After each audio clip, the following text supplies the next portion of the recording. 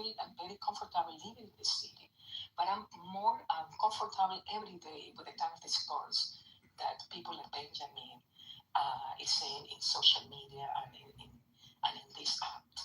I don't know what is his background, what is his religion, but every conscience,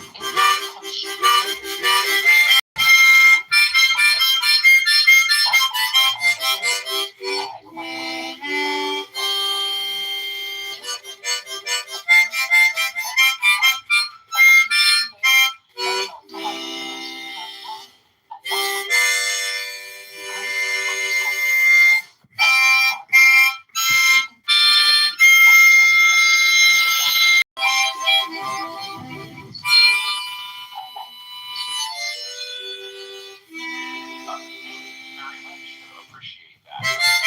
Charles, Charles, you're next. You have a fresh spot. What would you like to talk about? I just wanted to respond to the prior speaker who suffers from American exceptionalism. And who might that be? Oh, we have eliminated the prior speaker rule. Who might? So, Very good. No. It's okay. Go on. thank you. America is the biggest recipient of the NATO funds. We're the only ones who use it. So that's the first thing. The second thing is America doesn't like values. Canada doesn't help or doesn't defend. We trained your Air Force for World War I and World War II. We were in both of those wars before you. We fought basically every single war that America's ever gone into, except Iraq or Afghanistan.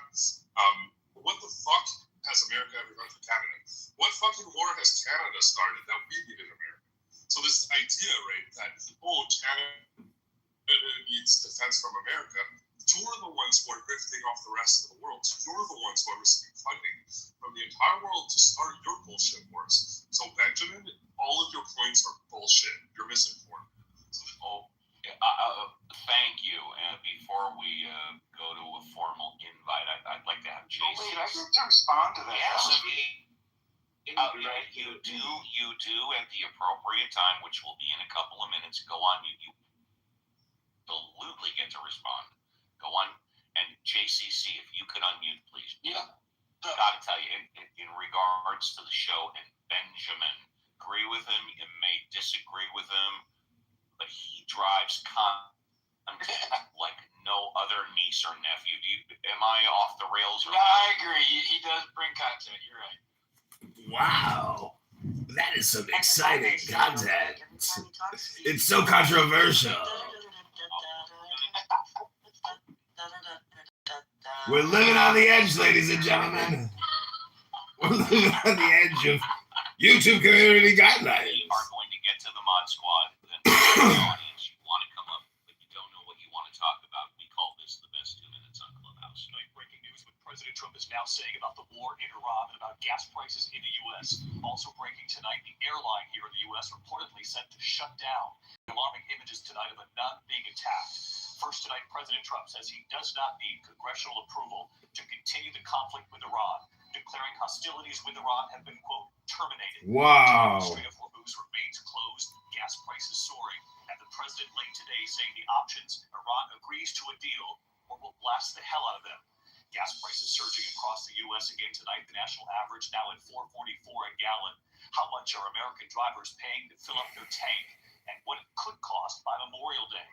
Tonight, reports Spirit Airlines is about to shut down. What are passengers to do? Did the government effort to save the airline collapse? Tonight, the deadly bank robbery, 2 people killed, including a bank teller. Police chasing an 18-year-old suspect, schools on lockdown. Police turning to images on social media, including this image of an alien holding a fan of $100 bills posted after the robbery. Tonight, the disturbing video showing a nun attacked on the street, shoved from behind and knocked down. The suspect then kicking her while she's on the ground. Tonight, chilling new images of the suspect accused of the alleged assassination attempt of the president.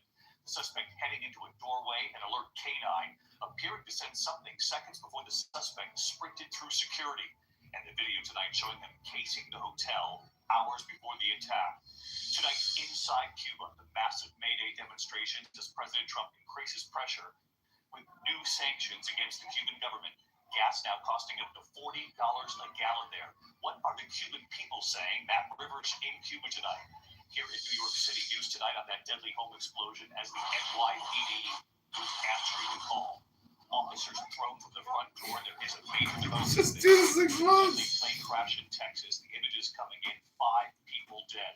Tonight, the images of a suspect attempting a daring escape from police, dangling from underneath this bridge. The big news tonight involving those famous eaglets. Many answering the call to help save them. Tonight, the Fucking decision moron. is in. Jesus New names Christ. taking flight. And if you're in the audience and you'd like to come up, we encourage you to do so. We'll get to Benjamin in a couple of minutes. For those of you that didn't hear yesterday, thousands of Americans across the country took part in a coordinated, quote, no work, no school, no shopping, close quote, protest on May Day, marking one of the largest labor demonstrations targeting wealth inequality, labor rights, and immigration. Jesus Christ, that's leadership. Eliminate the text Major forever, you actions fucking include moron. protests at corporate headquarters, rallies in major cities, and even school closures in some districts due to teacher participation. Organizers say this is just the beginning, with long-term plans aimed at building momentum towards a nationwide general strike. We'll go to the Mod Squad, and then, as promised, Benjamin. JCC, thank you for doing the heavy lifting. Would you like to contribute at this time, or are you good? Yeah, I'm pretty good, but I just want to say, yeah, that's why that dude climbed that bridge in D.C. yesterday. Because the May Day strikes, yeah. Thank you. Alfonso, who's normally with his family. Alfonso, would you like to contribute at this time, or are you good? Alfonso, once, twice, 3 times. He's with the fan band. Give him a hug and a kiss on the cheek from their Uncle Steve. Violet, would you like to contribute at this time, or are you good? Well, one of the other things I've been thinking recently is the impact of social media, not so much on a societal level, but on people's personal lives. Like, I was thinking about it because when I share stuff on Facebook and or Instagram, I know it's not appearing very high in my friend feeds. You know, it's going to be like 200 posts down because I'm not playing the engagement game with Facebook and Instagram. I'm not posting 3 times a day. I'm not commenting, liking or disliking 500 comments. So the algorithms are saying, oh, well, you know, you're not being a good girl and participating like we want you to. So we're going to put you low on people's feeds. And I mean, I don't know about others, but as somebody who's not trying to be a creator or make their living on social media platforms, I hate that. I just want to share pictures with my friends or like little songs or links or whatever. And I know that they're not seeing it a lot of the time. Even the ones that use their Facebook regularly. And then, there's a percentage of your friends who don't use the Facebook regularly or whatever. But those algorithms drive me crazy to use it on a personal level, and I kind of wonder if other people feel that way too. Because it's one thing if you're trying to make your living that way to have a certain amount of engagement. I mean, you have to put in the work in your job to make money. I understand that. But as somebody who just wants to share a little something with friends and they're never going to see it because, like I said, the Facebook or Instagram algorithms have decided that I'm, not playing along, it drives me crazy. Like I said, I was just wondering if other people feel that way on a personal level when it's not meant to be a promotion for their business or their podcast or whatever else, that they get like no responses to their posts because it's not playing along with the system. Thank you, Violet. And last but not least for the Mod Squad is Reverend Scott. Reverend Scott, would you like to contribute at this time, or are you good? Reverend Scott, once, twice, 3 times. Okay. We'll go to Benjamin. Oh, okay, very good. Thank you very much. Shayna is new on stage, but before we go to Shayna, as promised, Benjamin. Benjamin, you get a fresh 5. Well, I want to donate all 5 minutes to a young woman named Noor Al-Maleki. Now, your audience, because they're Kamala voters, are kept in this ignorant box where they don't know about Nor Amaleki. And bless their hearts, people who think that it's just so great to go to other countries and just not know what's going on in those countries.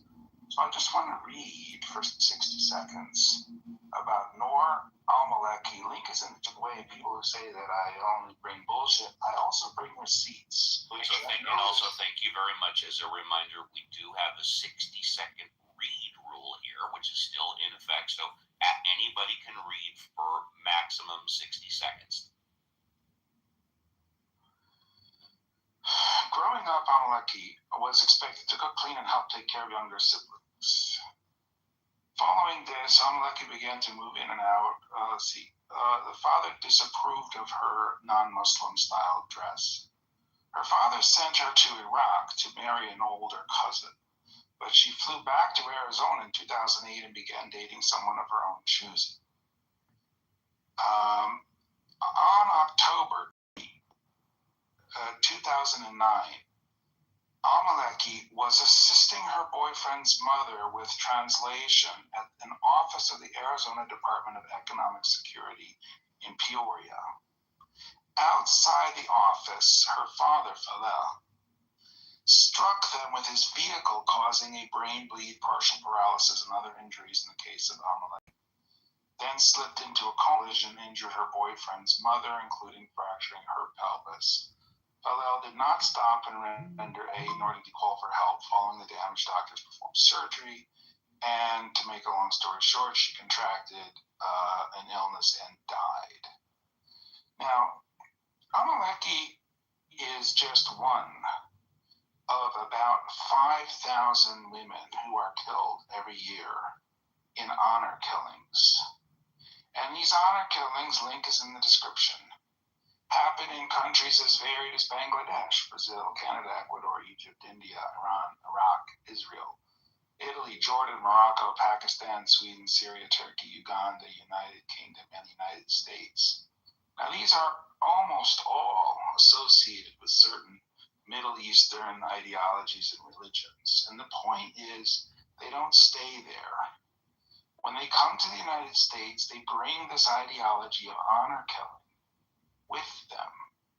And women are largely the targets of Islamic honor killings. And when you're Kamala Harris and vote for women, people like Dr. Francine, who think that they're supporting women's rights when they support Islam, they're just so profoundly ignorant and misguided.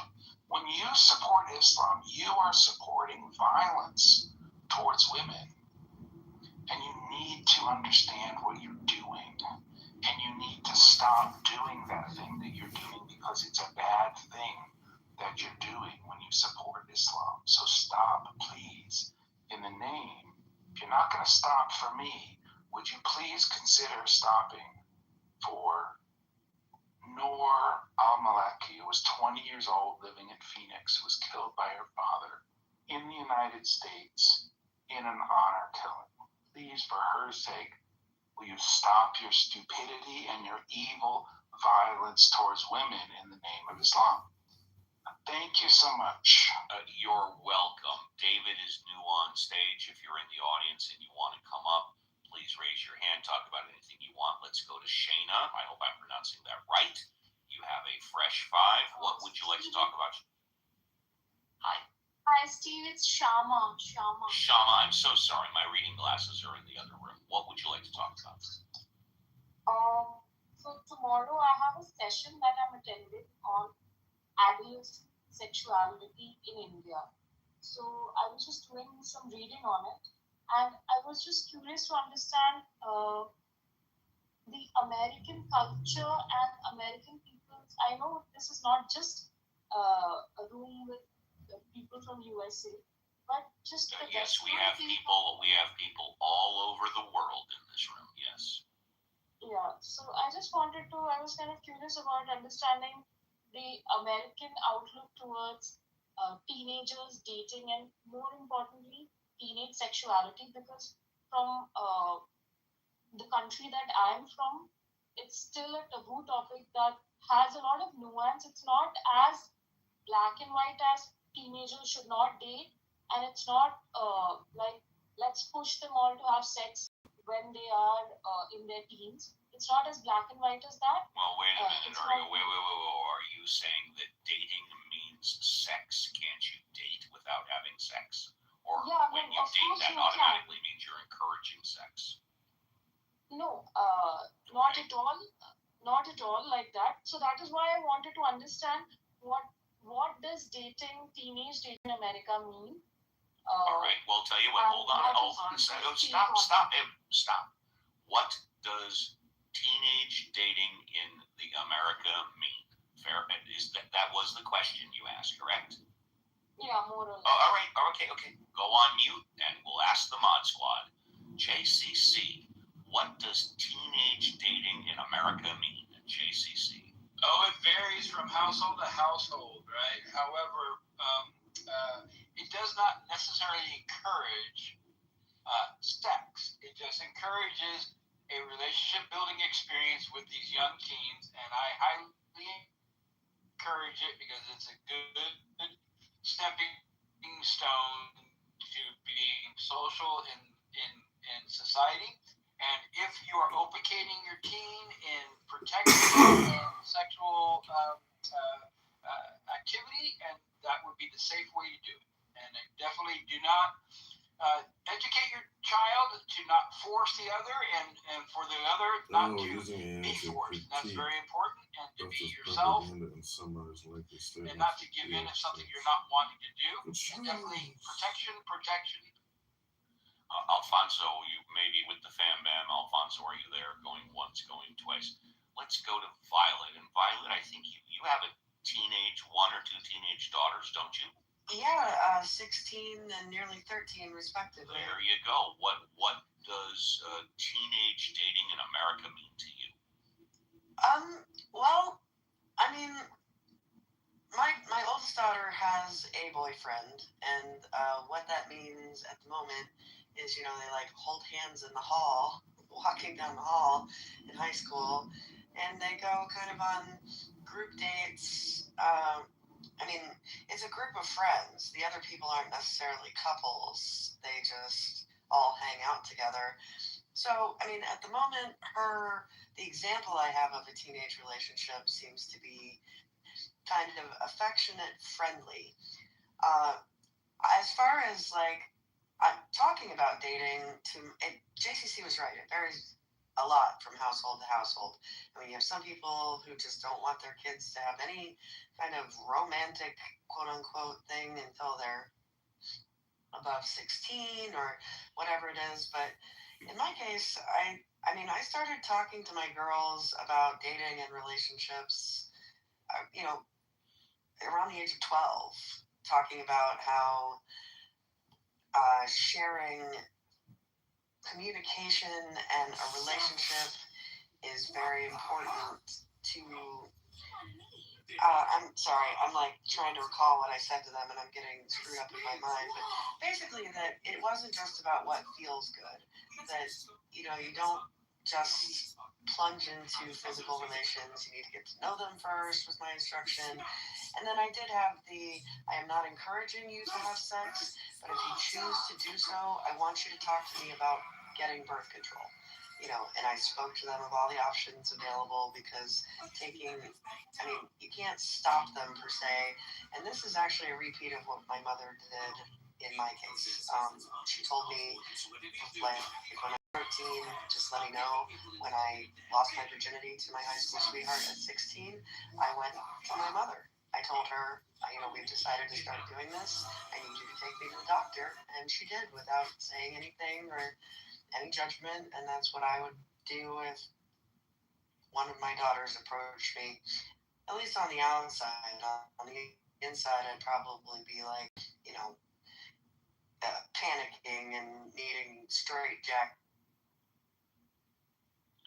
Reverend Scott, would you like to answer that question? What does teenage I think what we're doing with teenagers is we're involving them earlier. So it's I think Violet is largely on the nose, but I think kids are getting educated quickly on intimacy, on sex, and I think we'll have to deal with that. Like we're getting a younger population that's getting older quickly, and I don't know what we do with that. I mean, but it's going to have social ramifications that I don't see, and I'm not a conservative, right? But I think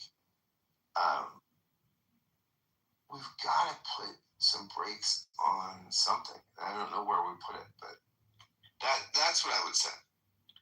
And for me, both of my children are in their 30s, but I distinctly remember I have a son and a daughter. I specifically endorsed any time they asked a question about anything. I would never respond by saying, "You're not old enough to have that discussion." I answered any question that they had to what I believed was their best level of understanding. And also, when my son brought home a girl or my daughter brought home a boy and they wanted to go in their bedroom, I said, "Hey, no problem. You stay in your bedroom as long as you want, as long as the door is open. You are not allowed to close the door, but you can stay in your bedroom as long as you want." There you go, Shayna. I know I'm mispronouncing it. I'm sorry. Shayma. I want to add something to JCC. Just real quick to what Scott said. I think that the progress of relationship as teens are having today was very similar to my time and not far off to my parents' time, right?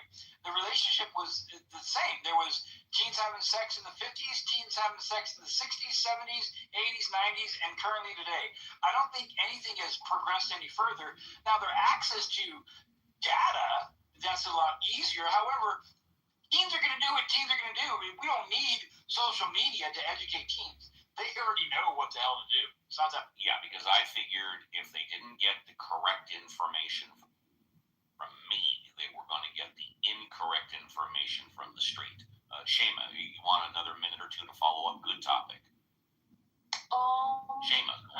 Yeah. I think there are a lot of similarities in the way Indian culture and American culture look at dating in terms of it's important that kids explore relationships, but there's also this India is a lot more conservative than what the American culture is like. So it again depends on which section of society you're coming from. So some from certain sections of society might be certain teens might do date and with the implicit instruction that the parents are not okay with them having sex, but yeah, hanging out together.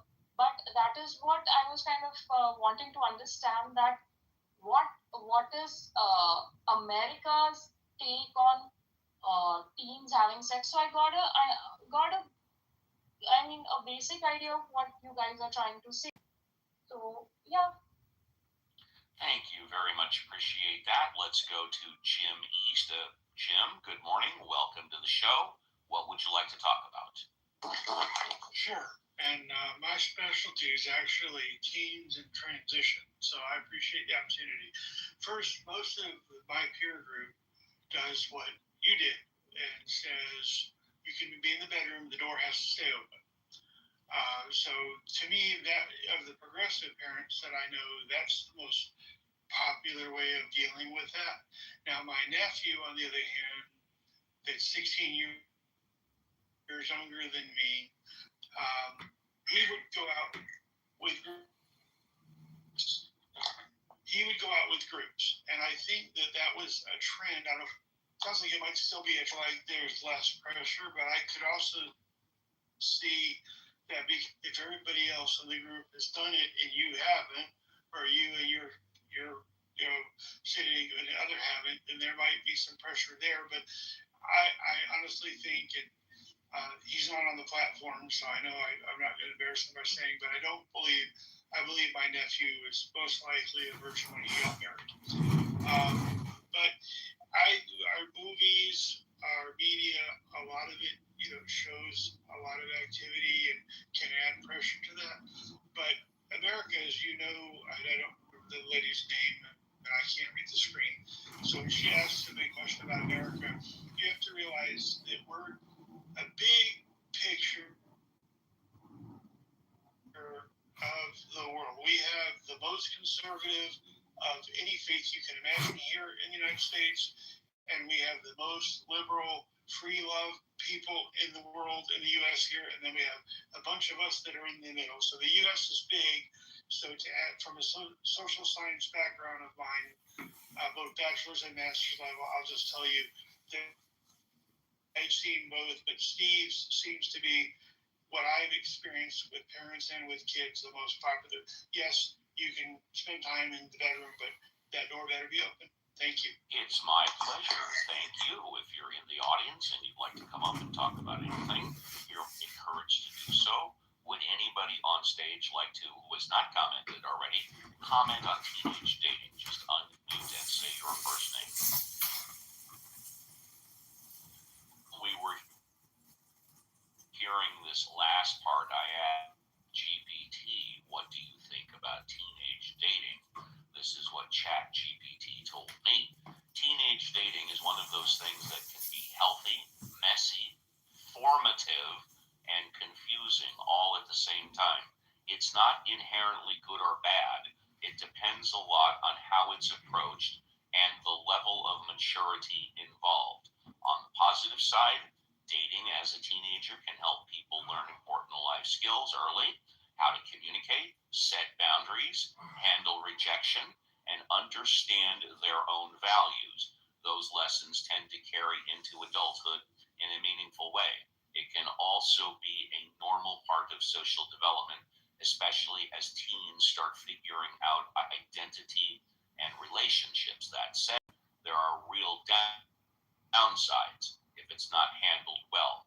Emotions at that age can be intense, and not everyone has the tools yet to deal with the heartbreak, jealousy, or pressure. It can also distract from school, friendships, or personal growth if it becomes all-consuming. In some cases, there can be unhealthy dynamics like controlling behavior or peer pressure that teens might not recognize right away. The biggest factor is guidance and balance. Teens tend to do better when there's open communication with parents or trusted adults, clear boundaries, and a focus on respect, both for themselves and the other person. And that's ChatGPT's answer. So there you have that. We've got a break coming up in under 10 minutes. Would anybody on stage like to talk about anything? Just unmute and say your first name. Yes, Jim, go ahead, please.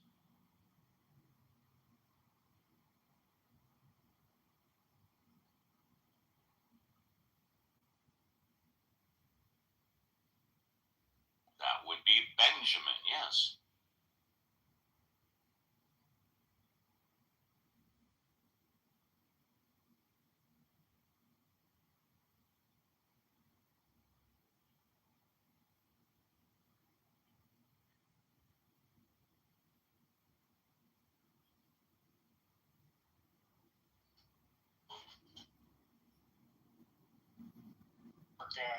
And you look at the Declaration of Independence and all those things that talk about freedom of religion and all those things, there are peaceful people. Now, yes, there are some cultures that come here and recreate what they got away from, and that's humanity. People sometimes make mistakes. I'll agree with that.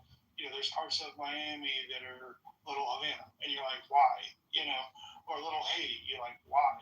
What did you do? Why were you thinking? And yes, a lot of family businesses. You have to kind of figure, especially if you look at Old West movies, when people came from other places, they were the stranger, they were the other, they weren't always welcome. So the only way they could make a buck is to do their own family business. So I'm just going to close by saying I think that the extremes, the zealots of any faith or any belief system that we've got to be aware of, but to totally knock a faith, I don't get it. And also, Kamala was raised as a Christian.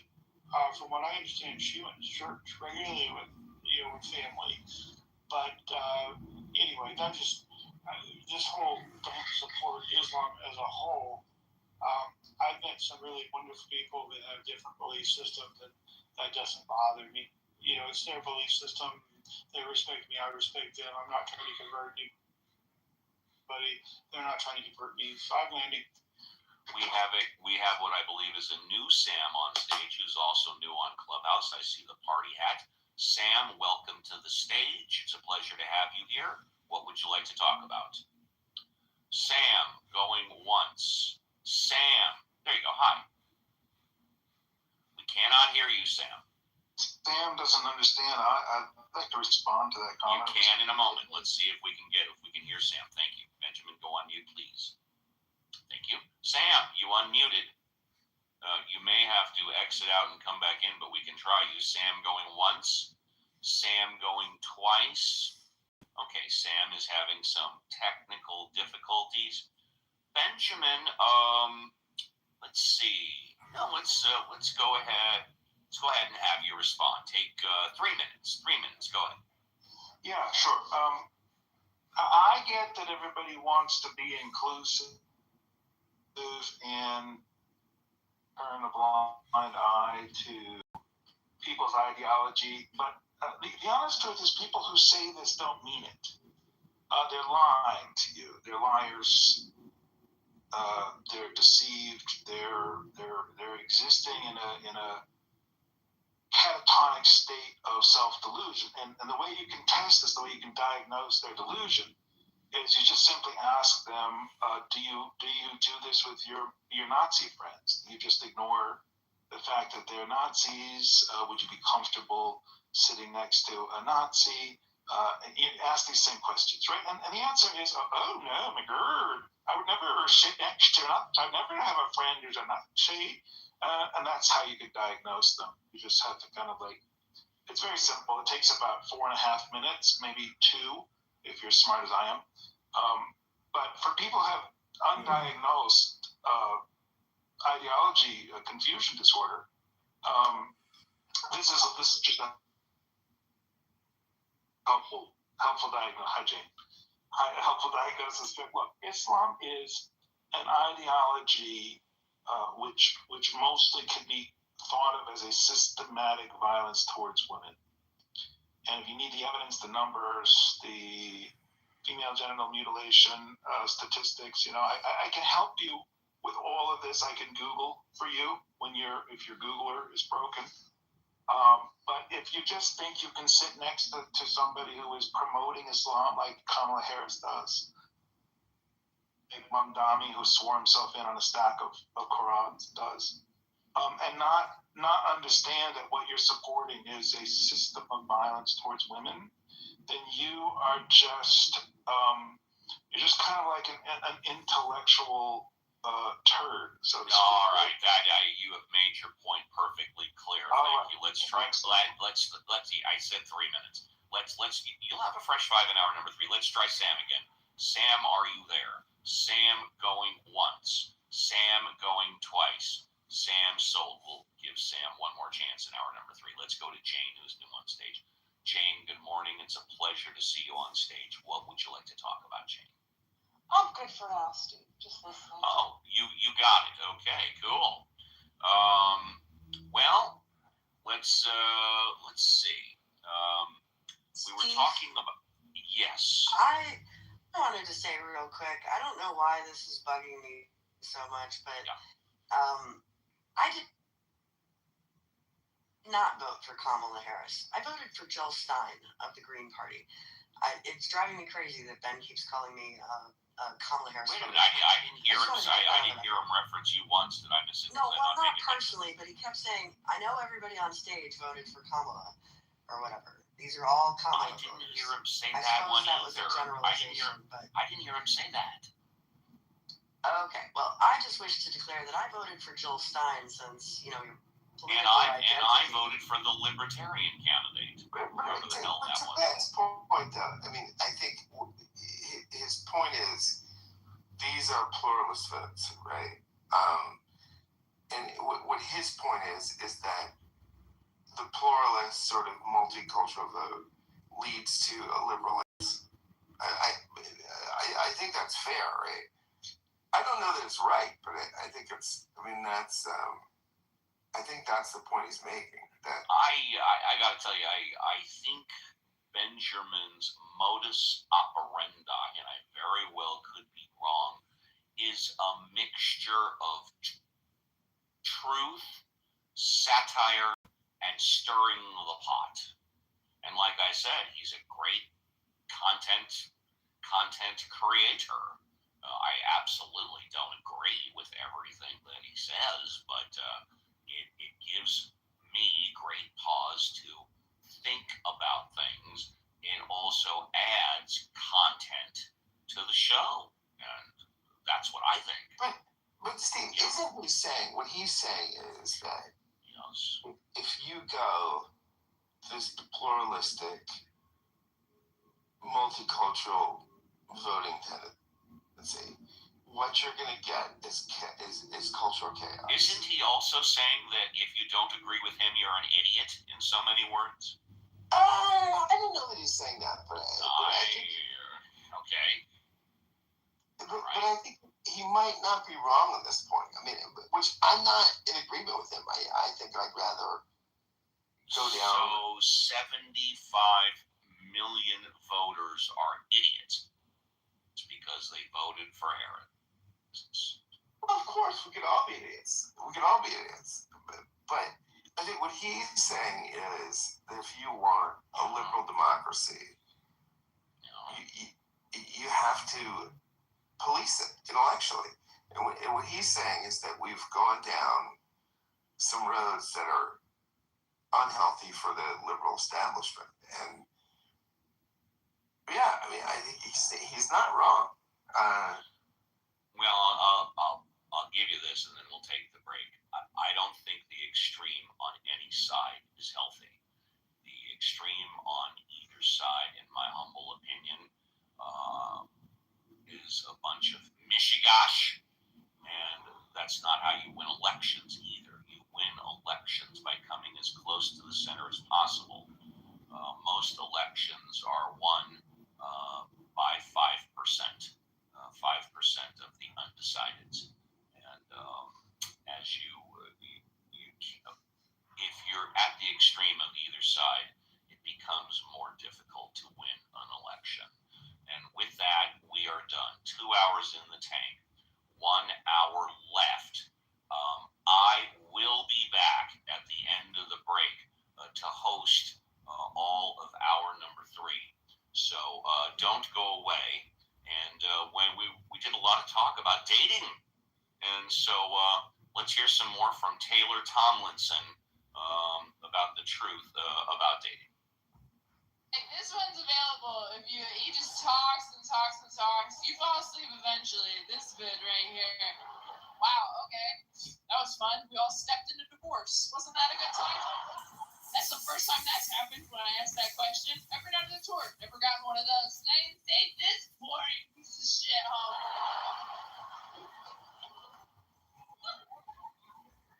All right, this last one. What do you got?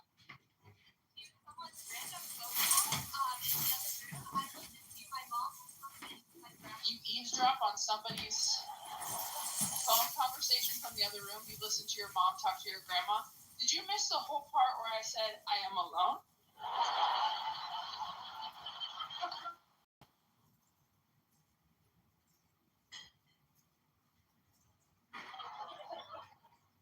Have you tried falling asleep to the sound of people who love you in the other room?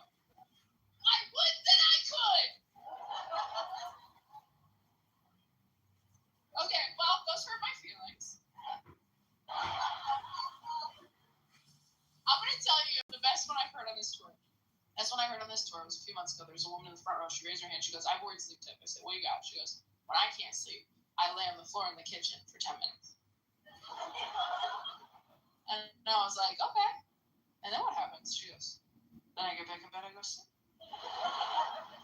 This poor girl, abusive parents herself.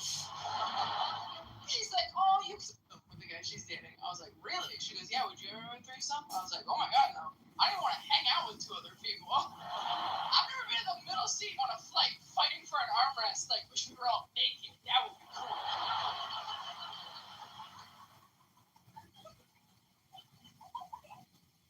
I don't even think I could date an extrovert again. I dated an extrovert once. We moved in together. The first week we lived together, he's like, hey, what if we had some people over? I was like, look, if you don't want to be with me, just say so. You want to have people over? Over what? My dead body? If you're an extrovert, you're in love with an introvert, you gotta understand, asking us to invite people over is like asking us to do anal. Watch our face change. Like, I'm sorry, is it your birthday? Seems like a big ask for a random Tuesday. I live alone now. It's incredible. I fall asleep in the middle of the bed like a boy king, just like good night, Joffrey. It's fantastic. I eat all the food I buy. Every grocery I buy goes near, it goes bad. That's a coward, you see.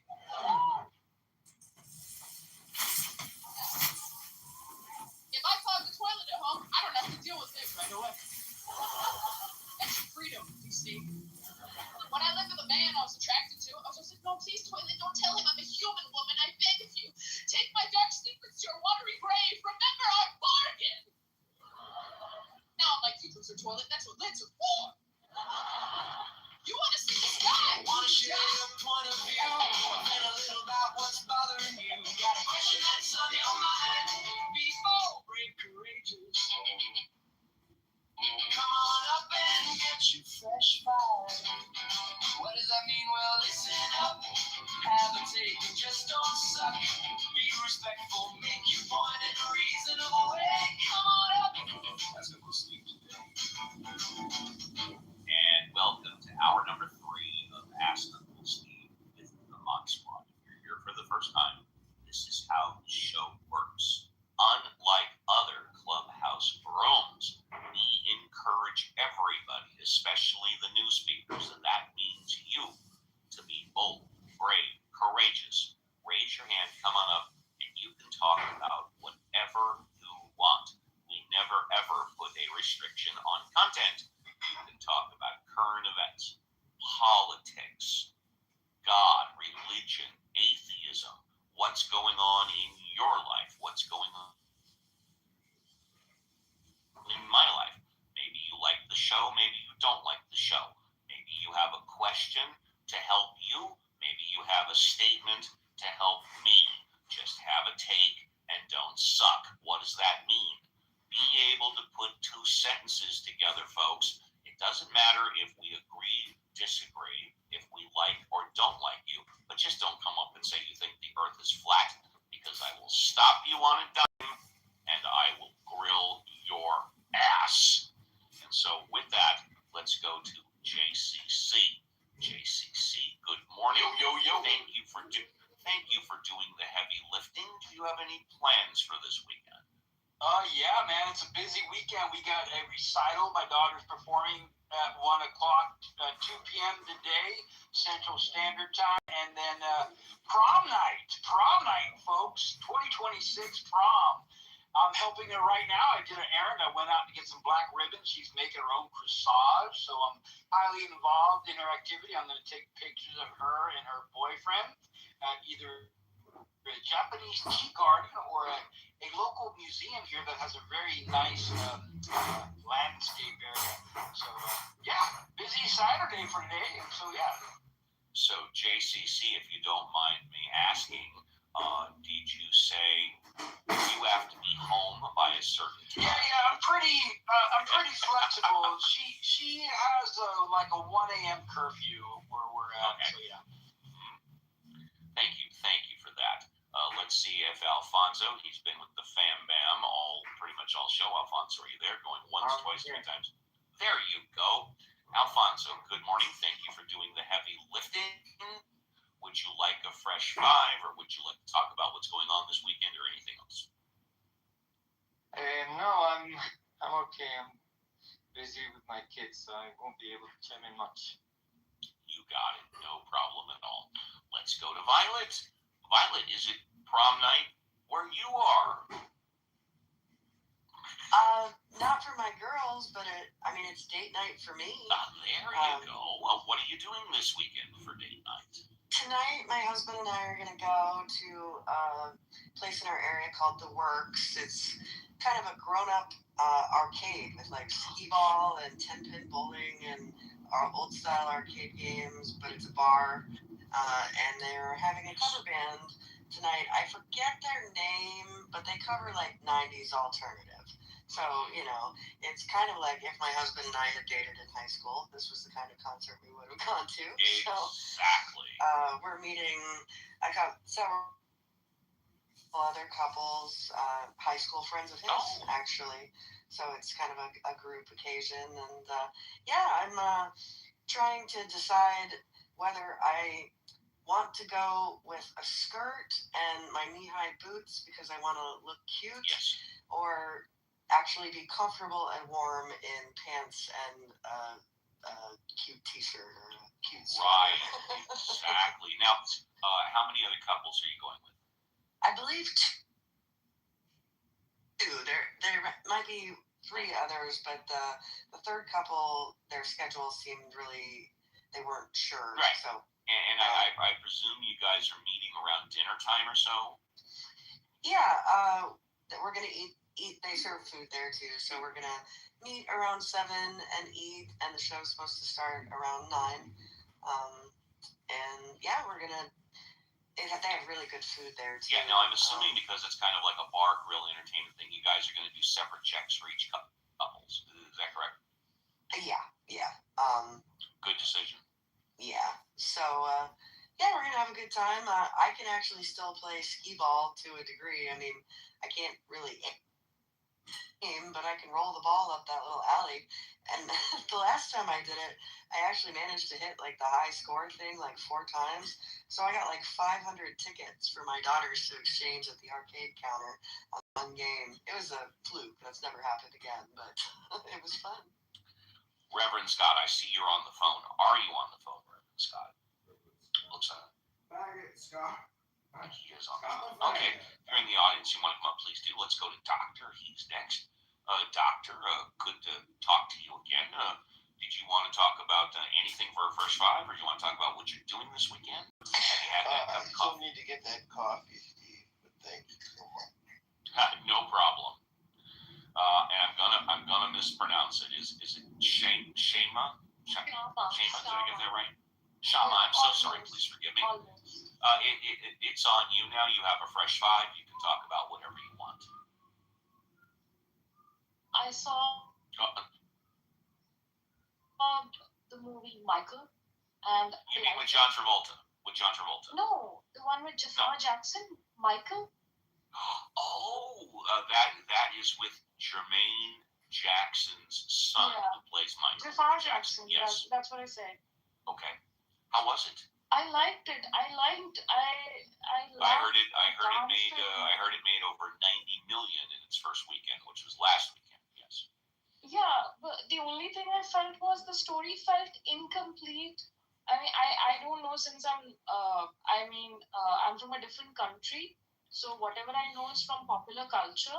But I felt I also wondered where Janet Jackson was, where the rest of the siblings were, and it showed Michael in the best of the light, and I know it's just a 1.5-hour movie, so you can't show his whole life story, but it was just all the best parts of his life, and how he came out of his father's influence. Yes. So I was just wondering, shouldn't there be more nuance than that? But that aside, I thought Jafar was spectacular as Michael, and I loved his moves. I loved the music. That part I really enjoyed. Thank you very much. Let's go to RM. RM, you're new on stage. Good morning. Thank you for joining us. You up a fresh five? What would you like to talk about? Good morning, Steve. How are you? Do you care? I want to ask you a question. See that, everybody? Yeah, go ahead. Please ask me anything you want. Okay. Have you been travel out of the United States? And Yeah, the answer is yes. I have traveled out of the United States many times. okay, can you give us or tell us and share with us which country it was the bad experience and the country it was good experience? Okay, well, let's see. Which country did I have a bad experience in? Well, I wouldn't say it was bad, but when I went to France, I find that when the French find out that you're from the United States, now then again, this was decades ago. I haven't been to France in a while, but I didn't like the way that the French treated me and my wife at the time. Now, as opposed to that, right around the same time, I went to Italy. I went to Europe for 2.5 weeks. In Italy, they treated us like family. Oh, okay. I mean, we drove, staying in France, we drove into Italy. We drove a mile down the road, and literally, we saw 3 restaurants in one area, and we literally went meeny, miny, mo. And we picked the restaurant, and it was one of the greatest experiences ever. So I would say my worst experience was in France. It was simply because I didn't like the way that we were treated. And also, I think somebody tried to rip us off. And I don't mean like somebody on the street. I mean like because we didn't speak the language. They were adding the bill incorrectly. I could be wrong. The best experience I had, without a doubt, and again, I haven't been there in decades, is when I went to Hedonism 3 in Jamaica. An all-inclusive resort, I believe. No, I went to Hedonism 2. I'm sorry. Now they didn't have Hedonism 3 at the time. I went to Hedonism 2 in Jamaica, and it was an all-inclusive resort, and I had a fantastic time. So, if you wanna advise me to go to visit in which country in Europe, you're gonna advise me Italy, of course, not French. I think it depends what you're looking for. Okay. Hey, JCC, do me a huge favor. Take over for a couple of minutes. I got something stuck in my throat. JCC, please. So, Reem, what were you asking? You're asking where to go? No, I'm just planning to go in the summertime to Europe. So I want to know everybody if they have an experience in Europe. Anybody have been in Europe? In which country? And what's happened with you? If you have a good time, people are friendly. You was racist. You was treating you as family, or I mean, I'd like to hear from everyone if somebody been in Europe before. Yeah, me personally, I have not been to Europe. I do hope that someday soon I can go. However, I open it to anybody on the stage who wants to add in to help Reem with her travel. I can try. Yeah. Paula, Yes, is that that's correct? correct, yeah. Welcome to the stage. How are you today? Thank you. You have some Very good. European travel? Well, I am European. I traveled around the world. Actually, I also lived for 7 years in India. And I lived in the US as well, but I'm actually Italian, so obviously I'm a little bit biased. But of course, of course. Of course, yes. Well, Italy is a nice place. I mean, even if I so say myself, I mean, I'm obviously, like I said, I'm biased, but it is a very pretty place. It has practically the best of both worlds, nature-wise and monuments. So you have 90% of the UNESCO sites in Italy. So you can visit historical cities like Rome. That's where I live, where I come from. You can go to Florence, you can go to Venice, you can go to Milan, you can go to Sicily, or you can also explore places that are not the usual tourist attractions like Umbria, or maybe you can go to Trentino Alto Adige and experience the mountains there, which are spectacular.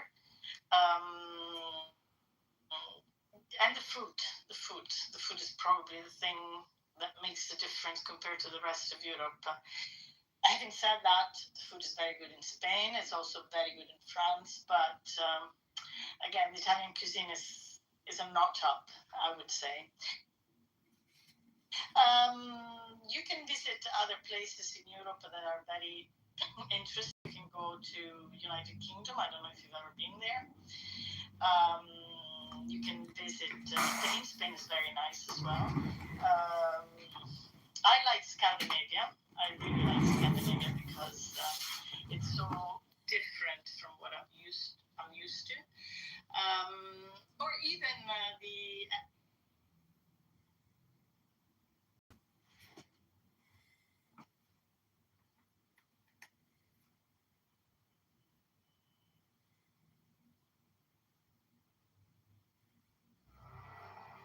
Mine is the head of the man, and thy insight is keen as the hawk's. By my hand I invoke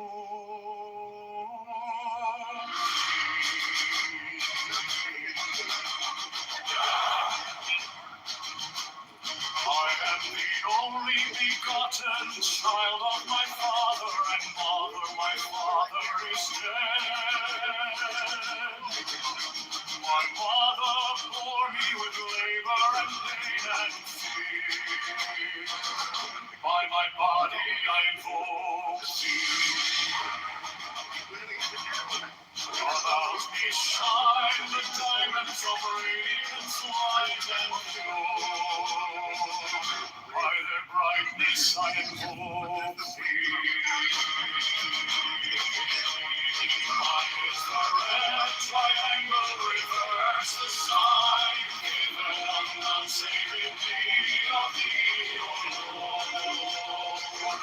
By the Lamb and I invoke thee. Mine is the garment of white, sword with gold, the flashing of my land I wear. By my robe I invoke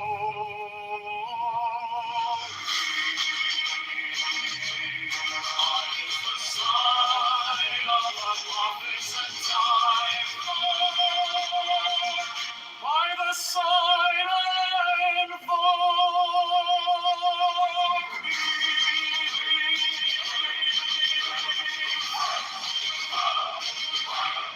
Mine is the turban of white and gold, and mine the blue figure of the intimate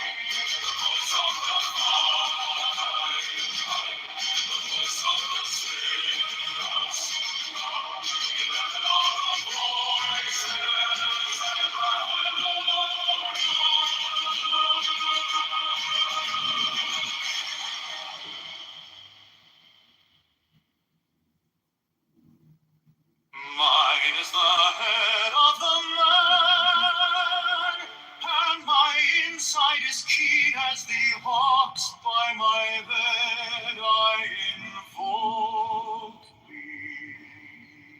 I am the only begotten child of my father and mother. My father is dead. My mother bore me with labor and pain and fear. By my body I invoke thee.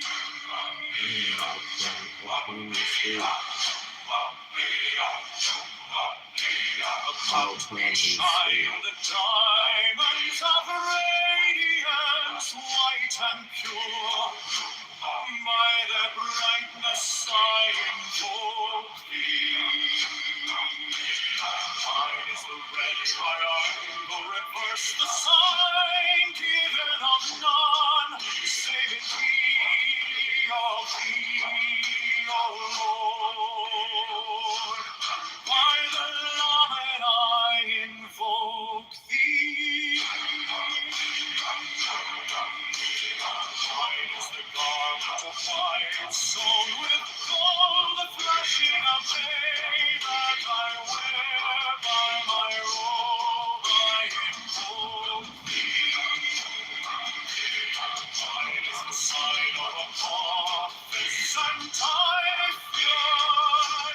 By the sign I invoke Mine is the turban of white and gold, and mine the blue vigor of the intermediate. By my crown I invoke thee. My fingers tremble on the beat of prayer, so run I after thee in thy power of glory. By my fingers I invoke thee. I bear the wand of double power in the voice of the Master.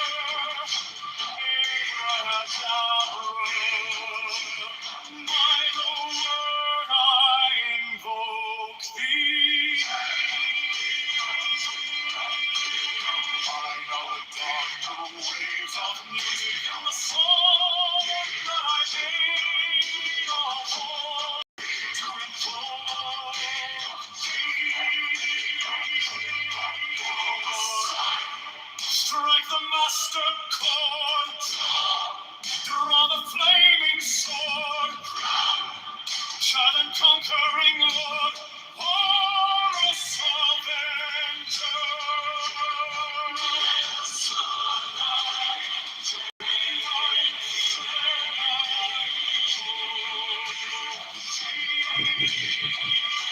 my hand is thy sword of revenge.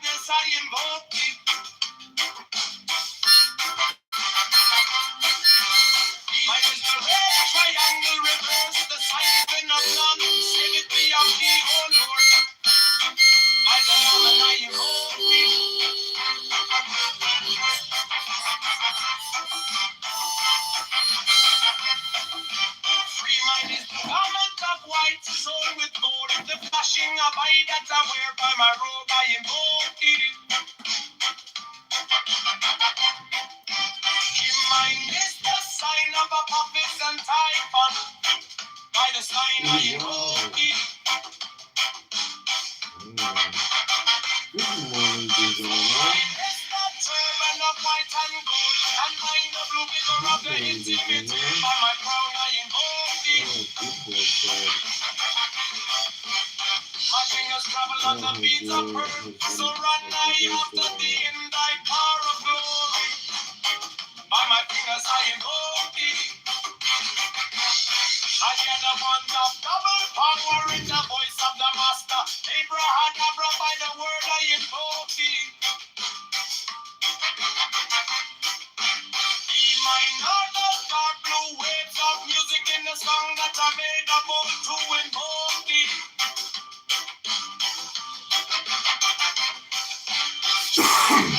The master chord, draw the flaming sword, cloud, child and conquering Lord, warrior, avenger, by the song I invoke thee.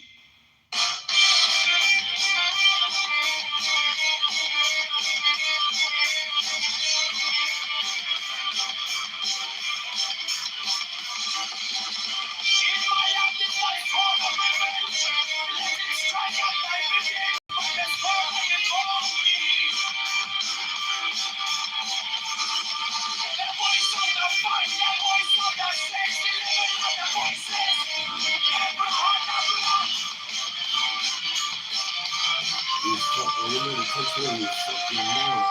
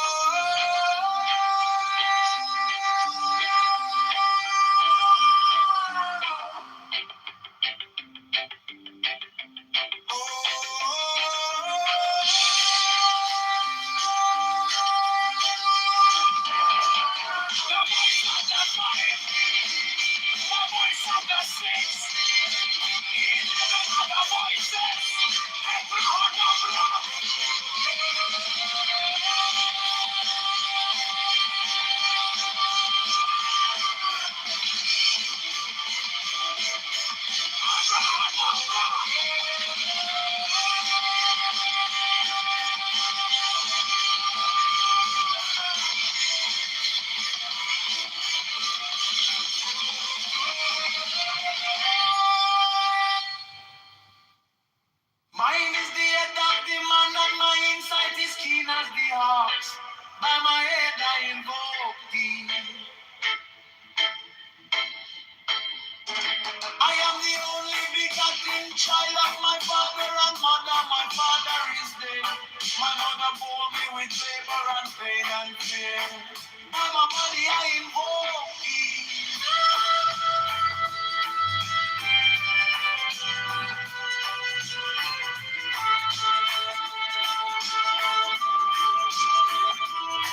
All we shine the diamonds of radiance, white and pure. By the brightness I invoke thee. Mine is the red triangle reverse, the sign given of none. Say it be, oh be, oh Lord. By the Lamb and I invoke thee.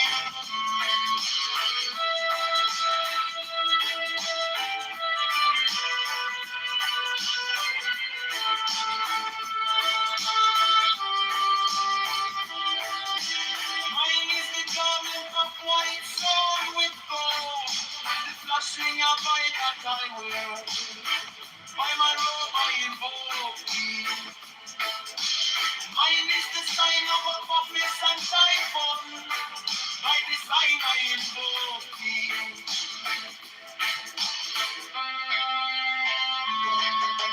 Mine is the turban of white and gold, and mine the blue figure at the intimate there.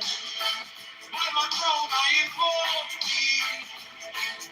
My fingers travel on the beats of pearl, so run I after thee in thy car of glory.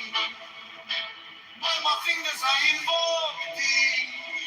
For then the one that the power in the voice of the master.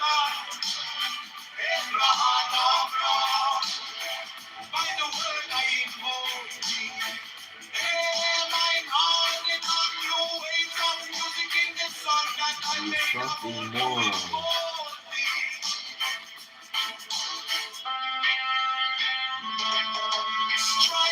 Strike the monster core, draw the flaming sword, grow, giant conquering Lord, our Lord, against God, by the sword I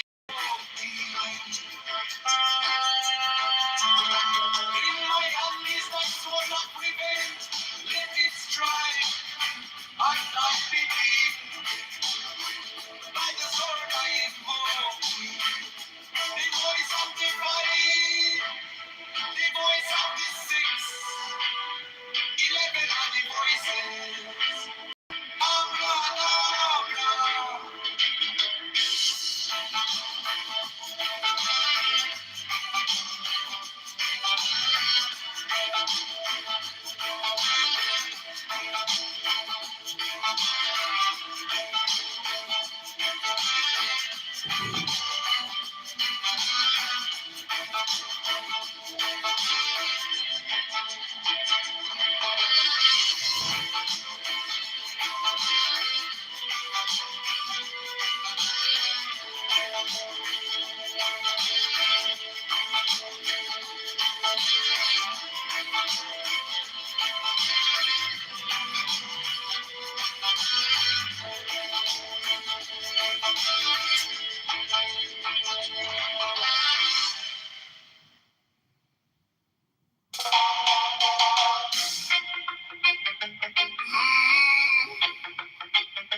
Mine is the head of the man, and my insight is keen as the ox. By my head I know. Suspended gangster shit.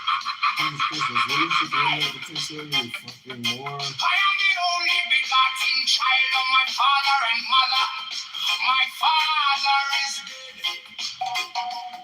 My mother bore me with labor and pain and fear by my body. I know thee about me. Shine the diamonds of radiance, white and pure by their brightness. I know thee. Mine is the red triangle reverse of the sign, even of none save it be of thee. Oh Lord, by the layman. I know thee. Mine is the garment of white, sown.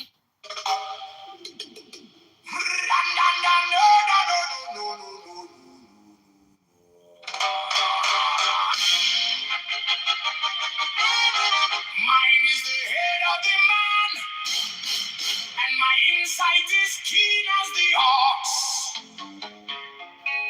By my head, I invoke thee.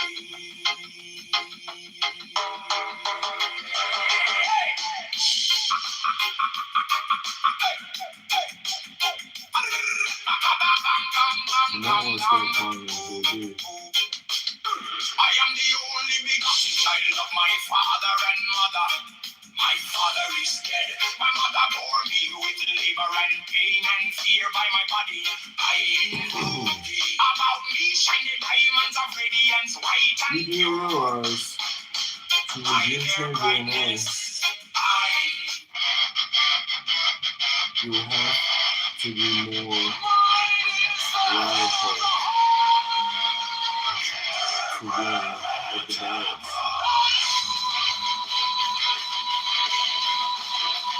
Hey, friend.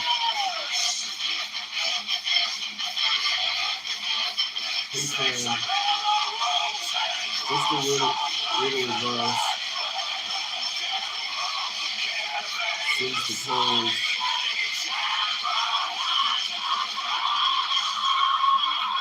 no nonsense. I want to stop respecting to you. You do realize you have to be more radical to win at the balance. Come thou forth and dwell in me, so that every spirit, whether of the firmament, or of the ether, or of the earth, or under the Hey friend, just a little advice since the poll showed no momentum. You might want to stop respecting JD by calling him JD. You do realize to redeem change your law, you spell and scourge of God. The fast one might be.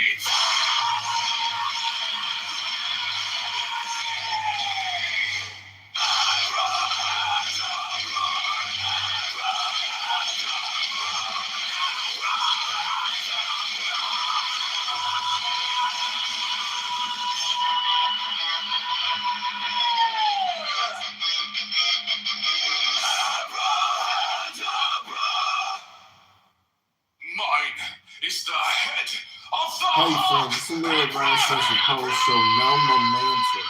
You might want to stop expecting to you do realize to resume care, you will have to be more radical. of life and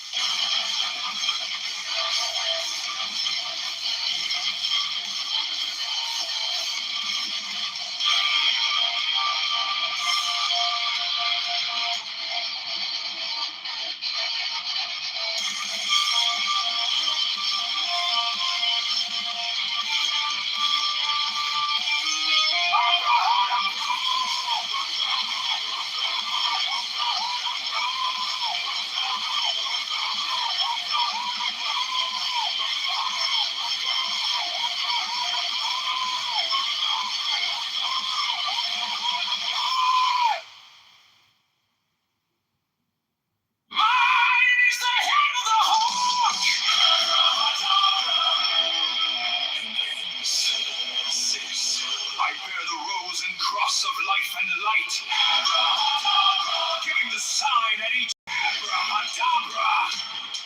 Remaining in the sign, the invocation concludes. Therefore I say unto thee, come thou forth and dwell in me, so that every spirit, whether of the firmament, or of the ether, or of the earth, or under the earth, on dry land, or in the water, of whirling air, or of rushing fire, and every spell and scourge of God, the vast one, might be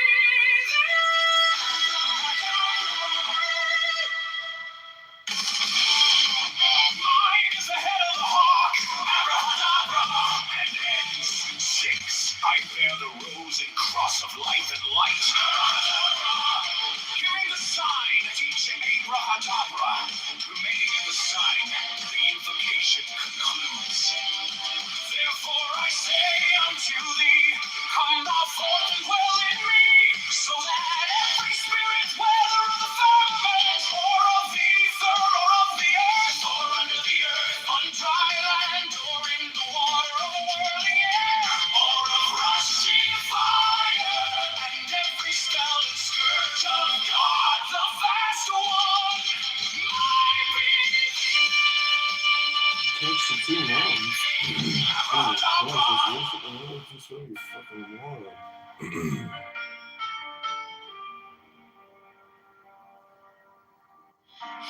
came like dawn in my hands, soft but stronger than I knew.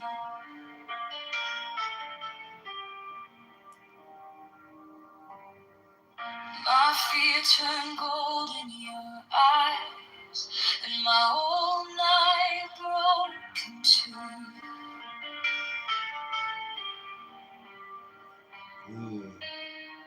I was lost in the noise, now I'm learning how to stay close to your quiet light. Brain signs.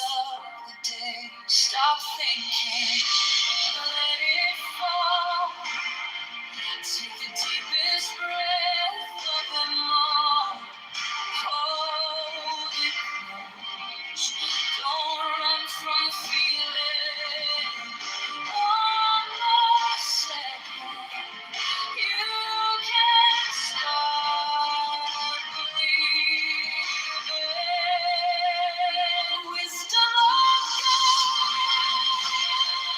Now it's yours. Wisdom of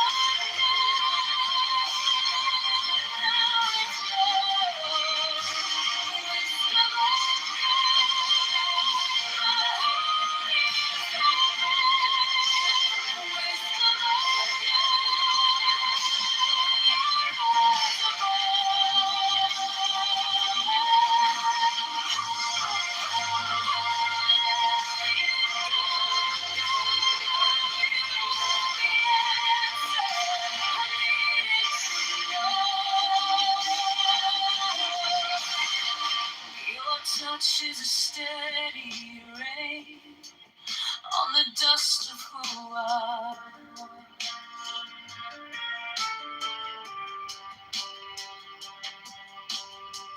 Every wound gets named and it fades in the hush.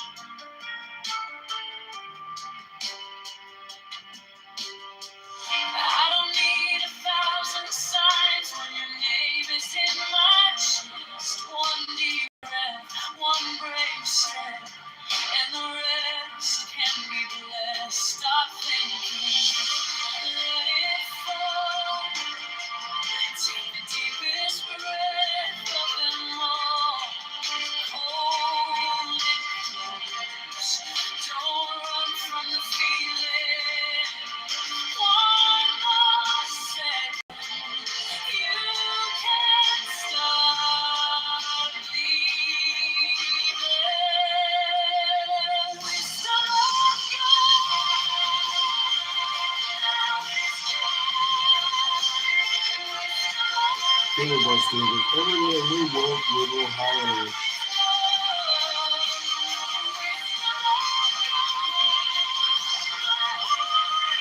Filibuster hypnosis. Everywhere in New York, Little Holiday. No, maybe she did it. Content places and so forth.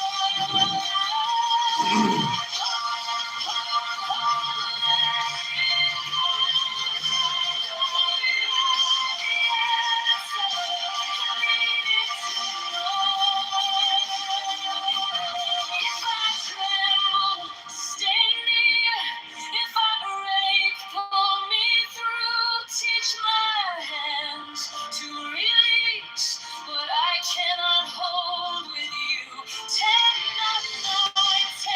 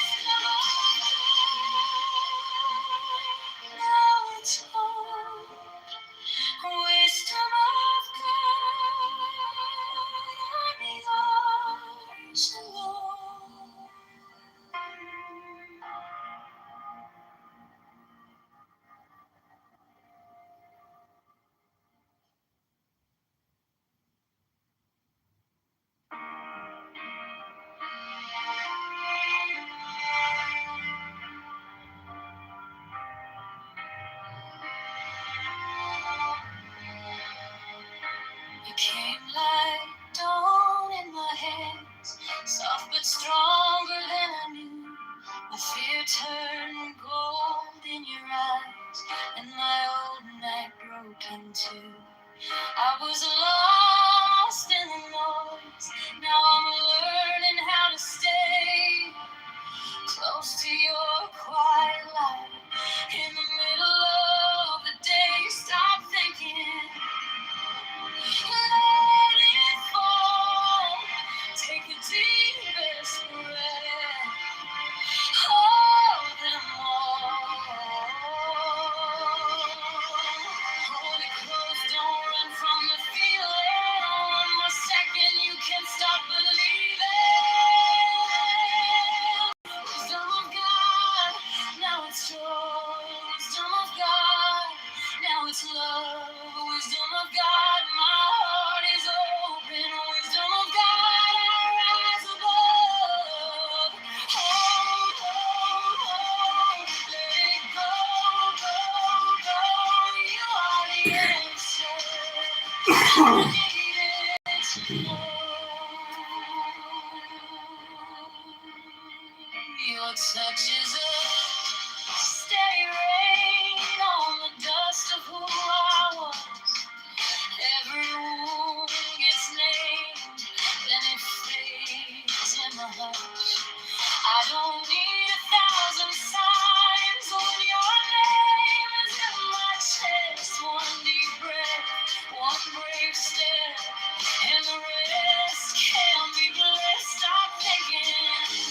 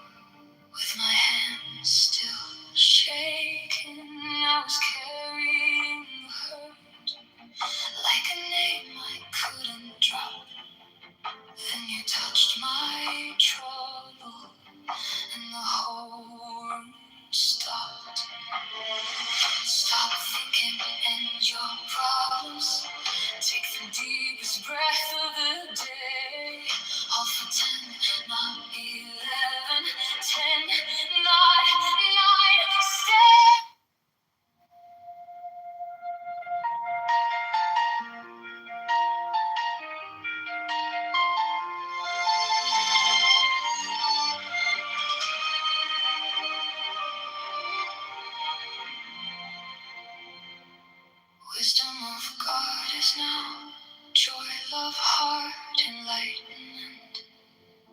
You found me in the quiet, with my hands still shaking. I was carrying the hurt, like a name I couldn't drop. Then you touched my trouble, and the whole room stopped. Stop thinking, and your problems take the deepest breath of the day. Hold for 10, not 11, 10, not 9, stay.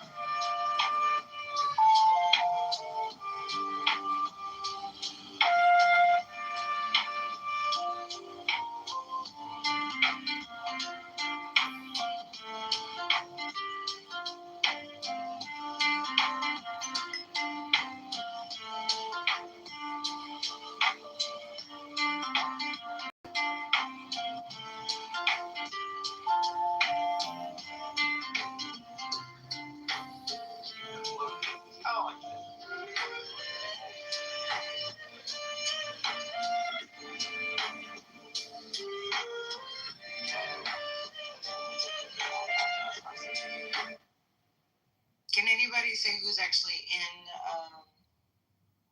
who are the other two people that are in that picture? This image on my PTR is Ayaan Hirsi Ali. She's a beautiful woman from Somalia, and she has said everything about Islam that I have ever said and more. She writes about the problems in Islam, the genital mutilation which she experienced as a child, the forced marriages which she escaped in Somalia, and her life of criticizing Islam is well documented. I suggest to all the people here who voted for Kamala and are suffering from the disease that causes them to embrace Islam, please take some time to read anything by Ayaan Hirsi Ali, including her book Infidel. Now, this book is real. You can get it 30 seconds. You can get it at Amazon. You can get it anywhere else. And she will tell you everything that I have been saying. And she will do it from behind this beautiful dark skin that she owns. And so all of the people who are losing their shirts or calling me racist because apparently my skin color is not the right color, if you need to hear from somebody whose skin color is this beautiful shade of bronze, feel free. And if you need to hear from a woman, this is a 2-for-1 package. You get to hear from a woman who has this beautiful face, and that will fix you. If you can just take the time, you spend 15 minutes with Ayaan Hirsi Ali, you will be fixed. You'll be straight. You'll never vote for Kamala Harris again. Everything about your life will be better. Thank you so much. Thank you. First class escort to the VIP. Let's go to, am I pronouncing it right? Paola? Paula, would you like to say goodbye? Yes, of course. Goodbye, everybody. It's been a real pleasure to be in your room again, Uncle Steve. And I will come next time for sure. Thank you very much. Next time is tomorrow. Can't wait to see you. First class escort to the VIP. Jim East, would you like to say goodbye? Jim East, would you like to say goodbye? Jim East going once. Jim East going twice. Jim East, you get the stretcher ride. Oh, let's bring him up to say goodbye. Jim East, raise your hand. We'll bring you up because you caught it at the last moment. Jim East, this is the chance to raise your hand. Jim East going once. Jim East going twice. I don't see him raising his hand. Okay, let's go to Violet. Violet, would you like to say goodbye? Goodbye. It's been a great show today, Steve. I'm going to party as hard as I can tonight. Have a great which is time very tonight. hard. Have a great time tonight, yes. And I will see you tomorrow morning. Love that. Alfonso, would you like to say goodbye all the way from South America? Would you like to say goodbye, Alfonso? Alfonso going once to say goodbye. Alfonso. Goodbye. Have a great weekend and see you guys tomorrow. Thank you. And last but not least, NJCC, I'm going to give you a call right after the show if you don't mind. Would you like to say goodbye, JCC? Of course, Steve. Yeah, great room, great show. So we had some good combos. We shared our American side of teenage dating. I really enjoyed participating in that conversation. Benjamin provided us some interesting content. That was some excellent content, yes. Not that I agree with everything he says, but the content is excellent. Otherwise, a great 3-hour tour. I love it. Yes. And to all, I wish you all a good Saturday, and see you all tomorrow. Peace out. Thank you. And with that, we are done. On behalf of the Mod Squad, we thank all of you for your participation, because without you, the show is not as good. We wish you and your family a great remainder of your Saturday, and we will be back tomorrow, 7 a.m. Pacific Standard Time, 10 a.m. Eastern Standard Time, for another.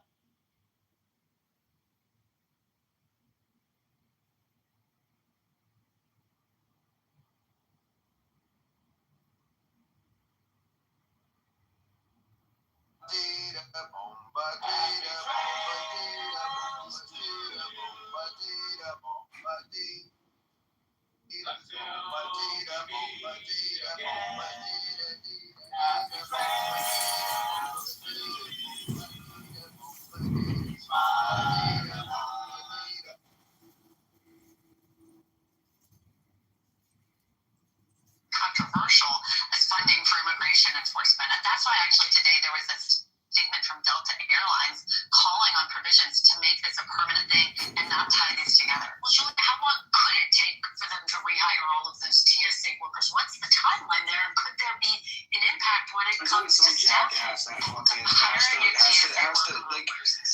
There's always some asshole who doesn't have to do anything. All they have to do is be stupid. They don't have to do anything. Like, you could sit here and put all this effort into that Draco, and it takes one fucking idiot to fuck it all up. Oh, yeah, it's like what's that all cost? Oh my god, that's such a bad. Why would you say something like he didn't do anything to contribute to my room? Didn't do anything to like bring up a point or an argument or any of that. No. Just fucking complained like a little bitch. It's weird, man. I don't get it. It's what Christ said. People are fascinated with stupidity. Even the elect will be deceived. That's what he said. Even quote unquote people who believe in Christ will be deceived. We know this. We were told this. So it's not a shock to see it. No, it's not. Not a shock. Now you get all the fucking African nigger Israelites on this fucking app together, right? Not that I'm racist, dude, but they seem to be pretty proud of how fucking stupid and ignorant they are. You know, you get them together, right? And they start doing the Torah. What do you think that's like? I just wish a Jew would come in here and Mark's not in here and just listen to his conversation, how it goes. Because Mark's going to send for him quickly. Very quickly, he's going to send for them. Like, I attack all these Jews are so dirty with our text, saying that the people who brought the New Testament are making up. He didn't read, Jesus didn't know anything about the Greek, yada yada yada. Bro, I'm done. Like, this is it may read. Like, it's no. The gloves are coming off every time. Because by the time it's all said and done, what they're going to tell me is, after I give them the facts and the information, all they're going to tell me is, well, we're just going to follow our tradition. Yeah, because you're carnal-minded, like your own scripture says about you. I don't have an issue against like tradition, but I mean, no, tradition isn't. It's not the same though. Like the point is like you have a difference in opinion, as you put it, right? Pre-Christ, how Jewish, how it's functioning, right? And then afterwards, it's functionally different. When you have to go into your synagogue at like, what is it, like 150, 200 AD, and you're in your synagogue, and Christianity's on the rise, and you're like, okay, Isaiah 53 admitted from synagogue, no more, because it's completely fucking embarrassing to our religion. Imagine that. Yeah, the Muslims. And the Muslims want to take the Jewish interpretation of Isaiah 53, but they don't believe it at all. They can never accept it. They can never accept their interpretation of that verse, ever. That all the nations are going to be saved. The nation Dude, Islam is a bunch of fucking chumps anyway. I don't know why you think they have any like real horse and like they don't have a horse in the fucking race. Listen, like if you notice my argument earlier, right? They pick and choose when Muhammad's like it's this book that appeared out of fucking nowhere with this civilization, right?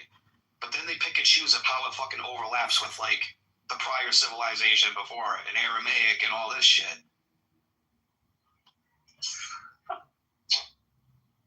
They like to pick and choose, dude. Hey, fuck it, whatever, man. I don't take them seriously. Good morning. Drago, do you believe Isaiah 53 is referring to Jesus? Of course. You do? Okay. Of course. Why would you even ask that? Of course I do. I mentioned it. Oh. We're Christians. Why would we not believe that, Joanna? I guess I watched a lecture that sort of debunked it and said it was speaking about the nation of Israel. Oh. Trust me, we know. We know what they say. We know what they say, yeah. Do you know what eating banana can do to your liver? Can be this. There's like 12 different tribes of Israel that have different interpretations. Hey, Regal, I have a question for you. What's up, Wild? Regal. What's up? So, like, just a question on that, Isaiah 53. Is it, so it's a dual fulfillment, though, isn't it? So you've got the present context of Israel, but then it's pointing to Jesus as the Messiah, isn't it? By his words being healed, he appears for our transgressions and stuff. Who else would they be talking about? Not even that, bro. Like, as a Christian, one day you need to sit down and read the book of Isaiah and look at the themes that Isaiah says. He talked absolutely negative about the people of Israel the entire time. The entire time. Hey, Regal, I got a question for you. If you could put me in the queue, thanks. So I'm just telling you, like, if you read Isaiah until you get there, like, there's no reason to think this is talking about Israel.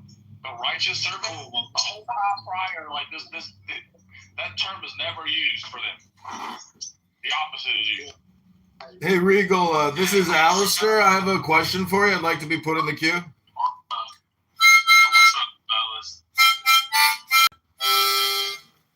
Yeah, this is a question for Regal. Hey, Joanna. This is a question for Regal. Do you think everybody has a soul?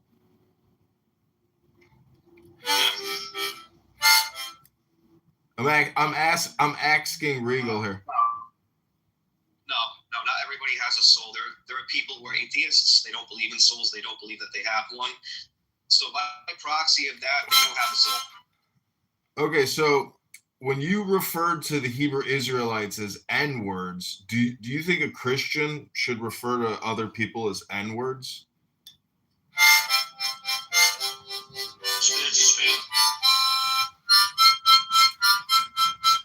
Yes, they should.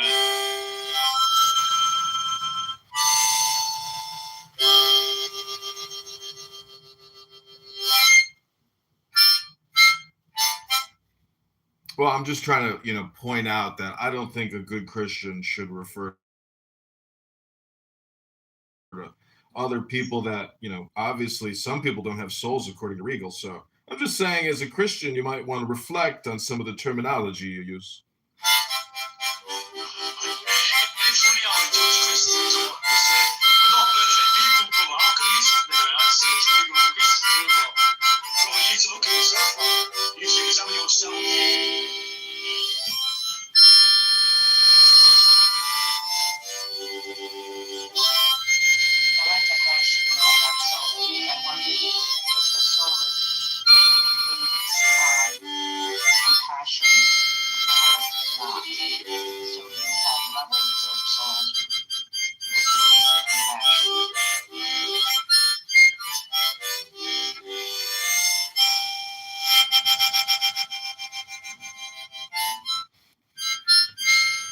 Well, a soul, if you look at the word, you got that word so, and then you got the word soul, which is the sun.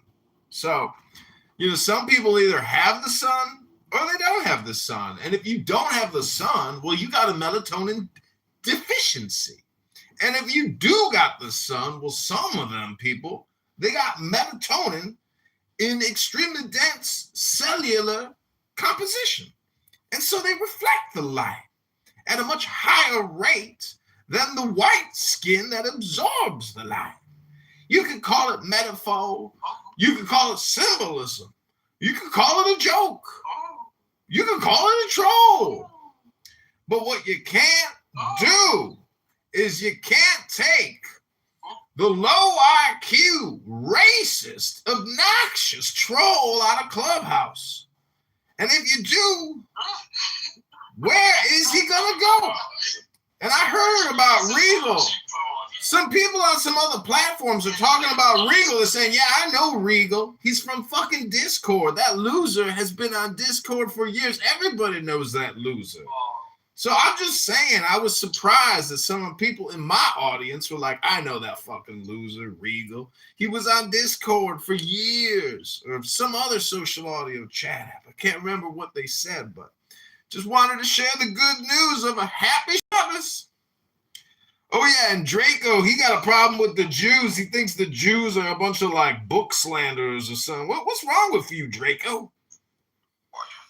Draw the flaming sword, crown the child, and conquering Lord, Horus, Avenger. Yeah, I guess. O thou of the head of the hawk, thee I invoke. Break that down into something. Thou only begotten child of Osiris thy father, and Isis thy mother, he that was slain, she that bore thee in her womb, flying from the terror of the water. I worked in when I wasn't busy. I would invoke. keep writing every word. And O somebody thou that whose came in one apron morning and is was of gone, flesh someone and took my white, book away. whiter than the forehead of the morning. They didn't like that I was reading it. Thee I invoke. O thou who hast formulated thy father, and made fertile thy mother, thee I invoke. O thou whose garment is of golden glory, with the azure bars of sky, thee I invoke. Sorry? Thou who didst avenge the horror of death, thou the slayer of Typhon, thou who didst lift thine arms, and the dragons of death were as dust, thou who didst raise thine head, and the crocodile of Nile was abased before thee, thee I invoke.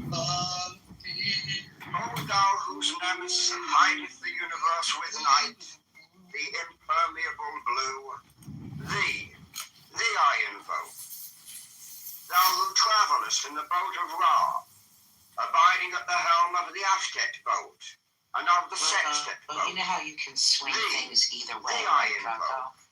So thou who bearest the there's wand a of double lecture by power, Rabbi Michael Skobac that thee I invoke. will kind of convince almost To anyone, shed but the it says darkness here, of blue light, Isaiah 53, the Christianity is heavily glory, disputed. the The untravelled, alternate views the suggesting unthinkable the suffering immensity of servant, space, referring to the nation of thou Israel, who a specific concentrest all historical the figure, thirty or ethers, the person one of darkening Jesus the sphere of Messiah. fire, thee I invoke. Contextually, O thou many who scholars bearest agree the rose and cross of life it's a and lot to light, read. I don't want to bore you. thee The suffering, I the invoke. servant is Israel. Okay, The we'll voice just do of that the one. five, According to Jewish tradition, voice of the including the early six, interpretations, 11 the other servant voices, is Abba interpreted and as Abba. Israel, not Jesus. It just goes on Strike. there. Strike the master I chord. can put it in the chat. Draw. If you're interested. Draw the flaming I sword. mean, that's the whole Crown the point. child, Just and made conquering this Lord, argument a minute ago, right? If anybody was literally paying attention, who the fuck were panicking in 200 AD? Christianity was on the rise in the day. They were panicking so bad, so they had to go into the Old Testament and reinterpret it. Go to circus, you freak. According to ancient rabbinic Jews around 200 AD, this is how to put it, Does it give you the distinction what they thought before and after, though? By thy name of law, Does it give you that? I invoke thee, Ark of the Sun, I don't the think that the glorious one. Israelites were. By Does it thy give you name, that distinction? Is Hamas, this after Christ youth or of the before brilliant Christ? morning, I invoke thee. By thy name, Mao, I invoke thee, Lion of the midday sun.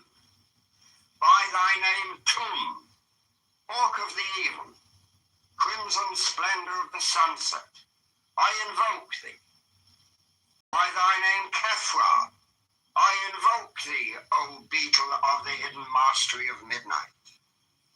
By thy name, Ur-Par-Krat, Lord of silence, beautiful child that standest on the dragons of the deep, I invoke thee. By thy name of Apollo, I invoke thee, O man of strength and splendor, O poet, O father. By thy name of Phoebus, that drivest thy chariot through the heaven of Zeus, I invoke thee. By thy name of Odin, I invoke thee, O warrior of the north, O renown of the sagas.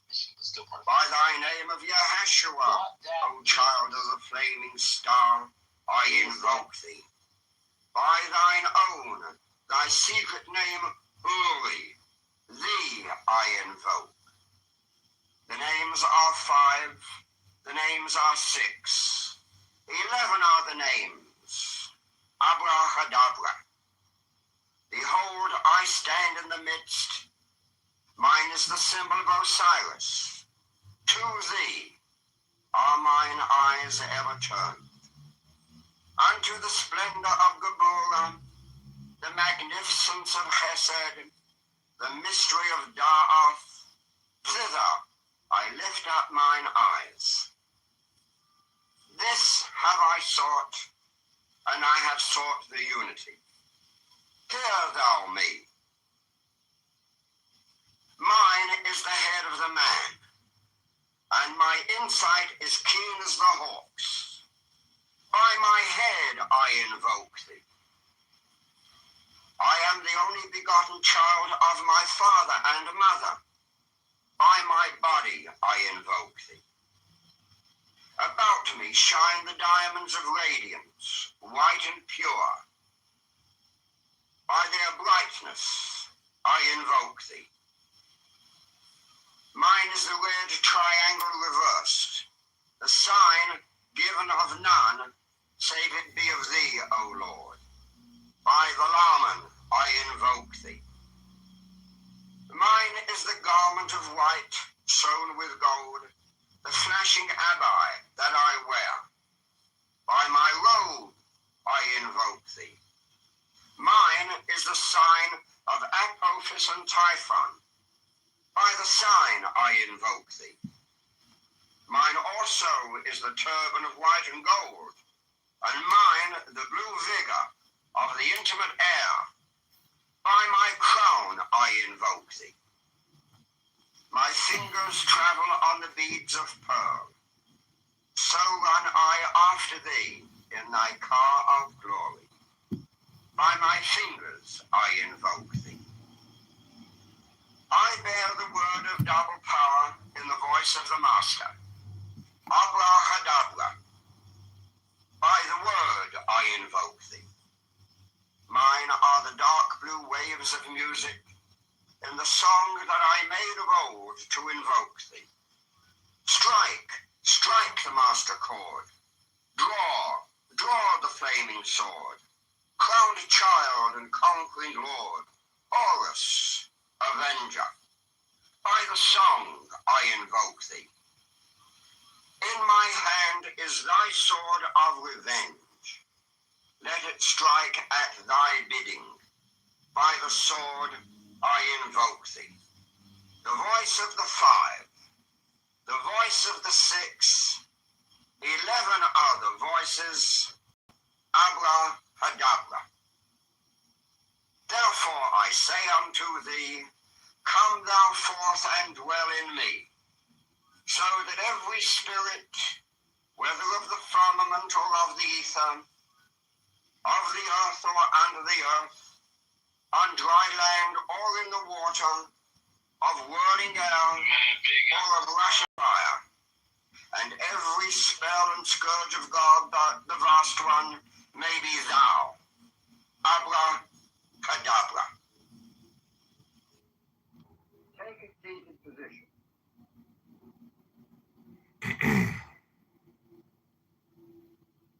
Command yourself to relax. And I'm relaxed. Start with rhythmic breathing. Let us ask for divine guidance at the beginning of each session. O Lord of the universe, the vast and the mighty one, ruler of the light and the darkness, we adore thee and we invoke thee. Look thou with favor upon me, who now standeth before thee, and grant thine aid unto the highest aspirations of my soul, that I may be enabled to accomplish the great work, to the glory of thine ineffable name. Amen.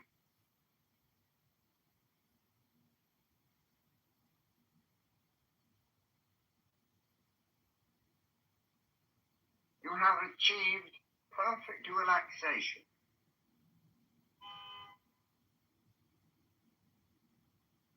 Your mind is at peace.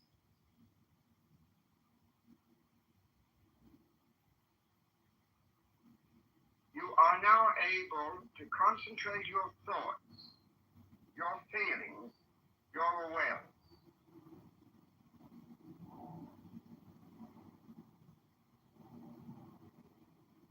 Imagine now there towers above you another being who represents your higher self, your holy guardian angel.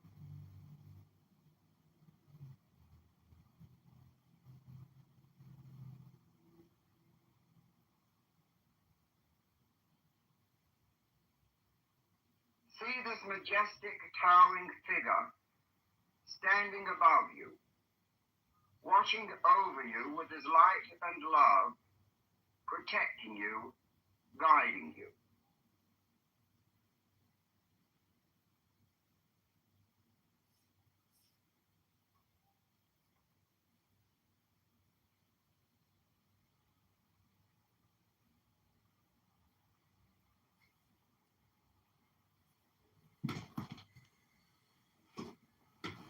With each breath you take, you aspire and yearn to be one with your angel.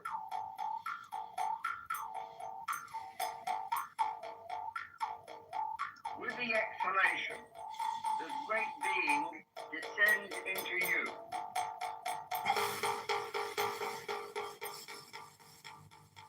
You and your guardian angel are becoming one.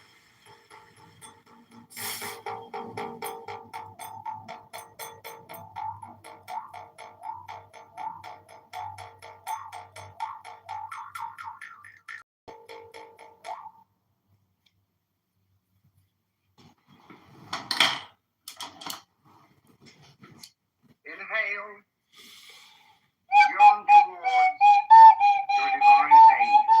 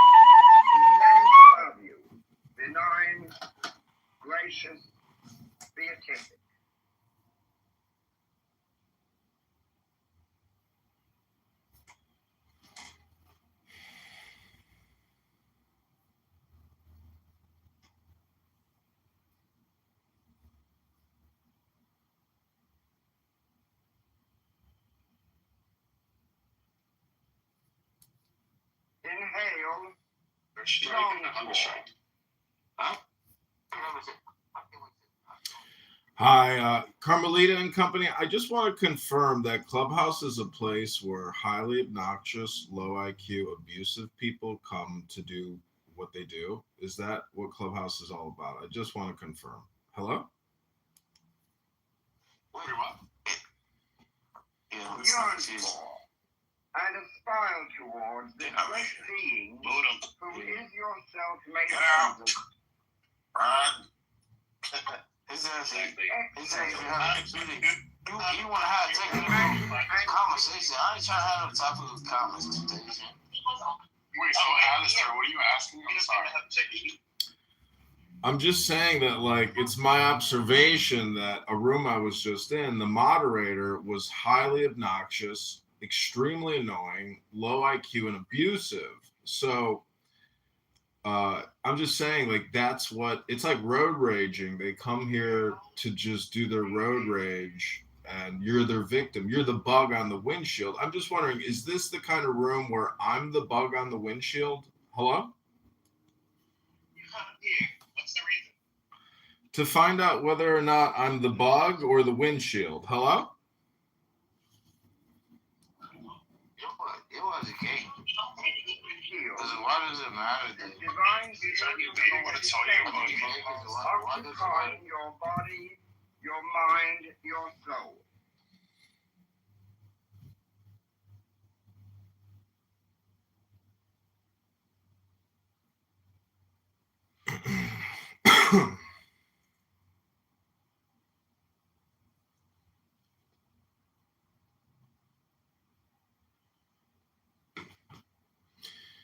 Am I a watermelon or am I a hammer?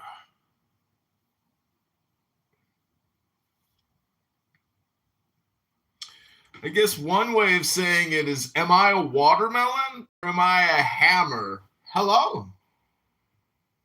Inhale. And imagine that you are lifting up your arms towards the heavens, towards the skies, aspiring towards this noble being who is yourself.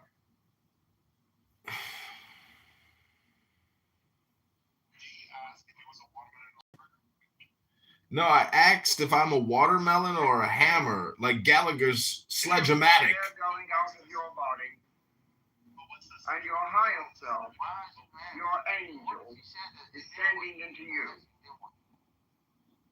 You angry? Leave me alone. I'm happy. I never said I wasn't. Nobody ever said I wasn't. Oh my goodness. You angry? I'm happy. Leave me alone. Inhale, aspire,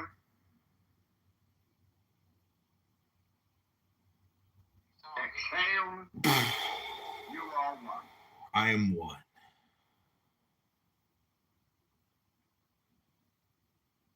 You angry? Leave me alone. I'm happy. You're angry.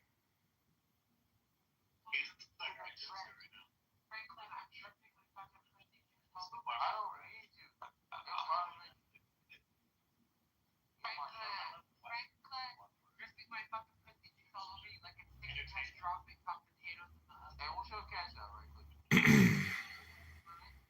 John Z. Kitover.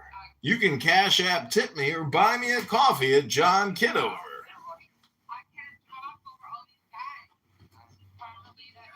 Your holy guardian angel is the symbol of your higher self. Oh, goddamn.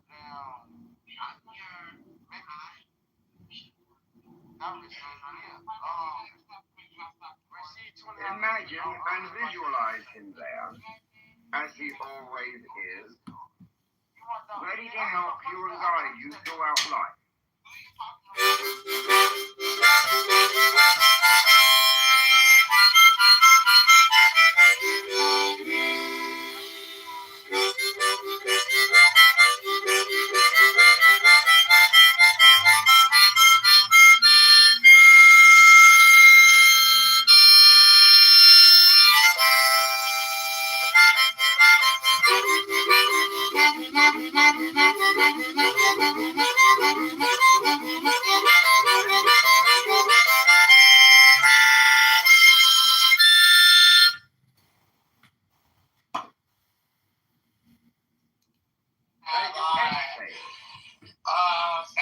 so I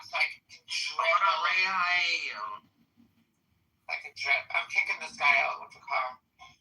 Wait, so why did you kick me so strong? Oh, hi. Sorry, I didn't know it was you. No, that's the other person that got moved down. The fucking harmonica? Yeah, like why took you so long to get that harmonica fucking out? And would you take can you tell your big Who are you talking to, Franklin? yeah,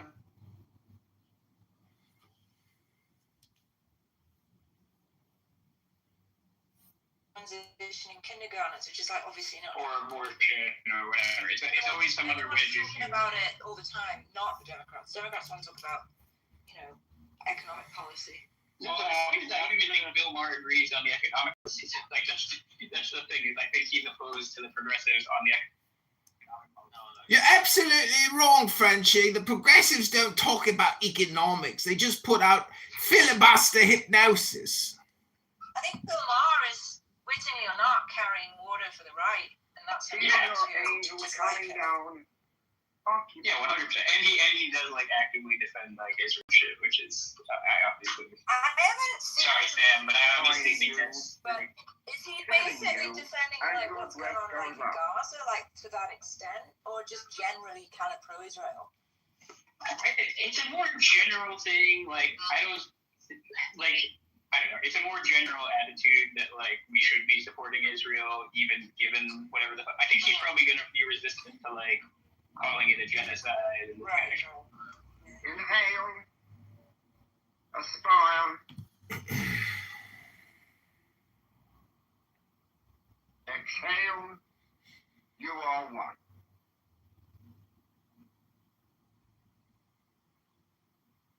Good job.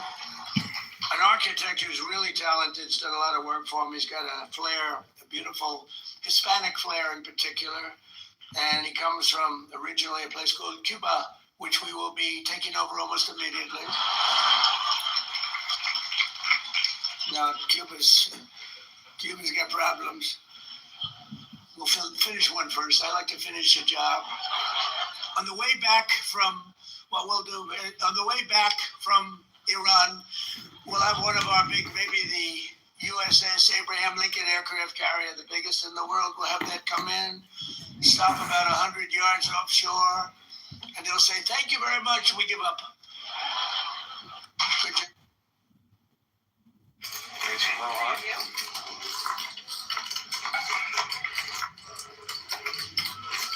Not much of a plot for King Jack. He could take a stab with an open ender, and he does. He's got the marker as well. So extra. Bet the river and got jammed on. So what was it again? 20,000. Mentally, you see your angel. You feel his presence, handsome, beautiful, robed in brilliant, white light. Apparently,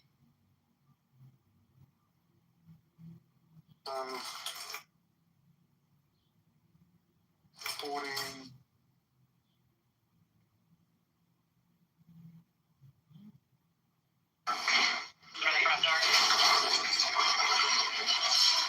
Inhale.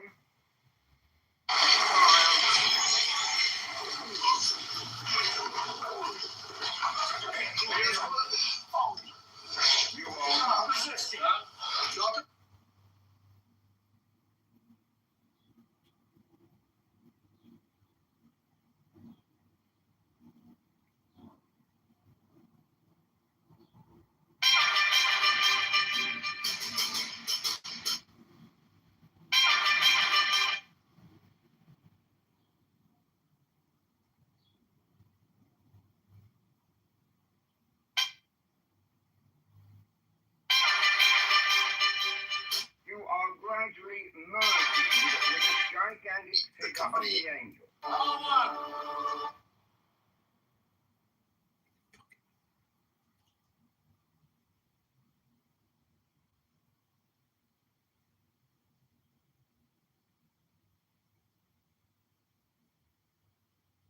This is your higher self, your guardian angel, desiring to be with you, and you to become united with him.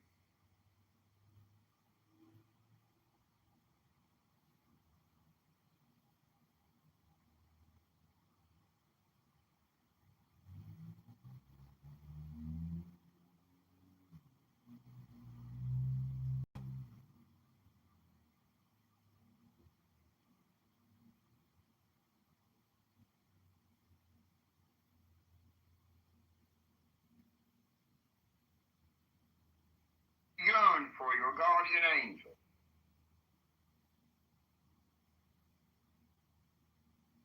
You and your holy guardian angel are one.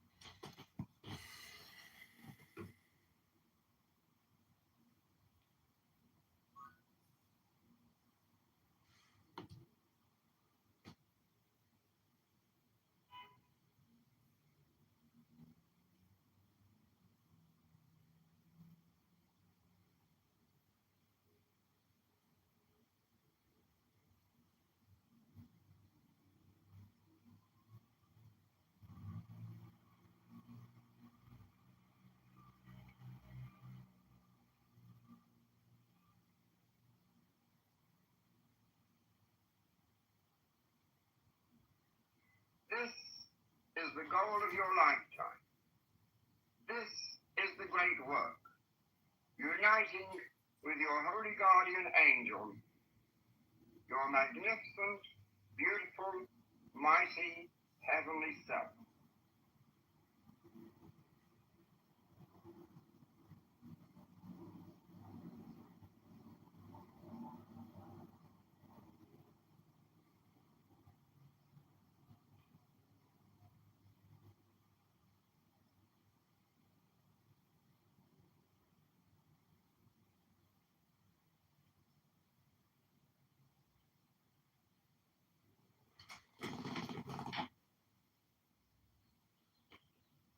Meditate quietly.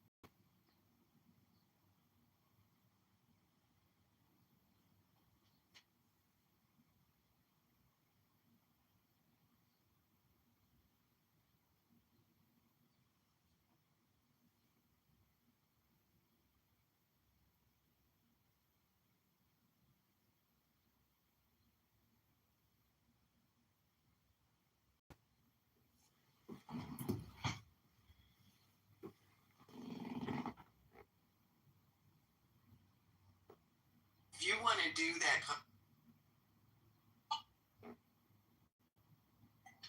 do it.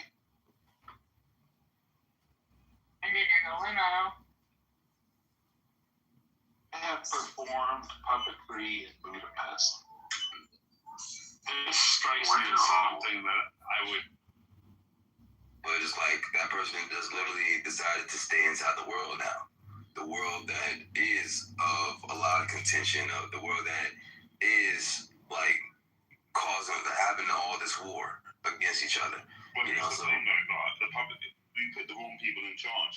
I know they have a lot of money and power, but like you still ultimately put the wrong people in charge. That's it, and it's because they don't have love inside. But people, again, it goes back to, as long as people don't know what love is, they are going to keep on doing the same thing. They're going to put the wrong people in charge. I want to know what love is.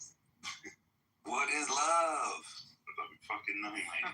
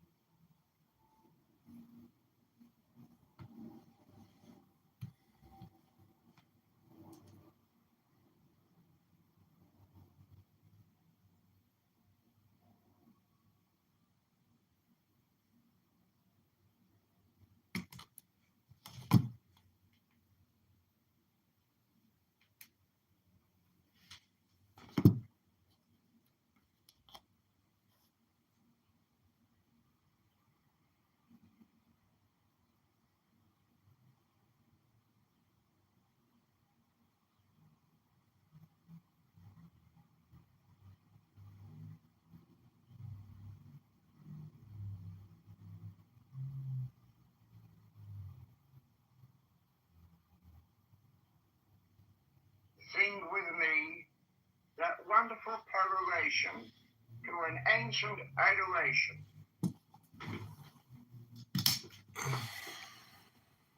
I am he, the bornless spirit, having sight in the feet, strong and the immortal fire. I am he, the truth. I am he who hates that evil should be wrought in the world. I am he that lighteneth and thundereth. I am he from whom is the shower of the life of earth. I am he whose mouth ever flameth.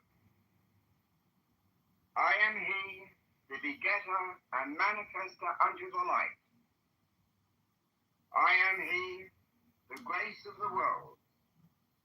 The heart girt with a serpent is my name.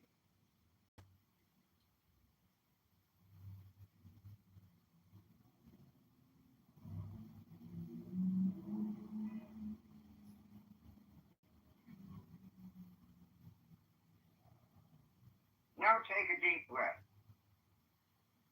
Stretch and twist your body. Terminate the state of bliss, of ecstasy. If your belly is the reason why you are hiding in pictures, do these 4 Tai Chi exercises daily for 2 minutes.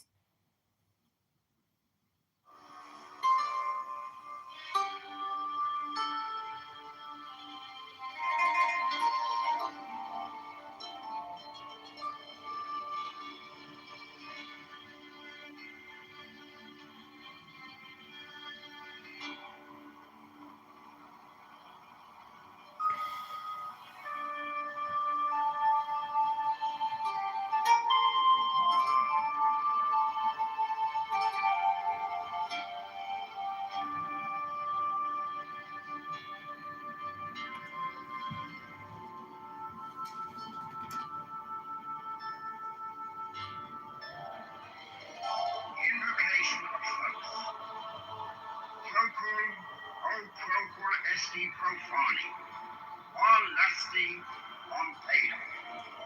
In the name of the mighty and terrible one, I proclaim that I have banished the shells unto their habitations. I invoke Tahuti, the Lord of wisdom and of utterance, the God that cometh forth from the veil. O thou, majesty of the Godhead, wisdom crowned Tahuti, Lord of the gates of the universe, thee I invoke.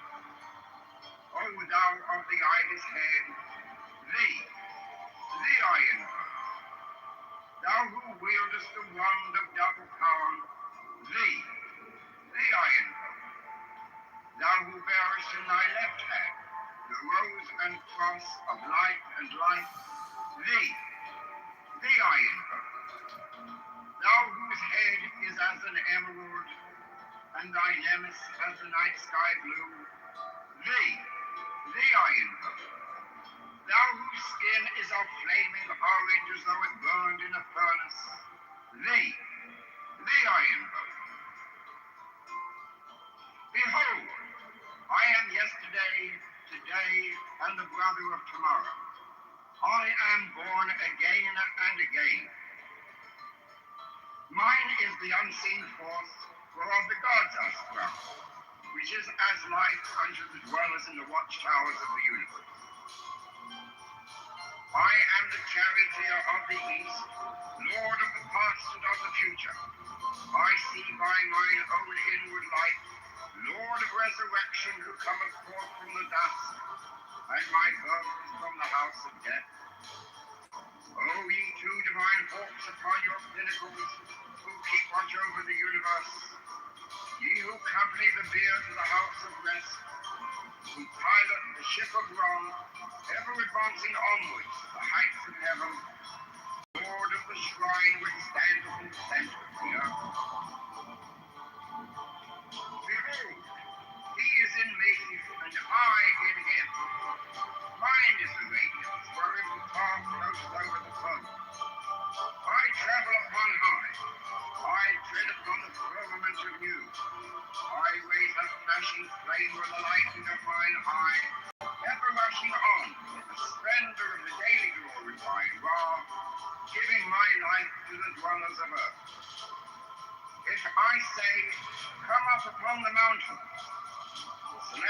waters shall flow at my word. For I am Ra incarnate, Tefla, created in the flesh. I am the eidolon of my father Tamu, lord of the city of the sun. The God who commands is in my mouth. The God of wisdom is in my heart. My tongue is the sanctuary of truth, and a guard sitteth upon my lips. My word is accomplished every day, and the desire of my heart realizes itself as that of the tar when he created his works.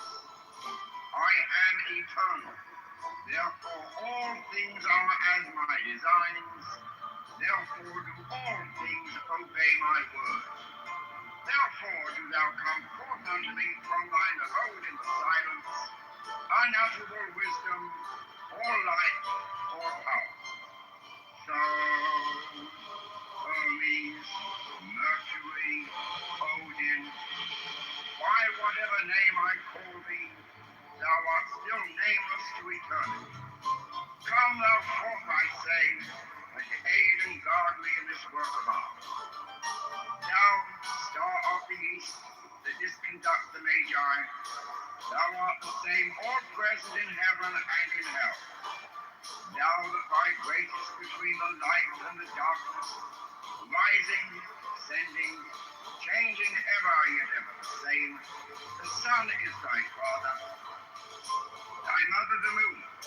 The wind hath borne thee in its bosom, and earth hath never nourished the changeless guardian of thine. Come thou forth, I say, come thou forth, and make all spirits subject unto thee, so that every spirit of the firmament is of the ether, upon the earth and under the earth, on dry land and in the water, of burning air and of rushing fire, and every spell and scourge of God's vast one may be obedient unto thee.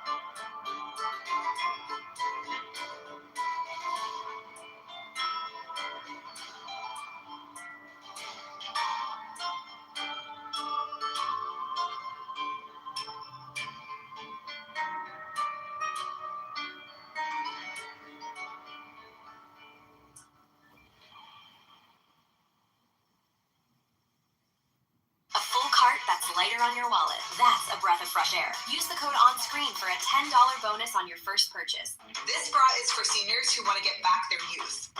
Lift right after first wear. Breasts stay higher as if going under surgery. Your gals will always look firm and intact no matter what. So easy to get sweaty and sticky in the summer, but with this ice silk fabric and hold back design, all pressure and heat will be released from your aging skin. Bulgers are so annoying, especially under tight outfits, but now you'll be getting them forever.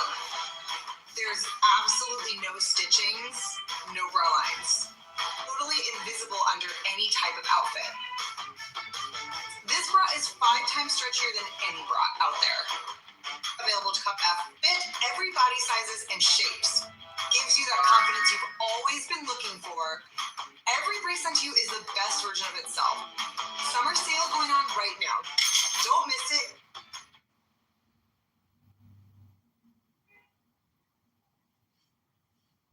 The Bornless Ritual.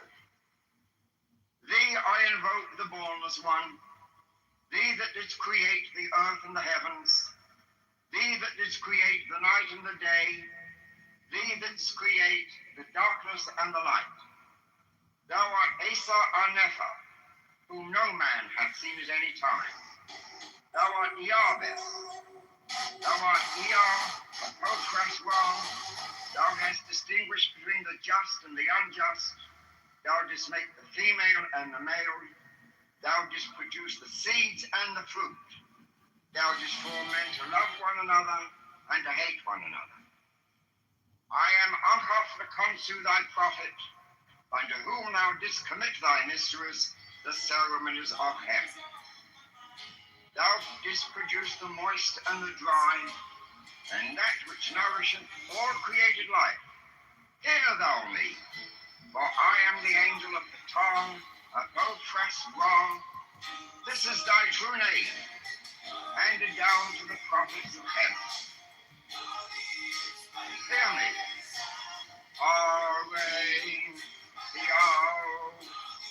Ribet, Asteri, Berset, Belathan, Abeu, Abeu, Theta, So, Ebe, Theaof. Hear me, and make all spirits subject unto me, so that every spirit of the firmament and of the ether, upon the earth and under the earth, on dry land and in the water, of whirling air and of rushing fire, and every spell and scourge of God may be obedient unto me. I invoke thee, the terrible and invisible God, who dwellest in the void place of the Spirit.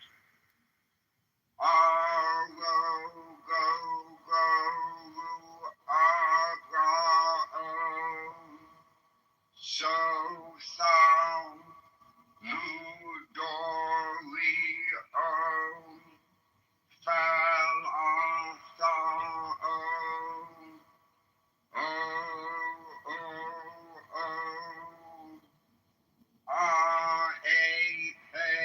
the bornless one.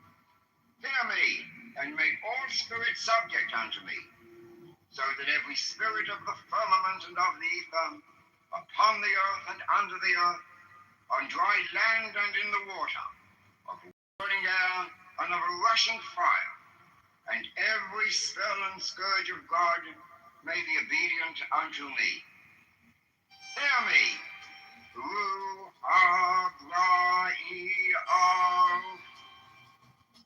Mario Dom, Babylon Balvin Abaf, Asalonai, Arthen Eof, E, Protest, Abrasax, R-A-O-O-O, Ishure, mighty and bornless one. Hear me, and make all spirits subject unto me, so that every spirit of the firmament and of the ether, upon the earth and under the earth, on dry land and in the water, of whirling air and of rushing fire, and every spell and scourge of God may be obedient unto me. I invoke thee,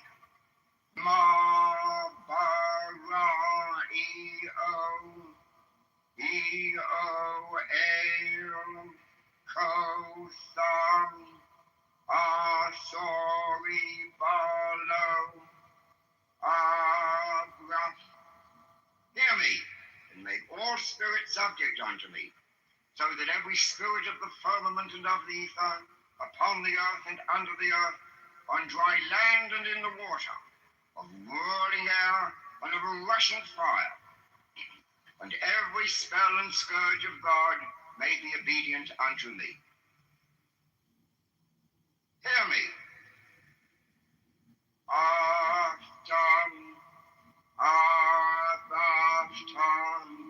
Thus Om, Isak, Sabaoth. This is the Lord of the gods. This is the Lord of the universe. This is he whom the winds fear. This is he who, having made voice by his commandment, is Lord of all things, King, ruler, and helper. Hear me, and make all spirits subject unto me, so that every spirit of the firmament and of the ether, upon the earth and under the earth, on dry land and in the water, of whirling air and of rushing fire, and every spell and scourge of God may be obedient unto me. Hear me. E-A-O-U, Hey-oo-ray, E-O-U, Hey-oo-ray, E-R, E-R-A-O, E-O-O-U, Abra-sax, Shag-we-am, O-O, Oof, Oof, Adonai, A-day, A-do, Angelos Tontheon, Alala Lai, Ga-E-R, R-A-Bay, Diathana Thoron. I am he, the bornless spirit, having sight in the feet, strong and the immortal fire. I am he, the truth. I am he who hate, that evil should be wrought in the world. I am he that lighteneth and thundereth. I am he from whom is the shower of the life of earth. I am he whose mouth ever flameth.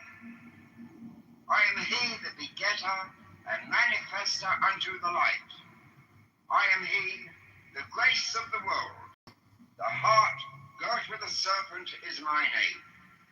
Come thou forth and follow me, and make all spirits subject unto me, so that every spirit of the firmament and of the ether, upon the earth and under the earth, on dry land and in the water, of whirling air and of rushing fire, and every spell and scourge of God may be obedient unto me.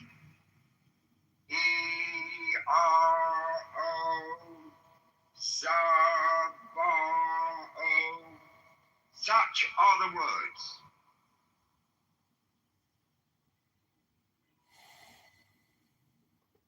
The invocation of Isis. I beheld a great wonder in heaven, a woman clothed with the sun, with the moon at her feet, and on her head was a diadem of the 12 stars. Hear me, O Lady Isis, hear and save. O thou Queen of love and mercy, thou crowned with a throne, thou horned as with the moon, thou whose countenance is mild and glowing, even as grass refreshed by rain. Hear me, Our Lady Isis, hear and save. O thou who art in matter manifest, thou bride and queen, as thou art mother and daughter of the slain one. O thou who art the Lady of the earth, hear me, O Lady Isis, hear and save.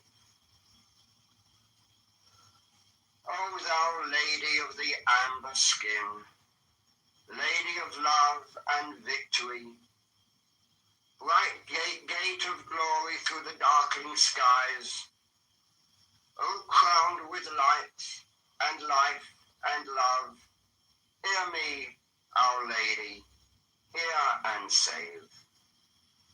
By thy sacred flower, the lotus of eternal life and beauty, by thy love and mercy, by thy wrath and vengeance, by my desire toward thee, by all the magical names of old, hear me, O Lady, hear and save. Open thy bosom to thy child, stretch forth thine arms, and strain me to thy breast. Let my lips touch thy lips ineffable. Hear me, O Lady Isis, hear and save. Lift up thy voice to aid me in this critical hour. Lift up thy voice most musical. Cry aloud, O Queen and Mother, to save me from that I fear most. I invoke thee to initiate my soul.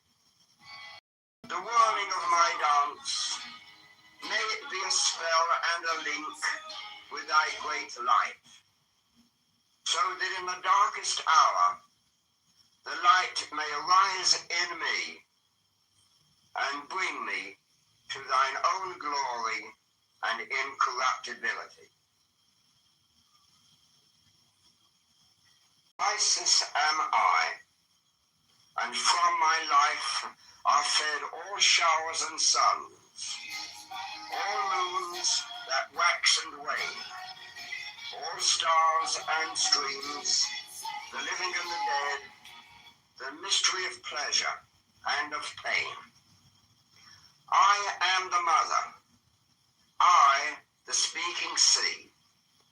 I am the earth and its fertility, life, death, love, hatred, light, darkness, return to me, to me. Isis am I, and to my beauty drawn, all glories of the universe bow down, the blossom and the mountain and the dawn, fruits blush and woman, our creation's crown. I am the priest, the sacrifice, the shrine. I am the love and life of the divine. Life, death, love, hatred, light, darkness are surely mine, are mine. Isis am I, the love and light of earth, the wealth of kisses, the delight of tears, the barren pleasure never come to birth, the endless, infinite desire of years. I am the shrine at which thy long desire devoured thee with intolerable fire. I was song, music, passion, death upon thy lyre, thy lyre. I am the grail and I the glory now. I am the flame and fuel of thy breast. I am the star of God upon thy brow. I am thy queen, enraptured and possessed. Hide thee, sweet river. Welcome to the sea, ocean of love that shall encompass thee. Life, death, love, hatred, light, darkness, return to me, to me. Hear, Lady Isis, and receive my prayer. Thee I worship and invoke. Hail to thee, sole mother of my life.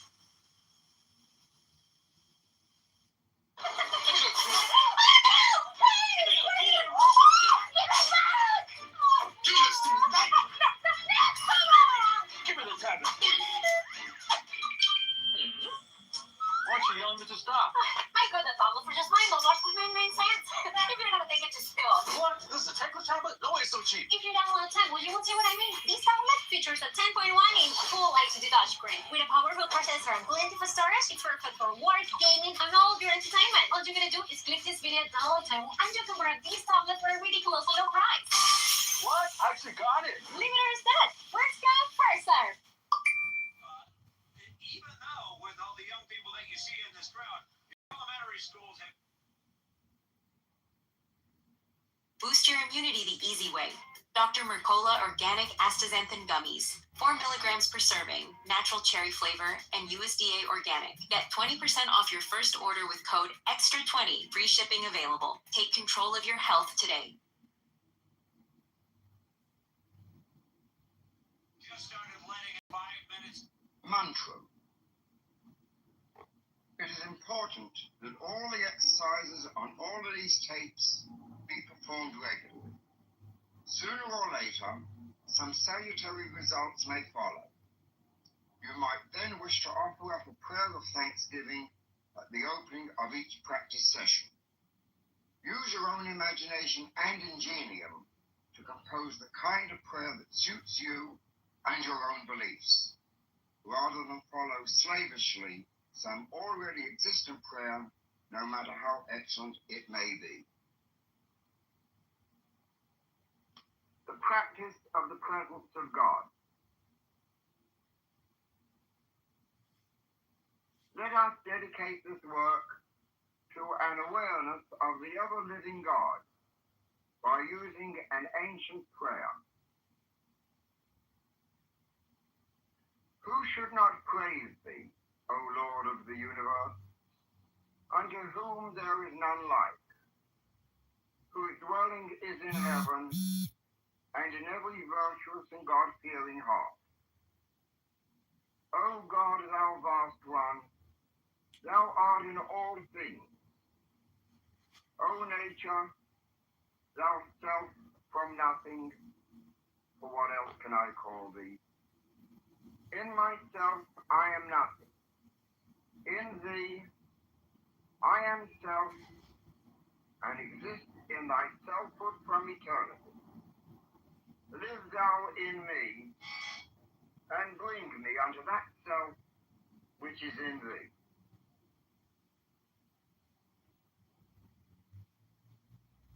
Lie down and make yourself comfortable.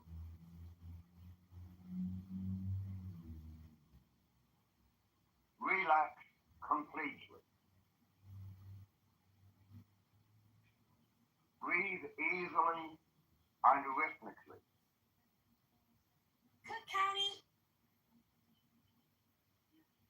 Meditate on the fact that your body is composed of millions of atoms.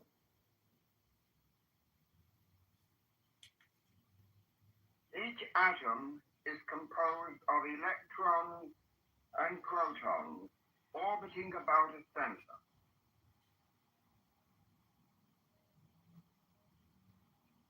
Vast open spaces exist between these particles.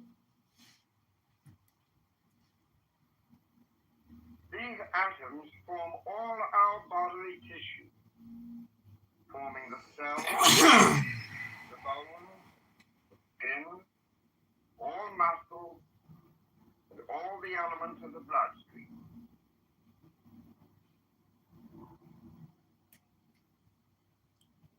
The whole body really is made up rather like a woman's hairnet.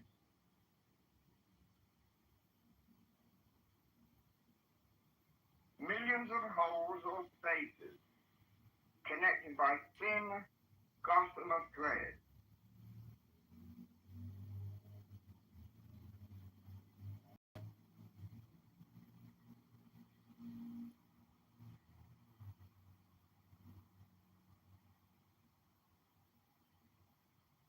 Think of the skin on your face,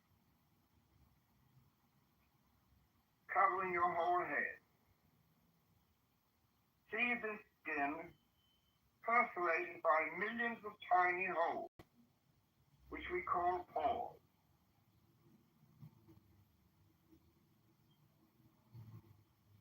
Imagine and feel that these pores are opening up, stretching wide.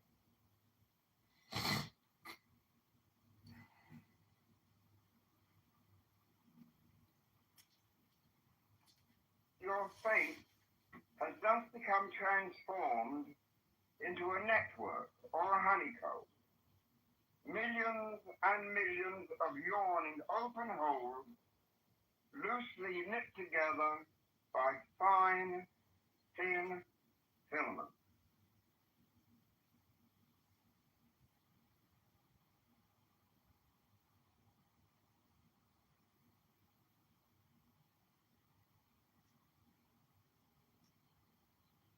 Now extend the mental picture to include the neck and shoulders.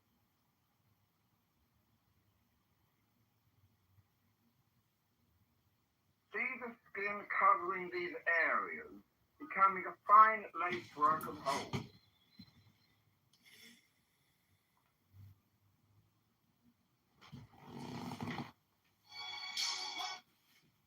Do the same with the chest. The arms and hands are mere extensions of the chest segment.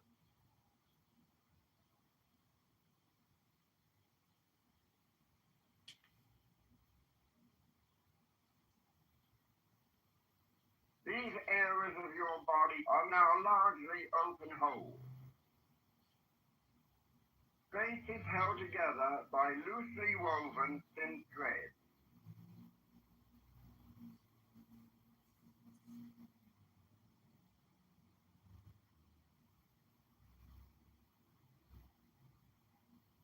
Feel the holes stretching and opening as you slowly move your imagination into the abdominal area, into the whole length of the back, down into the pelvis, the thigh area, and your legs and feet.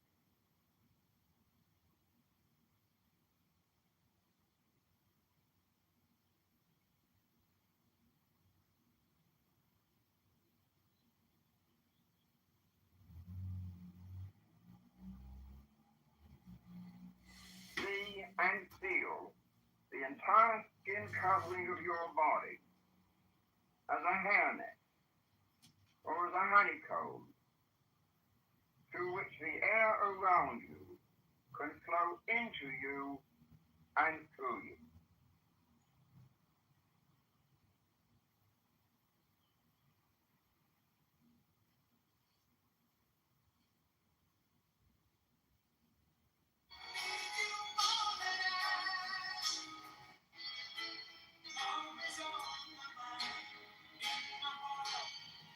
Now return your attention to the head.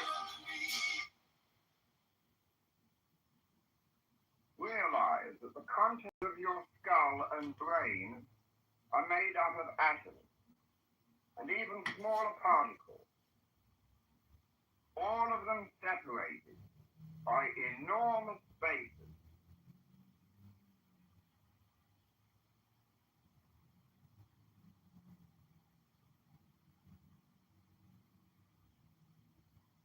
Feel that the blood vessels within the brain and the cells of the brain itself are very porous, filled with holes similar to a sponge.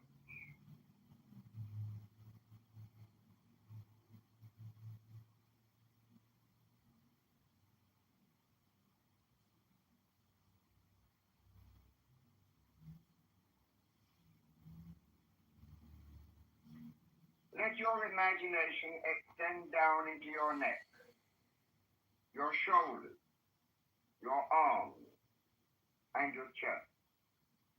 The whole upper part of your body. The inside, not the external skin this time.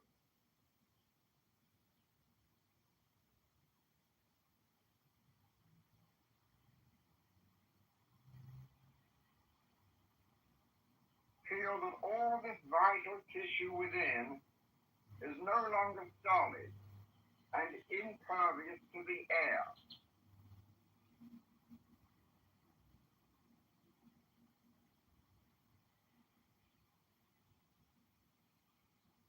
It is porous and sponge-like because the tissue is nothing but millions of holes,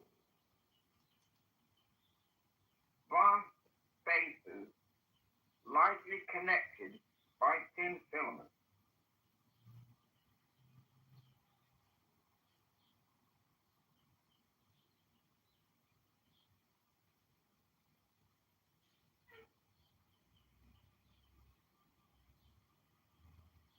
As you continue working in this manner, you will experience a distinct physical sensation, rather difficult to describe, but it is distinct, different from anything you've ever experienced before.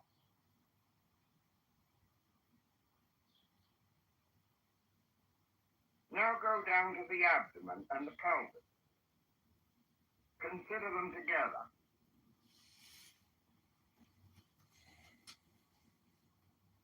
Feel the solid tissue becoming transformed into a honeycomb. Millions of holes, the spaces between the atomic particles composing them, tied together with a network of little threads and filaments.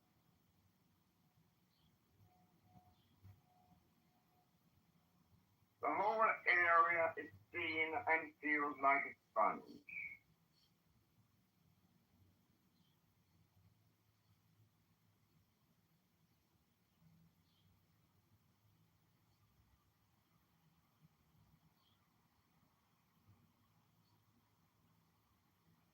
Extend this method to the thighs, to the legs, and the feet.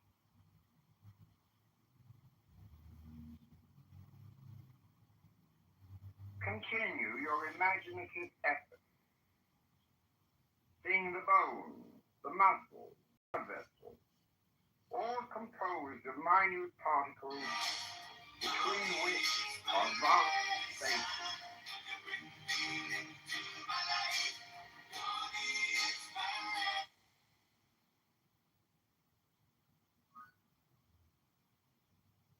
All the apparently solid tissue is transformed into honeycomb, into millions of holes flimsily connected by fine filaments and threads.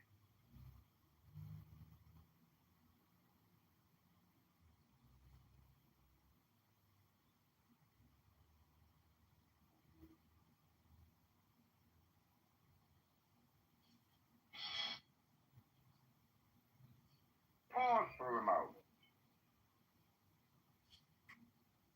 Get a view of the organism as a whole. The skin outside, the organs and other tissues inside.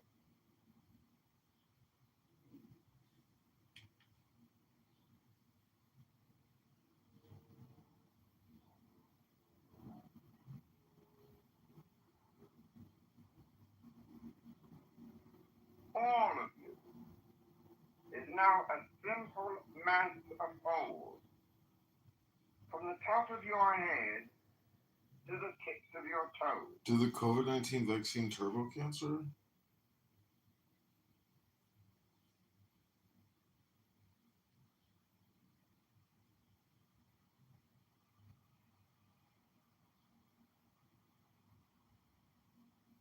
You are full of holes. All of you is simply a mass of holes, connected lightly by threads.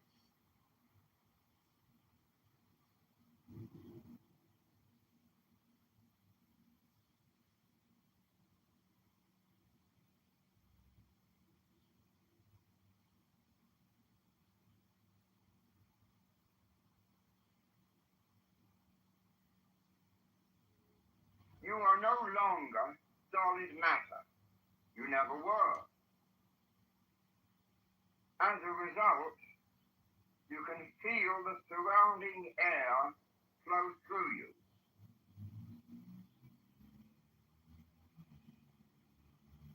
Sense the air permeating you, pouring in from every direction.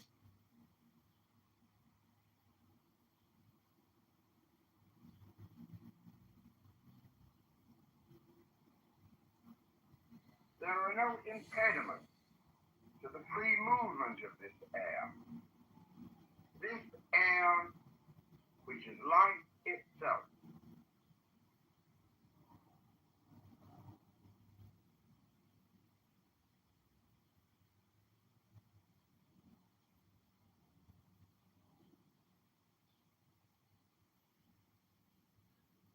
you are bathed in an ocean of spirit.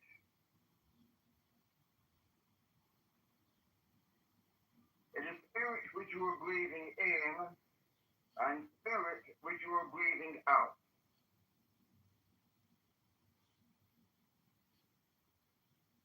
Taking in and giving forth the one universal spirit in which you live and move and have your being.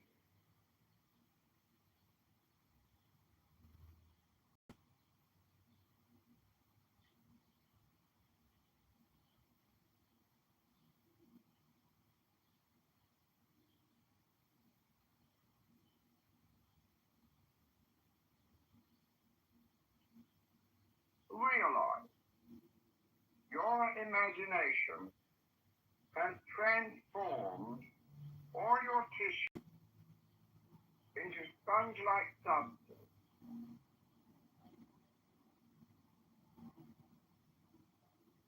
From head to toe, all of you, you are one vast sponge, open to the divine force surrounding you.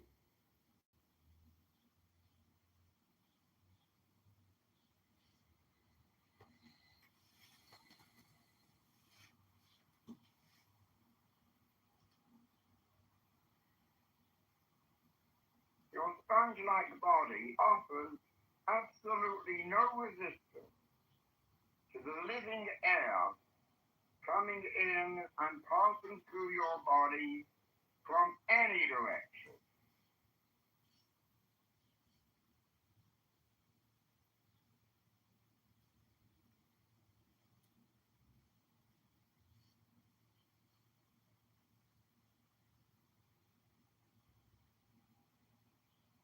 You are no longer breathing only with your nose or chest.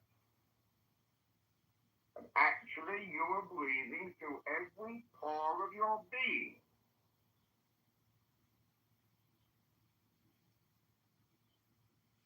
As you inhale, feel the air pour into your spongy body from head to toe.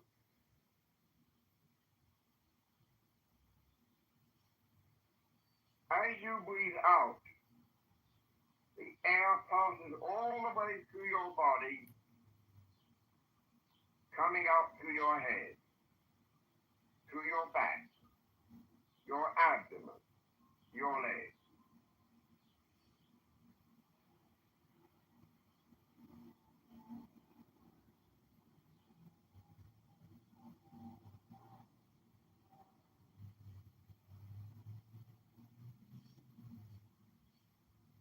Continue your rhythmic breathing.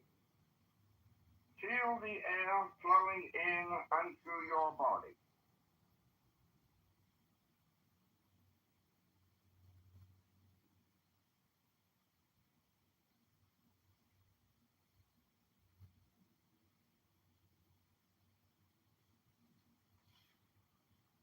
Your body is nothing but a mass of holes, spaces tied together by thread, no longer dense and solid.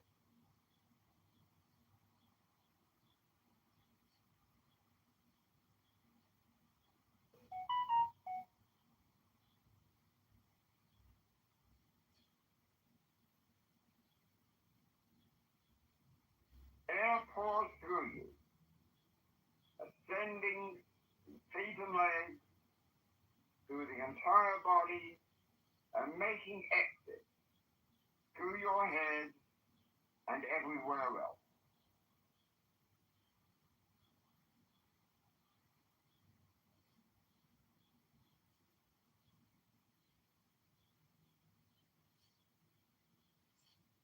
Now the air is coming in through your body, and as you exhale, it goes out through your sides and back.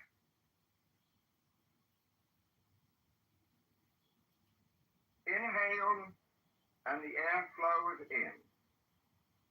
Exhale, and the air flows out.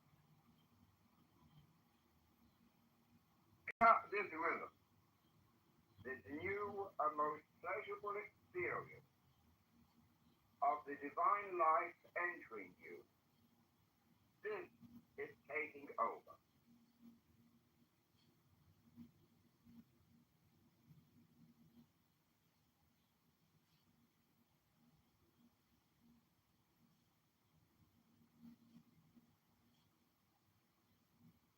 With each inhalation, you breathe in life and spirit.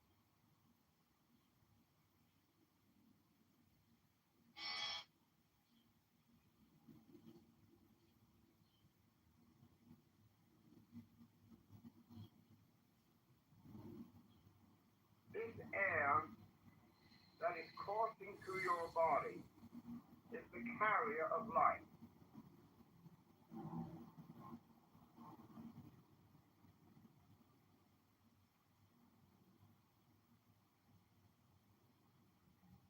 This air is the divine spirit which is created,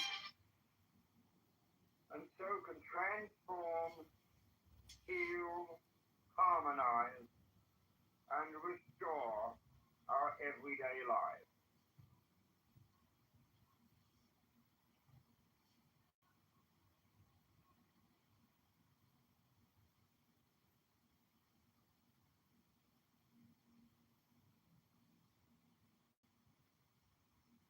This is the one life animating all created things.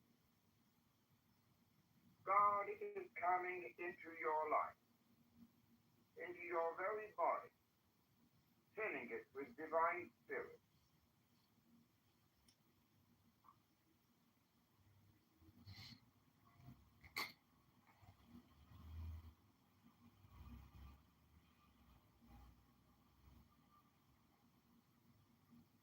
As you breathe in, as the air rushes through your body and mind, you are in reality opening yourself to the ever-present and power of God.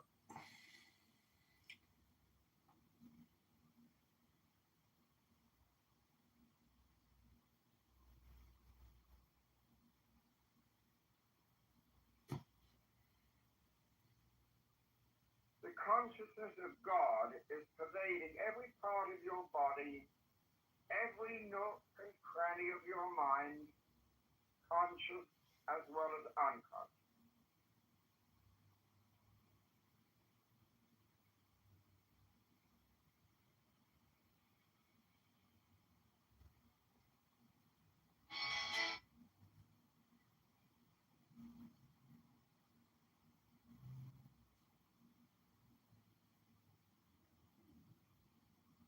There is no part of you that can be free from what God is.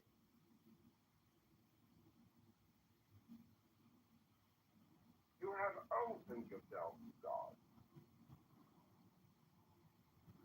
You have dedicated yourself to God and to the great work.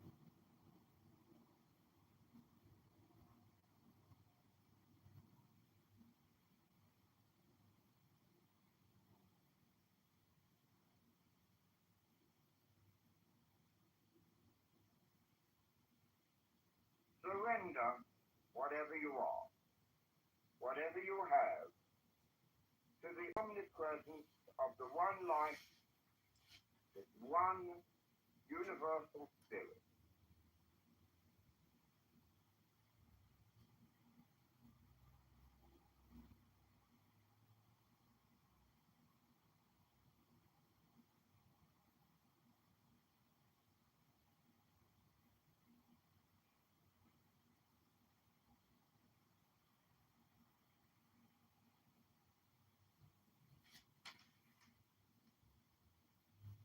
With each breath, the ever-living God surges into your body. Greg, what is disinvestment? How many decades of disinvestment? What are some of the controversial reasons for disinvestment? How does investment work normally when there is disinvestment?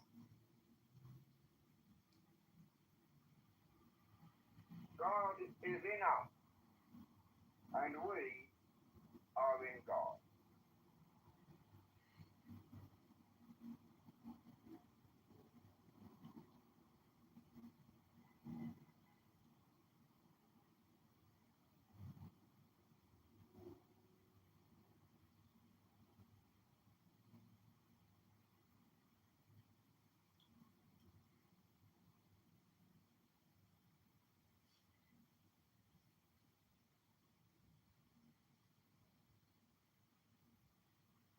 Now take a deep breath and return to your normal state of consciousness.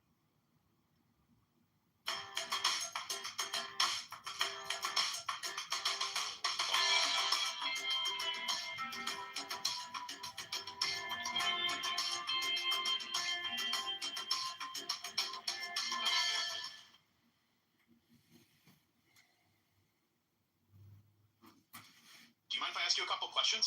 Sure. So real quick, what's your name? Ian, do you have any idea where your family comes from? Very little. But I'm going to tell you a crazy story, okay? So my grandfather has a sister. My great-grandmother passed away. My great-aunt did not tell my grandfather about it for 6 months. What?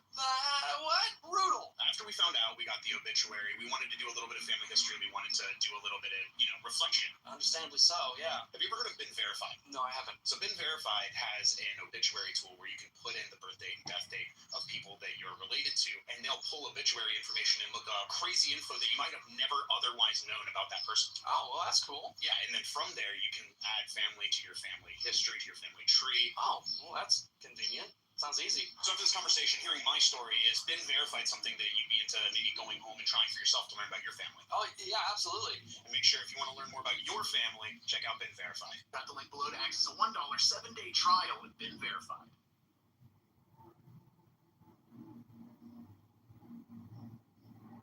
The tree of life. The Kabbalah is an archaic system of Jewish mysticism. For us moderns, the Jewishness may readily be omitted, and most of its mysticism may also be left out, leaving only a simple philosophical or mathematical structure called the tree of life. Said Eliphas Levi almost a century ago, on penetrating into the sanctuary of the Kabbalah, one is seized with admiration at the sight of a doctrine so simple and at the same time so absolute. The necessary union of ideas and signs, the consecration of the most fundamental realities by primitive characters, the trinity of words, letters, and numbers. A philosophy simple as the alphabet, profound and infinite as the Logos. Theorems more luminous and complete than those of Pythagoras. A theology which may be epitomized by counting on the fingers. An infinity which can be held in the hollow of an infant's hand.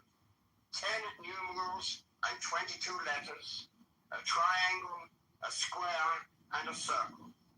Such are the elements of the Kabbalah. Such are the primary principles of the written word, shadow of that spoken Logos which created the world.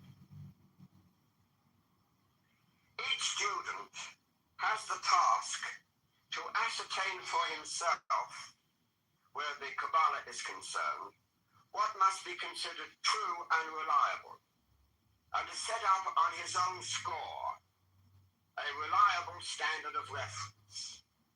This standard can only be spiritual experience. For this reason, the tree of life has been adopted as the framework of practical magic, since it is, in the first place, open to synthetic and constructive classification, and because it provides what may suitably be called a magical alphabet. It must be noted that the word alphabet is used, by John Kitover, and it is so used in preference to the word language and the developments therefrom. This investment The Kabbalah does not attempt to provide a complete magical language or an entire philosophy. Only by spiritual experience may the latter be acquired. But from the alphabet of ideas, numbers, and symbols, and the intimations which it presents, the student may find himself enabled, with the aid of magical research and with the aid of the inner spiritual experience, to construct a satisfactory edifice of a high philosophy which will take him through life. Previously, the tree of life was considered as a numerical symbol of the orderly progression of the universe from ideality, as a classifying medium to which to refer systematically the spiritual hierarchies, and finally, as a frame of reference for ideas, symbols, and signs which enter into practical magic. The Sephiroth may be thought of as cosmic forces, as emanations whose chief sphere of operation is in the macrocosm. The Sephiroth, I might add, are the basic concepts to be found on the Tree of Life. The crown, the first Sephira, represents the self-existent spirit, eternal, supreme, birthless and deathless, and sublimely persistent through the fleeting ages. It is by definition a metaphysical and spiritually sensitive point of consciousness, indivisible, supreme, the center from which flows all the energy and all the forces of man. As direct vehicles are the next two Sephiroth, the powers of Chachma and Binah, wisdom and understanding, the two manifested poles of the creative instrument which it employs. Yet not only are they instruments, but they are in reality the highest aspects of the activity of the spiritual being whose hallowed life is infinite and eternal. In man, these two Sephiroth are represented by principles which we call the will and intuition. Existing on the creative plane, representing the potencies emanating from the divine self in the archetypal world, the will and soul constitute with the self the imperishable, unchanging man. Yet so absurd are the ways of men, and so far have we drifted from essentials, that few of us consciously realize our essential Godhood. Yet we, like Christ, like Buddha, like Krishna, are sons of God, gods in all verity. As the will is the active, energetic, creative power in man, and inasmuch as in practical magic, the wand is the ceremonial instrument of creation, so is the wand the true symbol of the spiritual will, one, upright, towering to the heavens, a mighty and irresistible power of creation. The intuition, being in opposition to will on the tree, is feminine and passive, representing the true spiritual vision of the soul, or imagination. Like the chalice on the altar, it is ever open to receive the dictates and commands issuing from above. To it also is referred the spiritualized imagination, which, with the will, are the powers par excellence utilized in magic. The more one opens oneself to the divine will and the divine imagination of the inner self, the greater does one become in the manifestation of one's Godhood, an oracle of the Most High, a spotless vehicle of the purest spiritual fire.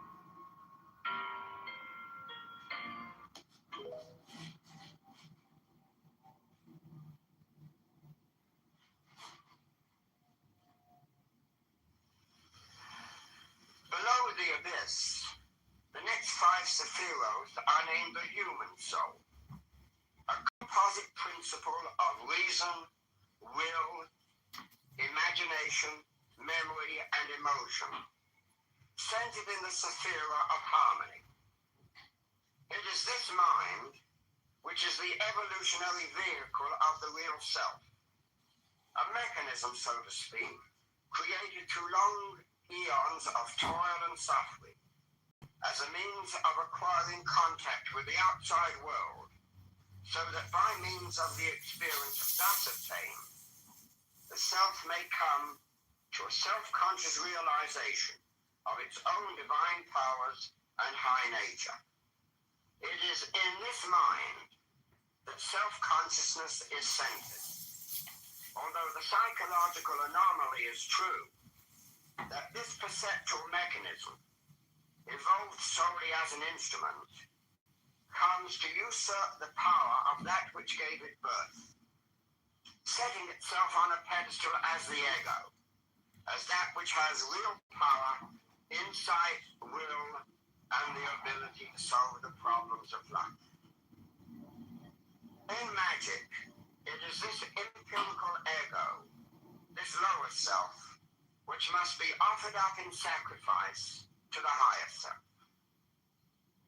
As the concept of sacrifice implies that that which is renounced should be the best and the greatest sacrifice, so a well-developed mind, well-trained in all the processes of logic and thought, well-stored with things of its own realm, is the greatest sacrifice which the student can lay upon the altar as an offering to the Most High.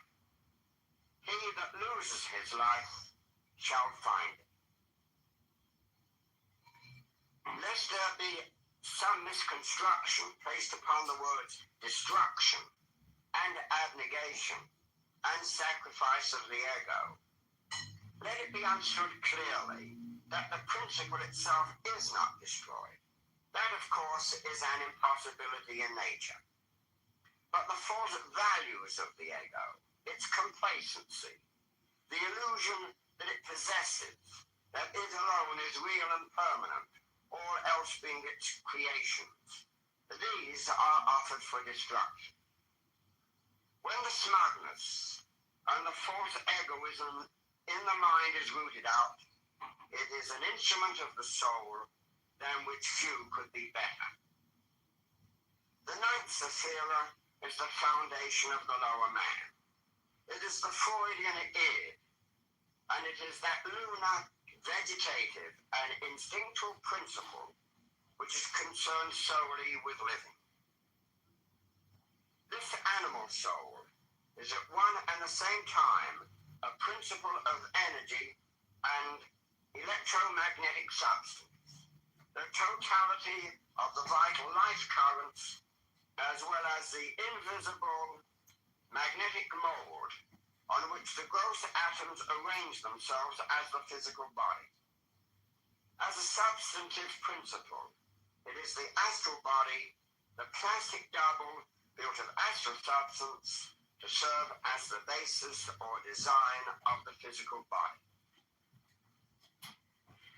It pertains to the instincts and impulses, acting as an automatic storehouse of sensations and impressions, just as the old term, the collective unconscious, may well be applied to the more archaic concept of the astral life. All the fundamental instincts of a man, the primal root impulses which he experiences, are of the sephira of Yesod, the foundation from which all life energy flows. All of these principles obtain in and function as a living organism in the principle of the physical body, attributed to the 10th and last sephira of the tree of life called the kingdom. It is the seat of every force and function of all the subtle planes of nature and every spiritual power of man.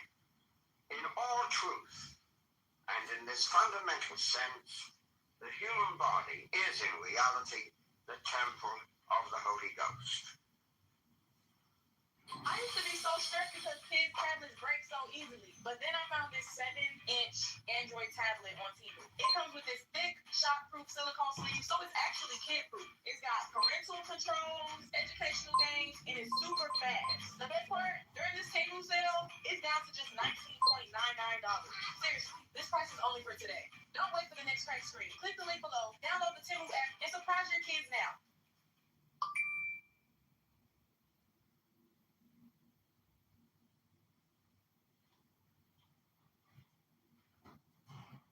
Today I'm going to show you how to do the perfect lip combo. First, you need your liner. What do you usually do while you're doing your makeup? Once I got comfortable with my routine, I could watch mini dramas while doing my makeup. One slap is nothing compared to killing my baby. Just like now, I can watch mini dramas on TikTok Live while doing my makeup. Recently, I've been watching this mini drama. It's a really so drama. I just can't stop. I can finish an entire series in just a few hours. If you have some free time, you should download TikTok Live. It has thousands of mini dramas to watch. But of course, this is only for Android users. Android users, go click the link in my bio. That's it for the makeup tutorial.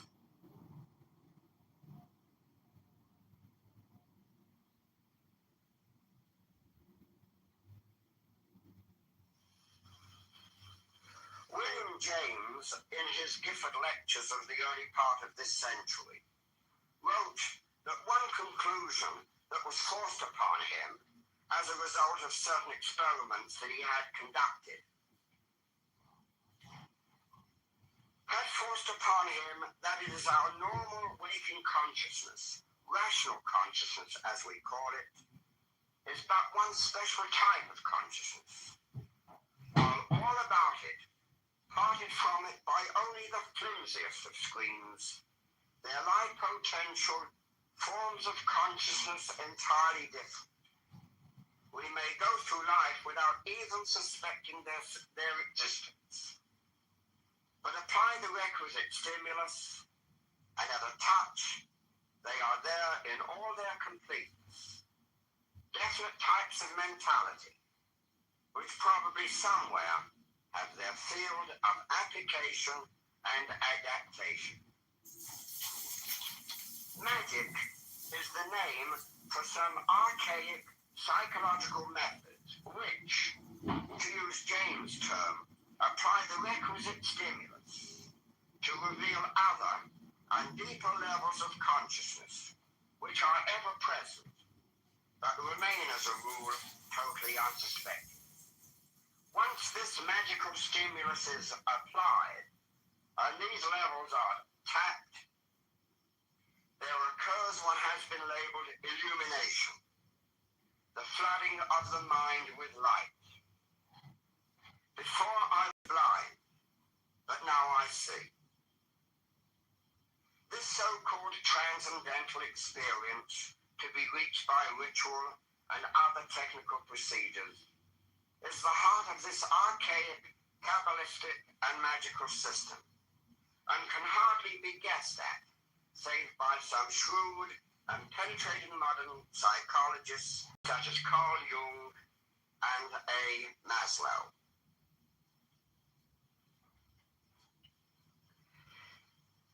It is with the mind with which I wish in particular to occupy myself at some little length. Although it comprises the 5 sephiroth, numbered 4 to 8 inclusive, its central seat is in Kitover, so-called, the sphere of harmony and equilibrium. One problem which concerns the magician is the fact that inherent in the mind is a principle of self-contradiction which prevents its use, independent of any superior systems, in the quest for truth and light. Using the reason alone, man can never come to any true realization of what he is in himself.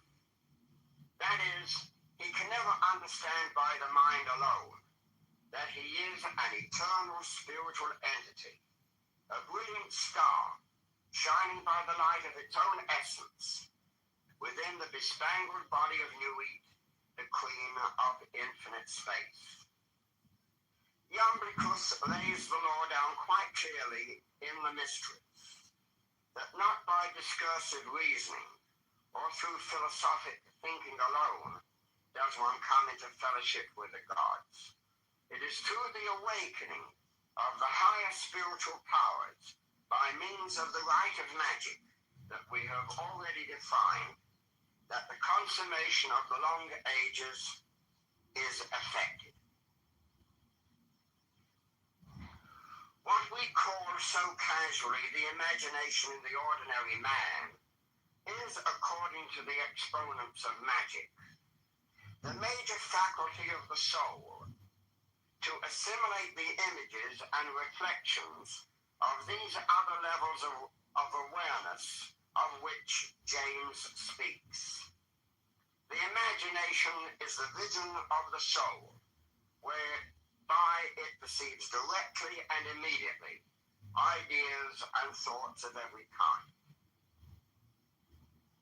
The spiritual exercises of St. Ignatius of Loyola are really one specific form of magical procedure. There, Loyola counsels his disciples to relive in the sphere of the imagination all the events in the outward historical life of Jesus. By this method, they are to train their imaginations to see, touch, smell, and taste those invisible things and rehearse those incidents long since accomplished and vanished, which were perceived through the senses of their incarnated Lord. St. Ignatius desires the imagination to be exalted to its uttermost. If you are meditating on an article of faith, he would have you construct the locality clearly and with exactitude before the vision of the mind's eye, to observe it carefully and closely, even to touch it, as it were. If it be held, for example, he gives you burning rocks to handle. He makes you float in a frightful darkness as thick as pitch. He places liquid sulfur upon your tongue. Your nostrils are filled with a stench as of hell itself, and he shows you torments, causing you to hear excruciating groans. He would have you also construct the vision of Calvary, with the glorified Christ crowned with thorns on the cross, accomplishing the redemption of mankind, surveying the heavens with pained eyes, while calling upon his Father in heaven. He would have you envisage the startling wonder of the resurrection and the miracles performed long ago in Palestine. All of this, St. Ignatius bids your will to create in imagination by constant exercise, and thus, in this way, apply James's stimulus to reveal these other levels of consciousness which are present at every moment of our lives.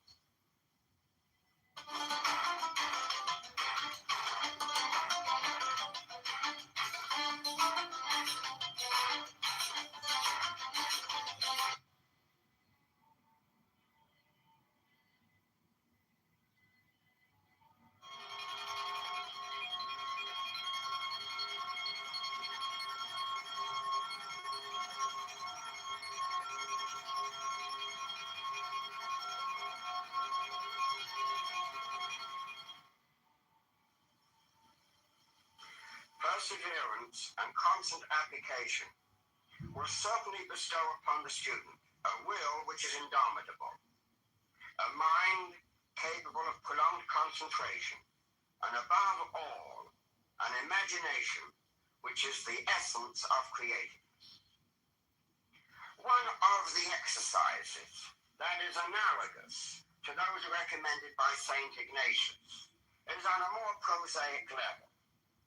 The student is to picture to himself, for example, that is sitting by a mighty waterfall, a Niagara, and before his inner eye, let him create an image of the river high up in its source, murmuring and rambling peacefully along. Then let him conceive of its gradual approach to the precipice, wild torrents of maddened waters, swirling hither and thither in churning cascades of white and foam, tumbling against the rocky boulders, and being irresistibly hurled forward over the edge. Let him further imagine these thousands of tons of water surging headlong over the precipice with a constant reverberating echo of thunder. Conceive then the spray being shot out in all directions, the beauty of the snowy surf refracting the sunlight into iridescent rainbows full of brilliant color and hue. And let him hear, in upon hearing marvel, the deep, thunderous voice of the terrific impact of their volume against the lower rocks and waters. The student may also construct in imagination more familiar things: the noise of a speeding train, the taste of chocolate, the smells of sweet perfumes and incenses, and the touch of burning coal. Not only must the imaginative formulation of the sense be distinct, that is to say, the taste of chocolate and other sweet caramels, for example, should be clearly imagined. But also the student should so train himself as to sustain or own the image or impression. By these efforts of the imagination, its power will germinate and grow, developing beyond conception, and with the passage of time, a new power of creativity and vision will come to him. Similarly, in the Hindu system, there is the prescription of meditation for much the same purpose on the taxes, or the colored symbols of the elements, of which they claim 5. Combinations of these 5 produce 30 sub-elements and elements, the pictorial symbols of which make remarkably good objects for the exercise of the imagination. There is a red triangle for fire, a horizontal silver crescent for air, a blue circle for water, a yellow square for earth, and a black egg for spirit. The combination of any two symbols, such as a red triangle surmounting a silver crescent, or a small blue circle placed in the middle of a yellow square, seem in a most singular way to stand out from the dark background of the inner vision and to stimulate all the powers of the imagination.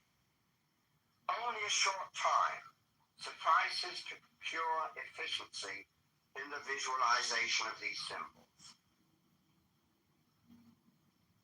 In his introduction to a book entitled The Yoga Aphorisms of Patanjali, William Q. Judge made the statement that the ancient Hindu sages knew the secret of the development of the will and how to increase tenfold both its power and efficacy. This secret of the ages, the enhancement of the power of will and wisdom, has never really been lost. Will, to the student of the divine magic, is the primary factor in the production of whatever spiritual changes he proposes. The will is neither good nor bad. It is power only, and so vitalizes all things alike. In a sense, here is where a certain danger of magic intrudes. It is not enough for the student to become God-intoxicated and elect in the knowledge and conversation of his higher self. Great as this is in itself, it is not yet enough. For into him whose mind is disorderly and ignorant and poorly disciplined, the gods pour their wine in vain. Because the mind is abdicated to reach a higher synthesis and a nobler kind of consciousness, there is no cause to neglect the application of that fact to the matters pertaining to its own place in nature. That is why, under the ancient system, grammar, philosophy, science, and logic were taught to cultivate and so improve the mind, and mathematics too, because the methods of that science were disciplinary and orderly. Geometry, Music and the arts were also inculcated, and a system of symbols was deduced therefrom. Now, the consequence of all these disciplines is obvious. As time progresses through this technique, the student accomplishes two separate things, both of them being major aspects of what we have come to call the great work. A perpetual vigilance, approximating the most powerful current of willpower has been generated. This, from the beginning, tends to put all the activities of the human being under conscious control of the will.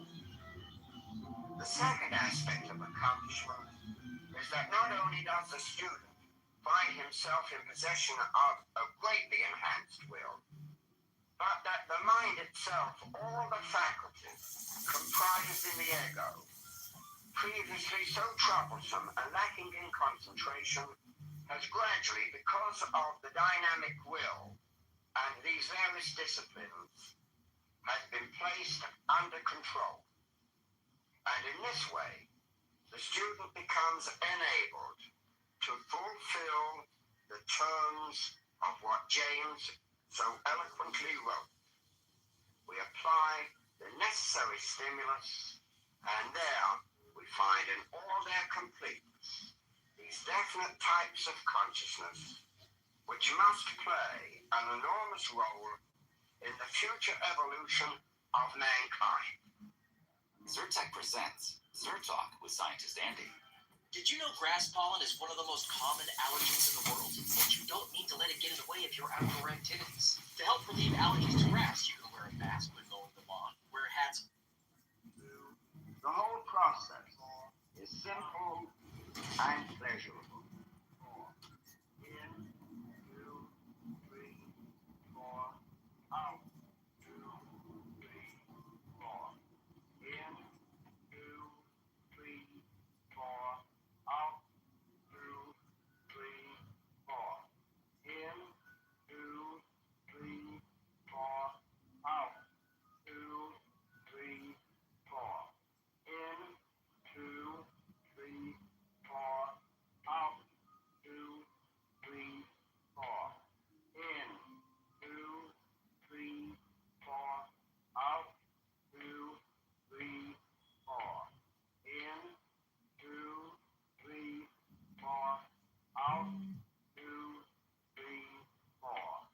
In, 2, 3, 4, out, 2, 3, 4. In, 2, 3, 4, out, 2, 3, 4. In, 2, 3. Continue breathing and mentally counting until rhythmic breathing becomes an automatic reflex. In, 2, 3, 4, out, 2, 3, 4. In, 2, 3, 4, out, 2, 3, 4. In, 2, 3, 4, out, 2, 3, 4. In, 2, 3, 4, out, 2, 3, 4. In, 2, 3, 4, out, 2, 3, 4. In, 2, 3, 4, out, 2, 3, 4. In, 2, 3, 4, out, 2, 3, 4. In, 2, 3, 4, out, 2, 3, 4. In, 2, 3, 4, out, 2, 3, 4. In, 2, 3, 4, out. You are breathing gently, in, easily, rhythmically. Out, 2, 3, 4. In, 2, 3, 4,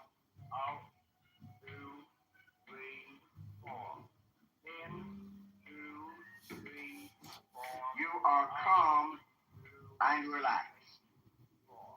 In, 2, 3, 4, out, 2, 3, 4.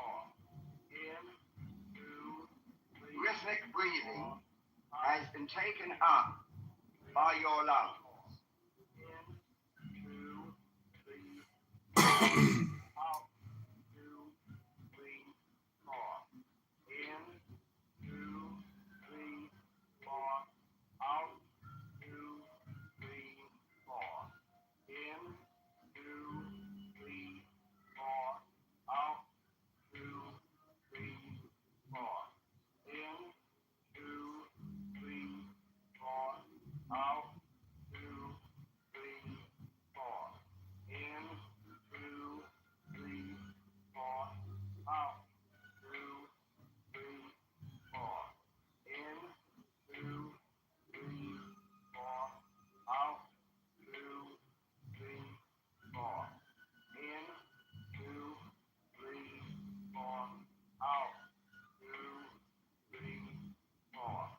In, 2, 3, 4, out, 2, 3, 4. In, 2, 3, 4, out, 2, 3, 4. In, 2, 3, 4, out, 2, 3, 4.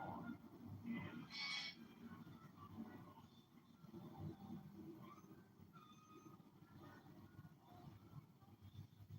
The women with six figures in the bank aren't hustling harder than you, they just said yes to the right opportunity. You know when you kind of close your eyes and you think about your dream life? Well, this is built in your 20s and 30s period. Not in your 40s when you're tired and locked into a career that you hate. It's right freaking now.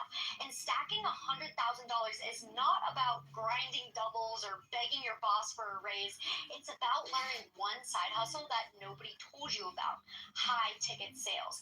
And unfortunately, most women think that sales is cold calling strangers, being pushy, and having to cold call from inside an office prison cell. High ticket closing is the literal opposite. Relaxation. Gotta be hot if you want to do that high ticket close It's though. important that all the exercises on all of these tapes be performed regularly. Sooner or later, some salutary results may follow. You might then wish to offer up a prayer of thanksgiving at the opening of each practice session. Use your own imagination and ingenium to compose the kind of prayer that suits you and your own beliefs, rather than follow slavishly some already existent prayer, no matter how excellent it may be.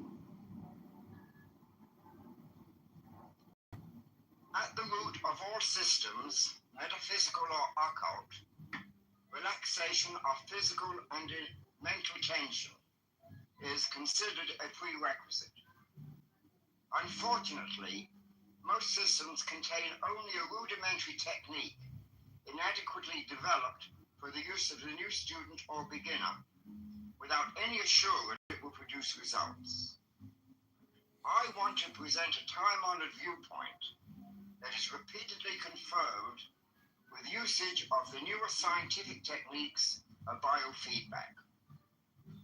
First of all, the student is to lie down on his back on any hard surface, or on a bed with a firm mattress, or on a table covered by a thick blanket. A well-carpeted floor has been known to be most satisfactory. For some, a small cushion is permitted for the head. The basic idea is to let the hard surface support the body. Too often, when lying down, we remain fully tensed when we should permit the muscles to loosen up altogether. Thus, we support our bodies with too much tonicity, instead of letting the hard surface do the supporting for us. He must give himself wholly up to it. A few deep sighs will prove of inestimable value. We should engineer some rudimentary relaxation of the diaphragm, the big muscle separating the chest from the abdomen. What is proposed then is for the student to consider in his imagination every part of the body from brain to the tips of the toes. No intricate knowledge of anatomy is really required. On the other hand, however, if the student has been taught the broad outlines relating to anatomy and physiology, he may find that knowledge useful. While lying on the back, a thick, large pillow should be slipped under the knees so that the knees are raised some few inches from the surface. This way, you can use relaxation of the spinal muscles. Then you now cross one ankle over another, the heels resting on the hard surface. And fold the hands over the abdomen by interlacing the fingers. Consider the brain by visualizing it in the skull. Everyone has at some time or other seen diagrams of the cerebrum. Imagine now that the brain is a mass of white and grey nerve substance, divided into a right and left hemisphere, with a little bulb at the back. The entire surface of these structures is marked by numbers of lobes, convolutions, and depressions. Try to feel this brain, normally white and grey in colour, becomes pinkish in hue as you think of it. This visualization vibrates the blood vessels in the head, automatically directing an increased blood supply there. This creates warmth over and above the normal amount, and this radiating outwards to surrounding structures produces a relaxation. Maintain this visualization long enough to become aware of some kind of sensation in the head. Objective sensations of warmth and tingling. Yet these are not wholly subjective. Quiet feedback experiments indicate that the temperature of fingers or toes using this method may be increased by a degree or two. Relaxing the entire body thoroughly in this way will also be found a distinct stimulus to the maintenance and or recovery of perfect health. Imagine next that the blood, which has been warming and so relaxing the brain, pours downwards from the frontal portions of the brain into the forehead, the eyes, and the temples, dilating the blood vessels there. Go through a similar procedure as previously described until you obtain that characteristic sense of warmth, tingling, and relaxation. These are quite unmistakable, being the hallmarks of the induction of a local release of tension. Passing contemplation downward to the ears, reflecting also on the inner ear mechanisms, the cheeks of the face, and the nose. Imagine the blood flowing there, bringing about a relaxation of muscular and blood vessel tension by reason of the warmth induced by the surplus of blood in that area. Pause long enough until the appropriate reactions and sensations are clearly noted.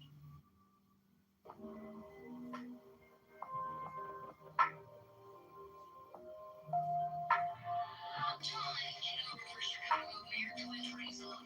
John is intelligent, creative, joyful. Hey, so the other day I saw this video by this famous heart surgeon saying how incredible olive oil is for you. So I just turned 40 and I made a promise to my wife to eat healthy.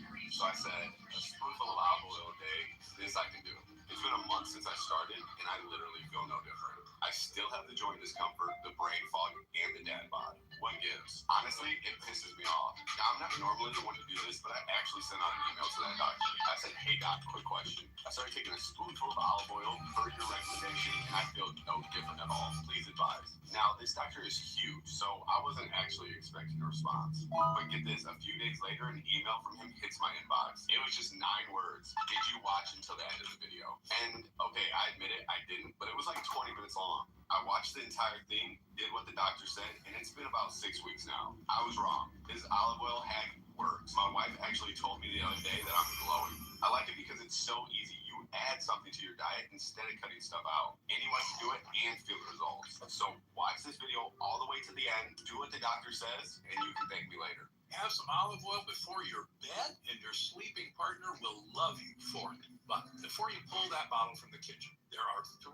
important things about store-bought olive oil that you should know. According to this article, restaurants such as McDonald's give their leftover greasy oil to create fuel for delivery trucks. That belongs in an engine, not in our body. So how exactly did these harmful oils become a go-to for the food, restaurant, and health industry? One word: money. Rewind to World War I. During this time, seed oil was in hot demand because it was used to fuel ships and aircraft. They were also used as machine lubricants in factories, and even as a paint coating for weaponry. But after the war, demand for seed oils plummeted. Coincidentally, that's when big companies and clever marketers came up with a big idea. Why not call seed oils a health food?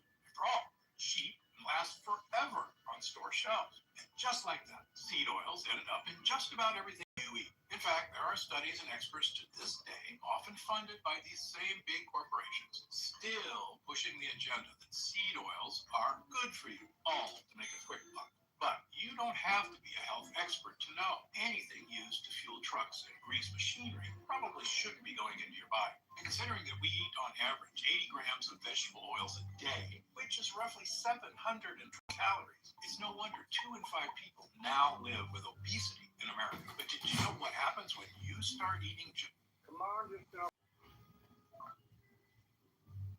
Start with this breathing.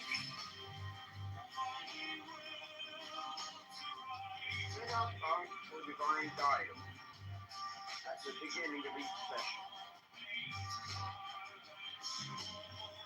O Lord of the universe, the vast and the mighty one, ruler of the light and the darkness, we adore thee and we invoke.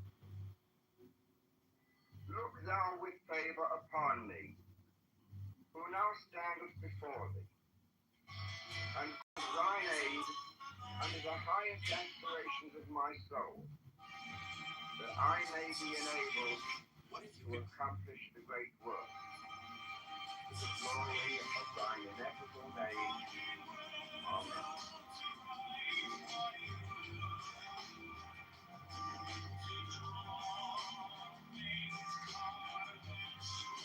You have achieved perfect relaxation.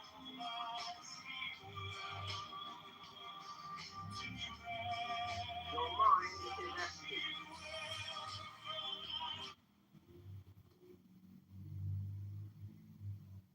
You are now able to concentrate your thoughts, your feelings, your awareness.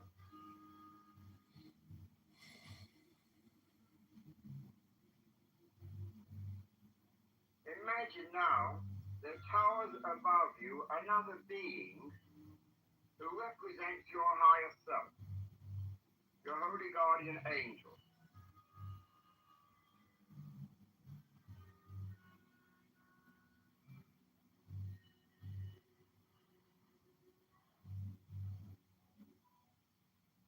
This majestic, towering figure standing above you, watching over you with his light and love, protecting you, guiding you.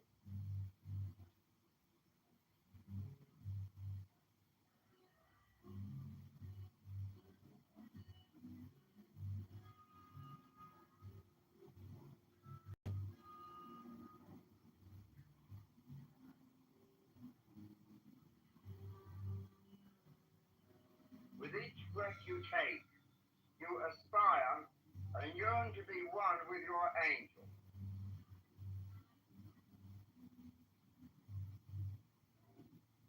With the exhalation, this great being descends into you.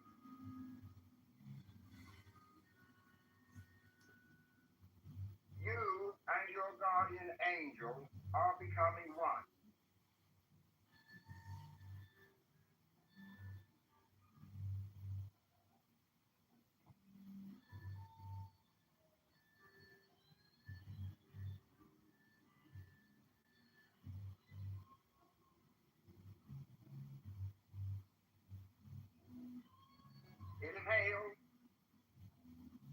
towards your divine angel.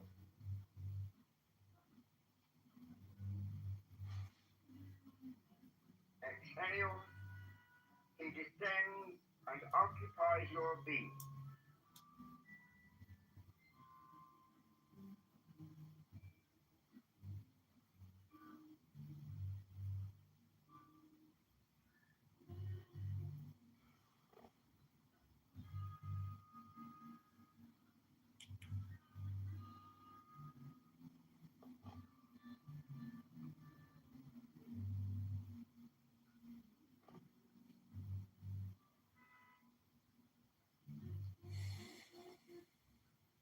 Imagine this divine being with wings that are outstretched, vibrating rapidly with spiritual power.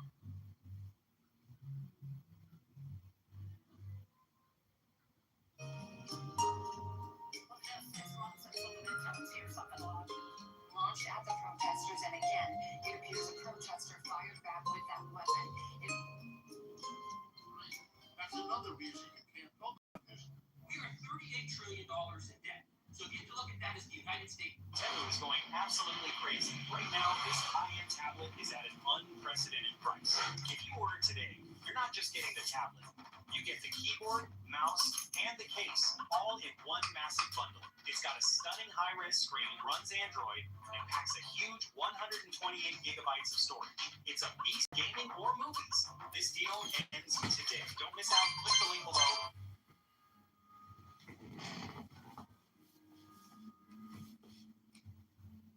He stands above you, benign, gracious, beatific.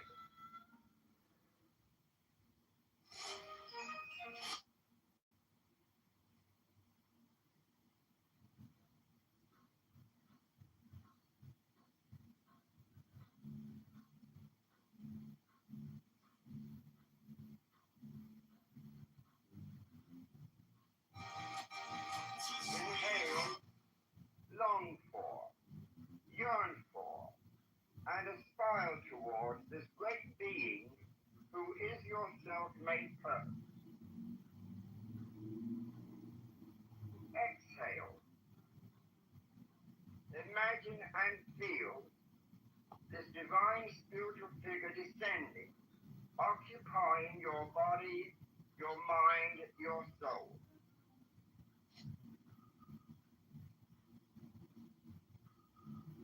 We are $38 trillion in debt. So if you have to look at that as the United States.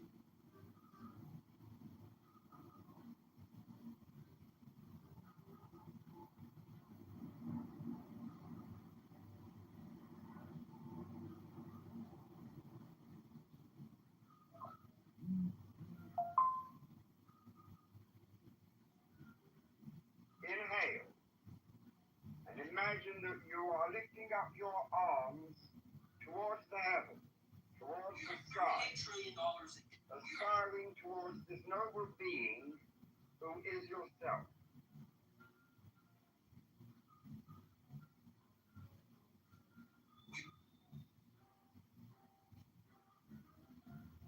Exhale. Feel the air going out of your body and your higher self, your angel, descending into you. $38 trillion in debt. So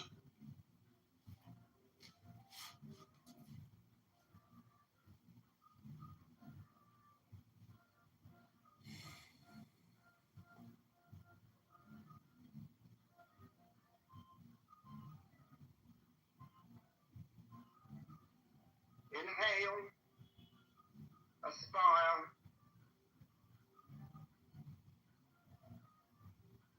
exhale, you are one.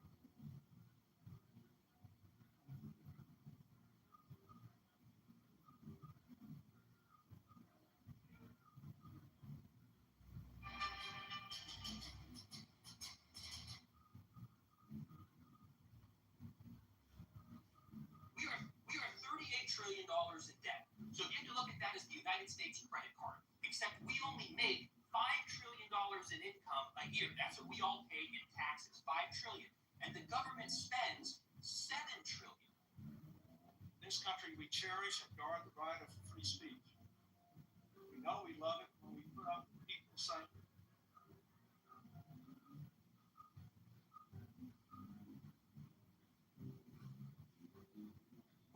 The Holy Guardian Angel is the symbol of your house.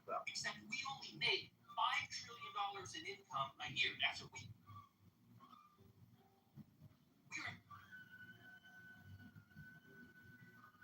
Imagine and visualize him there, as he always is, ready to help you and guide you throughout life.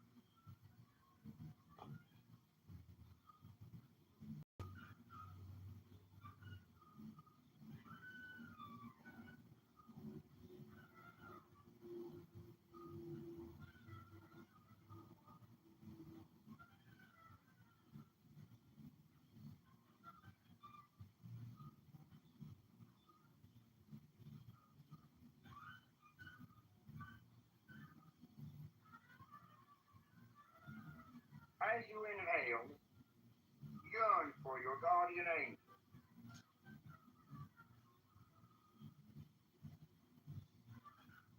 As you exhale, feel your angel coming down, occupying you, filling you as your breath goes up.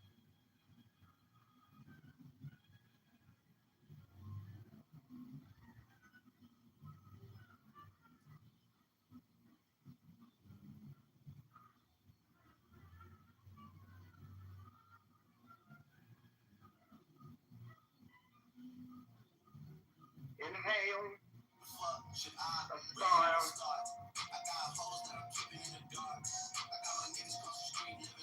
exhale. Fuck is this shit? Taking a bullshit one.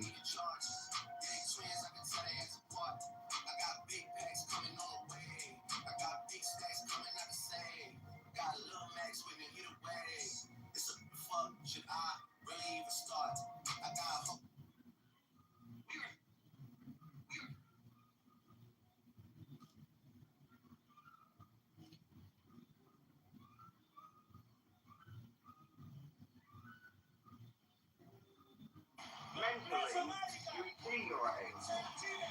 You feel his presence, handsome, beautiful, rose and brilliant, scintillating white light. In debt. So if you can look at that as the United States credit card, except we only make.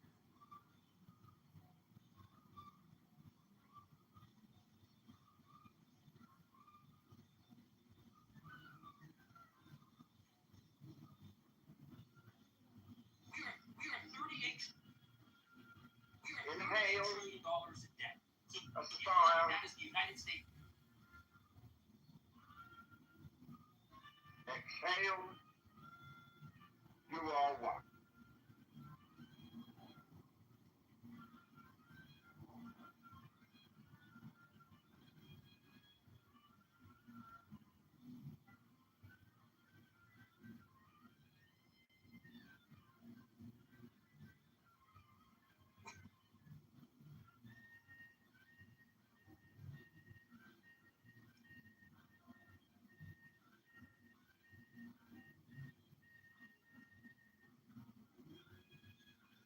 You are gradually merging with the gigantic figure of the angel.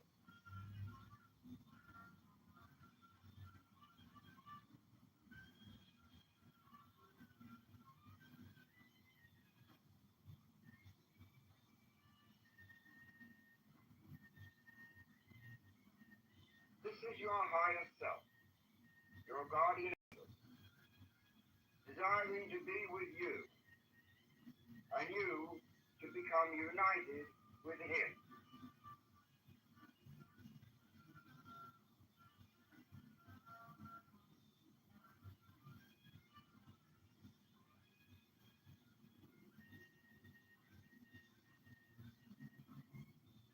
For $6.99, you can mix and match this and this and that, or this, and that. This girl bought white powder to drug her own sister. First, she planned the birthday party and convinced her to come. Then, At the right moment, she slipped the powder into her sister's drink. Her sister drank it with a smile, never realizing what she had done. Slowly, the drugs started reacting in her body, making her feel dizzy. The next moment, when she regained her consciousness, she was naked and in an unfamiliar bed. Her head pounded as she recalled the glimpses from the party, a drink, and then a stranger. Her breath hitched as realization dawned on her. She had slept with a stranger. As she was about to get up, the door burst open, and soon her room was filled with guards. One of them stepped right in front of her, introducing himself as a lawyer. The girl was confused. Who was the man she had slept with? And why did he send a lawyer to her? Before she could question him, the lawyer shoved a contract to her face, asking her to sign it. It was a non-disclosure agreement, stating that the girl could not tell anyone who she had slept with. She had no choice but to sign the contract.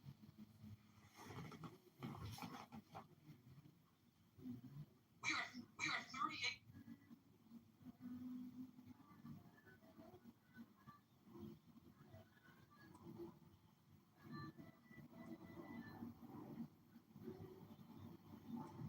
Yearn for your guardian angel.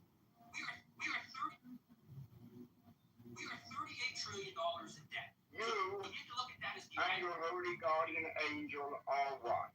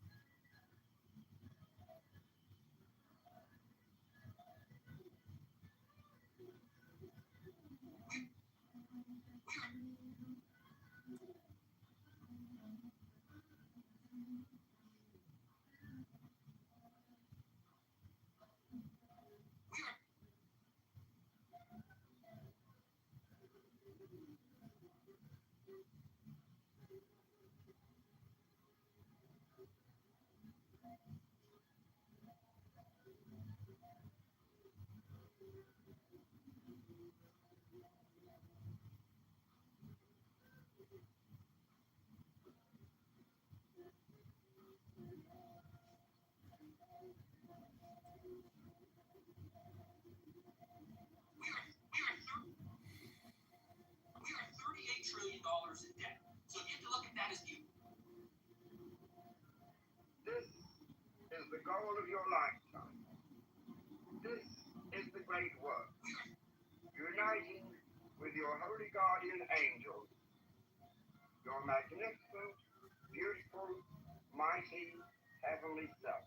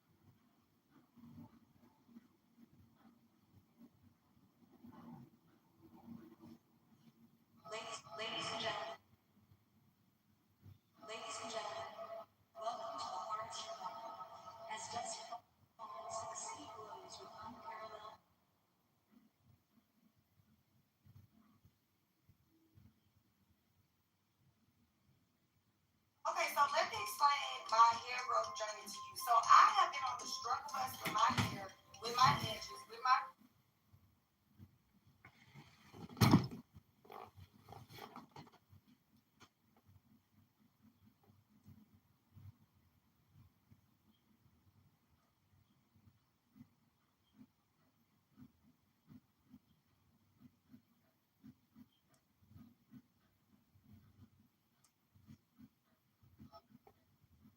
ladies and gentlemen.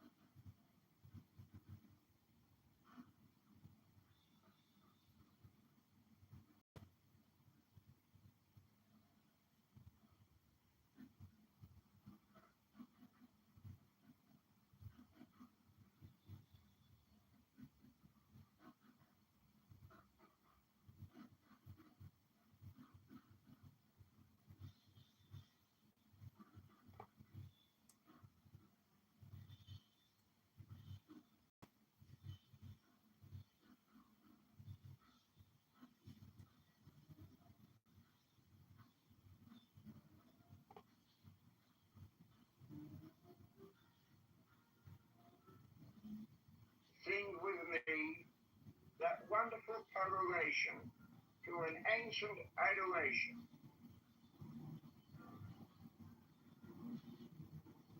I am he, the born spirit, having light in the deep, wrong, and the immortal fire. I am he, the truth. I am he who hates that evil should be wrought in the world. I am he that lighteneth and thundereth. I am he from whom is the shower of the light of earth. I am he whose mouth ever flameth.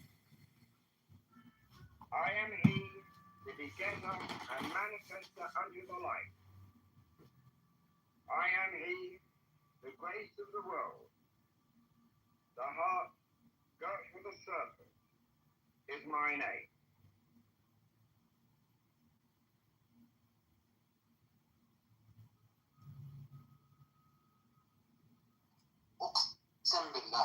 This one kid, he comes in, he tells people, I'm not gonna say it, but he's like a little brother. One day he just came out and started sending me like pictures of stuff like he likes BDSM and stuff. I'm like, why are you? You're like 18. Why do you even have these things? He's like, oh, I just wanted to show them. I'm like, no, delete it. Don't ever send me this again.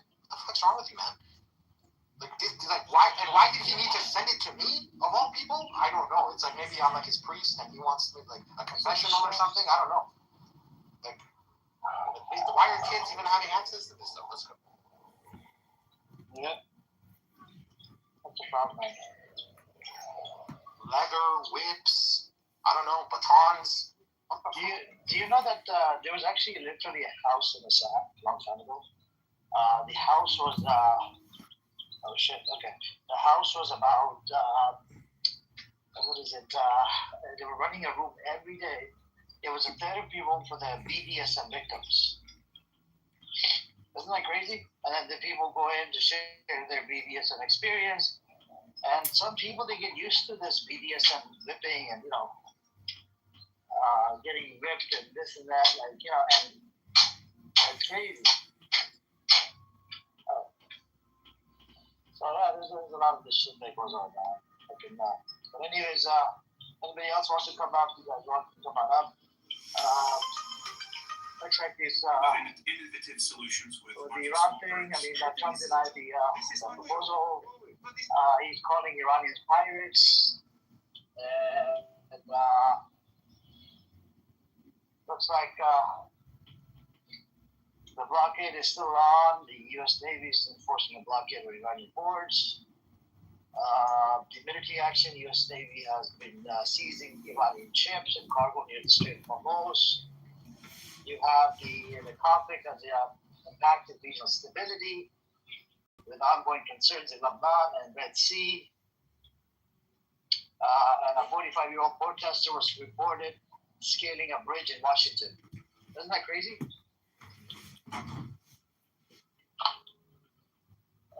That is some crazy shit.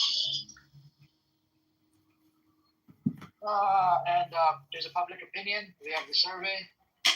It says the reports indicate that going polls show 61% of Americans believe that the military force against Iran is a mistake.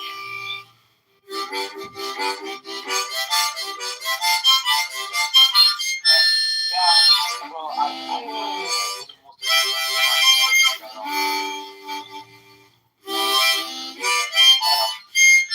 they're not supporting, but then you have the Islamic supporters. They want America and Israel to continue the attacks on Iran, and there's no thing for them.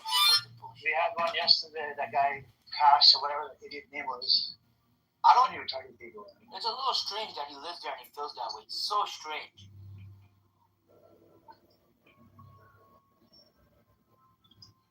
Yes, sir.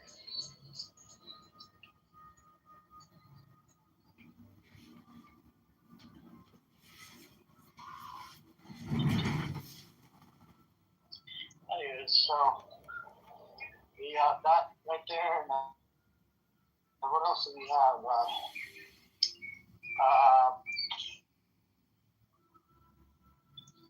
Looks like in Iran, we have 14 soldiers were killed on Friday during operations to defuse unexploded ordnance in the northwestern Zanjan province, local media reported. Supreme Leader Mustafa Khamenei urged his people to wage an economic battle and disappoint its enemies as the war with the U.S. and Israel and years of sanctions take a toll. IRGC Navy said it would enforce new rules over waters near its coast, aiming to turn them into a source of security and prosperity for the region. You have the war diplomacy. A new, the U.S.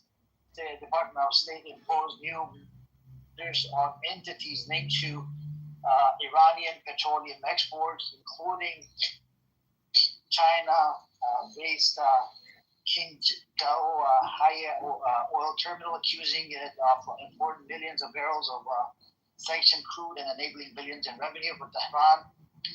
Beijing rejected the move as unlawful unilateral sanctions.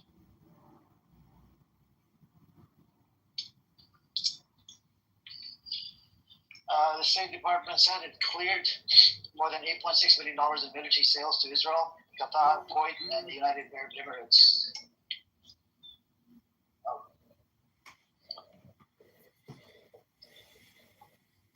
Anyways, what's your take on any of this? Any take? No. You have the on one side you got State Department making lots of money and selling shit to Israel, Qatar, Kuwait, and the United Arab Emirates. And on the other side, you have the Iranian side, the Lebanese side, as well as doing as well as doing a whole bunch of attacks. But Israelis, they're killing freaking Lebanese right and left, some civilians, by the way. So that's the thing. And I remember about a couple of weeks ago, they killed about 300 people in one day in Lebanon. which was very problematic. Now, the UN resolution that was placed in 2006 is the 1701. Both parties have violated the UN resolution. Yet Hezbollah were past the Litani River, and they were pretty much occupying that part. And then you have the Israelis in 1967. These SOBs, they took over that piece of land called Sheba Farms, which is under occupation. They kicked out a whole bunch of farmers. It's located on the border of Israel and Lebanon. And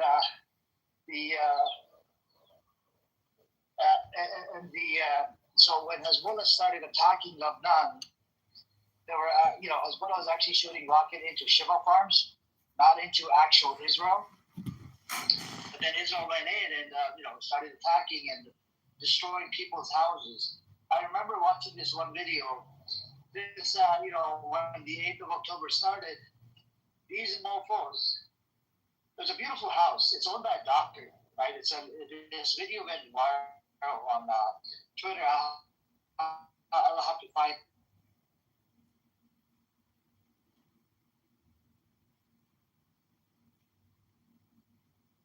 No, you don't even know about that research, bro. That research was done in UC Berkeley by one independent black researcher. He's a professor, and he didn't even get that funding. Your government, right? No. UC Berkeley was funding him in some other project with the actual pharma. Look, bro, that can't be Alex Jones. Hold on. First of all, that research came from Alex Jones. That quote came from Alex Jones, but it is incorrect. I want to go back to the annual expense that she was talking about. When you break that down, every year, people are paying $5,000. This is what broke out. That breaks down the gasoline being about $1,800, food being about $240, and other housing, interest, and goods being about $3,480. That's $410 per month. Yeah, this is true. Right, but here's the thing, right? You guys didn't consider the millions of dollars being spent on rats, dolphins.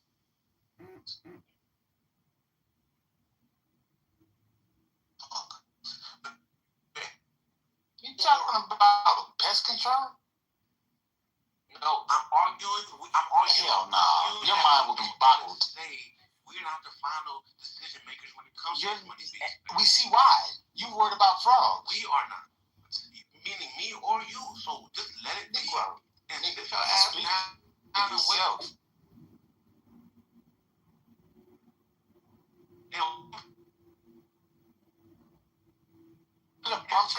And hunker down.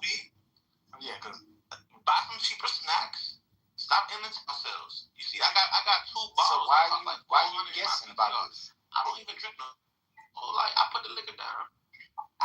Me personally, I really think you should focus in on AI and actually make yourself useful rather than complaining. On AI, I handled that. Did you? Yeah. So, do you know about Maestro University? No, I don't know about everything. I just know what I entertain myself. I'm not getting into AI with that. No. Okay. Well, everybody you don't want to learn. Everybody go get No. It's a full free scholarship. They'll send you a laptop and everything. Cool. I would do that too, because you didn't even hear about it. Well, I just heard about it, so it doesn't matter. Now we know. No, you don't know anything about it. Hey, bro, all I have to do is Google it, my boy. That's it. Let your AI do it. You're not that special, my boy. You just give me some sauce, right? I'm trying to help you. It's done. Stop, it doesn't matter, my boy. But we're not talking about honestly, shout out to the AI though. We're not talking.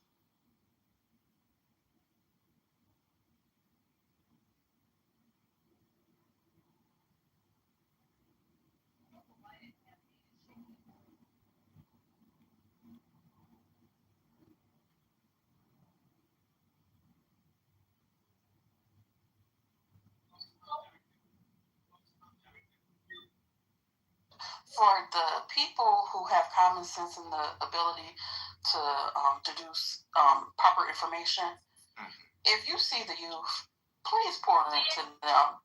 Honestly, Regardless if it's a young boy I agree with you. or a young girl, we need to literally pour into the youth I agree because the They state don't know no that better. the community is in is sad. And if we allow certain people on the stage, I'm not going to call anybody out by name, but if you make an assumption, you were probably right about who I'm talking about. If they are leading the youth, we shall all perish. Hallelujah. But nursing homes would be if you see a child, just give them a hug. Right. Love on them. And tell them you love them and encourage them to go to school and not use Google or AI and any other search engine because then you are not able to deduce. You have to, in order to be taught, you have to have a teacher. Hallelujah. And that's the crazy part. You see that word right there? You see that word right there? They don't. Yeah, hallelujah. So one cannot teach themselves. And one cannot teach themselves. You have to have a teacher. You have to have a teacher. You have to, and in order for the learning to happen, in order for the learning to take place, hallelujah, you first have to be quiet so that you can listen. Because there are some things, there's some steps that need to be taken. Right. Who did the breathing? I don't think you taking it in. Alex, if you told me about I have an AI software engineering degree. Hold on. Hey, Cass, you not hearing Dr. Light? You don't hear nobody. Just talking. All right, please. Yeah, go ahead. See, if you see these two, that's what I'm saying, TT. I'm about to agree with you. If you see a child, you should also probably put them in an organized sport. Do you see how these gentlemen? You see how these gentlemen or the military? You see what I'm saying? You see how they lack discipline? They can't shut up for 10 seconds. They just going. The kids don't have no discipline. So give them a hug and a book, and sign them up for soccer. And soccer is good. Yeah, I played soccer half of my whole life. Maybe you did football.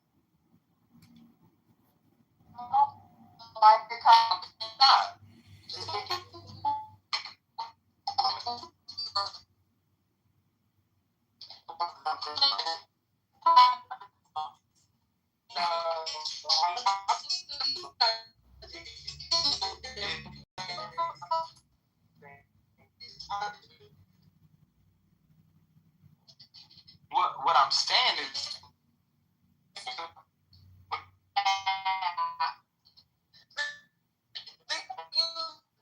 I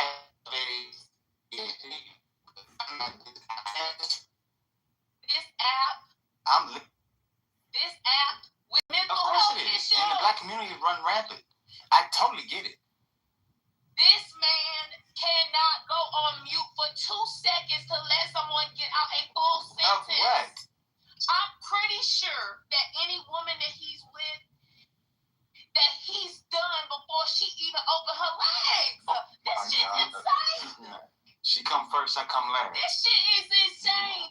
It's not, sir. No one believes you. You don't have enough PP according to.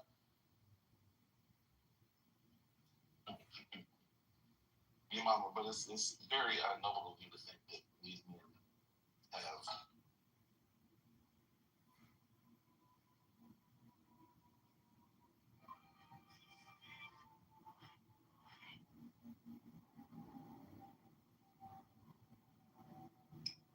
And honestly, you almost forgot. You forgot people only have a certain amount of attention span. Like, y'all want to be long-winded, but like, it's tough. How long is the average adult? I bet 3 minutes tops. You ain't. Right, because I have ADHD. Dude, you need to go get some Vyvanse and stop thinking. I do have Vyvanse. 60 milligrams. It's not working. No. I'm off my meds. It's the weekend. It's the freaking weekend. It's not working. No. Hold on. You can't take it. Wait, no, sir. No. You're cinema. There's No, like it's not. It's not. The way you're It acting, is. you need something to even it out. Stir. I had to drop him again There are because he's not about to lie to fight me. There are strategies. There are strategies. If you're not going to medicate on the weekend, then use a fucking strategy. There's several of them. These are the lawyers. These are the lawyers. The lack of discipline is He hurt you with that one, Doctor. absolutely disgusting. These are the lawyers of tomorrow, bro. Look, and it's still stinging. I'm not talking about you, bitch ass. What's wrong with you? I said, I know he hurt you with that one. about? It stung. And we can clearly see it's. What are you talking about? Oh, you're not paying attention. You have ADHD? He Yes, has to I be just knowledgeable. said You have that. ADHD? Oh, okay. Well, that explains it. That explains it. You do too, dumbass. Do you know how you are in the world? You have everything. You have ADHD, ADD. You probably got some other shit going on with your slow ass. Do you know what you have? This how you were spoken to?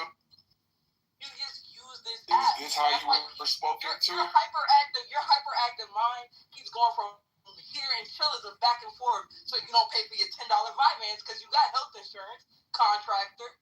Just go buy the vitamins shit to stop using chillism as your ADHD drug, nigga. You using Nathan and Manfinity and First Lady as your pills. Go. Tell me more of your thoughts. Is this how you were treated when they didn't understand how to deal with you? Uh-oh. Let's get into it, Dr. Library, since you know so much.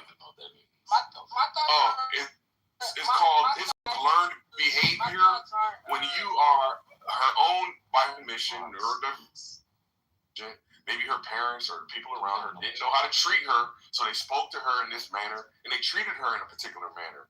And now guess what? Somebody else identifies with. She's in the same non-compassionate, what is the word? Patient, very demeaning manner. Learn behavior. The cycle continuing itself. What's going on? When do we grow? When do we learn better? And that's to you, brother. Aren't you an educated man? Weren't you telling him how to have? But yet you have this really caveman type of approach. Interesting. Make it getting your dopamine hit now.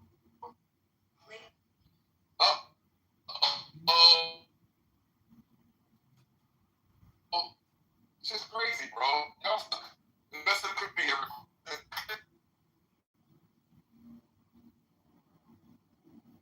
Oh my God. He just crashed. Okay. That's wild. Do we have a topic?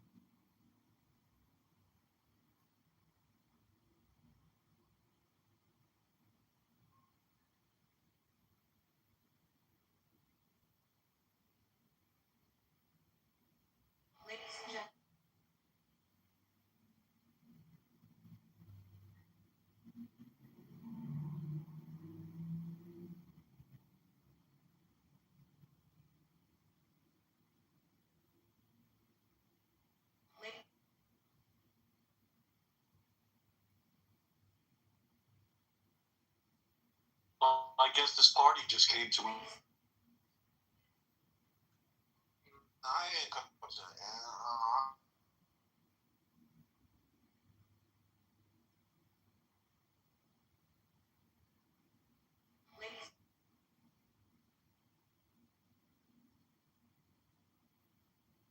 are trying to, in Washington, are balancing the budget. They don't give a shit about you. Who doesn't give a shit about me? All Washington, your representatives and everybody that says they're representing you, you know, they're just on this fucking crazy spending spree. And as far as the cost of this, Trump's already said he wants to increase the military budget next year by $500 billion. We don't have it. We don't have it. We have it. Really quite. So people keep. So when we have tariffs, right? No matter what you say about it, logically, there's more money coming into the country. Logically, there's no way around it. No matter what people say, oh, it doesn't go here, it doesn't go there. Regardless of what people say or how they try to circle and discredit the tariffs,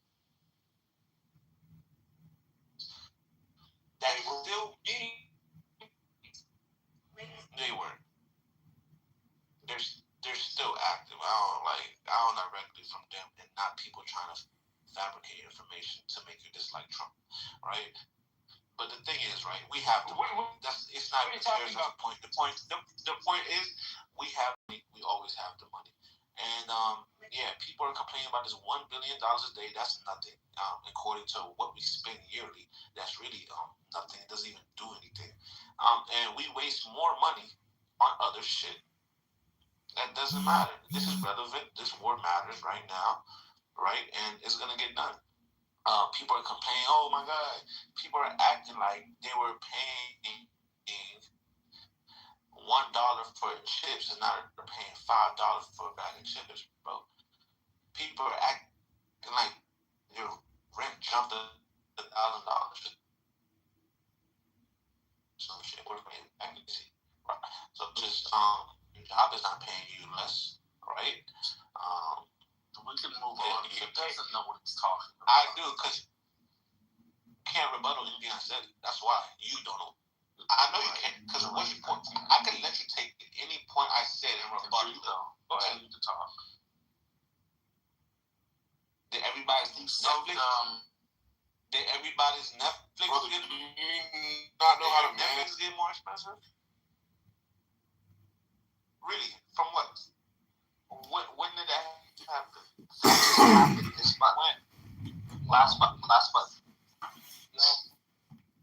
So how much is Netflix? So imagine, and what he references is bag chips. Yeah, Netflix is $15 a month, bro. You don't need the He dismissed y'all. So just whether or not to engage with him.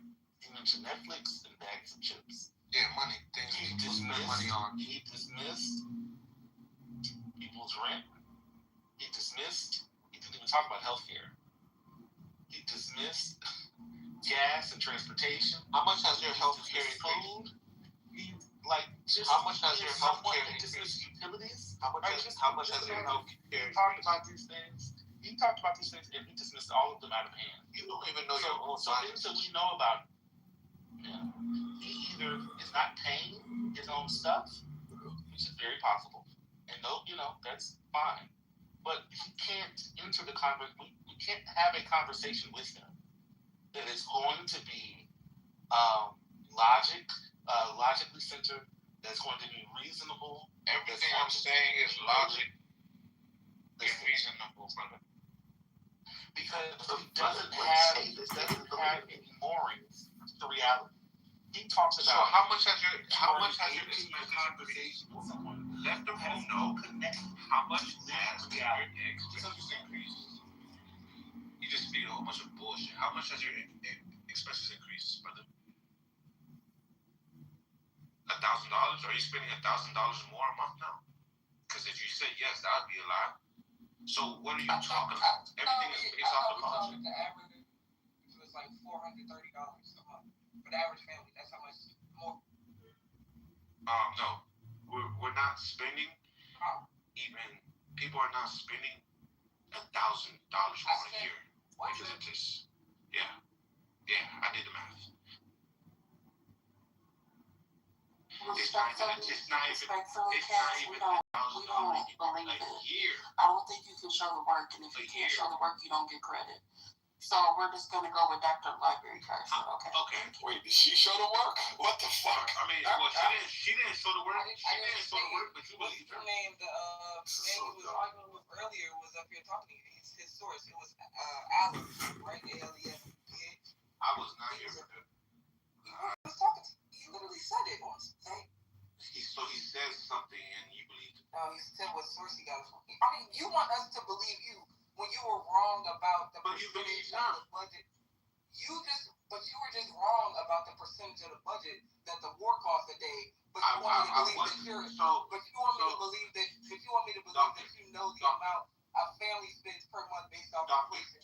Doctor, we spent $25 billion on this war so far. The U.S. spent $7.5 trillion a year. If you do the math, that's only 0.33% of the whole budget. My math is not wrong. You're thinking it's wrong. Because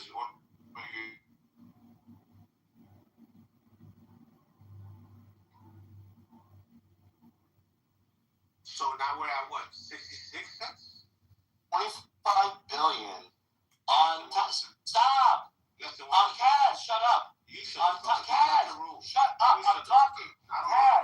Kaz. I don't care. It's another 25 billion. Kaz, let me finish.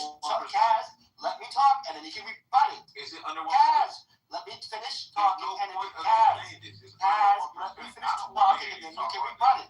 Kaz, let me finish talking, and then you can rebut. Kaz, stop talking. Let me finish talking, and then you can rebut it. No, there's no rebuttal. Kaz, let me finish talking. Kaz, shut up. How much budget was allocated for this year? This war is another 25 billion on top of it. On top of what was already allocated for the Department of Defense. Are you saying my math is wrong? Will you stop and just listen? Are you saying my math is wrong? Oh my God. If you're not saying my math is wrong, then I don't gotta listen to you. Tell me my math is wrong now, listen to me. And then give us the proper math. Okay, I thought so, because my math was right. Your math is wrong. Yes, your math is wrong. So what's wrong about the math? Yes, your math is wrong. How much is the U.S. Yes, your math is wrong. So how much is it? Yes, your math is wrong. Yes, your math is wrong. So I won the conversation. Okay. Yes. Yeah. I know. Yes, I did. Yes, your math is wrong. This guy thinks it's his flat earth room. Like, yo, shut the fuck up. At some point, the people who don't have mental illness and who aren't fucking stupid have to have self-discipline. And not stupid people speak like you, bro. I ain't gonna lie. I'm just giving you straight logic, bro. We could all look up how much the U.S. spends a year, and it's 25 billion. Do the math with that money, that amount, you get a certain percentage. What is it? Less than 1%. What is it exactly? 33%. 0.33. I have a 33. Less than 1%. So you're complaining about what? He just trying to rebuttal what? You could call me a bitch, bro. I'm so passionate like that, bro. Go ahead, you know what I'm saying? So good job, Brick. Good advice, you know what I'm saying? You should tell him to go learn how to do some math. But, yeah, man, it's so crazy how people like Arthur just, lost, man. Rebut. My fault, Nikki.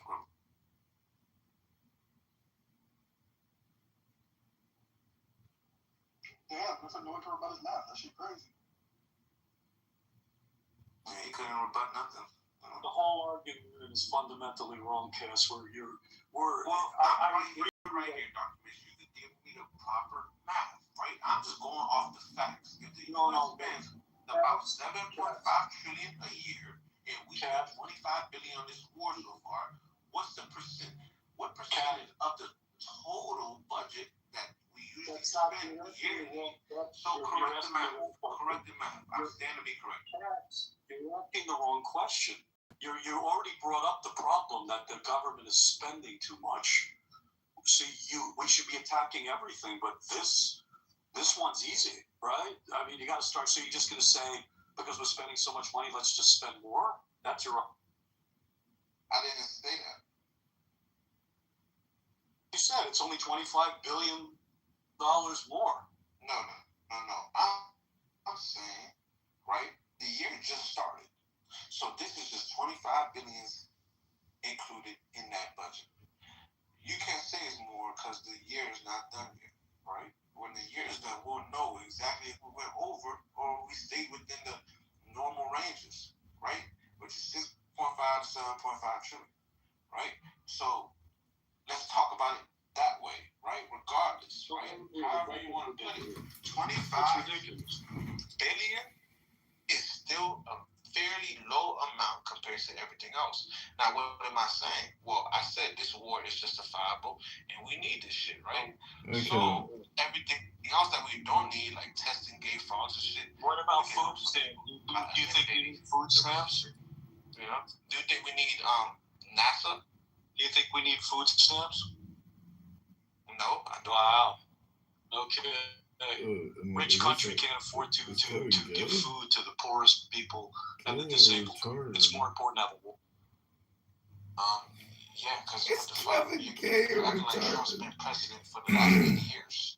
He's been president not even 8 years, and he skipped a consecutive term. So what are you talking about, man? What were we doing before this?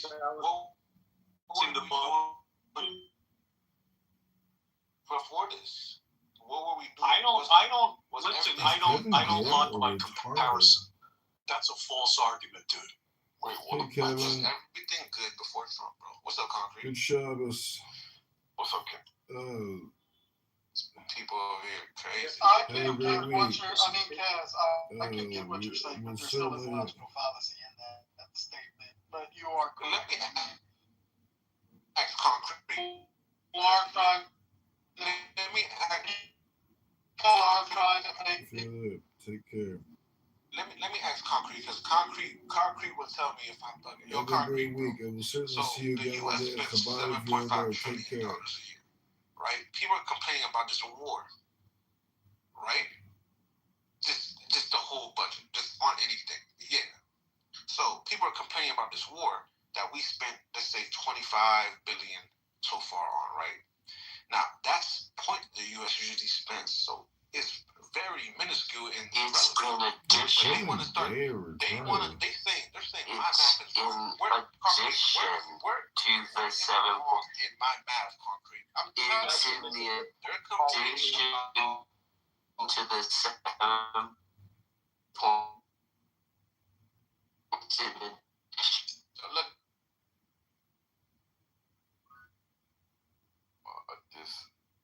Disagreement with the war, right? I think if you were to try to like just look at it as a pure number, of course, it's a minuscule number. But the problem is, and especially for me, is that we have other things we could have spent this on that would have been more beneficial to the community, right? So I don't know if they've made the argument. I made that argument. I made that argument. I told them, well, they're saying they didn't consent to this. Well, I'm saying, well, you guys didn't consent to the testing on gay folks, testing on animals, and the welfare shit, right? Concrete. Yeah, so it's like, why? Okay, if you guys didn't complain about that shit, why are you complaining now? Obviously, this one is different in terms of the loss of life, right, and its effects on the global economy. Whereas testing of frogs is going to be the loss of frog life and not human life, and it doesn't have a global impact. Right? Concrete, you remember that spaceship? Concrete was the allocation. Allocation for the research was it? Wait, Concrete, let me ask you a question. Was the funding for the research? Was the funding for the research set aside first? Just go after it. Wait, right. So, come on, Arthur, just wait. So, Kaz, let me ask Concrete a question. Kaz, stop. Concrete. Let me talk to Kaz. No. Yield. Hold on, Kaz. Because it's in response to what you said, Concrete. It's in response to hold on, Kaz. I got you. I'm asking. Look, please. So, was the funding for those that research, was that allocated initially in that 7.5 trillion or not? I don't know. And if it was, I don't know. Huh? Nobody knows. Stop. If the funding was, then where did they get that number from? The 7.5 trillion. If it wasn't originally allocated. You're saying that the budget. You see how his argument. Hold on, Cass. I'm trying to understand what he's saying. He's basically saying that we know the budget amount because all the line items were prior allocated for. Is that what you're trying to say, Arthur? Okay. All right. Was this So, $25 billion that was accounted for in that 7.5? Yes, it was. Possibly. It's possible. Wait, hold on. Let if you have a definitive answer, Cass, then just pull. I got. Because I think that's a. No, that's the best way. Logic. It's just. Wait, no. Here, let's think of it like this, right? You're in a fight right now, and I think the best way to like structure your side is with as much facts and information that you can provide that they're able to evaluate. So that's why links are gonna like trump you having your opinion or just your word. So that's you're in a hostile environment. You should be proceeding with links over opinions or it's just the stuff that you remember. Anyway, so Arthur, let's just say that it was allocated for the research. You get on both ends, on the research end and on the war end, that it was allocated for or not allocated for. What difference does it make? Wait, hold on. They had to apply for grant research funding, right? They had to apply for the grant. Like there's funding set aside for the grant to do that research. Like that's. Would you disagree with?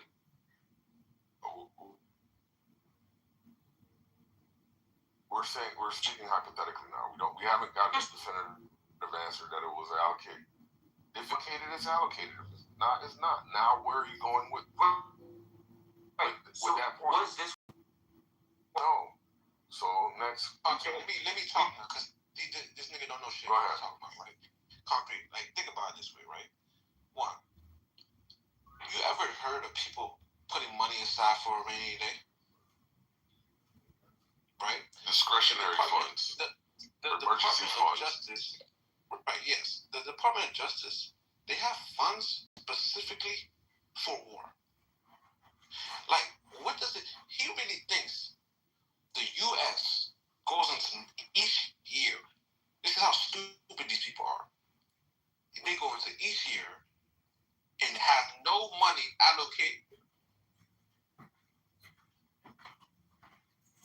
Let me see how much is, because the money comes from the Department of Defense. So let me see how much is allocated to the department. So the Department of Defense on how much is allocated for it is not including war. It's a supplemental case. So there's basically $900 billion, supplemental right? cash. So keep in mind. What up, man? It's supplemental.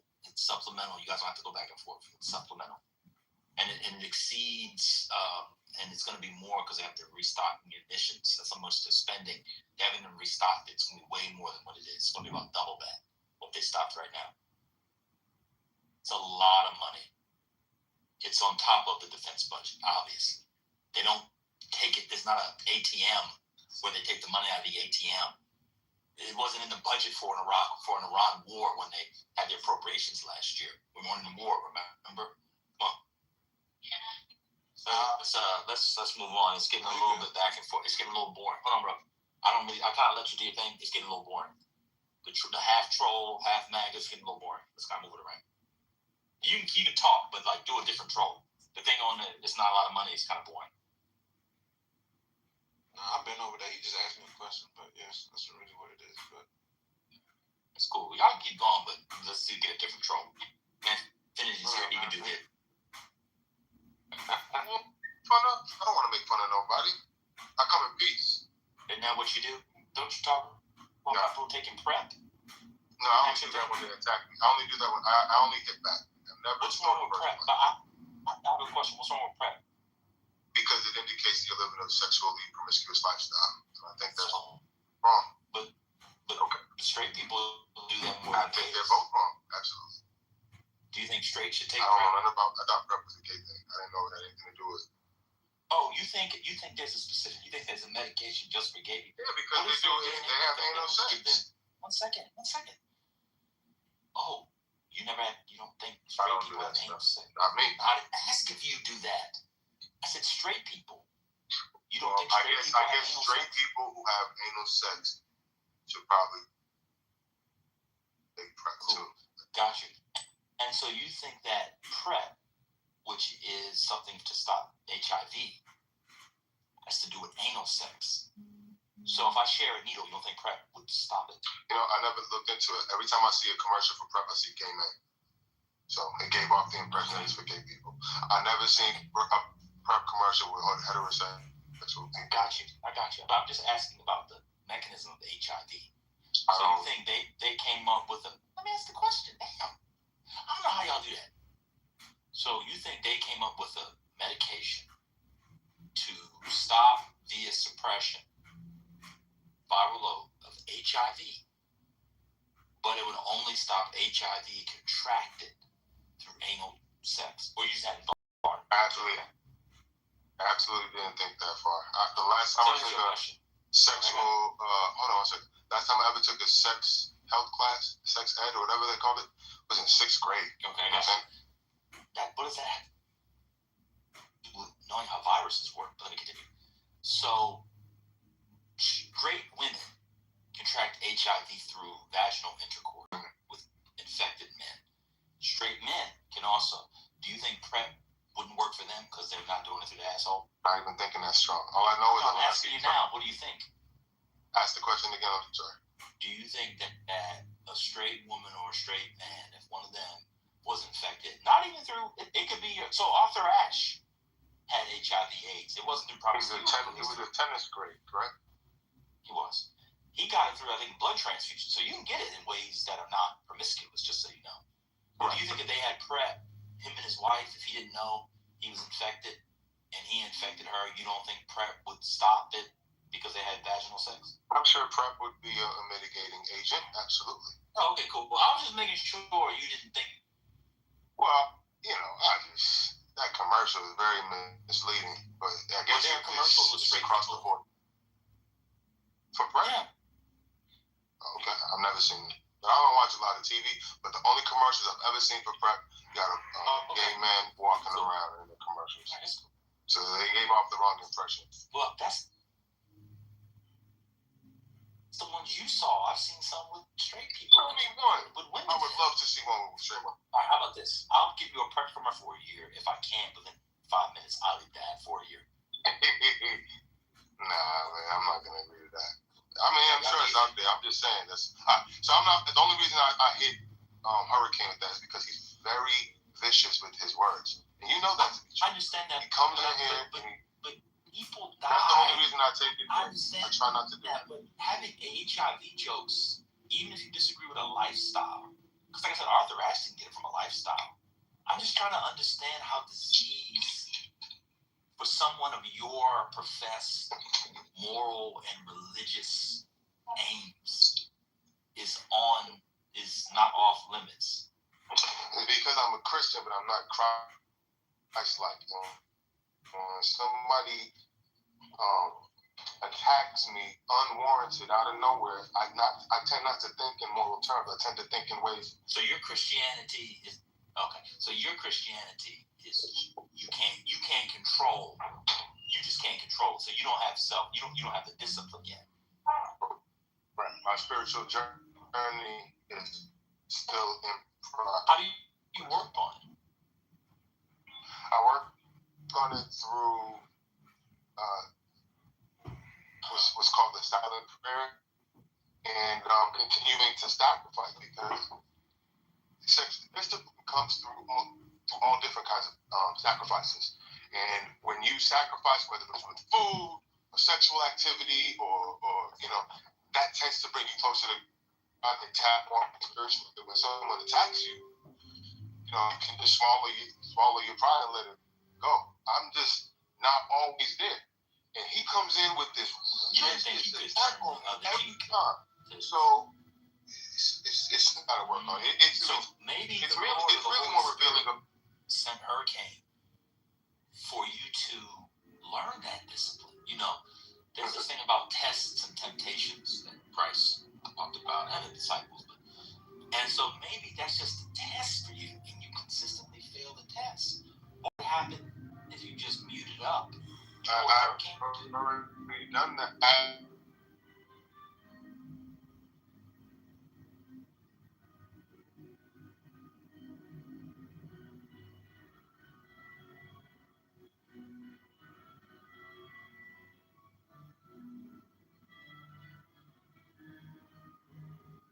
think it's big. Assassinated my ego appropriately.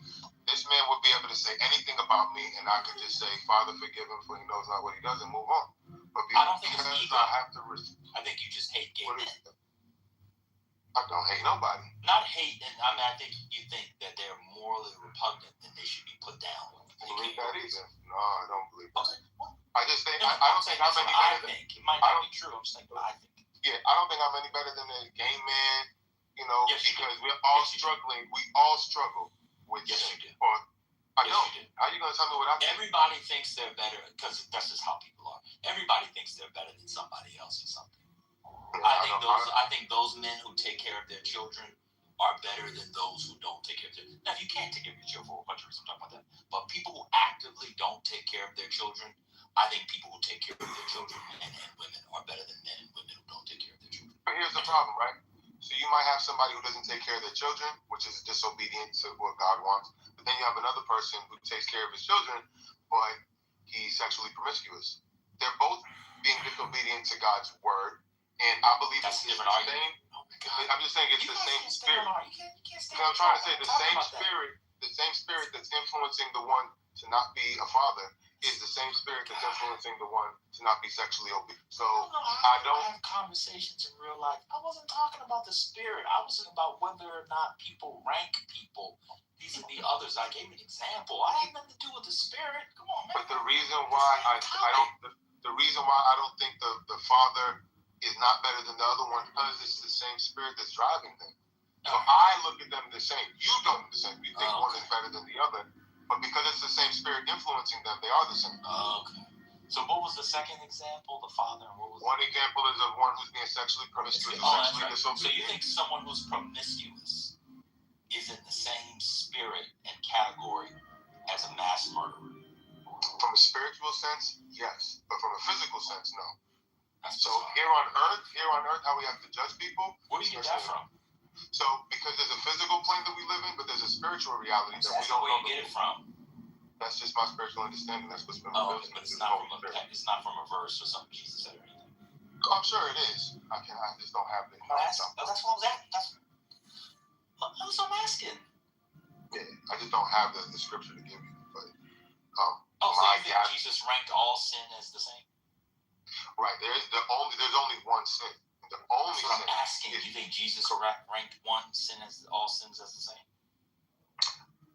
Yes, I know there's this thing about I think there's one thing about abomination and man laying with man, but I don't really know how to interpret that fully. I just put all sin in the same category because it all falls under disobedience. And laying with man, I wasn't talking about that. I'm just talking about the nature of sin.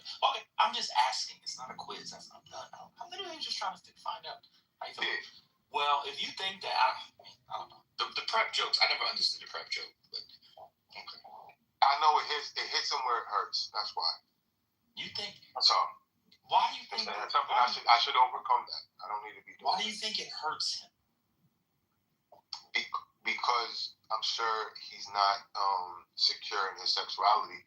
Because as a Nigerian man, we know how the Nigerians feel about that. So I'm sure his family puts a lot of pressure.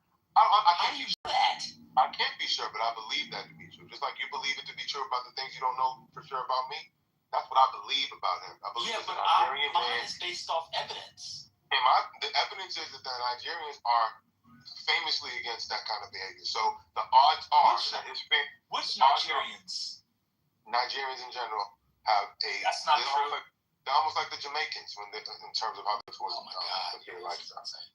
That's my experience. It's old. You think this man is like 60 years old? Who's old? Hurricane. Hurricane is not 60 years old. I don't think he's 60. If he's 60, I stand corrected. I thought he was somewhere in his 30s. He don't seem 60 to me. Let me. He don't seem 60 to me. Imagine thinking a 60-year-old Nigerian gay man who goes to the opera is not security at 60. I didn't know he was 60. I thought he was a young Nigerian. I don't know him to be 60. He never told me his age. That's what I You just said, did you say in his 30s? I was looking at my phone. I did think he was in his 30s. I do. I think he's in his 30s. Where's my gun? I have a gun on every floor of my house. What's the problem? What I do wrong now? Wait a minute. In his 30s? Are you insane? Why can't he be in his 30s? I don't think Prep goes What in do your you think? Yo, man, I'll be honest. People say this app has a bunch of. People always say that this app has people who wouldn't be who they are in real life or mental illness. I disagree. This app has 10% of us who actually have experienced the world, and the other 90% of us have never left the house. There is nothing about Hurricane that sounds like, that feels like, pause, any impression he's in his 30s. You think Hurricane was born in the 1990s? Okay, maybe 40s. I didn't think 60, bro. Nah, man, I'd kill myself. I'm gonna be honest with you. We listened to Cass talk just now for an hour. You made Cass sound like Plato. Listen, man, I'm just telling you, he didn't sound 60. He could have been in his 40s. I agree with you, man. He acts like he's in his 30s. So I'm screaming, Monica, because I'm so nonplussed that if I don't let it out screaming wise, I will have a heart attack. Hurricane hasn't seen 30 since Benjamin Franklin got diagnosed with the gout. Yeah, but the thing is, we just don't know. This is just our impression. We all experience people in our different ways, right? You experienced me in one way. Somebody might experience me. No. There's objective markers for somebody that you can tell. It's not like it's not a belief.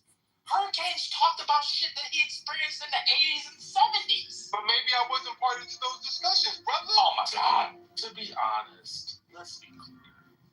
Hurricane talked about the Amistad trial. Like, we have to be honest. He is old enough. But I might not have been there for the Amistad trial. He was on the phone. He was on the phone. I wasn't there for the Amistad trial. You know why I think he was 30? I now remember why. There was a time when he used to put his real picture in his PTR. And when he put his real picture in his PTR, he didn't look nobody 60 years old. He advised CK when they should start the revolt. That's how y'all didn't see his PTR from years ago? His PTR showed that he was about. He's just black. He didn't look 60 though. Oh my God. Whatever, man. At the end of the day, I only said that because, he comes punching. He comes kicking. I agree, man. The way Manfinity talking about Hurricane, maybe Manfinity needs to get the prep. I'm gonna be honest with you. I'll be honest with you. Bro. You just said to me, I'll be honest with you. You might need to get things prepped. You think that he don't look 60. That picture is what he looks like. He don't look 60. You said he looks young and fine in his photo. Bro, I don't care if you think he's gay. I'm not gay. I just think, I don't think he looks 60. If that's gay, then that's gay.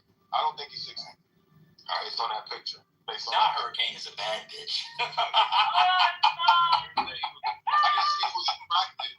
I said he doesn't look 60. No, somebody put that in the chat. Oh, okay. Anyway, did you want to contribute to the conversation? I thought Kaz was making an interesting point. Is that a lot of people... Wait, before we move forward, I just want you to know that the prep, I think you have to take it in a different form. It doesn't go the places that you have to see there. Right, but the fact that I even said that further frustrates me. So it goes up your butt or not, I don't care. Okay. It's all about prep up the ass. So he knows he doesn't know how to take it. That's why. So, but he just assumed that it's a suppository. That was crazy. What else are you shoving up your ass? Hey man, I don't know what prep is. I just see it on these ESPN commercials, and I'm not sure why they put it on ESPN.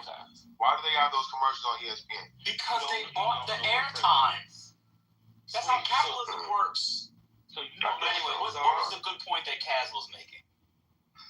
I thought Kaz was making an interesting point, but I tend to agree with the counterpoint. Because the counterpoint was probably even more compelling, which is that Concrete was talking about how, you know, there's a cost to life, and there's a cost to the world economy versus the other, you know, progressive pet projects like gay frogs or whatever. It was an interesting point that he was saying, where is gay frogs? What are you guys talking about? Gay Somebody frogs? talked about gay frogs. I know I heard that. I didn't make that up. Gay frogs. I know Alex Jones with gay frogs research. They did research on it to see that they put some type of water and it supposedly made them. It's the fluoride in the water that makes the frogs gay. I don't know. Oh no, that's Alex Jones. But I see it here. There was it is Alex Jones. This is a conspiracy theory. No. I It's understood a real the point. thing. No, I understand the point you're making, but I mean, it's kind of strange. So when one administration does something, as citizens, we're allowed to disagree. It doesn't matter. I don't get it. So we shouldn't worry about the war because it's infinitesimally it's too small to care about. But the money that we paid for the frogs should be the thing that we worry about, and it's even. So, for instance, a better example would have been the Ukraine situation. All that money that we was pumping into Ukraine, the Ukraine war. 1 second. How so? Why is that a better example? Wait, why was brother interrupted? That was No, weird. I was done. You were not. You were right in the middle of saying what you were saying. I didn't even get to the end of it. Yeah, it was because as I was talking about it, I had to remind myself this is the same person who said that, he talked about food and he talked about Let's not take it there. And I can't. I just had to stop myself. Okay, fine. You don't I had to remind myself that he's an idiot. Okay. Stay focused. How's the Ukraine war a better example? I think it's a better example than the gay frogs because the gay frogs don't have a life cost to it. It's a waste of money in my view, but it's not a life cost and it doesn't interrupt world economy. But when you look at the war in Iraq, oh shoot, people are driving crazy. When you look at the war in the Ukraine and Russia war, we were supporting Ukraine to the point where that was having a life cost associated with it. And that was, a war that there was a conflict that so many people on the left were gung-ho about. It was the people on the right that seemed to have an issue with putting money into that type of war. But now, the way that Trump reworked it, we're giving money to NATO, and NATO is selling our weaponry. We don't give money to NATO. I'm sorry, we're giving our weapons to NATO, right? And then we're selling them to Ukraine. So it's like this is a better use and a better setup for people, for American companies to make money, rather than just throwing money at a problem, which is what. I have no idea. Be honest with us. Do you have any idea how any of that works? Just be honest, yes or no. I remember it being explained in this very moment. I may be flubbing it, but you understand my general point. Now we're being recompensed for our weaponry today, whereas in the past we're just giving our weaponry. That's all the time. The money, the munitions that were sent to Ukraine were U.S. stockpiles that then were replenished by U.S. companies. That's always the case. Trump did not do anything different. That's the normal way in which things are done. So weren't we giving cash to very little cash? They get very little cash. Watch this. What is Ukraine going to do with cash? Go and buy some caskets? They're at war. What would cash do? They were getting the people at the top, like Zelensky and others. They were lining their pockets. So you think that I got you. So you think the United States government spent cash, wires, for Zelensky to line his pockets? No, that wasn't the intent, but that's what Zelensky was doing. Right. And you think it went directly to, and Zelensky could do it, and he's still in power. Nobody's killed him or anything. He just lined his pockets. Watch this. What evidence do you have of that, or that you read of that, or saw of that? Well, I do know that he was going around the world asking governments for money, and America was his. I didn't ask for that. I didn't ask for. Well, yeah, Europe gave them a bunch of money too. What evidence do you have that we gave cash? Just the report that I remember seeing. What evidence do you have? If you say you don't have any right now, just say that so we can keep moving. I don't have any right now. I'm driving. All right, cool. So let me. Report that I remember reading. Cool. What percentage of it was cash? I have no idea. Okay. I don't think we should have given him any amount of cash. Why? He doesn't. Why should we give him cash? Well, the government needs cash to settle up debts and stuff. I don't know if you know, but it's Why can't they settle their own debts? Why do they need our cash? Let me finish. To settle their debt? And so this is not a learning. Why do you do this? You ask me a question, you don't know the issue, you start speaking. I'm 3 words in. I was about to talk about wheat. Do you know about Ukrainian wheat? No. So why'd you cut me off? My apologies. Okay.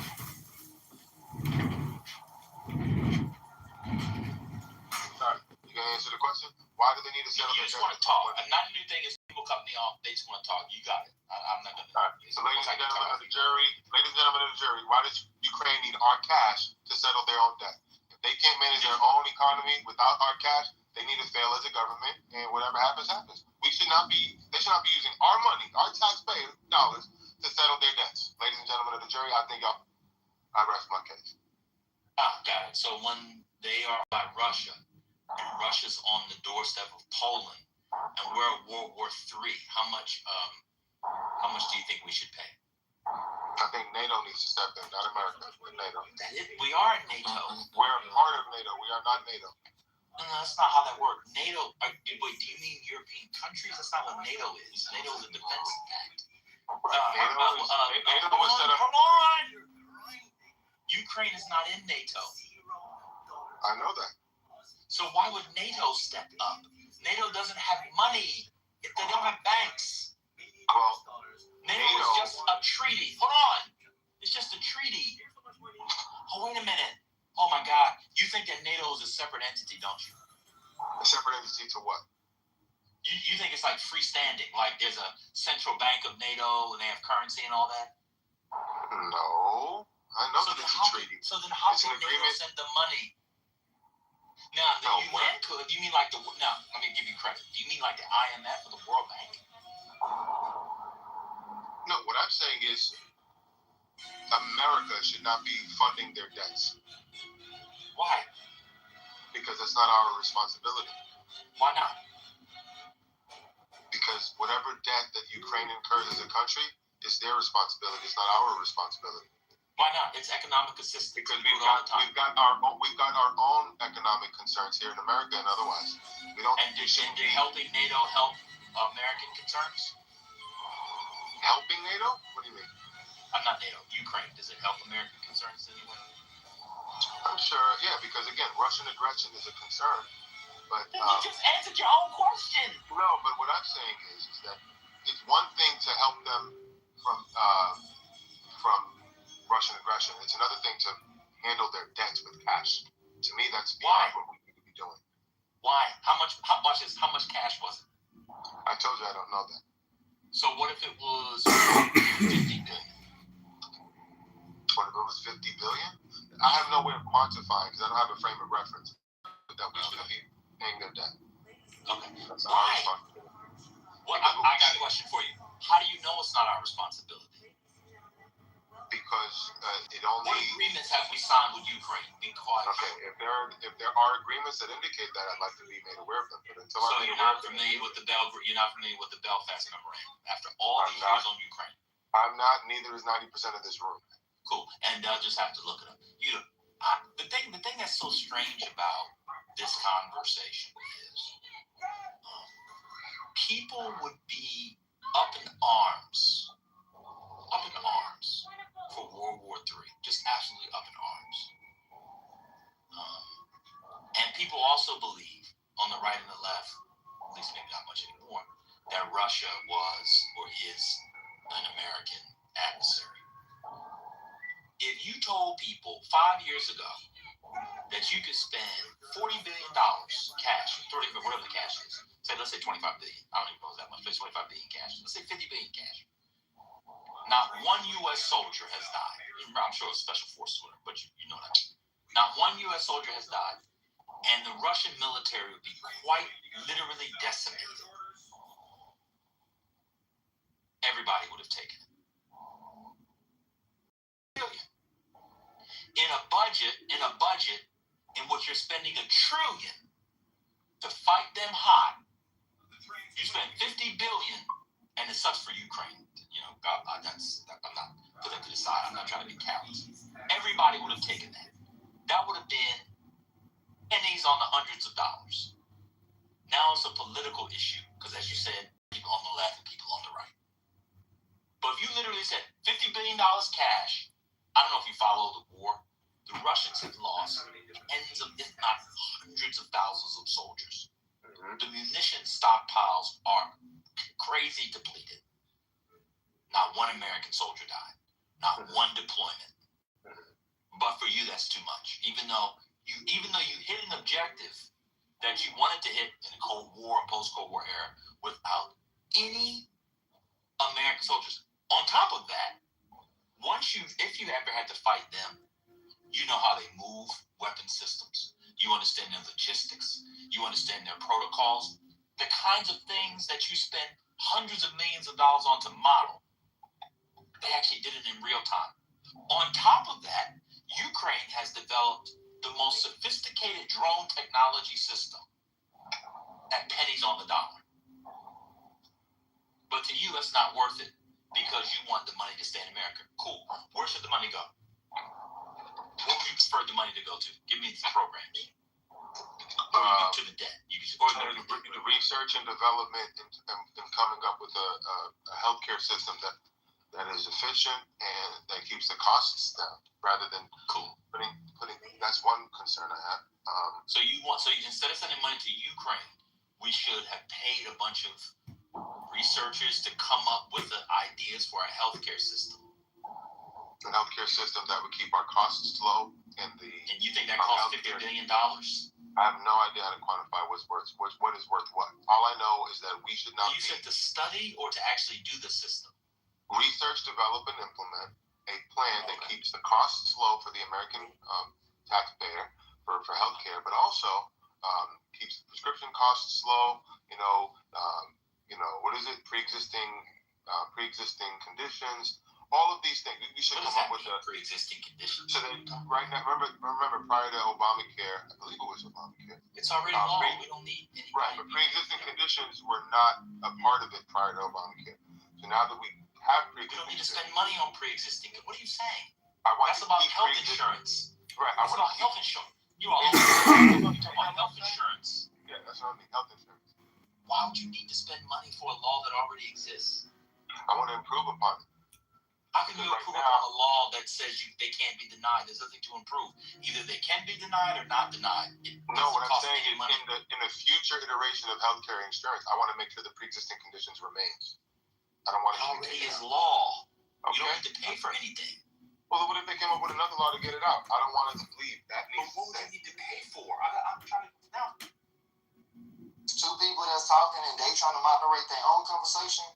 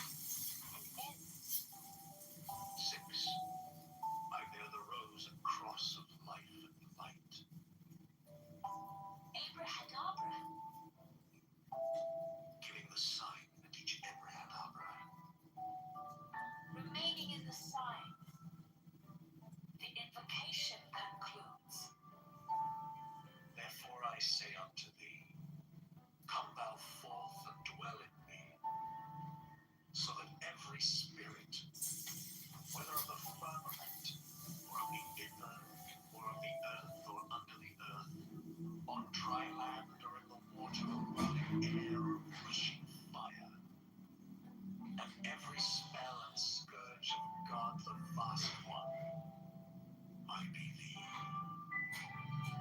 Abraham, the adoration, impromptu, close by banishing. I think this was omitted in W's order.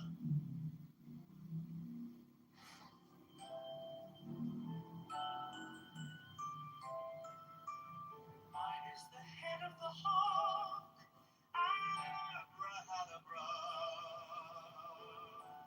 Ends 6. I bear the rose and cross of life and light, Abrahadabra. Living beside at each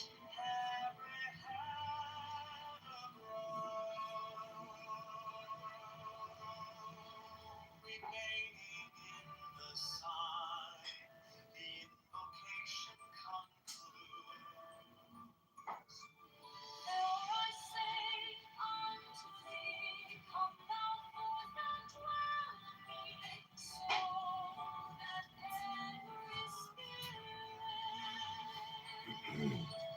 whether of the firmament, or of the ether, or of the earth, or of the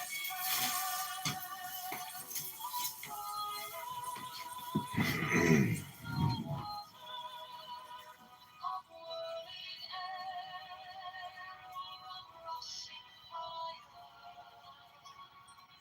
and every spell and scourge of God, the vast one,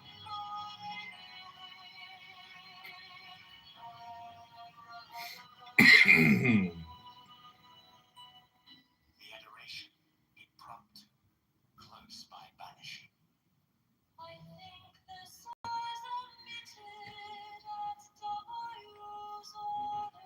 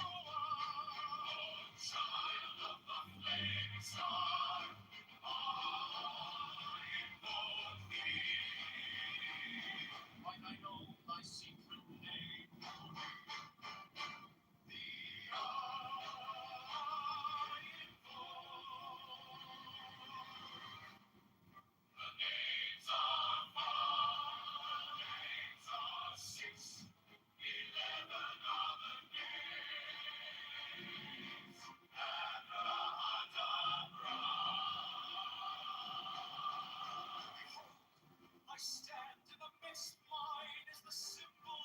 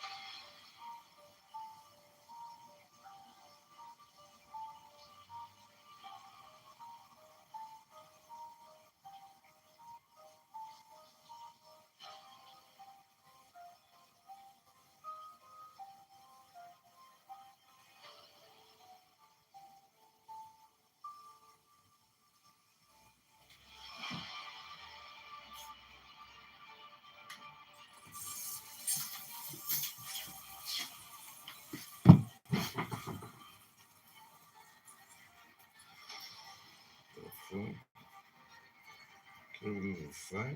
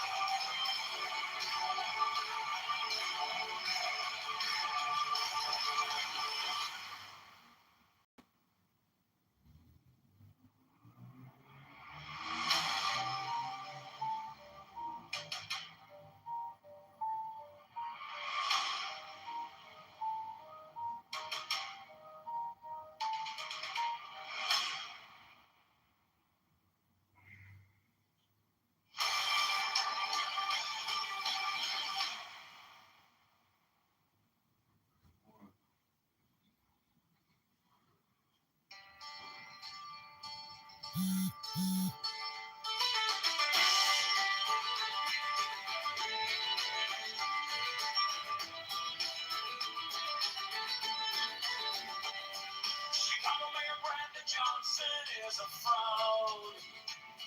Chicago Mayor Brandon Johnson is a scam. Chicago Mayor Brandon Johnson is the tax. Chicago Mayor Brandon Johnson is a liar.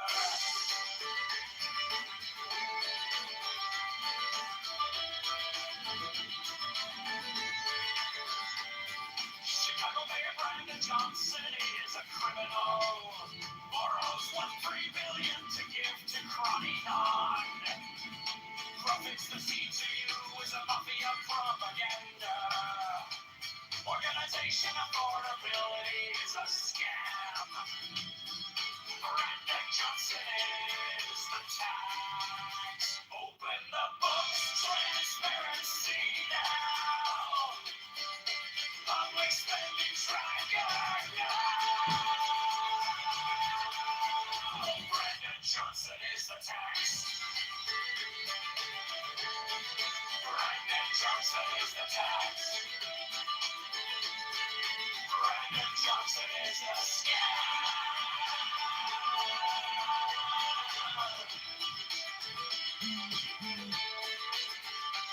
Reparations for black slaves is a scam. It's a black tax socialists are taxologists. All taxation is theft. Affordability is a scam. Abortion Greyhound buses are murder for profits. Open the books, transparency now. Public spending tracker now.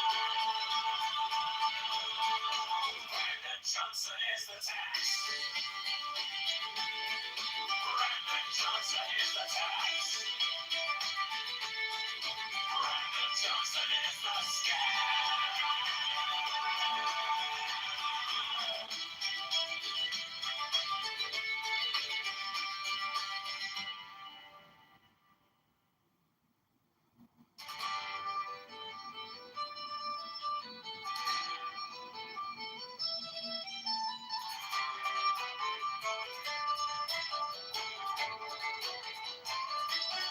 Chicago Mayor Brandon Johnson is a fraud.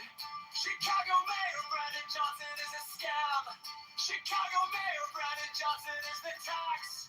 Chicago Mayor Brandon Johnson is a liar. Chicago Mayor Brandon Johnson is a criminal. Borrows $1 million to give to crony none. Fucking the city is a mafia propaganda. Organization affordability is a scam. Brandon Johnson is the tax. Open the books, transparency now. Lead spending tracker. No! Brandon Johnson is the tax. Brandon Johnson is the scam.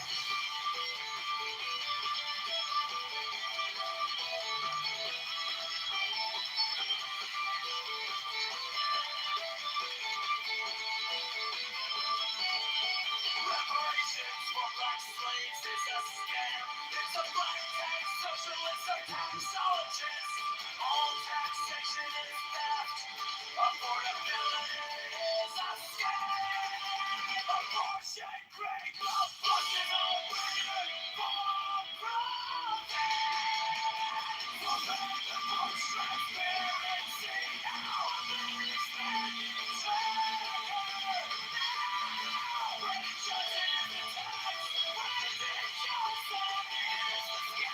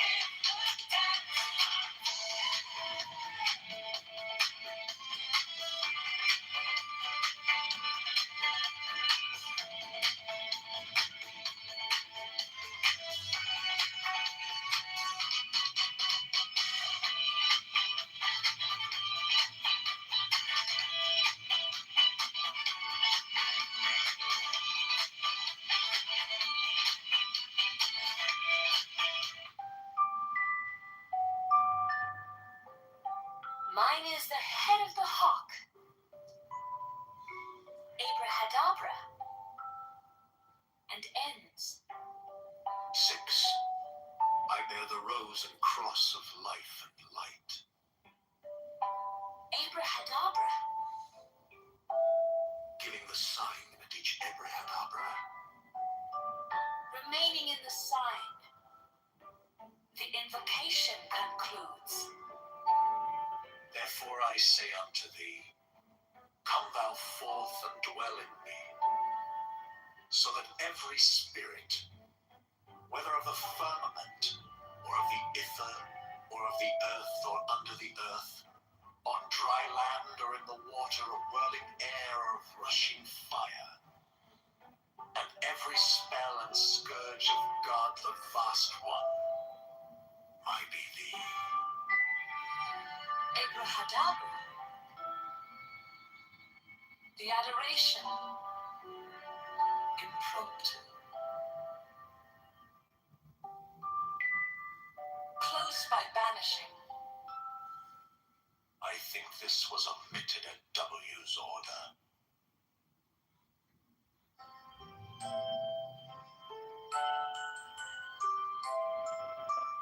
Mine is the head of the hawk.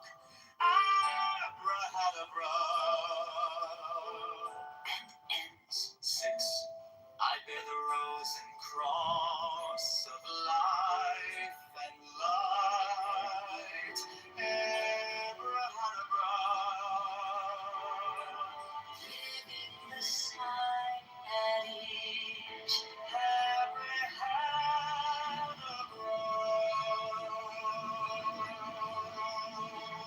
Remaining in the sign, the invocation concludes. Therefore I say unto thee, come thou forth and dwell in me, so that every spirit, whether of the firmament, or the ether, or of the earth, or under the earth, on dry land, or in the water, of whirling air, or of rushing fire, And every spell and scourge of God, the vast one, mighty thee.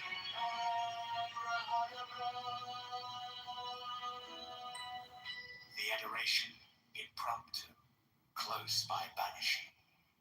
I think this was omitted at W's order.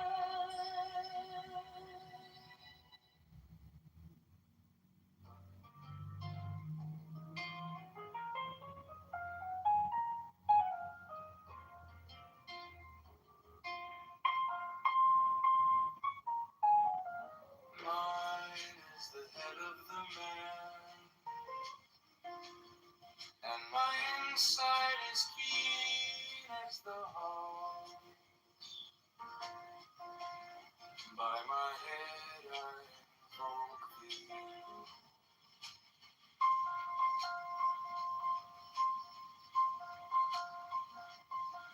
I am the only begotten child of my father and mother. My father is dead.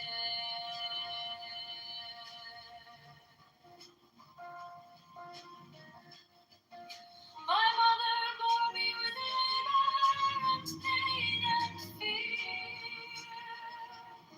By my body I invoke thee.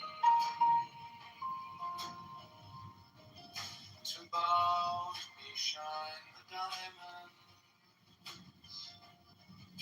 of radiance white and pure. By the brightness I invoke thee.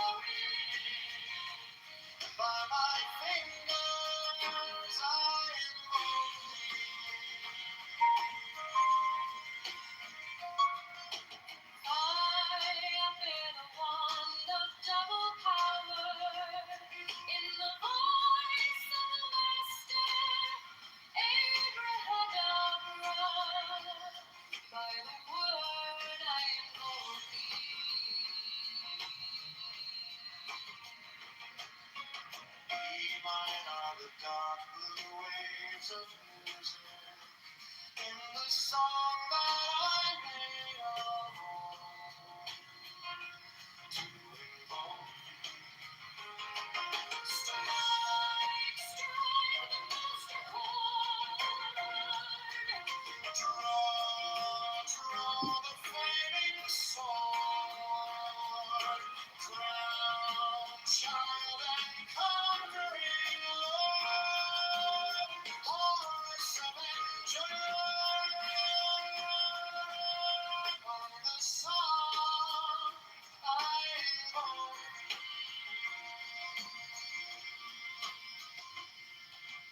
In my hand is thy sword of revenge. Let it strike and hold it in. By the sword I invoke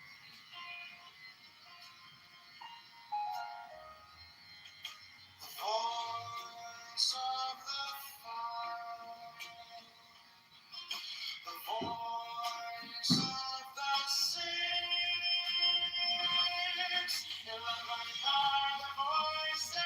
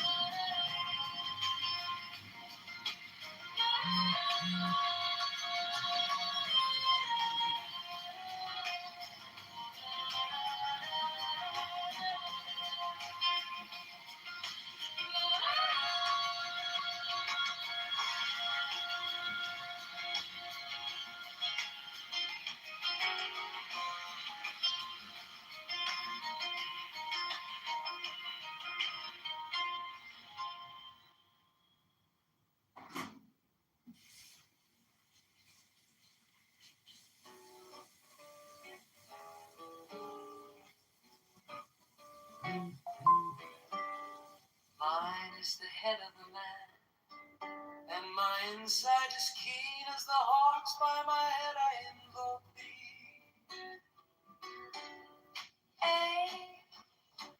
I am the only begotten child of my father and mother. My father is dead. My mother bore me with labor and pain and fear. By my body I invoke thee. About me shine the diamonds of radiance, white and pure. By their brightness I invoke thee. Mine is the red triangle reverse, the sign given of none save it be of thee. O Lord, by the Lamb and I invoke thee. 3, mine is the garment of white, sewn with gold, the flashing obey that I wear. By my robe I invoke thee. Mine is the sign of Apophis and Typhon. By the sign I invoke thee. 4 is the turban of white and gold, and mine the blue vigor of the intimate air. By my crown I invoke thee. My fingers travel on the beads of pearl, so run I after thee in thy car of glory. By my fingers I invoke thee. 5, I bear the wand of double power in the voice of the master Abrahadabra.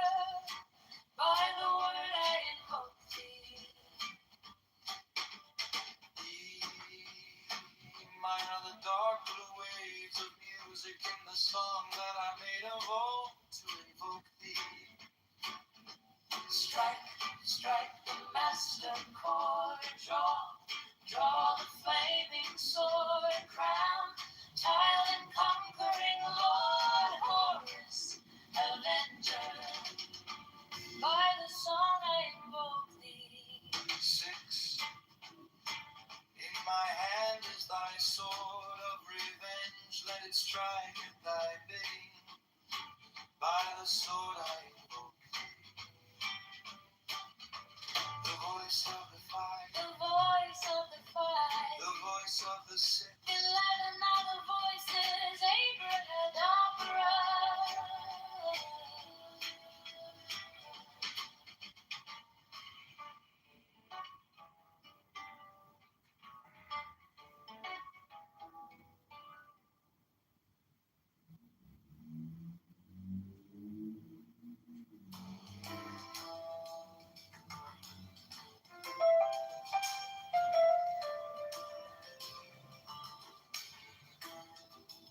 Strike, strike the master chord.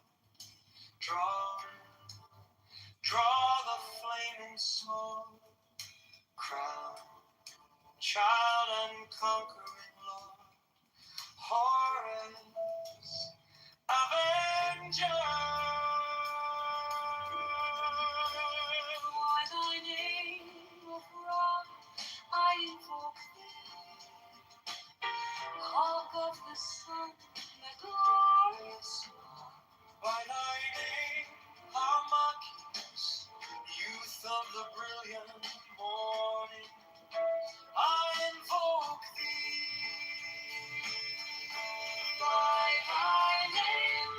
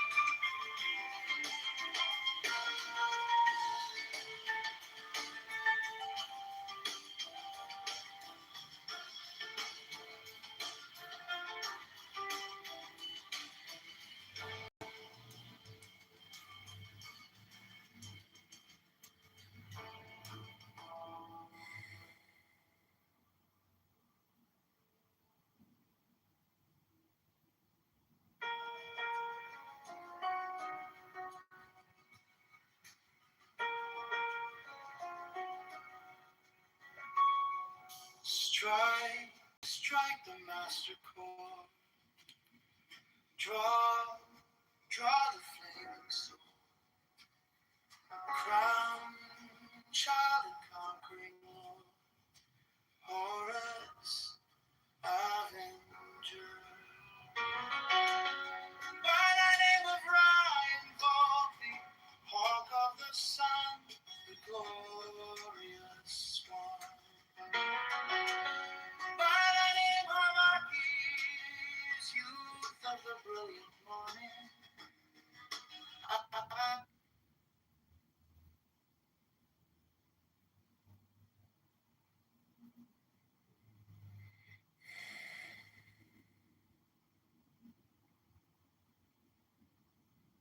Ladies.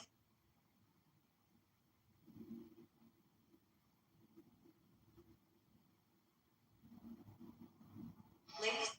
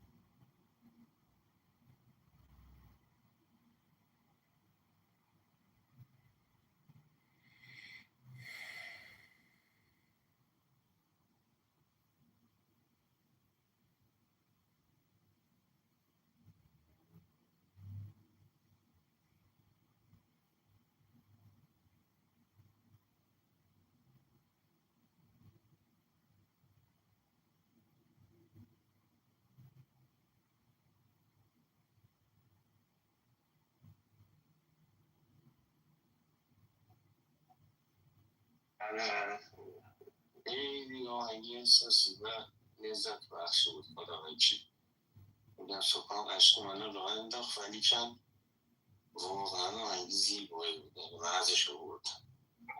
من اینو فهمیدید خودتون آوازشو خوندید یا اینکه نه عزیزم، نه نوشته من هست و کار آوازش هم و موزیکش هم با ای آی هست. حالا تپرس میتونم بپرسم از چه ای آی استفاده کردیم؟ از سونو استفاده کردم. خیلی فوق‌العاده بود. من که خیلی لذت بردم. من یکی از دوستام یه آلبوم 16 ترکه با همین سونو یه بخش از صدای خودش هم در واقع گذاشته و توی در واقع اسپاتیفای و اپل میوزیک اساسا این آلبوم رو ریلیز کرده. تازه نسخه استدیوش خیلی کارهای عجیب غریب دیگه هم میشه باهاش کرد. اصلا یه دنیای عجیب غریبیه این سونو و من واقعا برمیگرده به کسی که در واقع داره پرامپت رو مینویسه و اون نوع لیریکی که داره و خیلی اینا در واقع مهمه و بعد میتونی در واقع بسازی. من برام جالبه که فارسی خوب تلفظ میگه، چون من هرچی بوده بودم فارسی بد تلفظ میکردم. خیلی خوب ترینش داده بود، پرامپت درست و خیلی خوب ترین داده بودش. فکر میکنم حالا خودشون هستن تلاش خوبی کردم. هلوش شاید 60 تا ورژن من روی این آهنگ شاید 30 تا ورژن، ولی آهنگ شده تا 60 تا 70 تا ورژن گرفتم تا مثلا یعنی هم میگی اینجا درست کن اونجا درست کن اینجا. آفرین او میذاری و نمیدونم مثلا اصلا شاید فارسیشو نتونه درست مثلا برام تلفظ کنه، اصلا انگلیسی فینگلیش می‌نویسنش، یه جوری باید درستش کنه تا اونجایی که میشه. آره اینجوری. ولی موزیک هم مارتین جان یه دونه موزیک هم داشت که خوش میداد به سفاست خالی سفاست. من فکر میکنم حالا اگه حوصله‌شو داری وقتشو داری، من البته دوست ندارم به کسی سفارش بدم، ولی یه موزیکی خودت صلاح دونستی، یه موزیکی که در واقع اینجوری باشه که میزنی میتره کنیمتون دهنتون سرویس میکنیم پدرتون در میارونم خوب یه موزیک هم داره در مورد خود پادشاه که الان لیریکشو گفت نوشته و در واقع داره فاینال میکنه با تیمش. اونم خیلی صبح برام خوندش، متنش خیلی قوی بودش. خیلی کارهای فوق‌العاده‌ای داره انجام میده. توی این انقلاب واقعا کمبود این نوع از موزیک ها هستش. به نظر موزیکی که میزنیم دهنتون سرویس میکنیم کم داریم.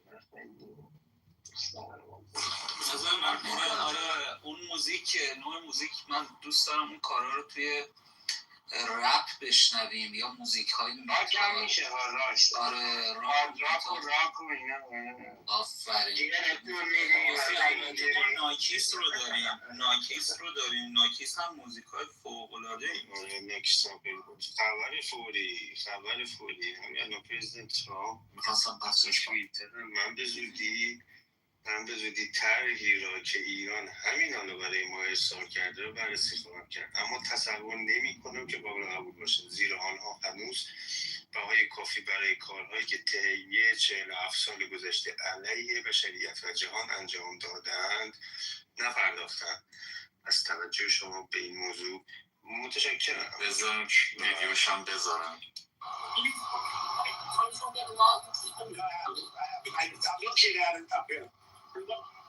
I'll let you know about it later, but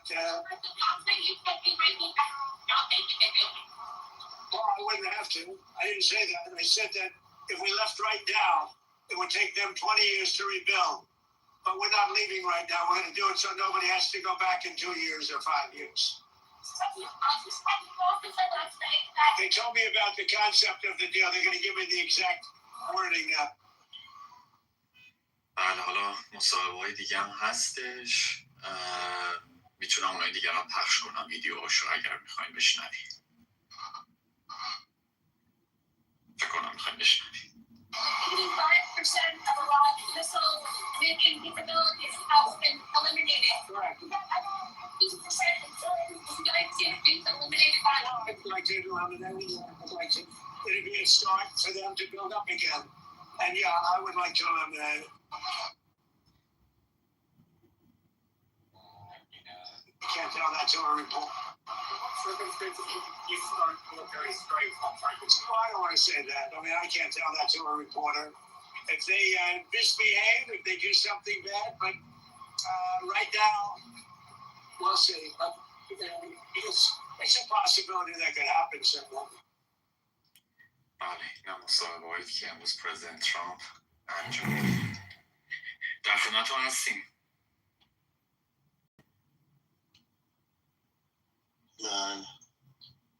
بله دستون در خدمت. بانوارش بفهم. ممنونم بینی جان. من یه سوال داشتم، کجا میتونیم سیدبرت جان کاراتو بشنویم گوش بدیم؟ جایی هست مثلا اسپاتیفای یا درود بهت واش جان.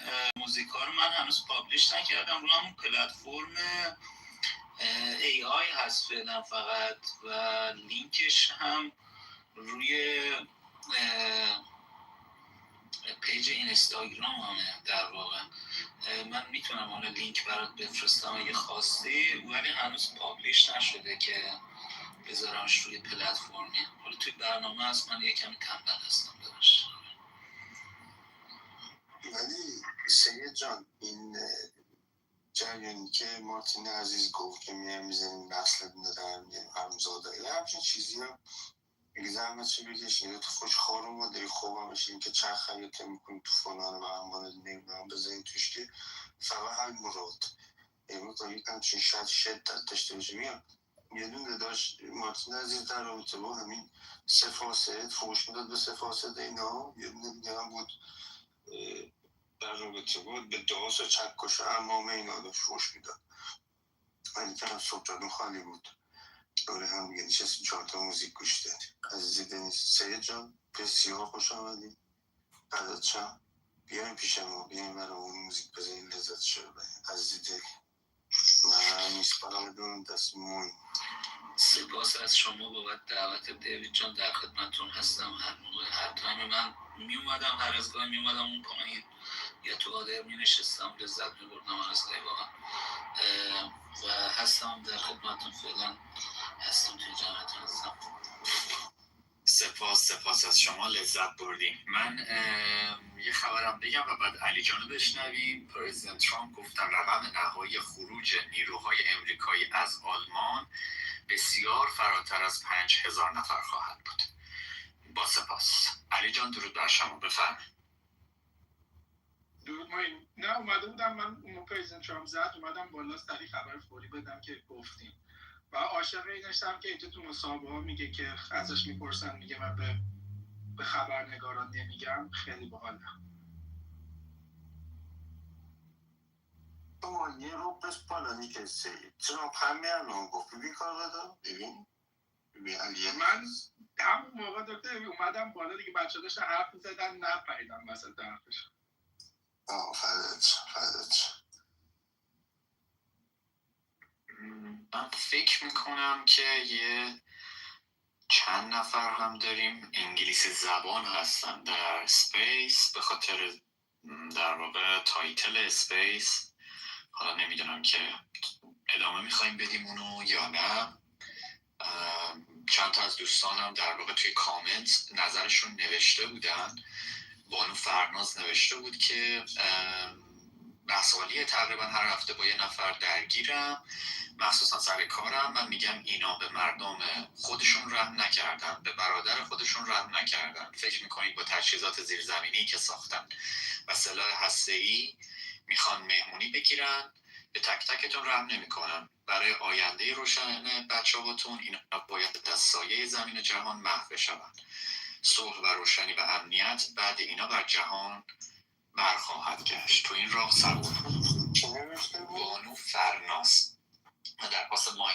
فرناز اینا اضافه بکنیم که اینا به بچه ها خودشون هم رحم نکردن اینا بعد از انقلاب بچه ها خودشون هم کشتن بیشرف دقیقا بانو راهلم گفتن که در مورد این بحث که وقتی چپا میگویند جنگ خوب نیست به نظر من جوابش این هست وقتی که 45,000 انسان بیگناه را جمهوری فاشیستی تروریستی اسلامی کشت در سکوت و فقط در طول 2 روز حالا من از این دوستان در واقع دعوت کردم که بالا هم در واقع تشریف بیارن نظرشون رو بگن ولی من فکر کنم درگیر بودن بانو پری درود بر شما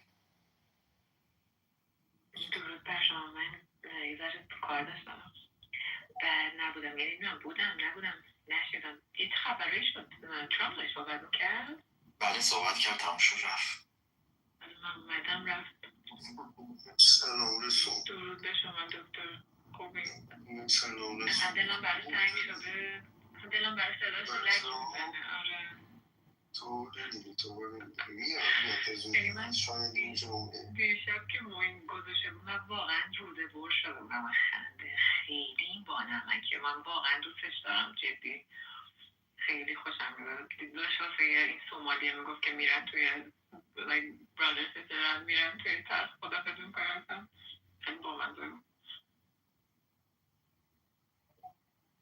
واقعا مرسی که انقدر خندیدین تو رو خدا نه ریاکشن نشون ندین خواهش میکنم خدای قشنگ حداقل یه ایموجی دیسلایک بدین آخه چیزی خنده داره میخنده چیزی خنده نباشه نمیخنده ما که دنبالی ریالیستیم که حقیقت میدونم تو زیر پتو هستین احتمالا؟ نه با من اصلا در اومده با دوباره یه لغمون پندیریم زیر پتو کجا. یه خبری هم الان اسرائیل وار روم گذاشته با پیروز برام فرستاد. کابینه در واقع امنیتی اسرائیل قرار فردا ساعت 8 شب جلسه تشکیل بده. اینم در واقع یه خبر دیگه بود.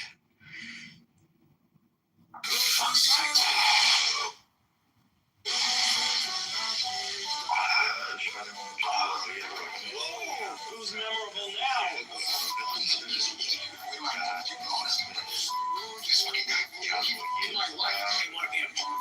You want to be fucking abortions. They will ban abortion. I've got a big problem with it personally.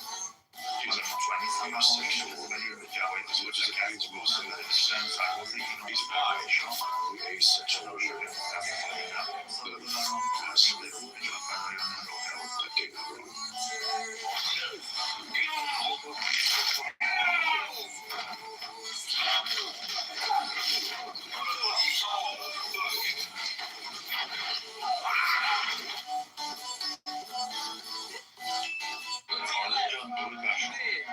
nobody.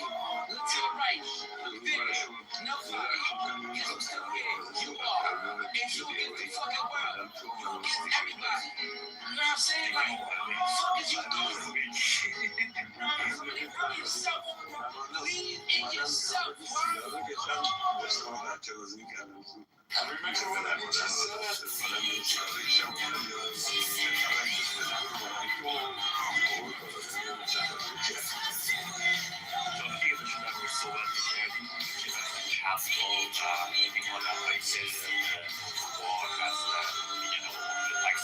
نمیخوایم هزینه جنگ بشه و به ما چه اساسا برای چی ما باید وارد جنگ بشیم. خود آمریکا الان داره اینو شروع کرده. اساسا آمریکا مثل هیتلر میمونه، از این حرفا اینجوری میزنن. در مواجهه با این افراد ما باید چه واکنش و ریاکشنی نسبت بهشون داشته باشیم و توضیح بدیم که چرا داره این عملیات نظامی شما بفرمایید. اوکی بله اون یه نیم ساعت پیش داشتم گوش میکردم، فکر کردم بحث عوض شده. والا نمیدونم، من اون موقعی هم که اینجا بایدن و اینا سر کار بودن یه خبر پول میلیون ها حتی بیلیون ها دلار خرج نمیدونم استادی جندر استادیز تو گواتمالا و نمیدونم خرجای علکی میکردن توی کشورهایی که اصلا به ما ربطی نداره. تو آمریکا نظر یه چیزی روی آمریکایی میکردن که اصلا و ابدا نه به آمریکا کمک میکرد نه اصلا منطقی بود. حالا دوروبر من شبیه اصلا نیست، با اینکه من تو الی زندگی میکنم مثلا معاشرتی ندارم. همه دوستانم تقریبا همه هم عقیده هستن، اونایی هم که نیستن باهاشون زیاد حرف نمی‌زنم. ولی من همه میگم اون موقع خرجای علکی میکردم اولا این خرجی که البته جنگ نیست، فقط اینو بهشون حالی کنیم که جنگی وجود نداره. این یه ریسکی میشنه در حقیقت. حالا We are $38 trillion in debt. So if you look at that is the United States. کشوری که قدرتشو داره و اگر از نظر انسانیتی نگاه کنیم در جایی هست که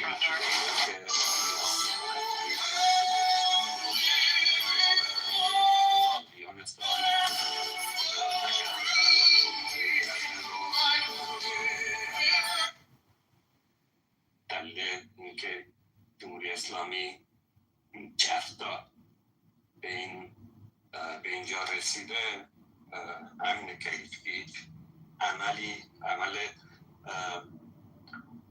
که تأثیر گذاره نگرده در مقابلشون.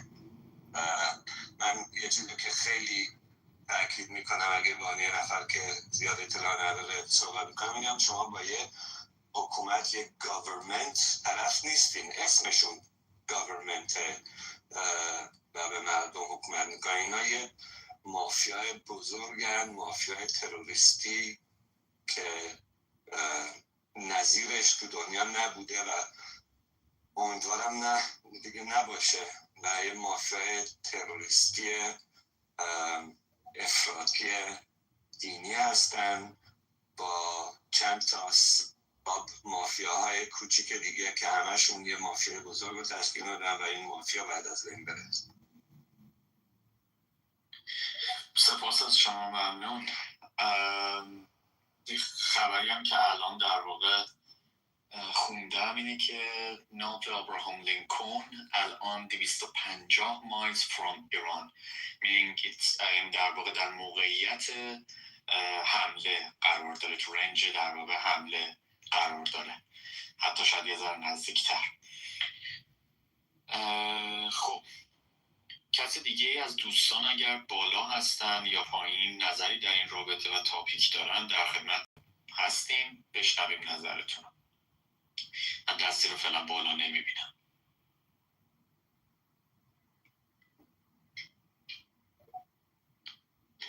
بفرمایید سید جان.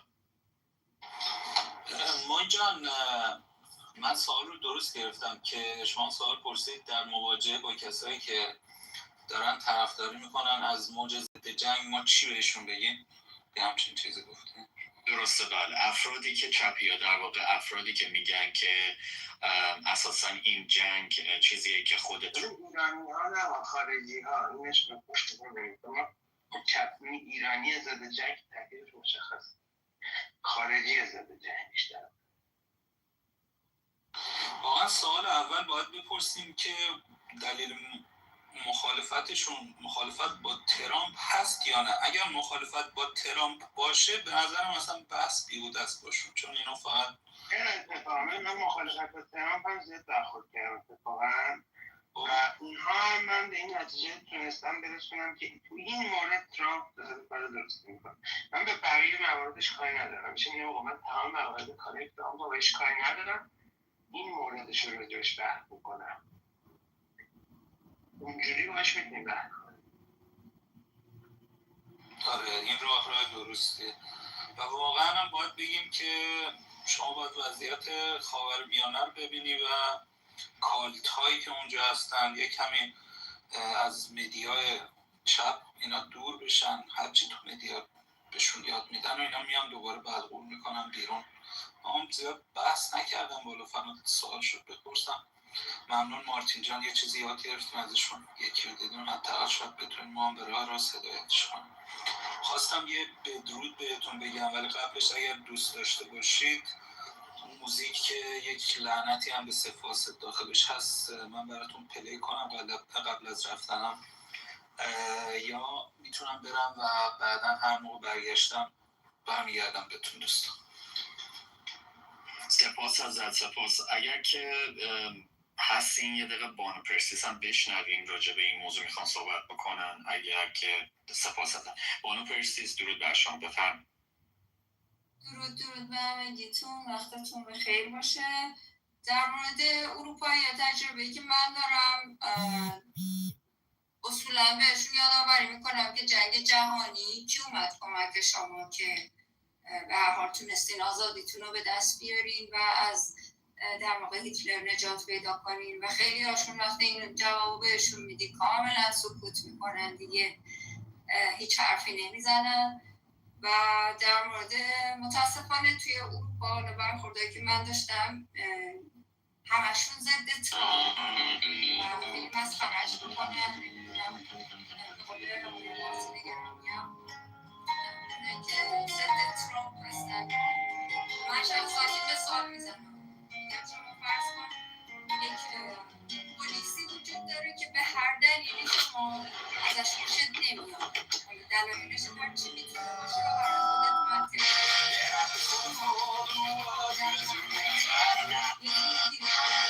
خودت منطقی گرفتی که اون پلیس میاد و شما رو از اون خطر نجات میده. آیا به خاطر اون دلیلی که خوشت نمیومد از اون پلیس ترجیح میدی که اون پلیس کمکت بکنه یا نکنه. و خب یعنی جوابایی که من گرفتم اینه که خب حفظ جان من مهمتر از اینه که من حالا از اون آدم خوشم نمیاد. منم بهشون میگم که من کاری ندارم که ترامپ رو چه احساسی نسبت بهش دارم یا ندارم. فعلا ایشون ناجی کشور منه و حتی ناجی شما هاست، چون ما با یک قول بیشاخ و دومی و یک وحشی، یک چیزی که واقعا هیچ صفتی نمیتونه از بدی توصیفش کنه و تمام اونچه که شما در وصف بدی های دیکتاتور دنیا و هر اتفاق بدی که افتاده تو دنیا شنیدین رو ما با جمهوری اسلامی، با این رژیم جنایتکار تجربهش کردیم، با گوشت و پوست و خون و استخونمون تجربهش کردیم.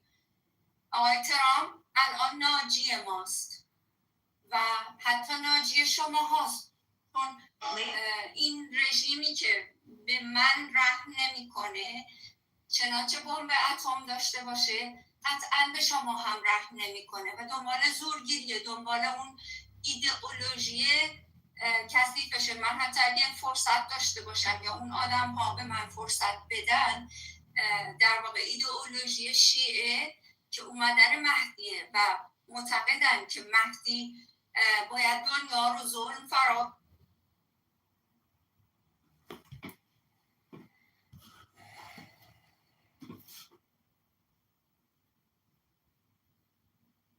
That is when I say take it with a grain of salt, that is giving you the benefit. Big. I've got like having around the property, like to inspect for like do like a fire inspection, and then do like an inspection for rats and stuff. So I've cleared out the property, cleared out the attic, but then like you want to follow what you even after are rationalizing. Yeah. Are you justifying that? Like if people can follow their rationale? Yeah, Chris, I don't care what you gotta say. I'd rather just go with my own senses. The Arabs who That's general statement. Well, AB, see, like you're talking about colonization, people fight for land, things like that. But these are different. These are a bunch of thieves that came there, try to make people feel sorry for them. People opened their home. And they stole people's house. These are thieves. These are not like warriors or people. Cowards. I think you're a thief. I think they can Okay, so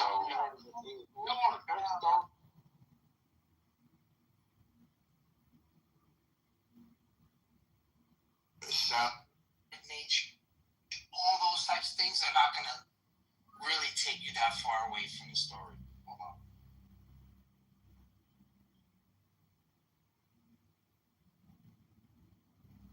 I don't know, this whole nature issue. I understand. Develop Christ and give him his authority and work through him and not have, the people were surprised, like, quoting it, paraphrasing, they were amazed by how. take it back now, y'all. One hop this time. One hop this time. Right foot, 2 stumps. Left foot, 2 stumps. Slide. Ladies and gentlemen, welcome to the United States of America, a land of opportunity. I told you to stay the guy, not resisting. You walk in here dressed like that, expecting everyone to salute you. I don't care how many medals you pinned on. You don't get special. What do you call a lesbian dinosaur?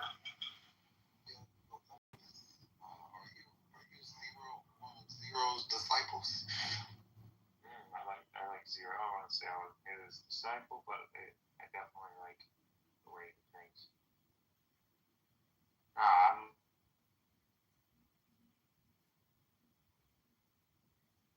Explain it just to point out that the mere existence of time zones on the flat Earth is impossible. The part B is, what exactly is the shape of the zone on a flat Earth? what is the geometric shape of the time zone? That would be interesting too. What would that look like? I'm assuming it looks ruler shaped. I'm just not sure. Just rectangle. Maybe a golden rectangle. I'm not sure. That'd be a fun one. I think it depends on the shape of your flat Earth. It certainly does. And there we get into the $1 million question.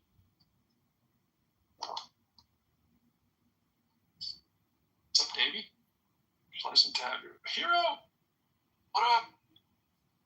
This is like a rare sighting of you. Wait, what? It's like a rare sighting of you, seeing you in full glory here on the PTR. What's up, Pedro? Oh, an actual photo of myself. Yeah, I don't do that. Yeah. This is an old photo, though. But, be careful with those time zone shapes because they're kind of dirty. Gerrymander is a great word. They really are. You know, they're all over the place. Yeah, but at least you can name those on a server for us.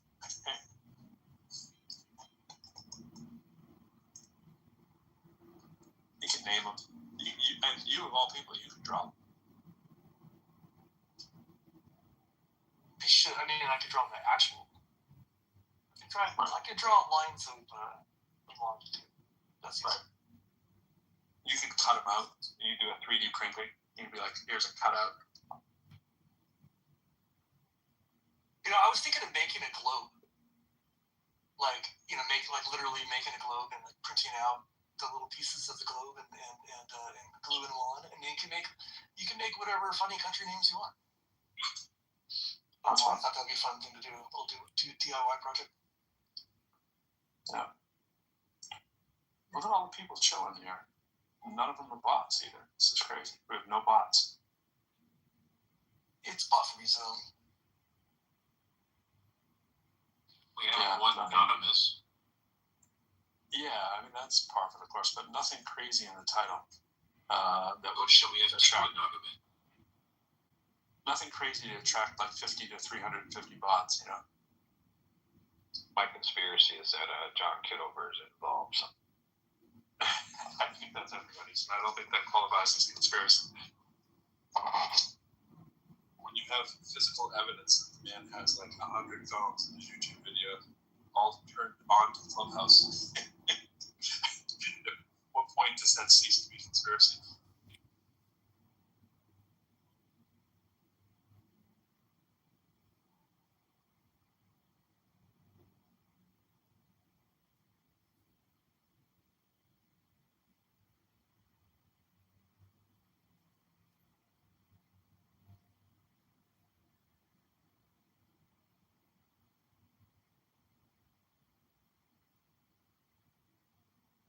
Kind of marveling at it was a conspiracy theory that there's a massive pedophilia ring of the global quote unquote elites. And then we get there's actually real fucking evidence now. It's no longer a conspiracy theory. He didn't want to let go.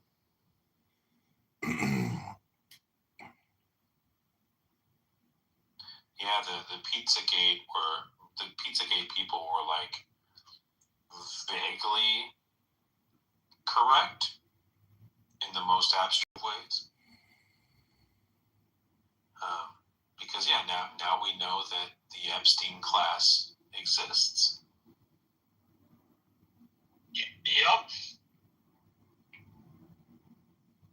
At the highest levels of government. And academia. Top men.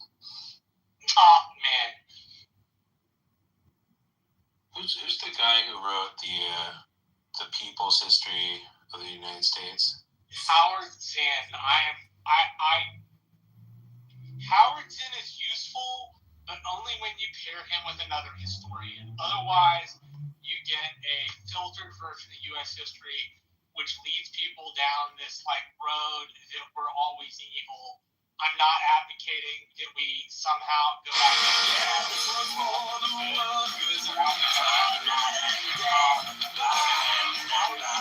be paired with an older school historian who does specific.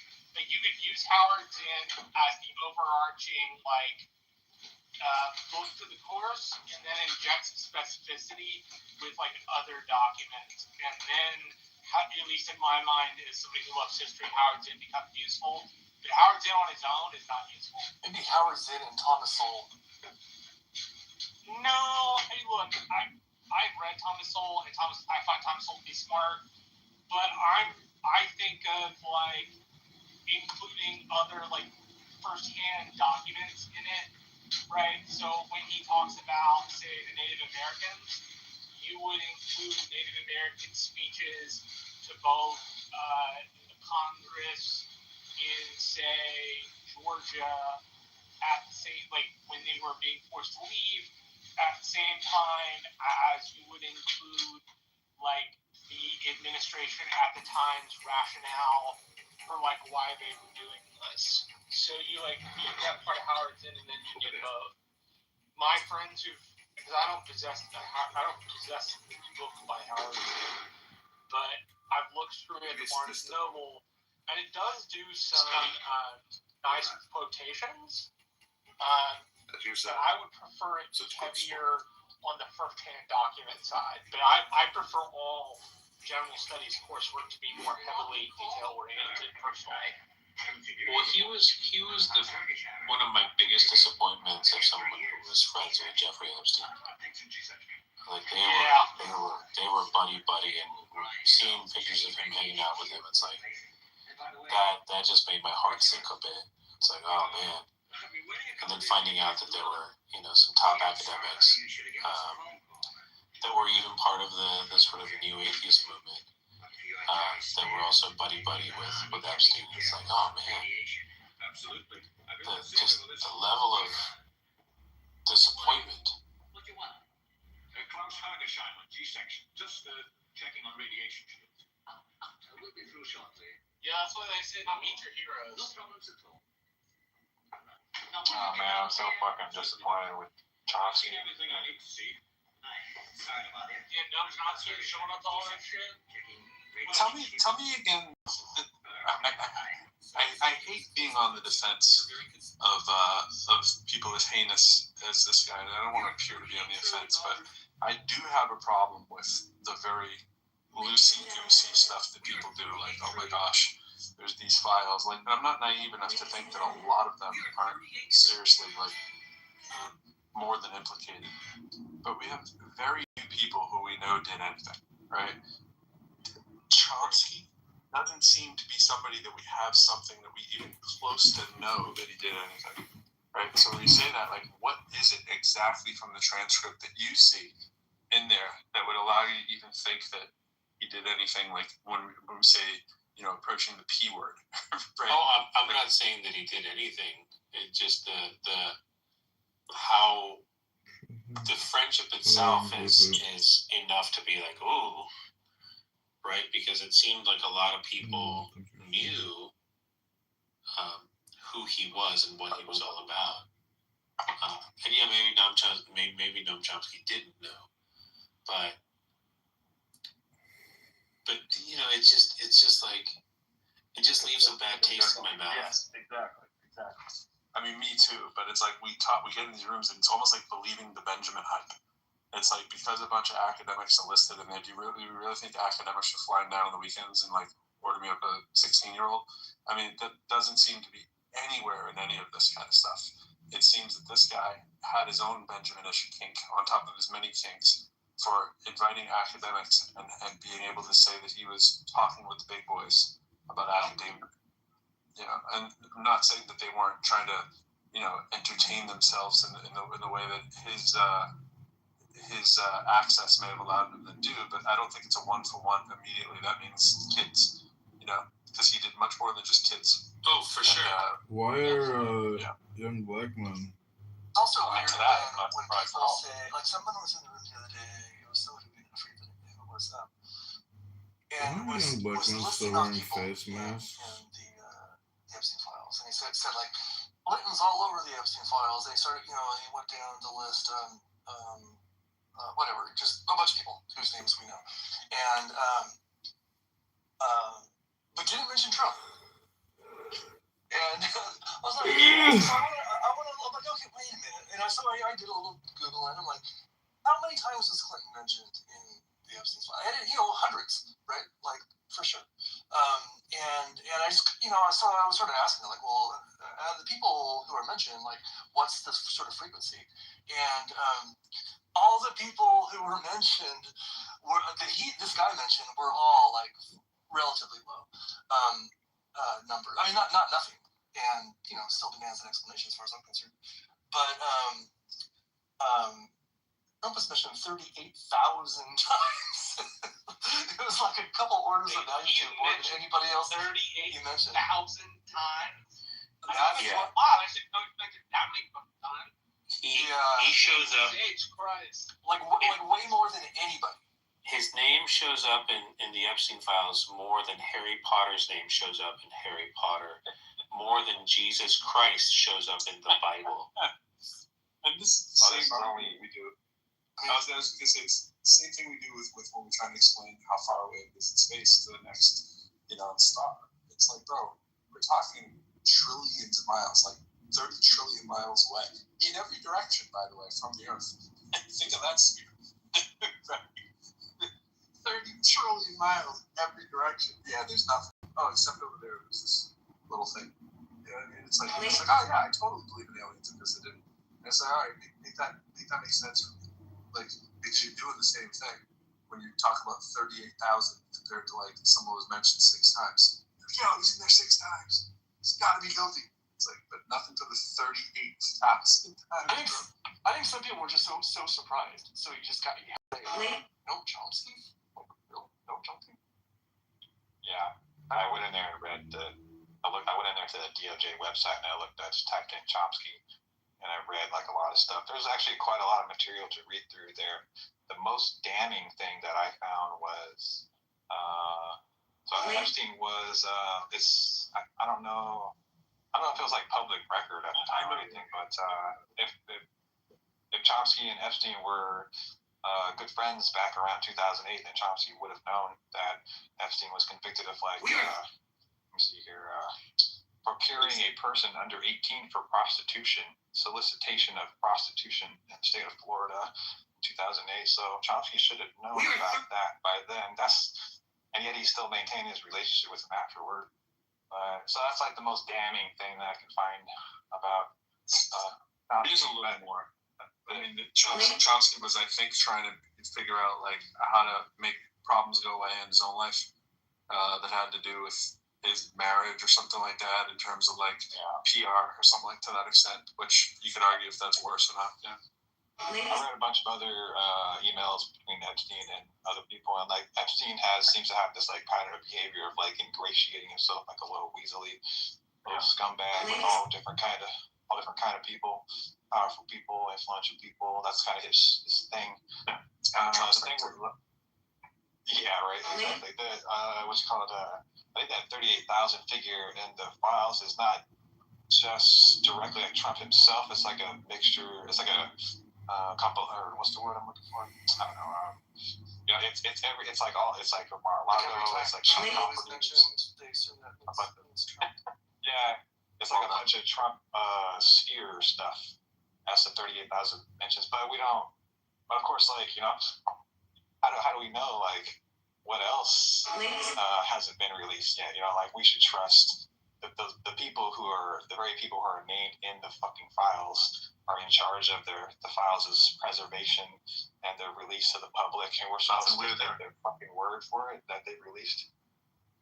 Well, and the thing is, again, that like Chomsky should have known better past a certain point, and like with Matt Gaetz, right? Matt Gaetz was kind of forced out of Congress because he trafficked and slept with an underage girl, like just over state lines, but still.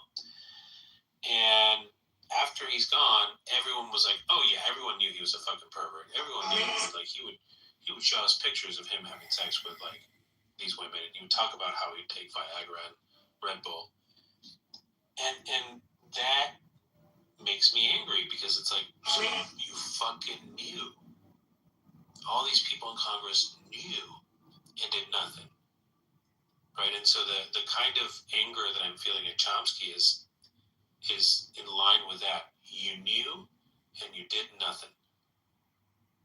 Well, one thing I like to point out, and I totally agree with you there, Romero, that it's horrible and it's disgusting. But here's the thing: even in everyday life, when regular people are like, so and so abused me as a child, people will still be friends with that person. I mean, I've experienced that with somebody I know who I accused of stuff, and people still, and it's like. So it's like that happens in our, we want to hold Congress and these people in high places accountable. And it's like, we also got to hold people in our immediate neighborhood accountable too for associating with people. So it's like, it's definitely a wider problem where it's like everyday people do this too in their own neighborhood. Oh, for sure. And I mean, who was that congressman from California that was running for governor that all of a sudden all this information came out and all these pictures came out? Yeah, and everyone that they interviewed afterwards were like, oh yeah, we knew not to let our staffers be alone with him. It's like, well, what the fuck? I know, right? Yeah, and I came up because I took a deep dive into the Epstein files. So I went, and then during COVID and shit, when people were talking about Pizzagate and all that, I deleted all of this though because I became a little emotional and unhinged because I was so distraught about what was going on. But I deleted all these videos. But I had video after video where I was telling people like, hey, Pizzagate might be like false and the whole Wayfair, like, oh, there's these cabinets on Wayfair.com that are worth so much aimed at your children. Oh, they're transporting children via Wayfair, the front door. And it's like, okay, yeah, that's not true. That's obviously false and the conspiracy or whatever. But I was telling people, like, don't let this distract you from the fact that there is a global trafficking ring. Like, just because Pizzagate and Wayfair is not true doesn't mean that there's not a trafficking ring, And I had friends telling me, like, Rachel, are you on your meds? Have you been taking your meds? Are you having a breakdown? Like, so many friends reached out to me. And then when all the Epstein files came out, it was like crickets. Like, nobody reached out to me and said, oh my God, you were right. But anyway. What? And so Epstein was apparently friends with the guy who ran 4chan. And one of the theories. Yeah, I saw that. I saw emails about that. Yeah. Yeah, they would release rumors that were true, mixed in with fantastic conspiracies like lizard people and shit, to kind of flood the field. Yeah, exactly. There were emails, like I came across some of them, that they were redacted in a lot of places, but there were emails talking about the plan, to destabilize, to say crazy shit, to initiate crazy rumors, so that people discounted the whole thing. Yeah. So, hi everyone, happy Saturday. Hey. Hi. I have a few thoughts, but number one, it's interesting to think about the ethics of some of these situations that were brought up. Part of me definitely wanted to go into medical ethics for a while, and I still kind of do.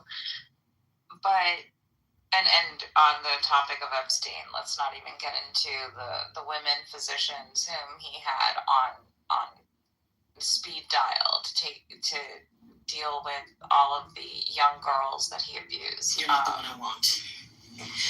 I know. You know what Holman is doing. He's going after what happened with those.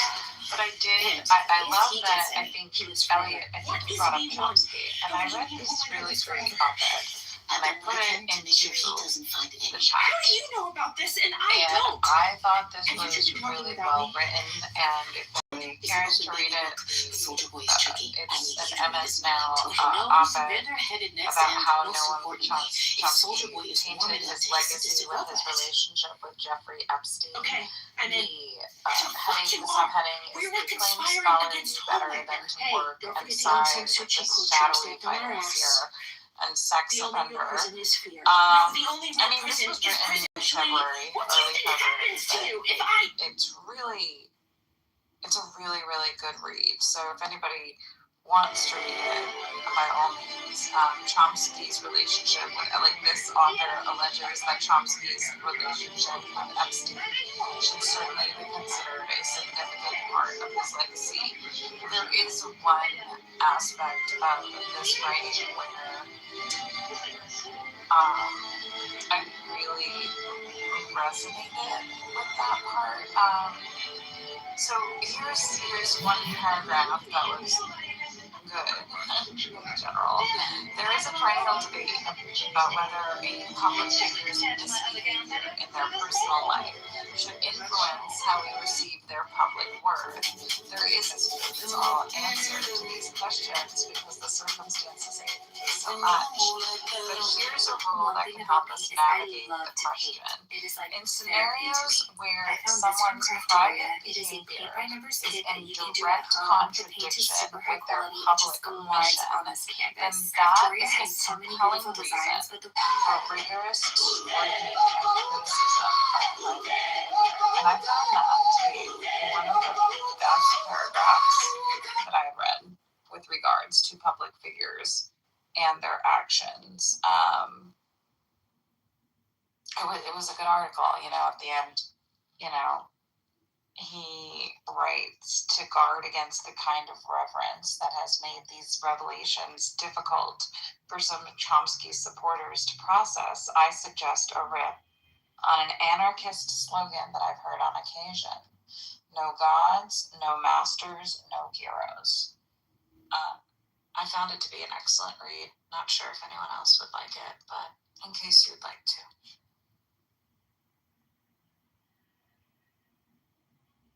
Yeah, it's from the Microsoft Network. What did you say? Yes, now I'm not really sure what that, what kind of, what is it, media website that is. MS Now is the online version of what used to be MSNBC, which is itself a city cable news channel, leans mostly to the kind of corporate-y Democrat kind of left. They do have their Jack's the Fact, Just the Facts news guy at 5 or 6. I can't remember which one. They have a Good Sunday Show, which is usually kind of a political orientation of like what's going on throughout the week. But they're a syndicated version, like a cable version of NBC. They used to be MSNBC and now they're MS Now. That's probably more information than you wanted. Still on Microsoft, yeah. I didn't know they were owned by Microsoft. I knew Microsoft was a sponsor, actually. That's what the MS and the MSNBC was. Yeah. Really? Yeah. Anyways, this was just a different, this person doesn't, I don't think, identify as Democrat or Republican. I forget, but. I'm just surprised. Like, anarchist is a forbidden word, and it wasn't invoked poorly here. So. No, it wasn't. This was an excellent read. Like, I actually probably will subscribe to the Substack of this writer at this point because I didn't realize he had a Substack. So. Wow. Don't Yeah, they all have I Substacks at this point? It's interesting. I've thought about different times. It's like, why as human beings, when somebody, let's say they write something really beautiful, or they champion a cause that seems so just and righteous, we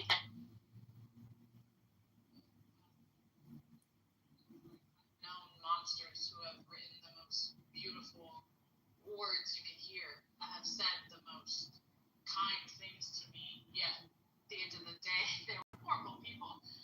It's like we, as human beings, though, I mean, I do it too, and you have to guard against it, like to elevate people in our minds, but it's like, no, like that doesn't mean your art, your writing, your books. It truly doesn't mean anything about your character at the end of the day.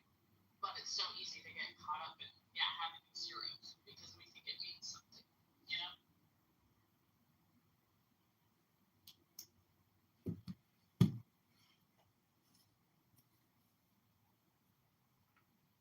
I just thought It was interesting. I'd like to believe that everyone's reading the article, but I'm pretty sure that's not the case. LOL.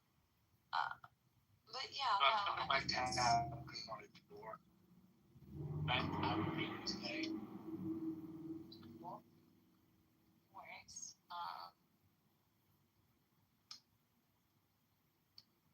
But something that's funny to Pro's point earlier, because Pro was like, talking about people being mentioned, that doesn't necessarily mean they did something. What I find funny too, I found funny though, on the flip side is people were like, oh my god, they mentioned Elvis and Marilyn Monroe in the emails, in the files. And they're like, how can that be? It must be going on since that time. And it's like, guys, so some of the emails, they're just making jokes and like referencing Marilyn Monroe and referencing Elvis, but they're not, like Elvis and Marilyn Monroe are not like indicted in these emails. So that's something to watch out for. Yeah.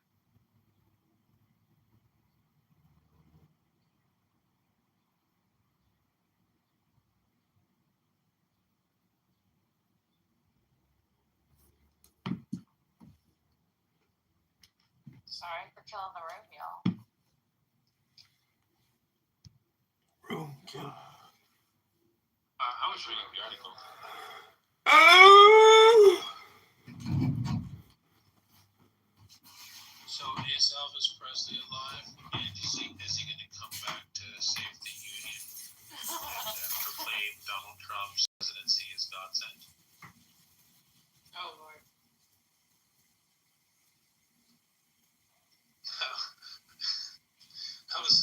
It wasn't Elvis Presley. It was RFK Jr. that was supposed to come back, or JFK Jr. that was supposed to come back. It wasn't JFK Jr. for the people. It was actually JFK. For those crazy people, they legitimately believe JFK was going to come back from the dead to be people. Whoa! At the same place that he was murdered at, he's just going to poof appear. It's like surprise mission. In a Christ-like, Jesus-like way. Dude, it was like they were telling the story of Christ just with JFK. It was weird. I mean, if they had that story for one person to attribute it to another, sounds weird, but I get it.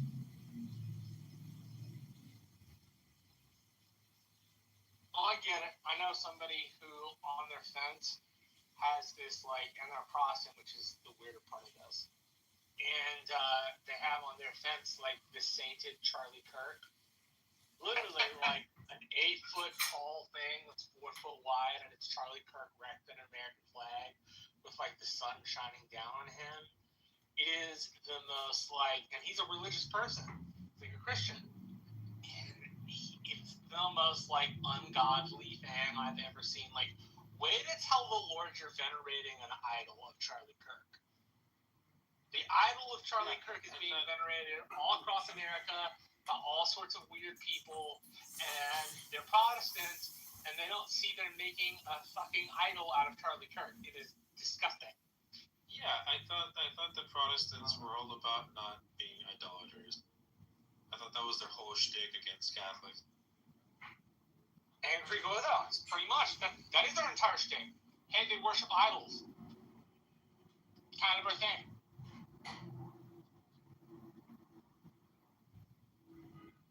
I mean, religious conflicts would be so funny if they weren't so, detrimental to the world.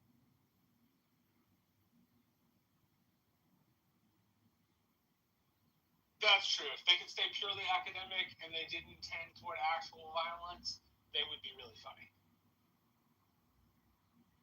Or you take man's most sacred thing and they're willing to fight for it. What they see is their most sacred thing anyway. Or they fight it out in some sort of coliseum, either as a soccer game or it's just there's this Russian show that I've seen on the internet where it's just groups of men brawling. It's well, MMA is not good enough. Multiple people fighting is not good enough. It's going to be 10 It's got to be 10 dudes. Yeah, and it's if the religious people did that in a coliseum, you could bet money on it. It'd be great money. It would be a great money maker. Turn on Poly Market. Oh my God, Poly Market! You could put it on pay-per-view. It'd be amazing.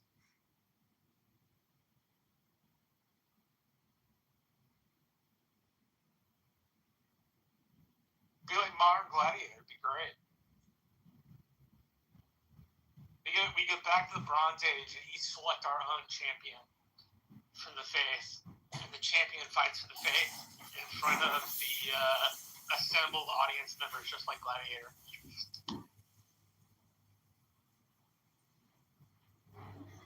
Russell Crowe could make a special appearance. Exactly, in his over 50 pounds since he had the character Russell Crowe.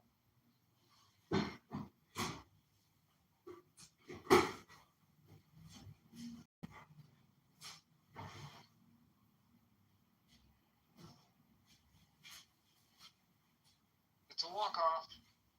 It's a walk-off. What I want to do for the good old days of a walk-off.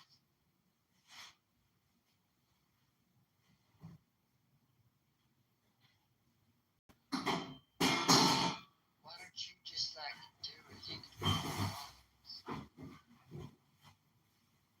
I love that movie.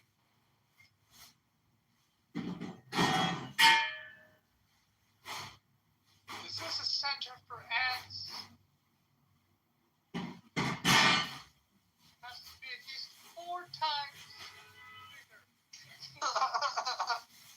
I love their gasoline fight moment. That's classic.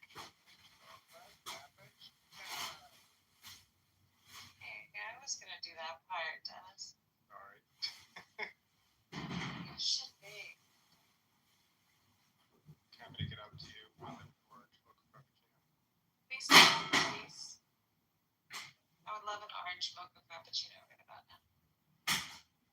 Hold on, let it.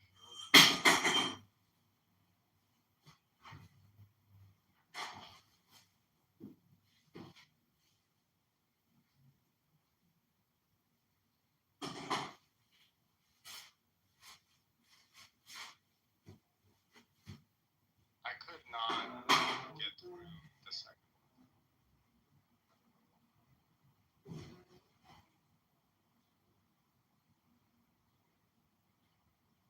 Wait, what second one? There was a second one. Yeah, wasn't it in the last 5 years? No. You went through what did you watch? Let's see. Now go Google it, please. I swear there was a Zoolander 2. Now go Google Yeah, it. 2016. Yeah, there is a Zoolander 2. Stop it. That's 2016. why do they have to ruin everything with a sequel, except for maybe The Devil Wears Prada, which I meant to go shopping for so I could get some of the cerulean pieces, which I worked on, so I really kind of want to go see it. But, yeah. No, you won't see me in it. Without a doubt, the Wrath of Khan Star Trek II motion picture was incredibly much better than Star Trek 1. Uh-oh. You're about to start a nerd fight. Well, I'm up to the task because, as you well know, I'm kind of a nerd myself.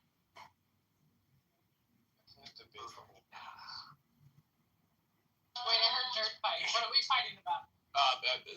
That Star Trek II, The Wrath of Khan, was better than Star Trek, the original motion picture.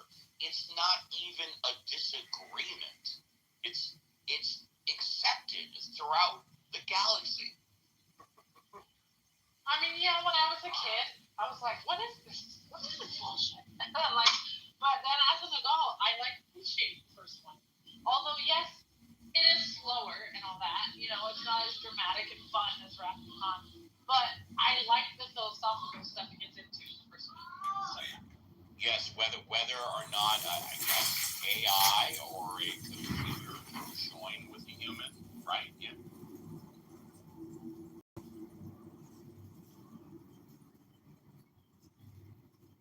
Yeah, but Have you watched the first one without watching the TV series?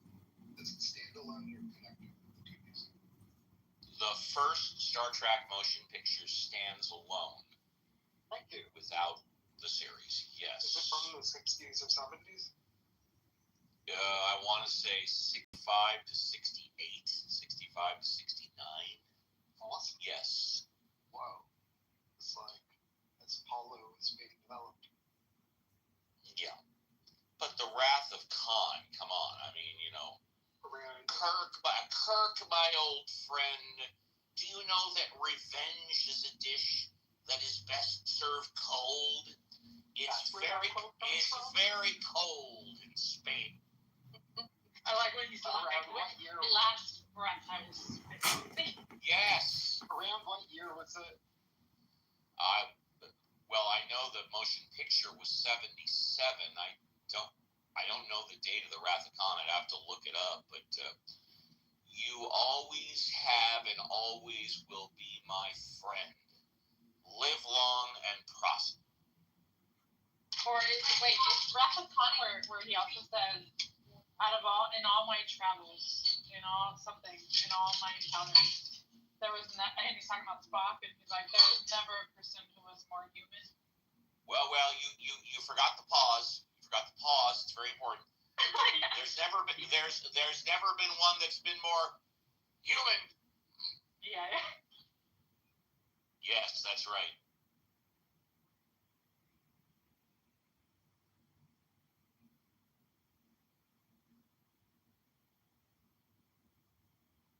Yeah, I don't know anybody that thinks the original motion picture was better than the Wrath of Khan. Nope. Rachel said it's more philosophical. Depends how you grade it.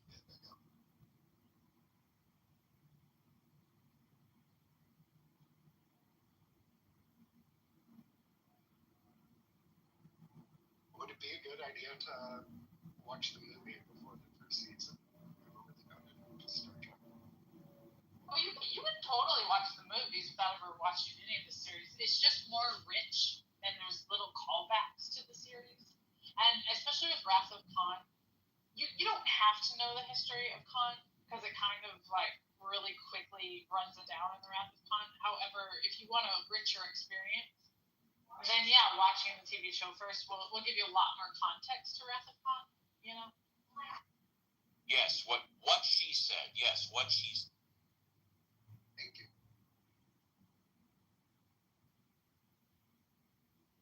Scott has very strong opinions about this.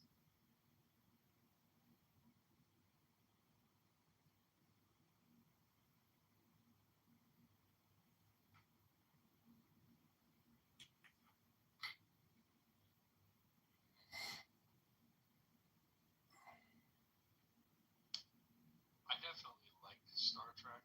I'm just overwhelmed by the amount of episodes there are. Like, once you fall off the wagon, it's just like, oh my gosh, I don't even know what to do. Like, I've seen every Star Wars movie. I feel like this looks like 13 of them or something like that. And I have not seen the new thing with Stream because I don't know where to jump back in. You know what I'm saying? It's like overwhelming. Did you like The Next Generation?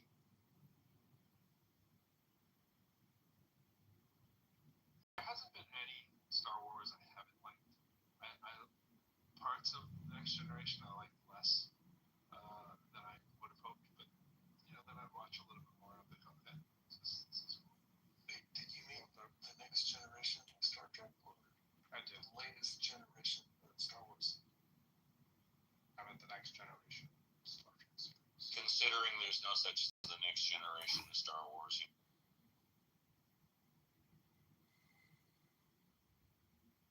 I think we were talking about this. Exactly. Yes. So here's what I was going to say after that. If you did enjoy TNG, then you might enjoy Picard. Because it's a lot of the same. And that's exactly what I think. Like, I wanted to do Picard, but you had to do it on Peacock or something. What was it on? Paramount. Paramount, yeah. Which I think I now have.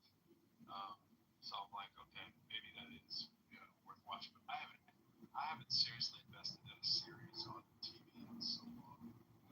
They're only ones that I watch if they come up with the second season. Like, I think the only second season I've started watching, and I made enough through it in like the last year, was Agent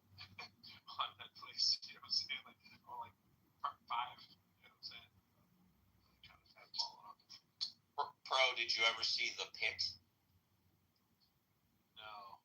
Now, I have not watched season 2 yet, but season 1 is amazing.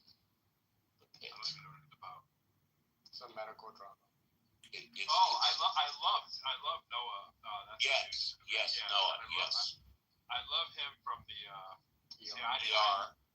No, actually, I never watched ER. I watched him in the Alien show, the last, where he's the history teacher who basically saves the world. Wait, what? I don't know. So there's a TV show, and if you just look up his bio, whatever the Alien TV show is, it was like 7 seasons or something like that. Savage stuff, possibly. You don't choose like anymore. My father left as a hundredweight. Down to the last ounce. Who you and Alexander had to blend.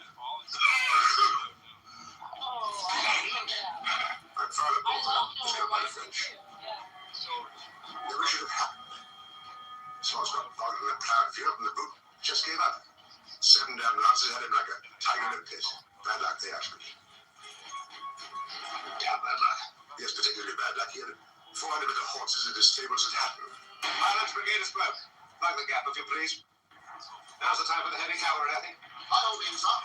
Gordon, get your bastards up onto the crest. I'll bring up the rest of the brigade.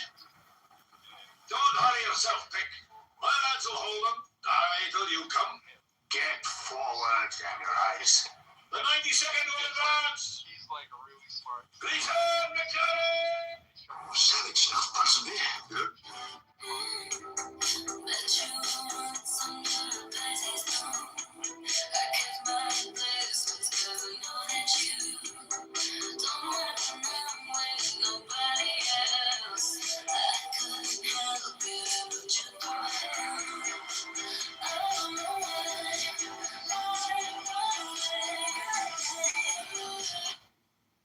Aftermath of an alien attack throughout the country. There's different areas of resistance. Some south, some north.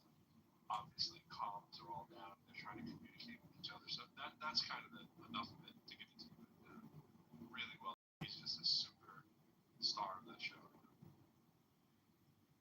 I vaguely remember this show.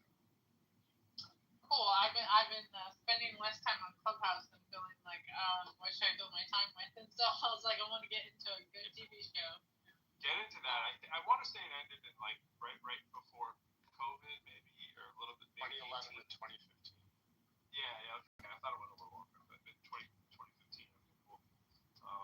But yeah, it was dope.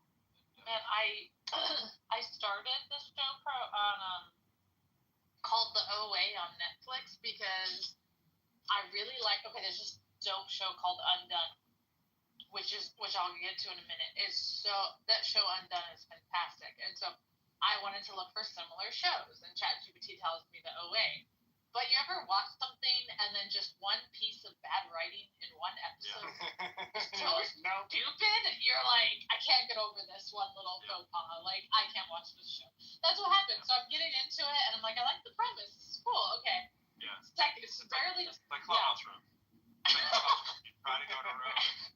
Just like, I can't do it. Yeah. So then there's this one piece of bad writing, which I was like, okay, I see why they had to do that.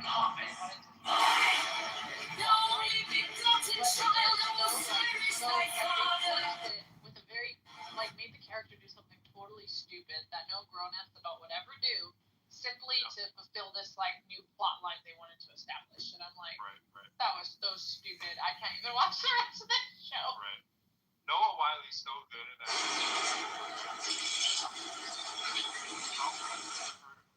has to be the star of something. And sure enough, I was like, oh, okay. I didn't know he was in the. I wasn't really watching the medical. I remember seeing his face. Like, yeah. And I was like, let me watch this guy. And I was like, oh yeah, he's.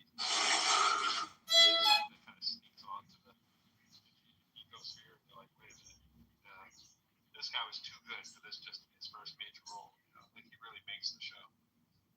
Yeah, and the thing I was going to mention about Undone is, so Undone is an animated robot. They like the British system of not having the weapons, but they're also not protected. Watching that. citizens. This isn't about labels. This isn't about being pro-union. Who people think she has schizophrenia because they thought her grandmother had it, and really it's this other ability that, I mean, if you look it up, it tells you that it's like time travel, but it's not time travel in the normal traditional way you would think of it. It's kind of what I kind of like write sci-fi screenplay of my own, where it's kind of time traveling through memory almost, rather than physically time traveling, if that makes sense. And so it really gets into themes of like family trauma and healing and identity crises and existential questions and and it's really done in this really cool way, and the writing's fantastic, character development's great. It was only 2 seasons, but if you want a cool, unique, outside the box show like that, it's really cool.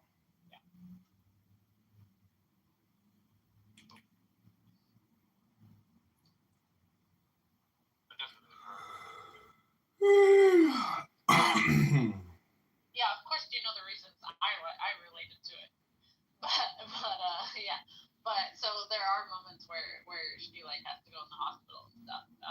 Conservatives. I think I watched The shooting and death of Chicago police officers. There's only 2, unfortunately. Yeah, I wish there were more. But so I think I watched it, like they were going house to house kind of thing, right, in the neighborhood, and they were like, it was something like it was like this small neighborhood, like group of people in the neighborhood. And a call for change. Right? Well, okay, you're talking about season 1 or season 2? I think it was season 1. Okay. So there's like I have such a vague memory of it. I know I saw it. I just don't remember how much I saw, and I want to say I saw the whole first season. Oh, okay. I realized some people have powers, or like kind of, and it's like I just have such a vague memory of it. Well, it was more she finds out people in her own family, like history of people in her own family. Yeah. So, yeah. So was she like adopted as a kid, like kind of? I don't know. Well, the grandma was, but that kind of gives away a little bit of the plot of season 2. But yeah. Yeah. Okay. So you may have watched season 2. Maybe I saw season 2 then. Yeah, that would make more sense because that sounds more like what you were describing. There's like a house across the street where some of the stuff happens, and they go to some community center, and then like in the neighborhood, and they go upstairs in this abandoned house. And is that season 2? No, okay. I think you might be thinking of a different show. I don't know. It sounds like what you described. I'm gonna look it up. I'm gonna look at the thing and see the pictures that they. Okay. I mean, there is a part in season 2 where they show a lot of houses, but what it actually is not. It's showing houses from different time periods in the grandmother's life, not necessarily different households in the same timeline. Does that make sense?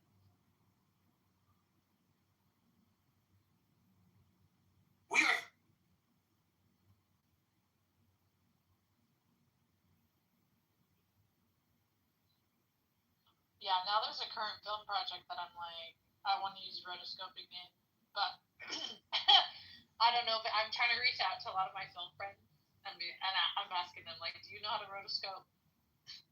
But I guess most people don't do it because it's so expensive and time consuming to rotoscope, apparently.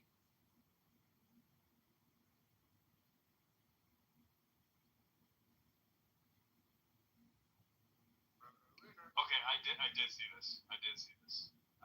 I saw, and I think it was season 2 that I saw. Oh, okay. Yeah, That makes more sense. Yeah, I'm seeing it now. I'm getting a little bit confused with another show that I watched at the same time. Yeah, I remember this. It was dope.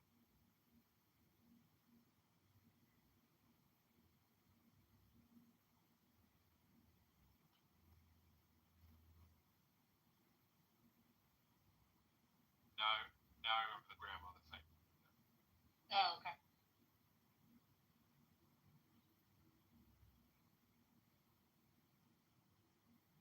When it says "Don't be a Richard" in the title, which Richard are we talking about? Are we talking about Richard with the last name starts with a C? Or who? Which Richard? definitely meant the male usage of Richard Shark's dick. Oh, got it. I thought you were talking about a specific person. I was like, what? I tend to say that to people. I'm like, stop being a Richard. Stop being a Richard. And, That's funny. there was a lot of Richards in a lot of rooms I was in today. I was like, people are really, really uptight today. I don't know what it was. A lot of the rooms I was in. There was a bit of yesterday too. Richard and it is a full moon. Maybe that's it. Let's let it out to that. I'm cool with that. I'm here for the moon today. Oh, yeah. See how I did that? Give me respect for that, right, Benjamin? Did well. I mean, it's my thing. I'm trying to get Benjamin to pick up. He's carrying the torch of it. What's up, Sam? I might make it. Some things that people call woo, though, are just... Wait.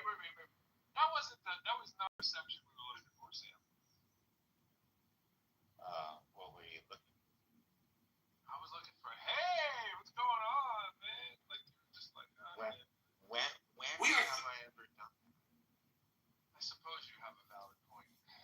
I know, I was about to ask that. I was like, I don't think that sounds like Sam.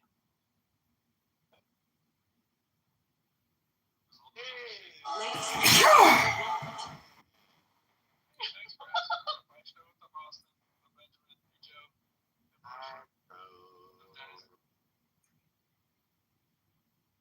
Hey, Joe. No, I was gonna say a lot of things that people will say is woo. Just we use a different term. Because there's a lot of things I think now that I used to call woo, and now I'm like, it's just the way things are, and we just need a different name. Like, we need a new one.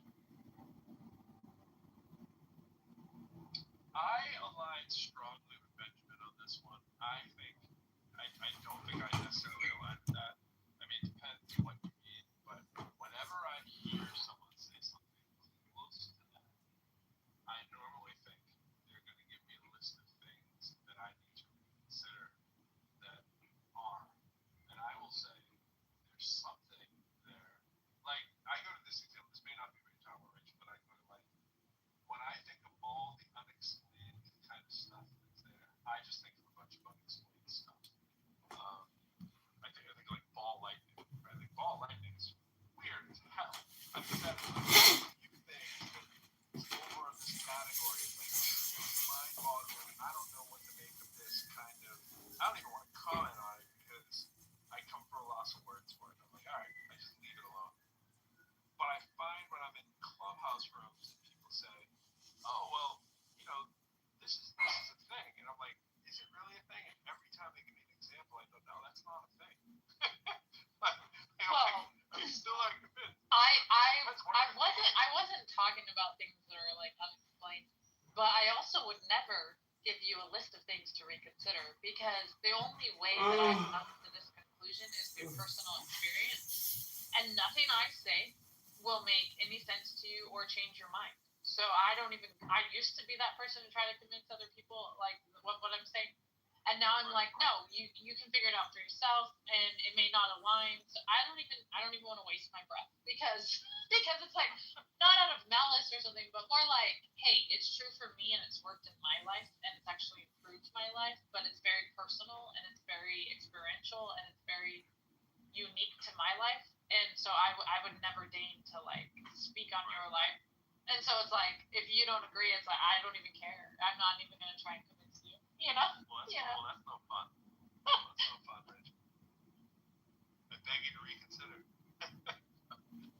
I'll think on it. I don't know.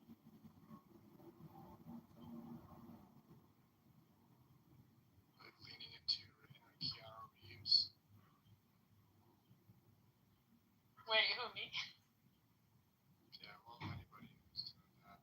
There was a quote I remember from him, which was like, I'm just really in my like no fucks to give phase. Like, if you want to tell me that 1 + 1 is blue cheese, like you are correct. Oh yeah, I do remember that quote.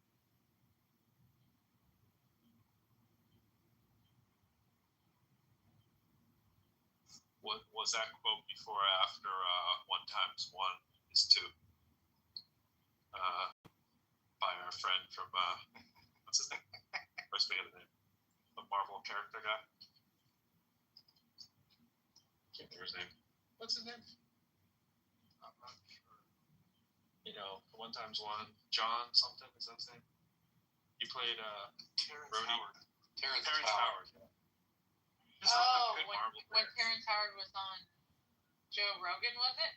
Or what was the interview? He won a lot more than that. This is not one interview. This is like 100 interviews. But yeah, he was on Joe Rogan.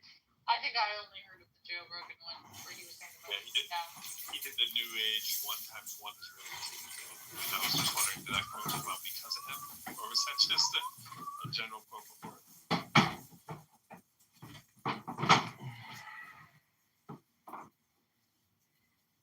I used the 1 times 1 thing when I did my taxes this year.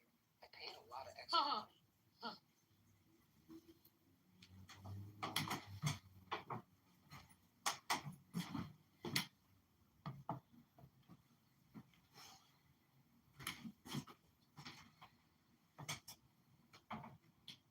You know, I don't know if you ever like finished that system. Does that mean 2 times 1 equals 3?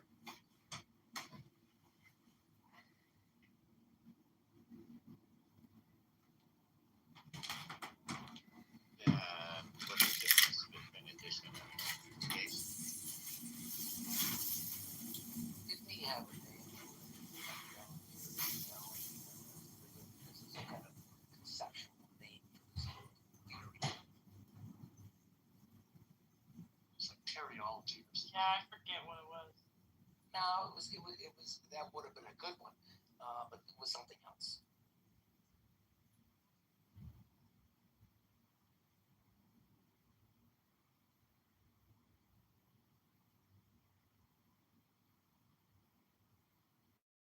When you can afford to just hire people that will hold you all your ideas. Hero, it's throwing me off seeing this picture of you because of Snow Crash. I always envisioned you as like this like Japanese skinny like young person, and it's throwing me. I felt like I didn't want to misrepresent myself.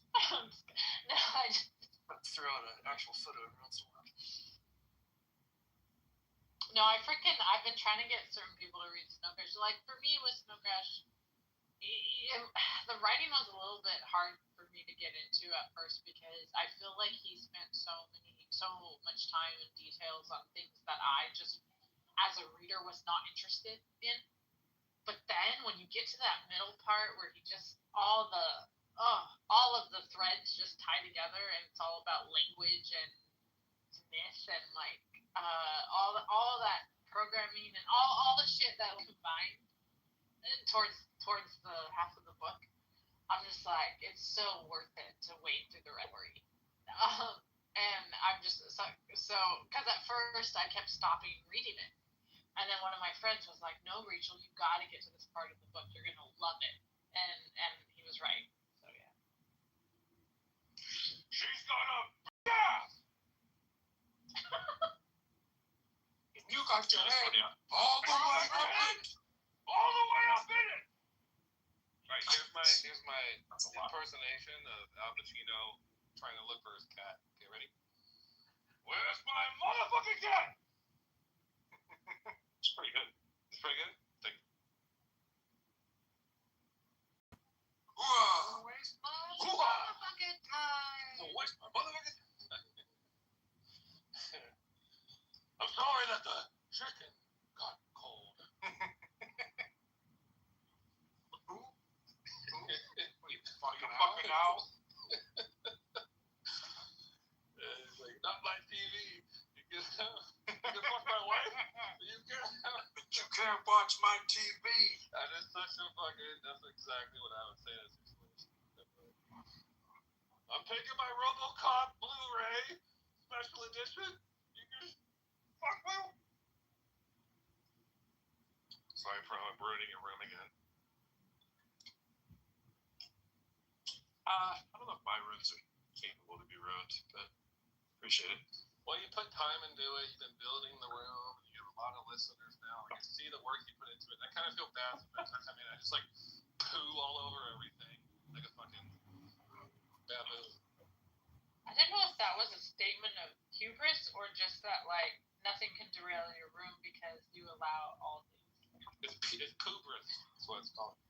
I mean, to an extent. I suppose it depends on how invested you are in the conversation. I'm not invested in this conversation, so.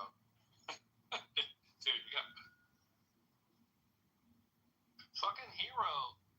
He looks like an actor. Who do you fucking look like? You look kind of like Joaquin Phoenix mixed with, I don't know. I just don't know the names of all these actors. I put my finger in that mustache.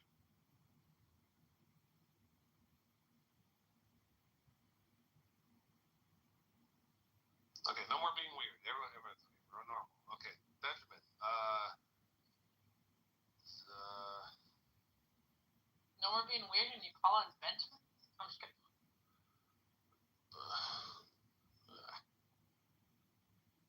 Marshall's fucking weird. I don't think Benjamin's. Yes, I am. I will admit to being weird.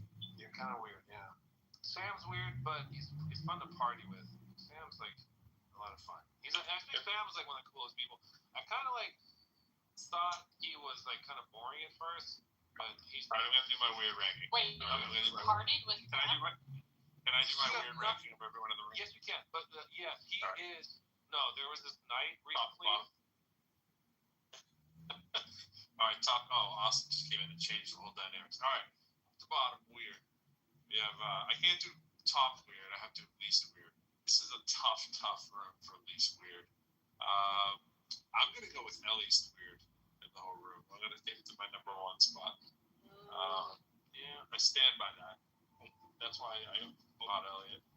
Because when you want a well-modded room, you choose Elliot, and then you throw in all the shit show like Benjamin. Number two, it's a strong propension to say hero, but I think I'm going to go with Dennis. I think Dennis is coming in number two. Followed by John. I made the stand. I'm on the After stand. that, it gets really challenging. After that. John. Yeah, it gets really. I mean, there's a lot of ways you can go here. It's like define what you mean by normal. Right here is the payoff. If anybody could get that top three in any order, you'd be correct. I think with number four, this could be a mistake. I could live to regret it. I think I'm going with Sam. Really? Sam may lose respect for me for putting him this high. All right. And then I think coming in right this Meg isolates, of course. Like if she's on stage, I'd put her right to the class because even her last name is so normal for me. She wants to isolate from the rest of humanity, which I love. So I'm not going to count Meg. Let's see. I think next. It feels really irresponsible of me saying this, but I think it's Romero. I think. No, yeah, you're wrong. Top three. Top three. Like, yeah. I think it might feel weird about this too. I think Aisha might be next. It's like I might have to. Wait. You're putting who's not weird. I would put Aisha above Romero. I think so too. I think I corrected, but it's I'm not weird. Yeah, he's trying to rank people who are. The closer you are to the beginning, the less weird you are. We're going towards. That's why I'm disagreeing with him, Romero. Yeah. I'm a normie. Holy so when you're a normie. Yeah. We all know who's number one or number. Let's just put this in. Let's just say. All right. I won't reveal too much information. I'm just going to keep it right there. All right. And now I don't think we do know because I have a strong urge to put Joe at the head of the class, but we all know Joe very little. So, Going from weirdest to least weird, or least weird to weirdest. I was going for penultimate. I really wanted. Yeah, Joe could be. I think the more Joe, the more you're going to vote for Joe to be the weirdest guy in. But I'm going to put Joe right there now. I'm gonna put Joe now. Like the things, Joe, and just do the bottom three and the top three, and everybody else.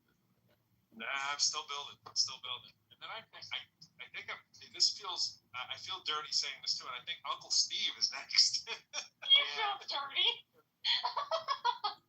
So he's number one. He's top weird. I think it's Rachel. I could reverse that order too. Rachel, Uncle Steve. And now we really come down to the payoff because these are who I have left. I have Roybus, I have Benjamin, I have Marshall, and I have Austin. So That's rough. I think it's Marshall who's next. He's weirder than me. What are you talking about? No, you're right after him. Then it's Roybus. But I feel like it could go either way. Roybus, Marshall. And now I think it's Austin. I think by default, I think Benjamin wins, and I think then Benjamin. I don't disagree with Benjamin. I think mine's pretty solid. I mean, you might reverse a couple of people, but it's pretty solid. Austin doesn't go into law school, please. Austin's pretty. I gotta bring up my weird game, man. Like, what the fuck? I know, right? All-star Guerrero. You're in a room of all-stars here, so You have to glue some like dog ears all over your body to like. You still have your weird. And I challenge you. I challenge anybody, by the way. Like, think of your weirdest weird resume of how you could say yourself in 10 seconds. Just how freaking weird you can sound. I mean, Rachel, take yourself for example. Like, as normal as you are, you can make your weird biography be top 10. I'm not that normal. I just hide it well. You hide it well. That's what I'm saying. You know. And I honestly think I might be the most normal in the whole room. I was thinking that the whole time. Like, this is a list done by someone who's very normal. No, I think Elliot is more of a normie. I think he is. I think he is. Am I more normal or less normal because I have to be such space aliens as my PTR? Yeah, I don't think that adds to the normal. So really quick, Roybus, the actor you're thinking of is Scott Grimes, and I have his photo on my PTR. Oh, let me look up Scott Grimes. I don't know some of these new actors. You've seen him in a lot of things.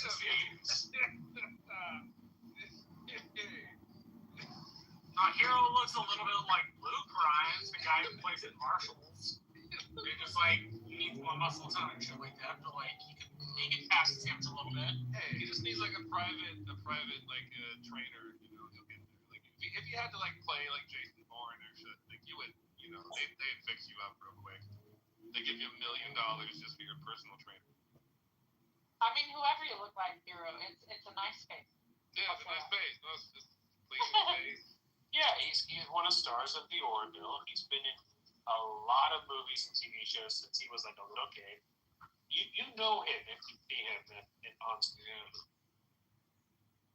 So Romero, is your next PTR gonna be you with a bunch of dog ears all over your body? No, I'm just gonna get a bunch of nipples and paste them everywhere. You could be in the next like Tool video or something.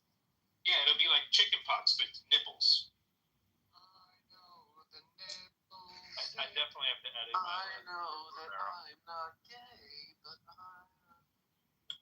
And Roybus. I have to edit that Romero. Hey.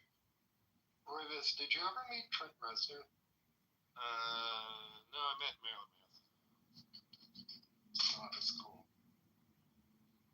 Bro, you should change your title. Oh, but I did a recording at James, his keyboard player's house. Did you see that old school MTV thing where they're all like in the mud and shit? Whatever that Woodstock, right? Woodstock. Anyway, I've been to his house in Calabasas, but I've never met you. What about Ines? I went into the shower and I came out, and now, like, what? There's like room going. Hello. There's all the fun people all in one place. Yeah, you were voted weirder than you'd probably be comfortable with. Apparently, you're weirder than me. And there's no way that that's true. Sorry, I know Romero. I was hoping to win. I was hoping to edge out Benjamin. How did you not edge out Benjamin, Roybus? I don't know. I guess because Roybus tries too hard. Benjamin is definitely larger than you. I'm too much of like a florid, weird person. Like I don't know. Like Why am I getting voted as weirder? Like where? Wait, what? When did I come? This is not something you want to win. Well, it's that whole like that you hate Keanu Reeves thing that really pushed you over the edge. What? In California, we're I had competing to use to that in my be judging. I'm trying to recap the list here. I'm trying to read. So was it Elliot, Dennis, John, Hero? Came after Hero. Sam, I think I'm not as normal as Dennis. Oh, Dennis. Aisha, Sam. You're And left. this is a cybersecurity expert. Of course he's told. I don't understand. This is not what I want to feel comfortable after my shower. I think it was Joe. Are you lodging the formal complaint? I might have to. I've had enough of the drill appeals at track meets and conference championships, but I may actually sit here and pay to protest. Let's do You it. need to speak to the manager. Well, excuse me, Aaron. I'd like to speak to the manager, please. I'd like to know who your supervisor is. See, now that Io's here, I would have to totally revise it. But Io, like, second to Benjamin. The one thing I can say Benjamin has never been to a UFO conference. tactical, 3 minutes. They knew the police response time. There's I know, but if he did go to a UFO conference, if he did go to a UFO conference, they might just stop the conference and say, "See, that's the How proof." do we know he hasn't been to a UFO conference at Esalen? And IO won for least boring a few months ago. Whereas if the state charges, Well, they if he have had been to a UFO conference, we know at a UFO conference they treat the aliens with much more respect. So I need to hear the argument for why is it that you think Benjamin is like the weirdest? Oh, he's clearly the weirdest. But why? Nobody ever. I mean, But what He's about got- his I mean, PTR? lived in a weird cast. He was buying out. Not a blame. That's a fact. Exactly. Normally boring. Sam, Is Let me that give what you- we're doing? let me give you his. What we're, because I'm certainly not boring. But that being said, CM has. There was no. It was someone else mentioned boring, but no, that's not what we were talking about. Yeah. CM said need to do a rank choice poll where everybody votes for their top 3 or 5 weirdest people, and then we show them. That sounds pretty democratic, and I think it's so. Look, so here's proof, right? Sort of. Like, I think Rachel agreed with me that I could be the least weird. I could be the most normal here, but I don't think I'd be the most boring on any of the list. So the boring and normal, I don't think they necessarily go together. I'm not saying I'd be skyrocketing off the Right, charts. Not boring, but clearly not the most boring. But anyways, Pretty damn boring. Benjamin. So he is and he isn't. He's boring in the fact that he restates the same thing over and over and over again. If that's what you mean by boring. He's certainly like high on that. But his takes are not boring. His takes are anything but boring. I mean, he literally has a fake DVD called "How to Survive in an Islamist Country." I mean, that is not boring.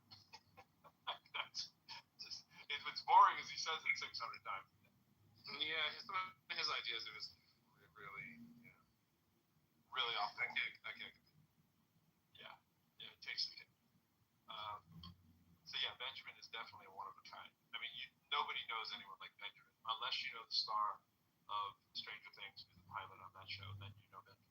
But if you don't know that guy, Benjamin's pretty much the most unique person I think I know any other.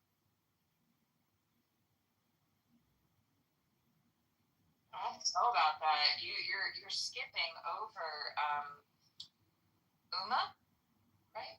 Uma, to talk about the most entertaining. Well, nuts. Like, she's just a nut in every sense of the word. Like, and I know nuts exist, but Benjamin's a nut while not being stupid. You know, like he has unbelievable bad takes. It's a very fine line. It's true. Yeah, he's very, very smart, well-read, generally intelligent person, and just unbelievably stupid ideas on top of that, right? So it's hard to put a finger on. You know what's funny? I often get told, "Wow, Rachel, you're so normal and well-adjusted for someone who was raised in a cult and has psychosis.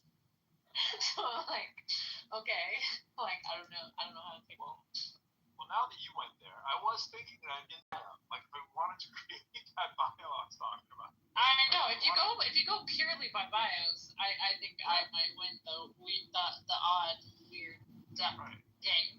But yeah. And of course, Benjamin's is right there. Benjamin is a. Well, if we want to be objective, everyone taking meds has to go off. Off your meds, see what happens.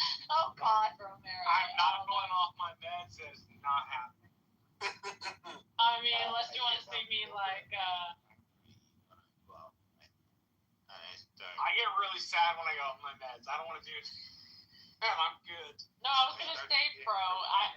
Has Benjamin? Hold on.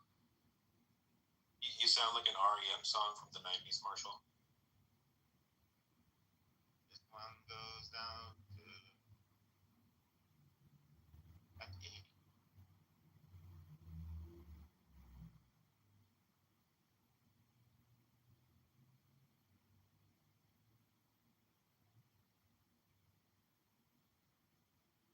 John, why do you have Sean Connery as BTR? Oh shoot, you're right. I was hoping you wouldn't recognize him. And you're gonna hit her with an open hand. How could you not recognize Sean Connery? Yes, you do look like him, but This is the photo back when I used to actually go to the barber, and they ask what I wanted. I would whip out this picture and say, "Look, I'm not expecting miracles, but this is what I'm going for." Wandering in the night, what will the sun chase? Shake my lips. I don't think. How does that work? She brought a knife to a gunfighter. And then he takes for a ride through with the Humvee and the whole escape scene. Oh, The Rock. Oh, so good. I gotta see that Nicholas Cage. Losers talk about it. Oh fuck! I forgot. Losers whine about how winner goes home and fucks the prom queen. Yeah. Paper or plastic? What? Paper or plastic? Because when we're done here, I'm gonna either need to put you in a paper bag or a plastic one. No, the thing I was gonna say, bro, before my kid came in, because I didn't want to hear it. I was gonna say, look, I think I can take the cake home on this because I don't think even Benjamin has ever thought he was a deer and got naked and on all fours and started eating grass in somebody else's backyard. So that is a true story. There is that. Yeah. There is that. So anyway, that's what happened on my last of how to crank. But we don't know that much about Benjamin. He might have done that. Yeah. Am I gonna have to throwing some bees and some honey, and you might have title? Yes, Benjamin, you are. Throw some bees and honey in there, and I think you have a pretty on par story. Well, I can see. I was surprised by how freaked out people become when you want to protect women from a religion that literally kills them. I love protecting women from religion. It's like waking up the Kraken. Fucking thing. Isn't it like waking up the Kraken? A little bit. Well, I think it's like InfoWars light. MRI. Hey, girl. Disturb my slumber. It's like running an MRI on people's moral intuitions. Girl, you don't need that. The frog's gay. You find people have like a wrench stuck up their ass or something, like, and they're wondering, like, how the heck, why do you have any objection whatsoever? Well, I mean, they got there with a lot of mood, okay? To condemning religion that literally kills women for wearing their hair falling out of the side of their hijab. They gotta have the right hand. Okay, it's not the religion that does that. It's a religious society that does that. But wait, hold on. Somebody said something a second ago. 1 second. Wait, who said something right before it? Somebody said something right before it that made me think of. Darn it! I lost my thought. I'm so. Christina was Was it? Romero was describing the amount of lube required to hide a wrench. I saw a CT of a man who decided to put a bunch of Russian dolls up his anus. Oh Like god. nesting dolls. Oh gosh. The nesting dolls. Oh my lord. lord. Saw a CT image of that, Isn't and I that like recently. the medieval torture device where they had like the pear and they put that in your anus? And then it slowly expands. Oh. Yeah. Oh, that would be evil. But also, I saw a man. Now, this is terrible since we have a majority of men on the panel as usual. But they decided to stuff a jump rope up their urethra through their penis. Oh, and put it in their- oh my god. I love sharing the fun medical cases with you guys. This is so bad. Remember Yeah. when we were talking about that? Like, you ever seen the movie Alien? Well, that's real life, motherfuckers. Get used to it. At the Museum of Medical Oddities. Bro, I just think that, you know. I mean, you know, to rebuke Benjamin, all we have to do is just look at the history of Christians and witches, and there we are. I like your picture of John. Like, some of those women were really wicked. She turned you into a nude? She turned you into a nude? I got better. I got better.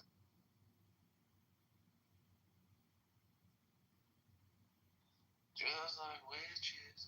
So that's so interesting. I love how like Benjamin is like to defend his title of being weirdest. He brings up this thing about the hijabs or whatever. I'm like, I don't know what that had to do with anything. But okay. It improved his title. You might have missed. I guess so. Benjamin gave us a nice story of this poor woman whose father, I believe, what did he like? Kill her, Benjamin, with a car, trying to commit holy. Oh wow. Yeah, it was. You love this one. Remember, you want to give it a replay? Yeah, poor Nora. Poor Nora story. He took a full 5 in Uncle Steve to share this tune.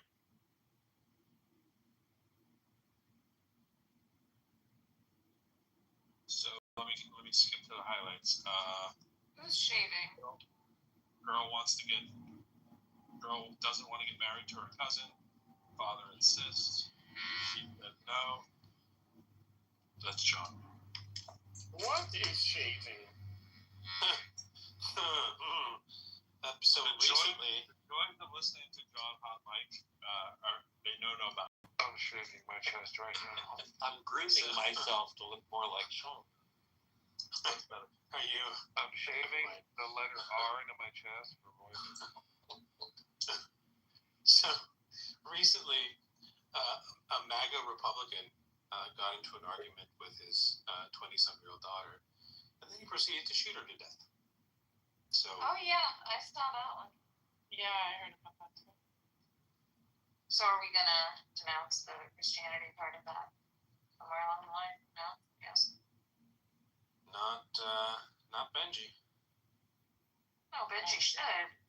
He only has eyes for. It corresponds to his anti-religion stances. He only has eyes for Muhammad. He only has eyes for Muhammad. Alright, just want to admit something to you. It's kind of embarrassing right now. I don't know why, because I don't really know any of these ways to say. So I like to eat cottage cheese and then I put salsa in it. You know, just mix salsa with cottage cheese. That's Like weird. like Mexican salsa. I know people who do that.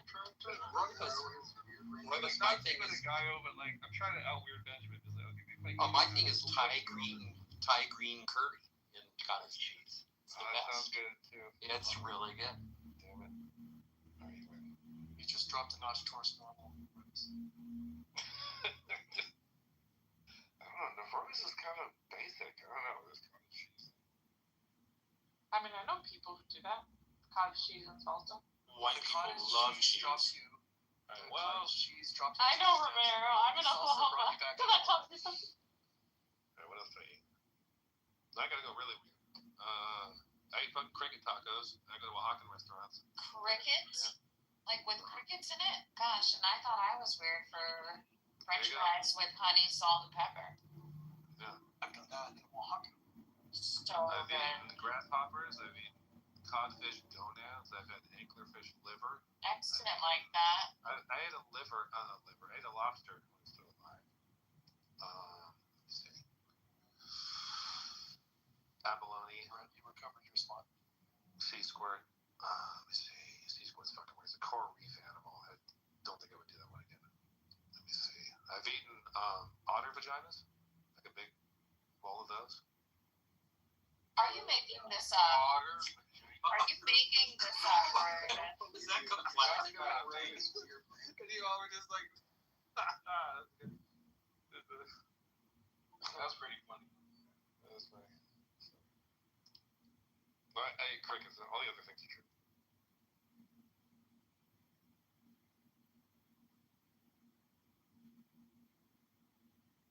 I'm not bragging about killing animals. That was like a particular Korean place where it was a live seafood, and I didn't like order that. They just bring stuff out. So you go like, okay, we have 5 people, bring us that much food, and they just bring out random shit. And one time, yeah, it was a lobster. The bands were still on the claws. It was alive, kind of moving around. And I was like, all right.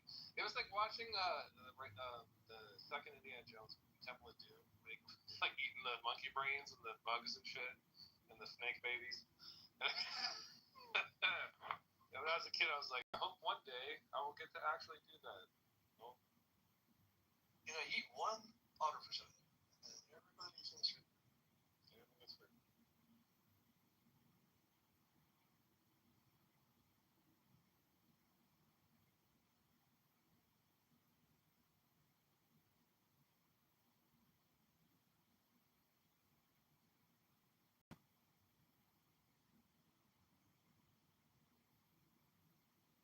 How were there no mods? It's just my screen. That's very strange. No, it's not. No mods. How did that happen? Party time! Let's see if we can.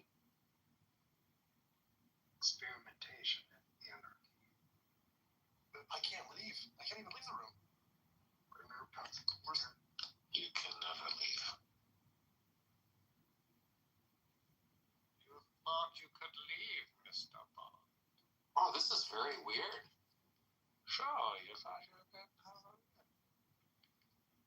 And yet nobody has the ability to end the room, right? Am I wrong? I don't see it. Pros in the audience, right? When he leaves, does it make somebody... No, it doesn't. One of the mods had to come back. I was gonna say somebody should invite Pro up. They finally fucked up. We see it. See, this is what happens when you just vibe code everything. You get garbage fucking software. Well, is it more garbage for it to fail open or closed?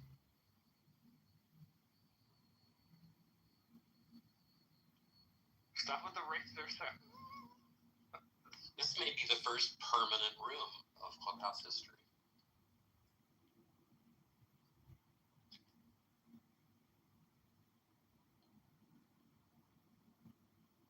Can anybody change the title?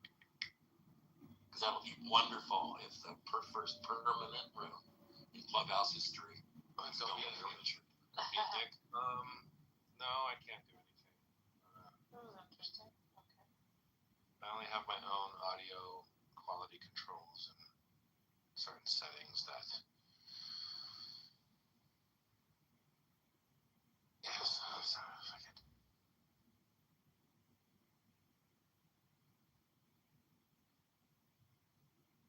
So nobody even knows if anybody has their hands raised down there. Try to. Wow. You can bring nothing. You can change nothing. And you will love it.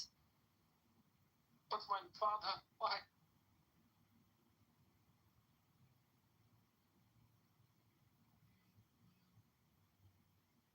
And Dennis is somehow not weirder than me. Pro just doesn't know you like I do, Dennis. Or he knows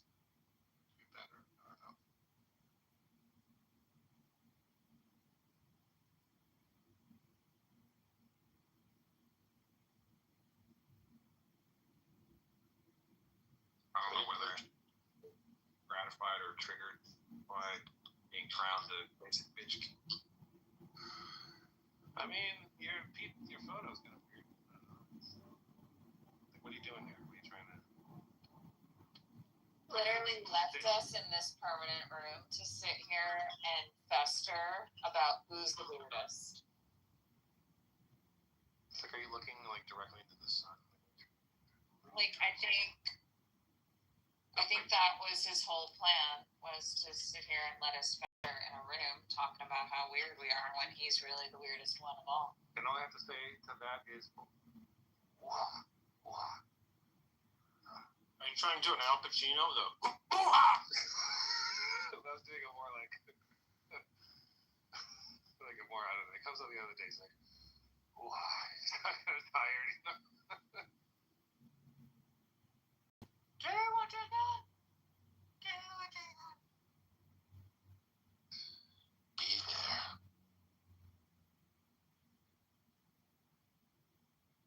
Al Pacino describing that ass.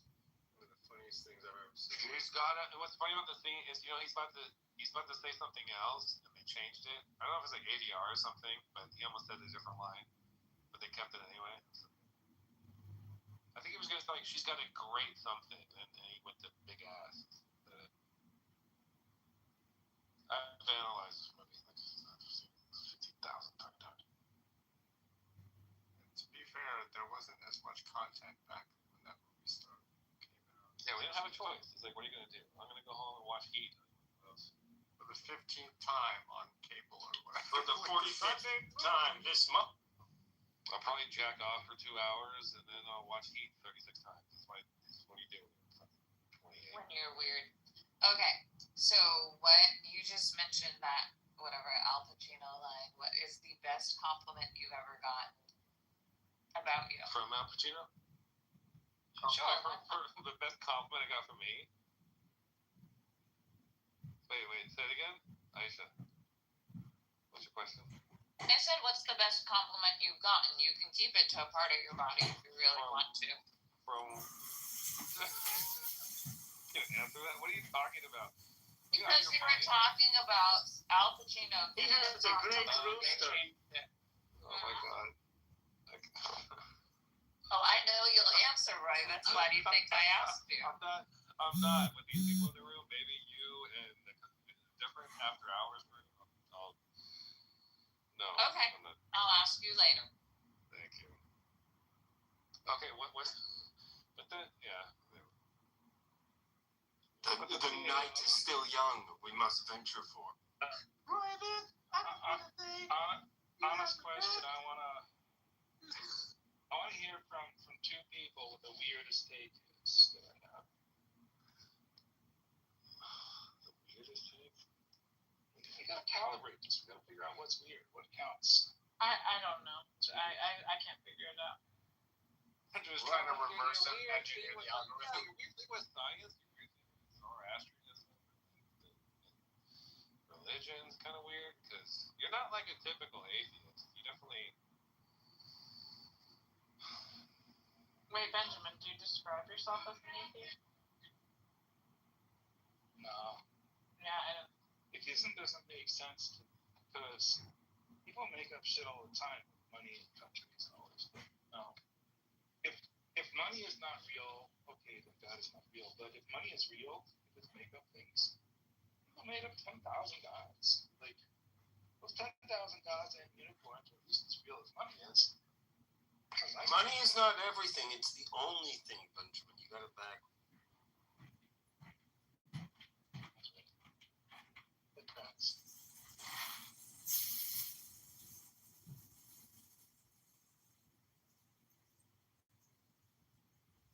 Nobody's got even a clue. Oh wait, you think Zoroastrianism is weird? Okay, that's well documented. There's scholarship on that.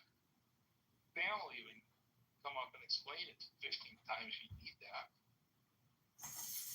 What's the other thing? Science. Oh, I'm so right about the science, I can't even know.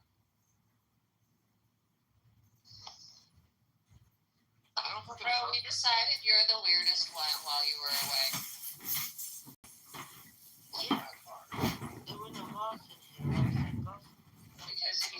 me one and ran away. Yeah, I just want to ask you how. What happened? No, he decided to make us all bicker amongst ourselves. He is the master manipulator here. We're all bickering about how weird we are. Royvis is trying desperately to win the competition. And then he ran away and created the first permanent room on Clubhouse. So how did the mods come back? Yeah, Pro, did you notice what happened? You left Pro, made nobody a mod, yet the room was still going. I think I was next in line, and Clubhouse was like, we cannot let Royvis be mod. We must invent a new form of room hitherto unfair. The auto assign failed, and fortunately, the room didn't implode. That was pretty cool. If the room didn't implode, does that bring parts of Wanda? I mean, I still have yet to hear someone say they did a weirder thing than what I did, but okay. Okay, the best compliment everyone ever gives me is that I look kind of okay at like 4:30 p.m. I'm at the golden hour when the light just right. Just hits my eye. That was the best compliment. They said you looked sort of okay. Yeah, that was the best.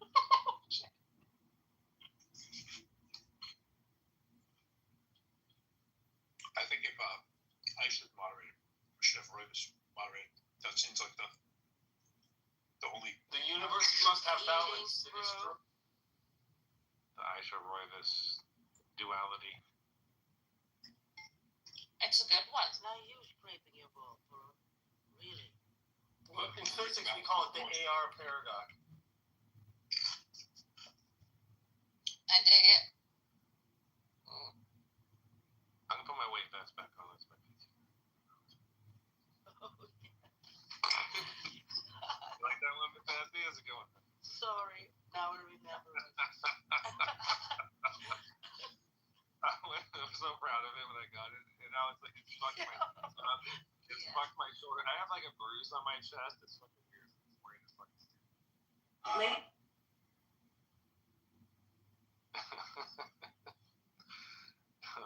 I have a friend who decided to walk the entire perimeter of New York City, which is over 32, maybe 36 miles, without training for it at all, not realizing that she was going to attempt an ultra marathon today. I haven't checked in on her. I gave her a lot of advice. What?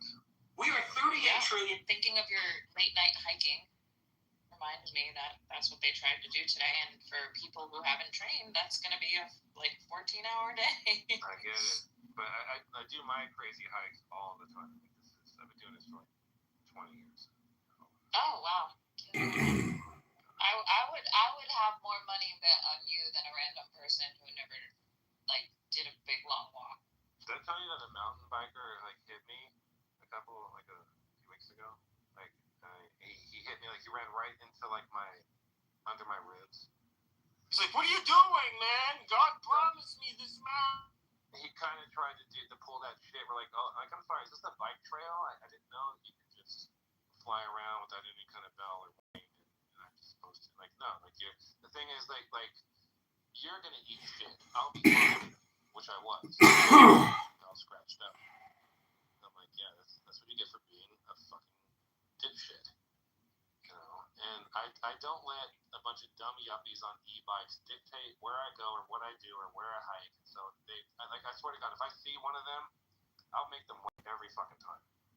Until I'm done getting my slow ass up that fucking hill, they have to wait. I don't care how fucking mad they get. Oh, they get so upset. It's fun. It's just funny to me.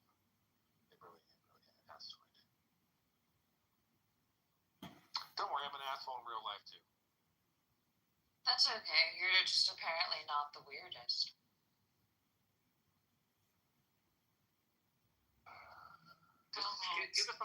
Give us some time. I know, right? I'm updating in real time. It's a living list. It's updating in real time. Well, Miss Nancy, welcome to the list. I have 3 nipples. What list?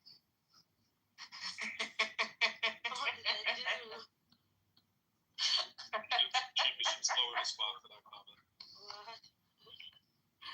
And I have a 3rd Bro arm. made a list of people who are weird and normal. And I have a weird most normal person. It's on the top, and the most normal person is Elliot.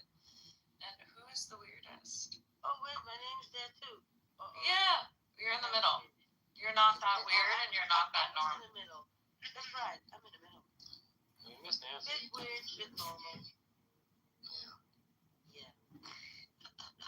Sorry, Rogers.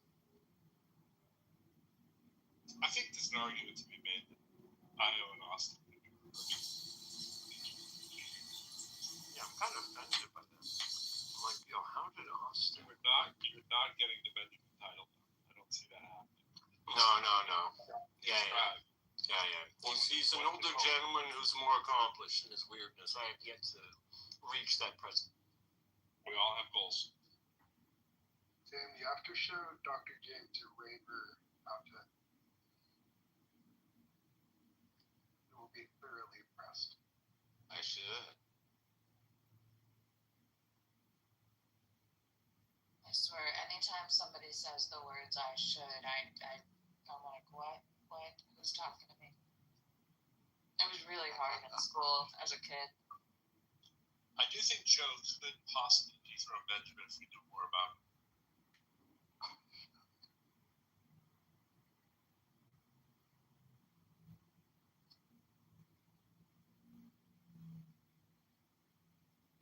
Well, I'm proud to be in the middle. Well, you're my co-host, Miss Nancy, so I think we do okay. Yeah, we're next to each other, so that must be okay. If you go to the audience, we might have to remove you from all this stuff. We might have to take Hero off there. I mean, Hero, we're very confident of our Hero knowledge, but someone like Meg, like she was on stage briefly, but y'all don't know Meg that well, so she has to be off the list. But I think if she was up here, she might be like right between Hero and Sam. It's possible. Maybe somewhere right around there. If Kat came up, Kat would go towards the head of the class. Oh, where's your name, bro? Oh, I don't qualify.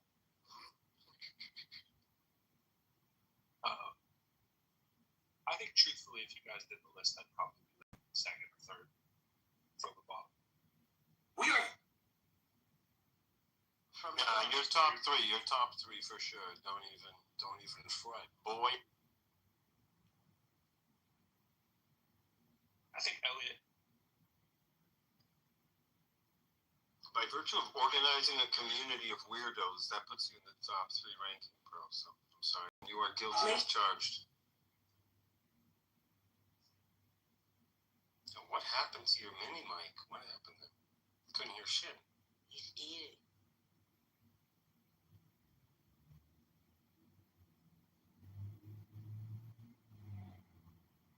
I thought Hero, Normals, and then Elliot.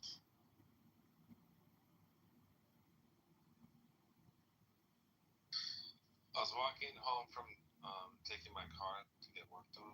It's about a 45-minute walk for like the streets of Van Nuys. I swear to God, I walked by this homeless encampment, and there were all these people, and then this woman was like taking her shirt off, like in just on the street, on the sidewalk, while I was walking by, and I was like, what are you fucking, it was like in a Hieronymus Bosch painting or something. What the fuck? I was seeing a lot of that. I was in Venice. Was she hot? I saw a homeless woman just with like no shirt on. Just boobs out. Just like, I don't know if she's hot. She looked extremely. The one I saw today was emaciated, looked like a drug addict. No, it wasn't hot. I felt bad for her because she's like doing this, doing that in front of all these like gnarly homeless dudes. I was like, oh, Jesus. Can't imagine what she has to go through to fucking live another day, right? Can you imagine? You think it's like... Imagine? Sure. There are movies made on the topic, for sure.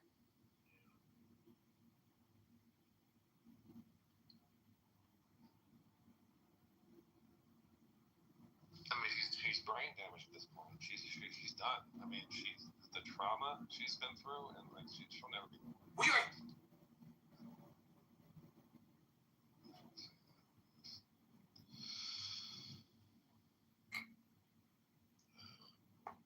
We are through.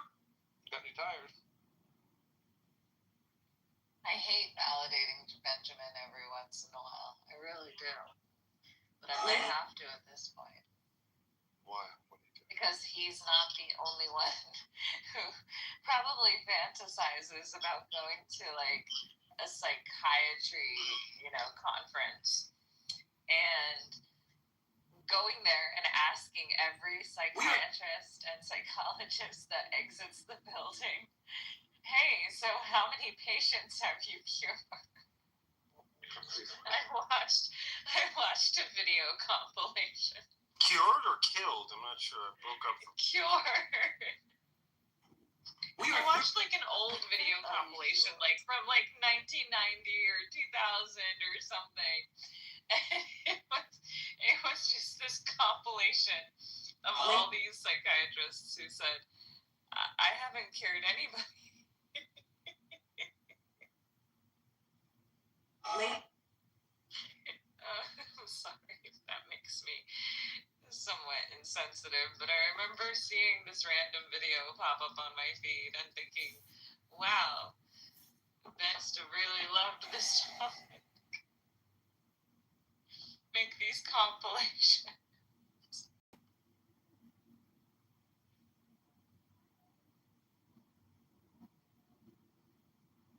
I mean, that's the problem. It's just so incredibly prescient on this shit. No, I mean, you also are going to neglect to acknowledge the fact that not everybody said I didn't hear everyone. So, just to Oh, they actually had some success cases? I'm just saying, it was obviously not everyone who went to the conference. I'm sure others would have said otherwise. This wasn't like 100% responsibility. However, the commentary was. Send me the link. I gotta. If I see it again. Maybe I'll just make that the only thing on my body. Oh dear. If I see it again, I promise I'll send it. Not to encourage Wait, you. so Benjamin, you think he was pretty prescient for predicting the video from the 90s? Is that what it was? Question? No, just because that's one of his Benjaminism. It is. It is indeed. By the way, there will come a day in your lifetime when that video shows up with final capitulation on quantum thing. It's just doesn't happen yet. It's coming. Oh dear. I can't believe it's 9 p.m. already.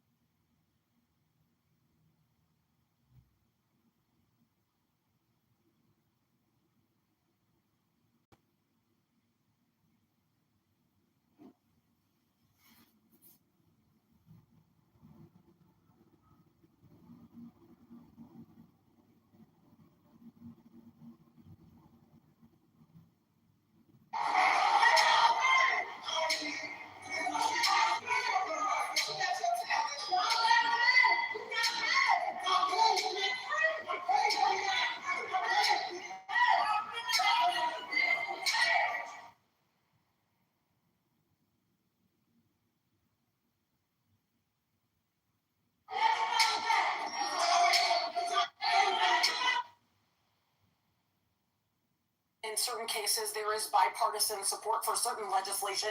Do you think this is one situation where there would be bipartisan support to get this bill amended?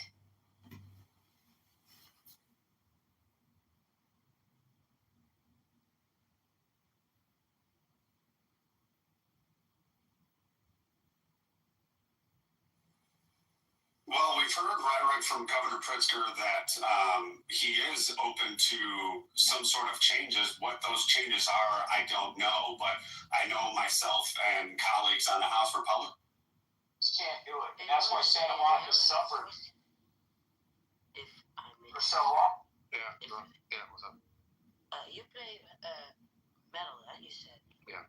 All these years, do you use in-ear plugs or something to protect your ears? No, so I mostly just do writing, and I don't need to turn it that loud.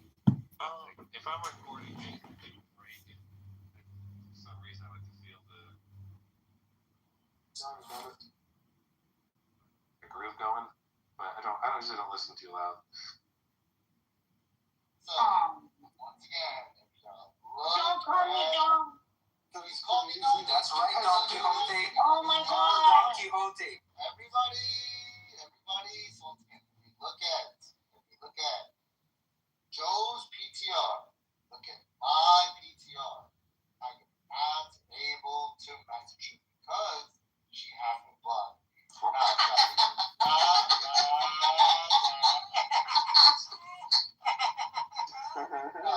Post the PTR and you can end it. Post the PTR of your block list. But that's all you gotta do. If y'all think I'm joking, just click on her PTR and see if you can message him. The only reason why I can't message him is because I am blocked. Oh, I can message him. Can you just unblock him real quick? I don't have it blocked on. Can you just try go through the motions just in case? Show him that he did it. Take a PTR and No, I never do that shit. I already did that twice. Did it twice. Did it 2 times. Not gonna do that shit. Not gonna do it. Not gonna do it. Not gonna do it. Not gonna do it. Knowledge will play jokes on us, but I don't know knowledge to lie. What are you talking about? He's the biggest. I already posted. It's in my PTR. He'll never let this go. It's in my PTR. It's in my PTR. What am I lying about? It's in my PTR. Wait, Knowledge, are you sure there's not nobody else on stage? I promise it's in my PTR. I cannot message her. Everybody else can message her. What does that mean? She has. Wait, try making her a moderator. It means that your account is broken, bro. That's all it means. When she's on stage, I can't see the room. What does that mean? I'm blocked. She doesn't have you blocked. Yeah, I'll drop so you can entertain you. Entertain you. Be able to see the room again unless people have blocked him. Hold on, Mark. So I checked myself Knowledge. I messaged everybody in this room. People, That's not true. I just blocked you. Yes, that's the point. I can listen to you and get shut up. You can only not message people. You can only not message people who have you blocked. I cannot. Or their accounts are private. I cannot message Joe. Well, you can't. Okay, now. Everybody else can. That's the point that I'm making. What do you want to happen? Monica. What do you want to happen? That's a private. My private. I don't know what you're talking about. What do you want to happen? Private. Can you message me? My profile is set to private. My profile is set to private. You're friends. You're friends. Yeah, we're friends. So actually, that's why.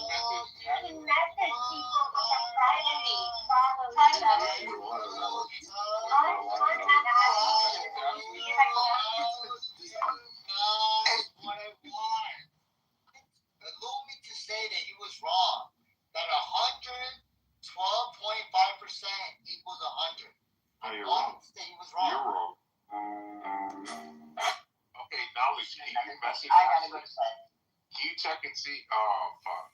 Sorry, Ashley. Sorry, Ashley. I can message everybody in the room besides Joe. I can't message bro. She is bro. Now that Ashley was trying to say something, she has to go to sleep now, bro. This is a weird troll. Ashley just wanted to speak, bro. And Monica has me blocked. I do. I should be blocked for a week and a half. Once I found out that you were the scumbag. Don't worry, Haga. I just blocked Monica right now. Don't worry, bro. I got you. Just blocked her. I just blocked her. You're a fucking scum. Yes, you're blocked. I just blocked Monica Haga. Don't worry. If she's posted sanctions on you, I post retaliatory sanctions. What are you? Okay? It's all good. What are you? I'm serious, man. You're blocked, man. You're blocked, man. You're blocked. I don't care, Nathan. You're blocked, man. Take your fabulous hair. Ma'am, you're blocked. Stick it in the blender. I don't care. She said, take your fucking Indian hair. Can you tell that I can't hear her because she's blocked? She said, take your Indian No, I hair can't hear and her stick it in because the she's blender. And yo, you have like one job, and it's not to interpret Revelation because you definitely suck at that. Can you just tell her you're blocked, please? Nigga, who you talking to? I don't know. Who you fucking talking to, huh? Who do you think I'm talking to?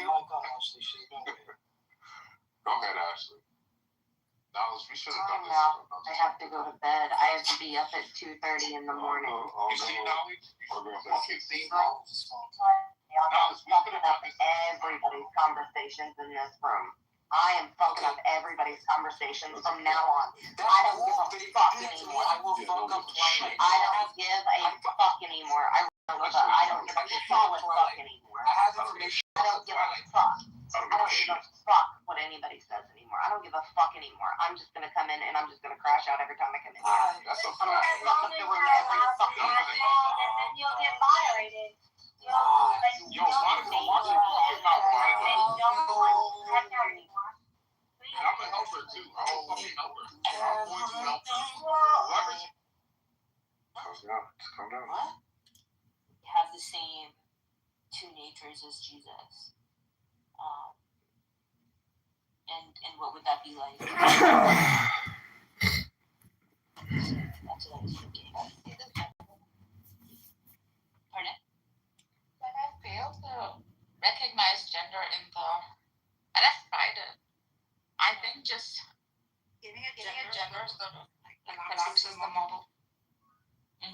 Yeah, two natures shouldn't be gendered, right? That shouldn't be gendered. It does feel like one can be gendered. Like you're speaking about something at least the father would have like complete authority, right? Like he's all-powerful, all the way.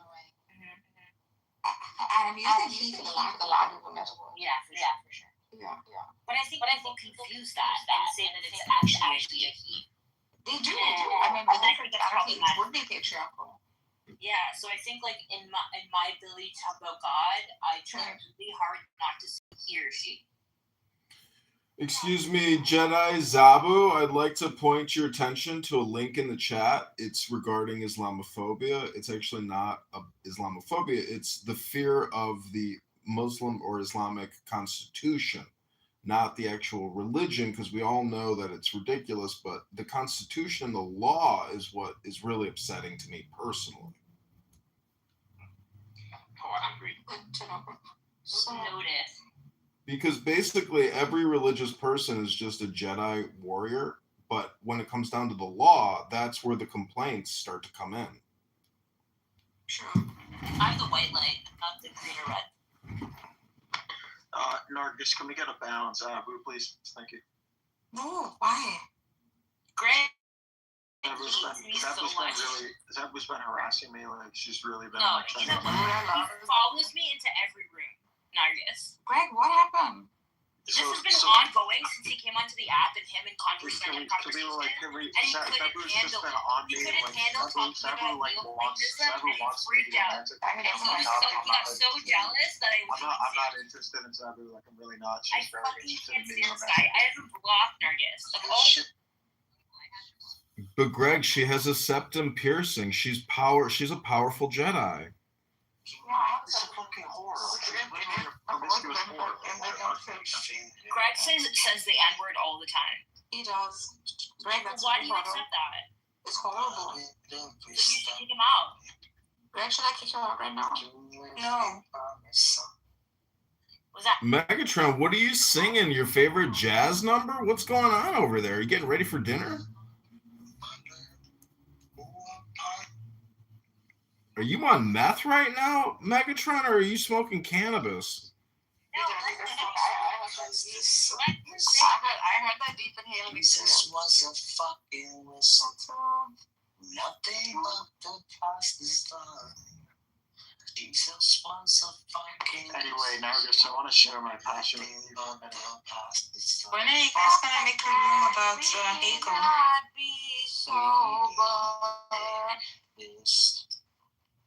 I'd be down to make a room about Hegel anytime, anyway. Yeah, Nargis, you promised him to make a room about Hegel. Nargis, what's this? Yeah, can we shut this guy Megatron up? This guy Megatron's getting 50 IDs for...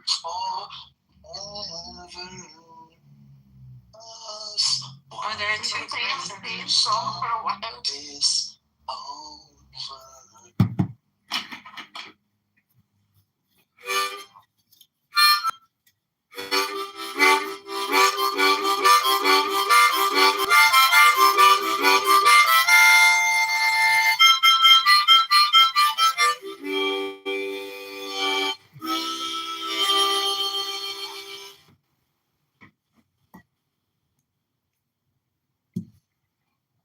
You know, I bought this harmonica, and I just want to say harmonicas are totally underrated. That was Megatron. That was amazing. First of all, and Nargis with the backup vocals, and then Alistair with some harmonica. That was something. Dude, who are the Hasidic Sufi? What are you talking about? Hasidic Sufis. Yes, there's a real Hasidic Sufi order. What are they called? I have the guy. The Order of the Sufi Schmucks. Crazy. It's incredible. This is awesome, actually. And I learned about it from a scholar of Sufism. This is fantastic. I like it. Nathaniel Miles Yepes. He's Jewish? Yeah. Let me hear him. I have to give you his name. Hold on. Yeah, he's the Inayati Meimunis. Yeah, Inayati. Yeah, I know, but I didn't know they were Hasidic Jews. Yeah. This is awesome. That's crazy, right? This is lovely, actually. Yeah. Let's bring people together. Yeah, man. Inayati Meimunas. Meimuni. Meimuni. Oh my god. They're crazy, like us. Yeah. These are our people, even though Jewish.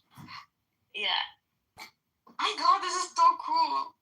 His name is, he's a Universalist Sufi-ish dude. There's a Christian Sufi. Oh, fuck. Isn't that amazing? Yes. You want to join us? I'm serious. You want to join the Inayati Maimuni Sufis? I'll read about them with you, but I won't join them. I'll totally join. How can you not? I've engaged in so many religions. I finally found one for you. You have. This too shall die out, though. Wait, Sabu, do you have anybody blocked? Like who? Only Greg. Oh, dude, you've had Illumi block. Can you unblock it? Oh yeah, dude. Yeah, what are you And doing? Fatima.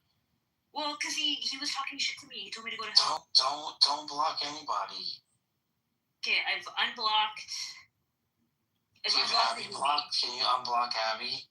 Abby's sitting on my face. Why would I have her blocked? That's what I'm saying. Just unblock her. Unblock her. She's not blocked.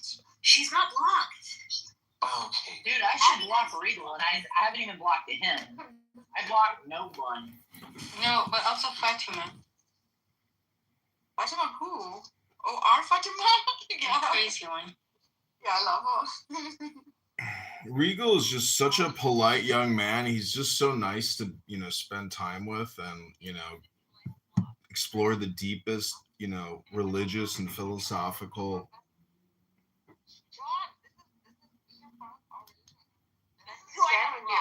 Greg, Diego, Gulak, and Fatima. Gulak? And Fatima will be nice. Like, yeah, Fatima goes on you, bro. Yeah, she will be nice if you just be like, hey, let's just. If I can go on you, nice. She will be nice. Like she will not. No, she's so Islamophobic, man. I can't handle it. Bro, she doesn't act like that. She's against everyone. Think about how tolerant she is. No, she calls out all like traditional systems that are biased and indoctrinated. Like, you have to spend time with Fatima. Like, I have. I don't know. I can't stand the audio that she has either. Like, tell her to fix her. She bought a new phone for Clubhouse. What? She bought a new phone. For Clubhouse? Yeah, so everyone was complaining about her microphone. She's not Turkish. Where's she from? No, she's Tunisian and Belgian. And Belgian, yeah. Okay, so you guys are helping me. Okay. If I give these people a second chance and they fuck up, yeah, you can block them forever. I will never, ever, I will fucking ruin their lives on here. Stop. Okay. Hold on. Of all the people, okay, here. Okay, I'll only unblock Fatima. There you go. And Alumi is already unblocked, okay? Does that make everybody happy? Dude, you have to see this a lot, the Inayati memories. I know. It makes me happy. Oh my god, John, you have to see this group, the Hasidic Sufis. I love them. We need to bring Dan up. Somebody bring Dan up. They're at Naropa University. They're fantastic. I want to share with Alistair. Yeah, do it. Well, thank you for producing. Yeah, you're welcome. I thought you'd appreciate it. I do. Born in a Mexican-American family in his late teens, Miles Yepes discovered his family hidden Jewish roots and began to explore Judaism and other religions seriously. After studying history of religions and comparative religion at Michigan State University, he moved to Boulder, Colorado to study the innovative Hasidic master and leader in ecumenical dialogue, Rabbi Zalman Schachter Shalomi, founder of the Jewish Renewal Movement. In addition to this movement, he also studied with various Sufi masters, teachers of Buddhism, and Count Father Thomas Keating, Trappist monk and founder of the Centering Prayer Movement, as an important teacher. In 2004, he and this Shalomi guy co-founded the Sufi Hasidic and Ayat Mamuni order, fusing fusing the Sufi and Hasidic principles of spirituality and practice espoused by Rabbi Avraham Mamuni in 13th century Egypt. With the teachings of Baal Shem Tov and Shalomi guy. Yes. And that's how I read things to my students, otherwise they don't pay attention. Yes. If you can't pronounce it and you get close enough, just like, a Shalomi guy. His literal name is Shalomi, though. Schachter Shalomi. Anyways. And in the end, I'm gonna dance like a dervish. In the end, before I die, I shall die dancing like a dervish. You already are working. Whirling, like a dervish. So I won't name the spot, but went to a place last night in Old Did you see their 3 objectives on their website? No, what is that? So the 3 objectives. Number 1, to realize and spread the knowledge of unity, the religion of love and wisdom, so that triumphalism in religion may fall away, the human heart may overflow with love, and all hatred caused by distinctions and differences may be rooted out. Objective number 2, to discover the light and power latent in the human being, the secret of all religion, the power of mysticism, and the essence of philosophy, without interfering with custom or belief. Number 3, to bridge the East and West, in thought and ideals, forming a universal fellowship where human beings may meet beyond the narrow boundaries of tribal identity. I'm amazing. Why do I have to go? Naropa University. Where's that? Boulder, Colorado. Yeah, that is going to be my destination. You're not going to do this, right? Yes, I know you will. And then you'll come back to Clubhouse and be like, I say that they're ashram. Yes, I say they're ashram. But I may not come back if I like it too much. Like when I went to the Oracle ashram, I was supposed to come back in 3 months. I stayed there for a whole year. They have a prayer book. Really? I saw that prayers. Totally made up. It's all fucking unique. So good. So good. They have 10 remembrances. Yeah, like the morning one. 10 remembrances. Do you want to hear Kitty, them? you want to join? Kitty. You're going to get Kitty to... Abby, you want to join? You fuckers, none of you are going to join. I'm the only one that's going to join. No, I'm the one who led you to this path. Then come and join with me. I really appreciate the offer. Jesus. Only if you... Yes, you can bring beer along, though. Okay. You're never away. Well, you can bring Jesus. Okay, yeah, this is You're never away from, like... Guys, I held this puppy today in my picture. Held this puppy. Did you get it home? Oh, baby dachshund. Little boy puppy in my picture. I thought this was your puppy. Oh, this is a baby one. You have a baby one? Yeah. No, it's a friend of mine at church. She just got a brand new dachshund. Very cute. I know, oh my God, I love it. Very cute. Retardedly big. Oh my God, it's so cute. Man, I'm so tempted right now to get another dog. But first I have to pursue my new religion. 5 years ago. You're welcome. Now I shall indulge. Their website is awesome. What is it called? Can you put it They also have an artisan shop. You could be an artist in resident. Oh no, you don't make money out of these things. It's not about money. It's about just having a place to work on your art. The 10 remembrances. Number 1, there is one God, the only being, nothing else exists. Yes. Number 2, there is one master, the spirit of guidance, constantly leading its followers toward the light. Number 3, there is one holy writing, the sacred book of nature, the only scripture that truly enlightens its readers. Number 4, there's one religion, unswerving progress on the true course toward the ideal, fulfilling the life purpose of every soul. The next one, I can't tell if it's like number 5. There's one law, the law of reciprocity, observed by selfless, conscious, wedded to a sense of awakened justice. The next one, there's one family, the human family, uniting the children of the earth indiscriminately in the parenthood of God. The next one, there's one moral love springing from the transparency of the self and blooming in deeds of love and kindness. The next one, there is one object of praise, beauty that lifts the heart of its worshiper through all of its aspects, seen and unseen.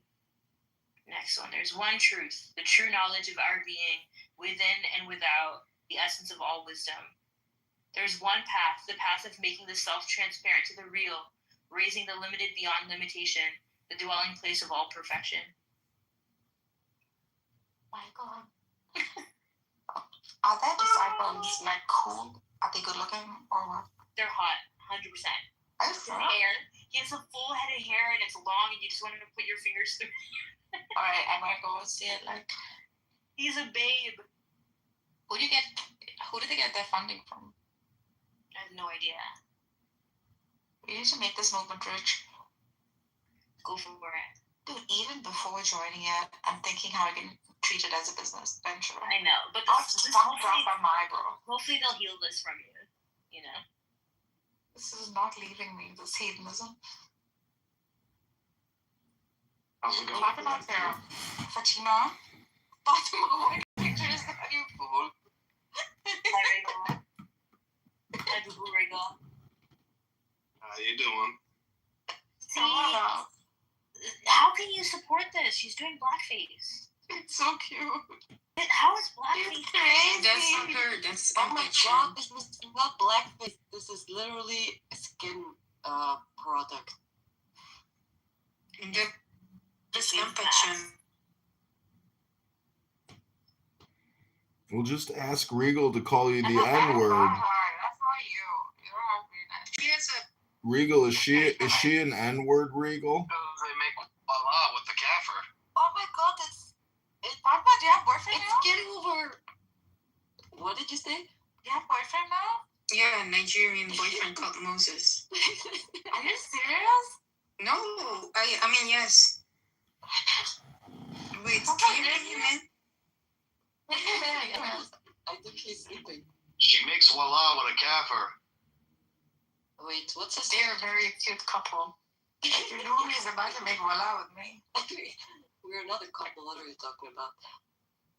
Hey, you were planning your wedding with him. I was not. I'm just dating him.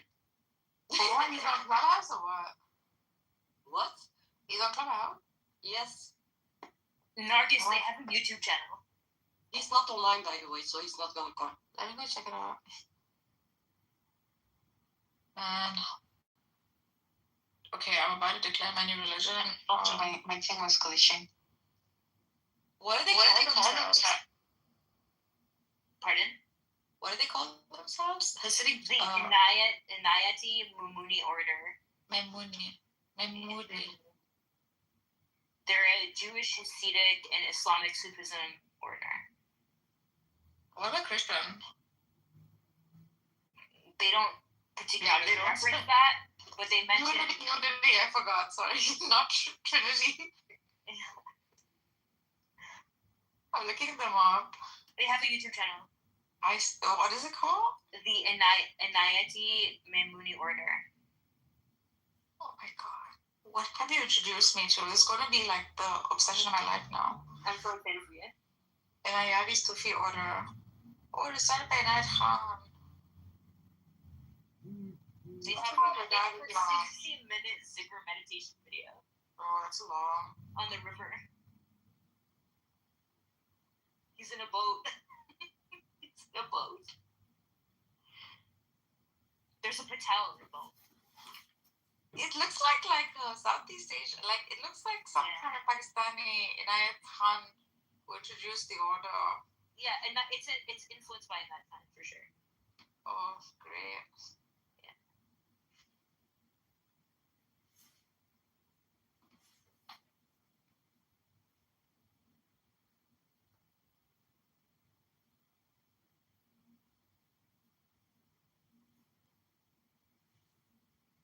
Like morning prayers.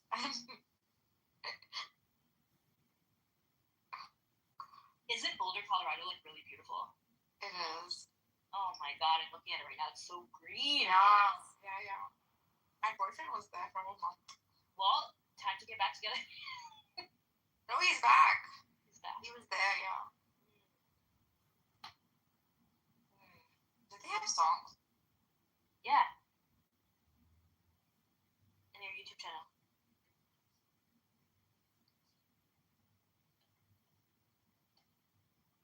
I'm watching.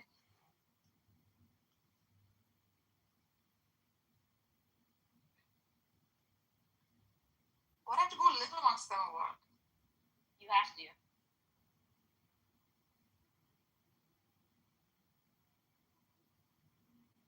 Isn't this such a wild thing? This is so wild. Fantastic. It's not that wild. I mean, if you're in India, this is an everyday thing. Like you have these little groups all over the place. Their ashram is gorgeous. Oh my god, this is beautiful. Man, these people look a little bit weird. But so are you. I think you'll fit in perfectly. I'm also a classist, but I don't know how I'm going to handle this. I think you'll be fine. What do you mean they're all rich? Are you sure? Yes. They're professors and stuff. How rich are they? They're so rich. Are you sure? Yeah. Why? You're just pulling my leg. No, I'm serious. If they are, they're then rich. Okay. I promise you they're rich. Do you have to keep repeating that? They're rich. You're doxing me. You're doxing my. This is my zicker. You're doxing my inner. Rich. My inner carnal self. You can do it.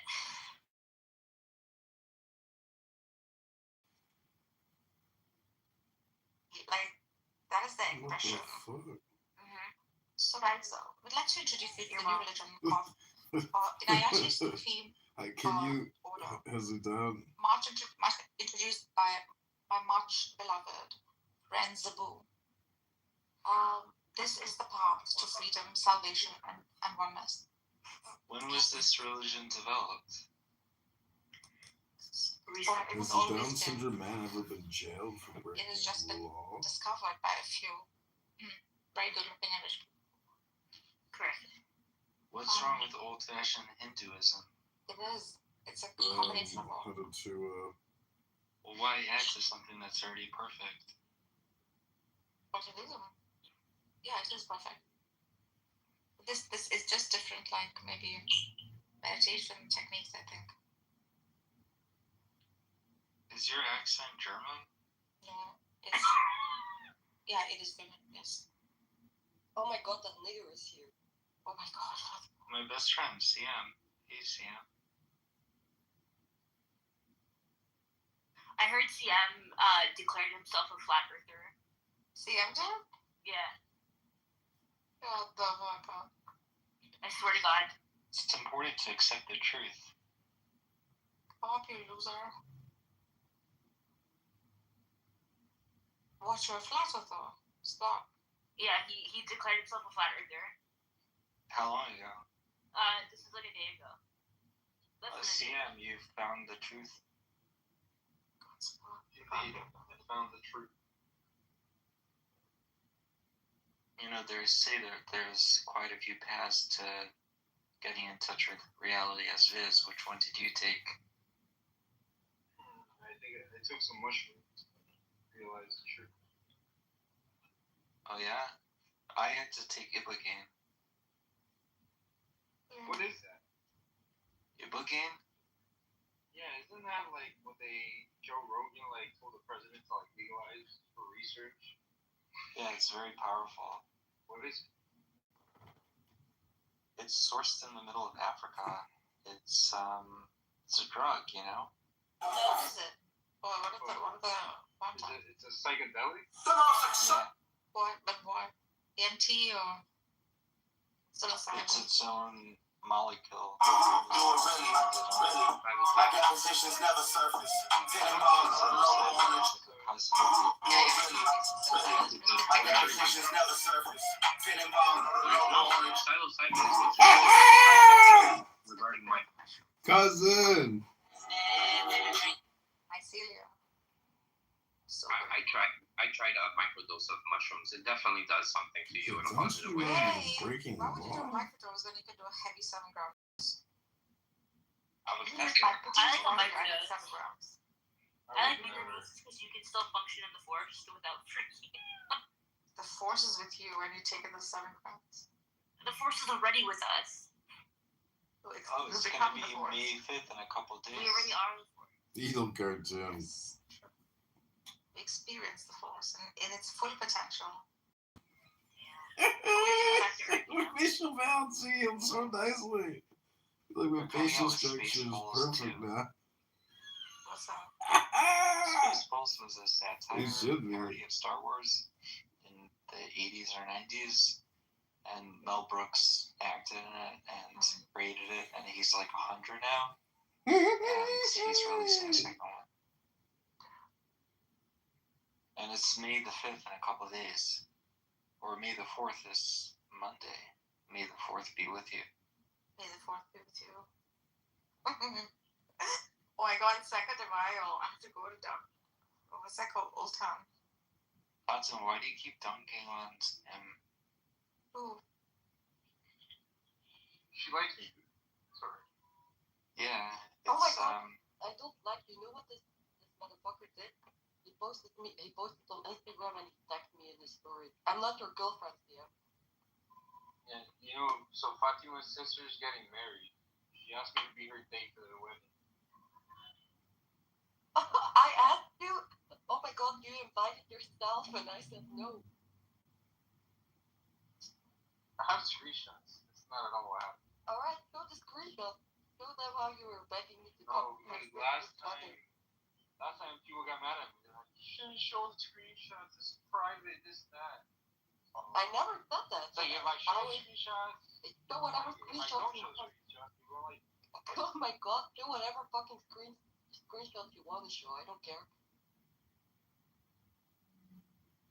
how do I know this? Why did you tell me about your sister's wedding and that you wanted to go with getting married? Just because You're just sharing information, Sam. You don't get so excited. It's not because I'm telling you my sister is getting married. Bro, I Shut can't up. do that. she didn't want to go alone. Oh my God, you're a little And you want to crash Fatima's cousin's wedding with me? Also, she has What's Fatima's Sister? Wait, what? Abby asked you to crash your sister's wedding. Oh my God. No, you're not. Yeah, we are. It's gonna be amazing. Can I come back with a Google Docs? Yeah, you come with us. Cause we're, yeah. I need a harem. Yeah, let's all go to her sister's wedding. Yeah, I think it's a great idea. Her sister. Yeah. Yes, of course. That's pretty close to where I'll my buy my ticket right now. I'll start working on it. Let me know as soon as possible when it is. Is John Kitover coming as well and Moses? From Nigeria. Where is he? Who's gonna be a +1, Moses or CM? I haven't told Moses yet about my sister getting married. Too bad he's sleeping. He's a good man, you know, he sleeps on time. CM, you need to get a life, get a girlfriend, get a book, get a gym membership, get a job, get a car, get off of Clubhouse Flat Earth rooms. They're not getting you anywhere. Hello? Alistair, are you married? Hello? I'm a Scorpio. Alistair? Hello? Are you married? No, I'm a Scorpio. I'm not married. I'm a single man. John Kitover is single, right? I still hope you and the Indian doctor. No. She's got no interest in me whatsoever. Do you see that? I wrote it for her. Do you see that he's holding an Ayn Rand book in his picture? Yep. Yes, I have the book in the hard copy. You know what's amazing? I have all of our So the three of us should hook up. Let's go. Oh, you want to have a menage a trois and read Ayn Rand together? That would be so Oh hot. my God. Yeah. Orgasm. I would love Ew, disgusting. Oh my god. I think I'm gonna objectively come! I'm objectively coming! Have you, listen, John, have you read Read the Living? See, CM said he wants to tear into that like a hobo ripping into a bologna sandwich. You, Alistair, someday host a room where you're just reading Ayn Rand. Yeah, we can do that right now, actually. I've been trying to do it for days, but nobody comes to the rooms. And if I'm like masturbating while you do that, Hot. Do you have one of those, what do I use again? It's called a, anyways. But yeah, I mean, let's schedule your next orgasm with Ayn Rand. Amazing. Dude, what's up with this chick in power tools? Like, we need to get her like a Soulzone or something. Technology has rapidly increased its capabilities in terms of like helping you achieve an orgasm. Some power tools, nudge, nudge, wink, wink. Just go on Amazon and type in female sex toys. You'll be amazed.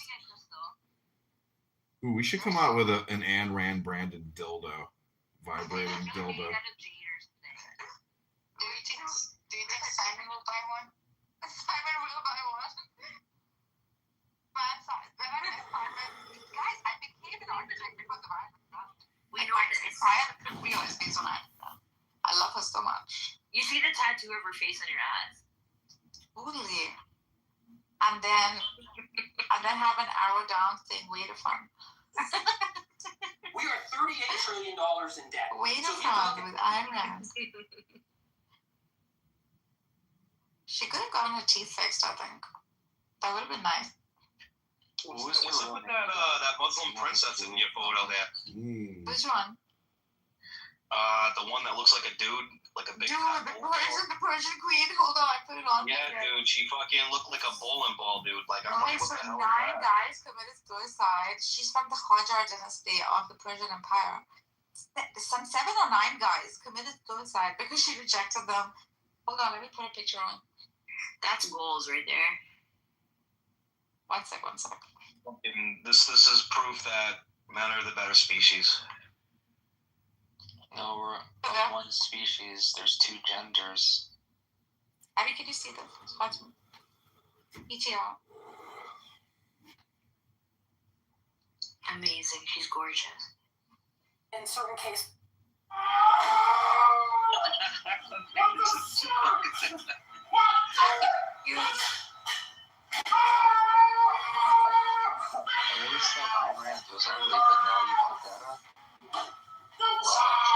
Amran is a fantastic queen of philosophy. As much as she's not considered my favorite philosophy. Yes, I'm favorite of philosophy. Oh my god. Probably the only person who got booed as much ever in the history of Tottenham has been Amran. Interesting. I didn't see more than one episode in order to compare.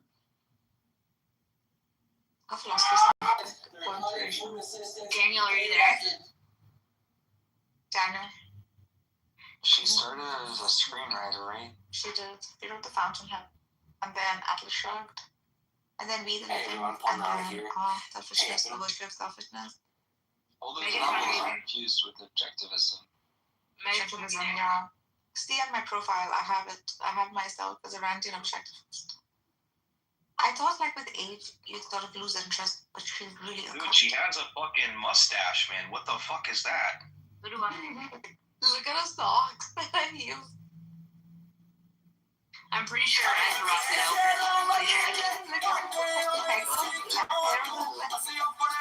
I have fair mind. Like that? Here we go. Yes, I do.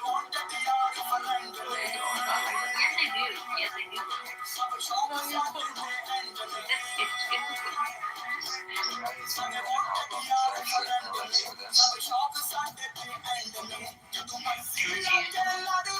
It's been over 15 years. Just get a late one. No. Okay. Dude, Nargis, you need to get on the fucking hotline there and order some chick some fucking nads. No, I'm too much of a feminist for this. Oh, that's right, you're a feminist. Yeah. I'm pointing these on top to bottom. Fatima, when is your sister's wedding? I don't know yet. I'm just a little furry, you know? You know, There's a new exhibit in Busch Gardens. Animals were recovered from this yeah, it's route, between my legs. including roosters, hens, chicks. Did you just say ew to my bush? No, I didn't. Fucking take Some it of the back. roosters showed No, I just said it. consistent with that of animal fighting. Well, she's walking. Everyone wants to see my bush. Yeah, there's gotta be a little bit of bush down there, man, you know? Can't be No. fucking... It doesn't need to be. It's a forest.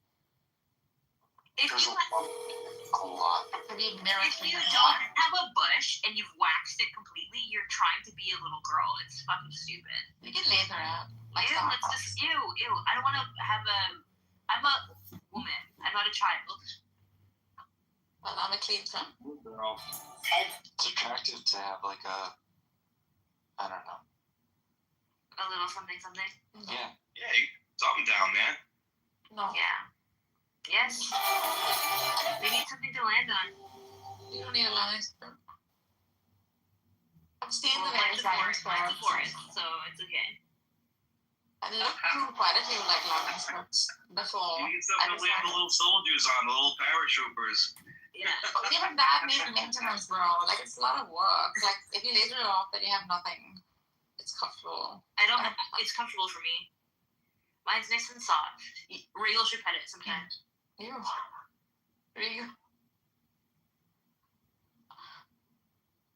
So, you guys are like Muslim. Do Muslim men get down there and go... Yes. The reason you're suffering is because you're with But I don't just only sleep with Muslim men. I've never slept with a Muslim man.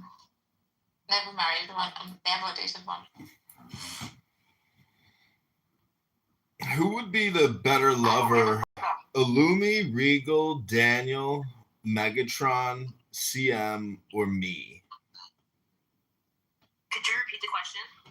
Who here would be the best at the Kama Sutra? Who here would make you the most pleased sexually? Daniel's the most. Oh wow. Idea. I have to try all of them. No, come on. Alicia's the fucking craziest. He will definitely do it. Yeah. I think everyone needs to be tried at least once. Ladies, when was the last time you said to a man, "Can I sit on your face"? Yes, that's their face, please. That's the best opening line. Imagine you don't know him, yeah? You go to his house. There's this one room you're not allowed to open. And then he says, "You're not allowed to open this room." And then, at night you wake up and you go in there. Abby, these two. What are you doing? She's just describing the movie 50 Shades of Grey. Like, I don't Abby, these two hot chicks. These two hot chicks were live on Instagram, and so I went. They accepted my live request, and then I showed them all my phones, and they started screaming uncontrollably. It was so funny. They were like, "Show us again! Show us again! What the fuck? What the fuck?" Of course. That's the first time I saw it. I was literally like, is this even real? Dude, he's got a shrine of phones in his fucking bedroom that he does his Aleister Crowley fucking shit. Phones, Aleister Crowley. He's like boo boo jump jump boo boo boo boo jump jump. Love is the law. Yeah. Law and the will. It's a one-way trip, John's bedroom. Dude, wasn't that dude in the fucking piss club? Which one? Aleister Crowley.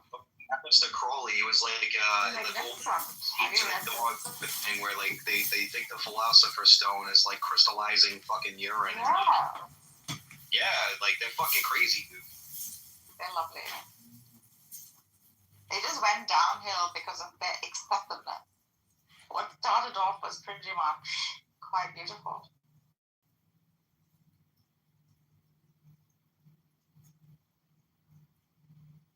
They really went excessive. Overdid it. So you want to talk about Abby's blackface? Okay. It's not Abby's bottom up. Can I play a song for you guys? Yes. Is that what you look like, Abby? Or like somebody else's picture? Oh my god, it's from the United States movie City also. Oh, she's got the same thing. Well, that's not you, so that don't count. I can say but Abby's so true.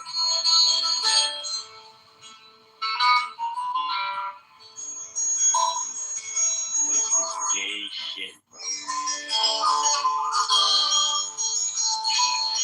Gay cowboy.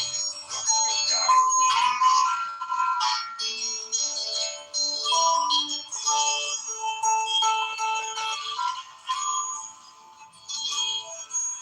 Playing Red Dead Redemption.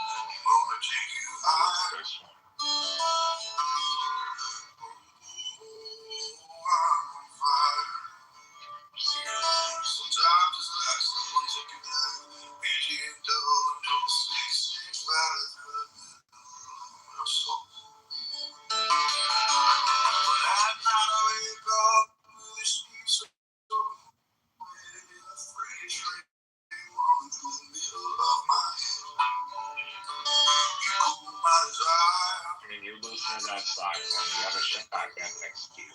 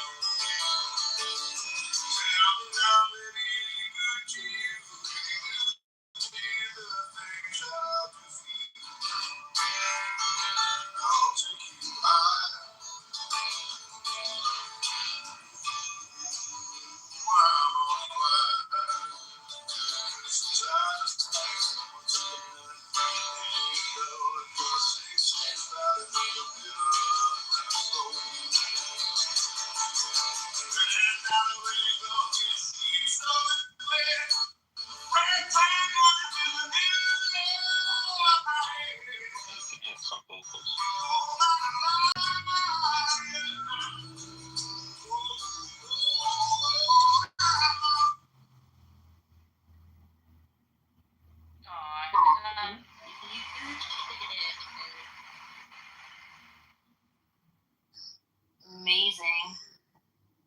That's intoxicated with the love. That was really good. God kind of voice, you know what I'm saying? Could you play something a little bit better? Could you play a song for me off of your thing?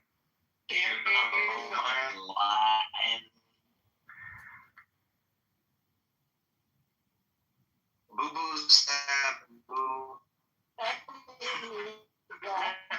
like that. Boo snap boo. If you play Stillborn by Dial, the acoustic has to be the acoustic version. It can't be the rock and roll one. I'm playing Tool. Can you hear it? Alright, thank you. Oh, that's so good. But Nargis, you have to turn your voice isolation off or something. I put on music, I think. It's freaking. I feel like having sex on Tool. So well, just so you know, we can't hear it. It's fine. It's such a doing music. It's such a good music. You don't want us to hear it?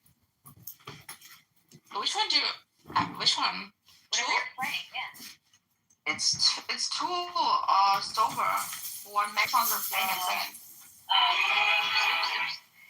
So Rigo, what did you want me to play for you? I put it in the chat. Oh, can you just tell me what it is? Can I put in a request too? One request at a time. Yeah, it's by Zach Wild, Stillborn, the acoustic version. Hang on 1 second. Which one? Because I can't. Zach Wild. Black Label Society, Stillborn, acoustic.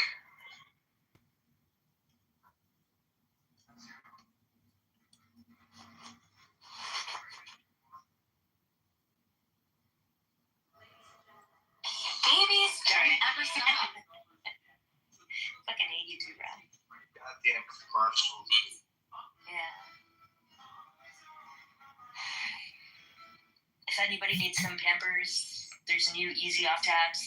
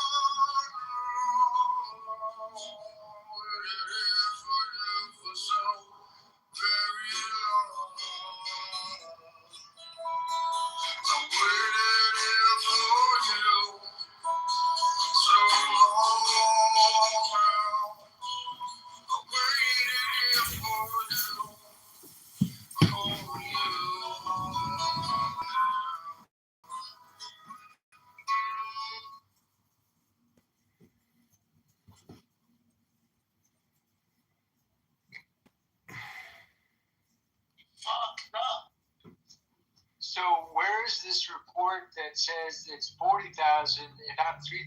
I don't understand. Like the numbers are two totally different fucking numbers. Islamic Republic, the House Ministry of Islamic Republic says that the number of people that were killed is 3,000.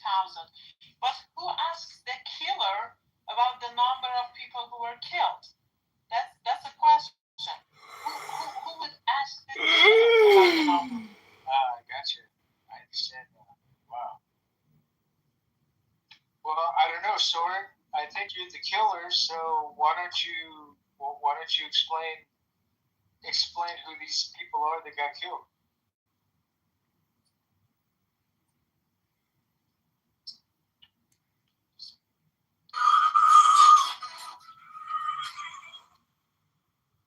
It's too much bravado. I mean, It's fantastic. Fantastic. yeah, I mean, I'd take the beginning of it was good here. I put a college on this too. If any of you are interested, so good.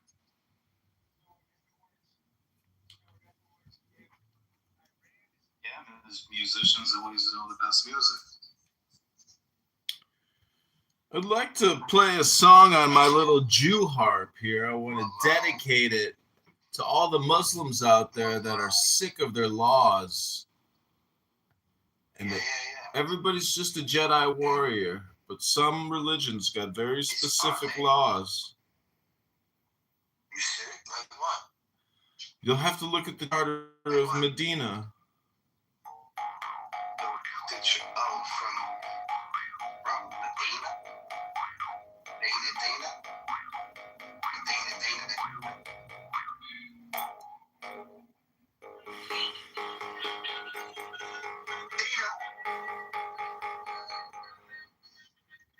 Inshallah.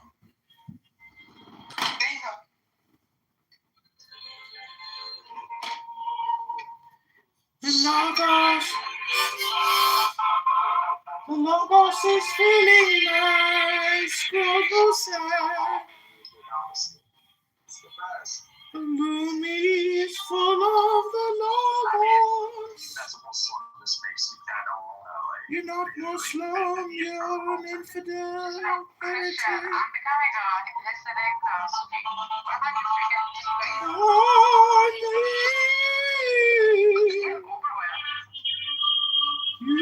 Hey, Abby, what is up with that PTR, Abby? Holy shit. Fuck, what the fuck? This is the real picture, by the way.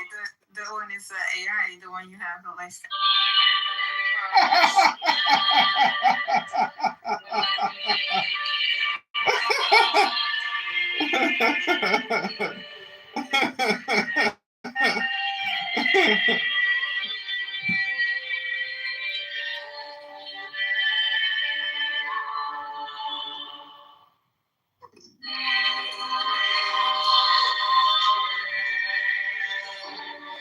We are $38 trillion in debt. So you have to look at that as the United States credit card. Except, damn. Maybe I'm Christian. It's between Christianity and Hasidic. Not everybody child like that. They're on the back with some fucking helium shit. No, I know.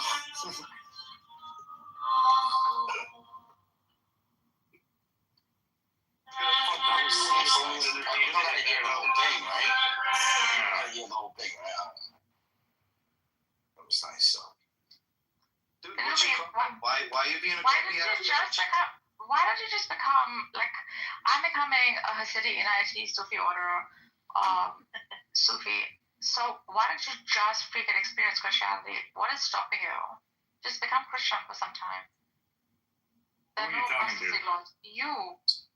I've been around Christian. Like, you think I've never been around Christians? What are you talking about? Become one to experience it. We're already Christians. Alright, so now. You're talking about like you're not allowed to walk into a church? Yes, you are. We have a poem here. You're allowed to spread your little carpet and pray all you want. We're gonna get a poem going on here, guys. Okay. He's getting mad about the music. He wants to raise gas. The minimum wage. You want to make the life affordable for people? How about you raise wages? Microphone wanted to read this poem for a while now. So Well, this is just called mean the light transformations. Who you used to be isn't who you are now. Who you used to be isn't who you're required to be. You don't have to carry the past in your wallet if it's no longer what you identify with. You are allowed into your pocket. No feel lighter. Hello, you just forced business owners who barely make a profit to raise the wage to make-believe minimum. Stop taxing pig. Wait, so let's start there. 7. Dedicated to illuminating. Yeah. It says you grow tired of over-explaining yourself to people committed to misunderstanding you. One day, you will say nothing, and you will let speak.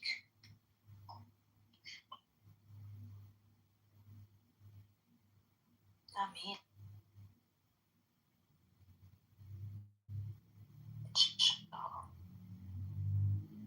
Subhanallah. Mashallah. This is our Labor Day. I want to thank the Chicago Federation of Labor. I had to make sure I had that said, Inshallah, my way through the day or something. Inshallah, my way through life. Simon says this for everything. That's a picture of that. Simon thinks there's only one expression. He says it for everything. Where is my branded objectivist? The beautiful Italian Simon. My Italiano boy.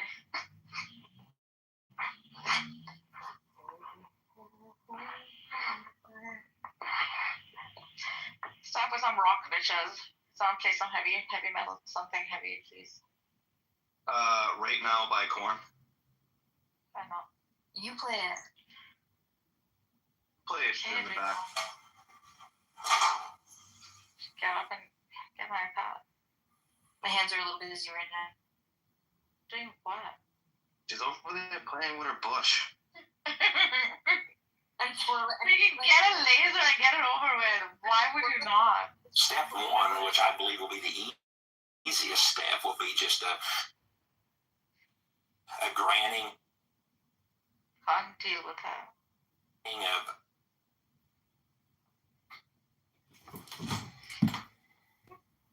Hello, humble moderators. I'd like to read 60 seconds from the Dhammapada, the wisdom of the Buddha.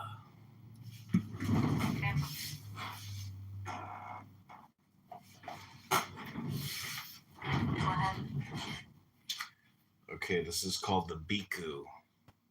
It is good to restrain the eye. It is good to restrain the ear. It is good to restrain the nose. It is good to restrain the tongue. It is good to delete Clubhouse and go on your way. It is good to restrain the body. It is good to restrain the mind. It is good to restrain thought. Restraint in all things is good. The Bhikkhu on Clubhouse with restraint in all things will be free from suffering. He has controlled his hands and feet. He has controlled his speech. He is withal well controlled. He delights in insight development. He is calm. He lives alone and is contented. Him they call a Bhikkhu of Clubhouse. How pleasant is the discourse of the monk, spare in his use of words, whose speech is restrained, who talks wisely, who is simple and clear in expressing the Dhamma. The monk who abides in the Dhamma, who delights in the Dhamma, who contemplates the Dhamma, will not fall away from the sublime Dhamma. One should not despise his own portion, not covet what others have. A monk who covets what others have does not achieve peace of mind. The gods praise the energetic monk who is content with his simple lot. living by pure means of livelihood. He who is not attached to this mind-body process and does not mourn the loss or decay, that one is called a true bhikkhu of Clubhouse, a monk who lives in loving kindness, devoted to the teachings of the Buddha, will realize nirvana, the tranquil, the unconditioned, the blissful. Empty this boat and delete Clubhouse, O monks. Emptied, it will move lightly. Cut off lust and ill will, and you will reach nirvana here on Clubhouse. Cut off the lower 5 fetters of self-delusion: doubt, attachment to rites and ceremonies, sensuality, and ill will. Remove another 5, the 5 higher fetters of desire for the realm of subtle body, desire for the bodiless realm, conceit, restlessness, and ignorance, and cultivate 5, confidence, mindfulness, effort, meditative absorption, and insight. He's trying to hit me to buy some shit. Probably got most of you. Okay. No, it's so good. We're gonna go. That was very, very good. Yeah, that was good. It's And just the movie's reaction to your zone you out. This starts to zone you out. Yeah, he the fact that he was like bored by that and wanting to kill himself shows that he doesn't understand where his philosophy comes from. He's not a mystic. He's just a philosophy. He's a fraud. Alistair, that's the thing.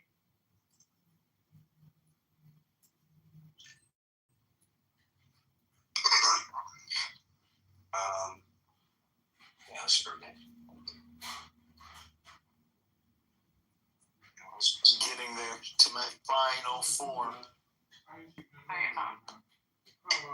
Your form is just flesh.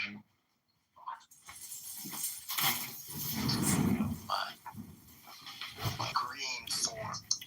Oh, I apologize, everyone. I achieved nirvana over here. Farewell, everyone. Good luck living in your state of not living in nirvana. Farewell. I'm deleting the app. Goodbye. Bye. Bye, John. Who are you going for on your accounts? Bye, John. Get over. Goodbye, everybody. It's time to go.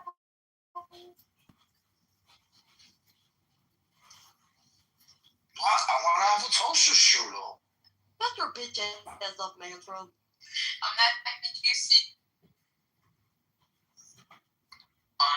I know. Well, today I want to have a toaster strudel. What about Are you gonna put the icing on it, Megatron? Mm-hmm. Are you gonna lick it?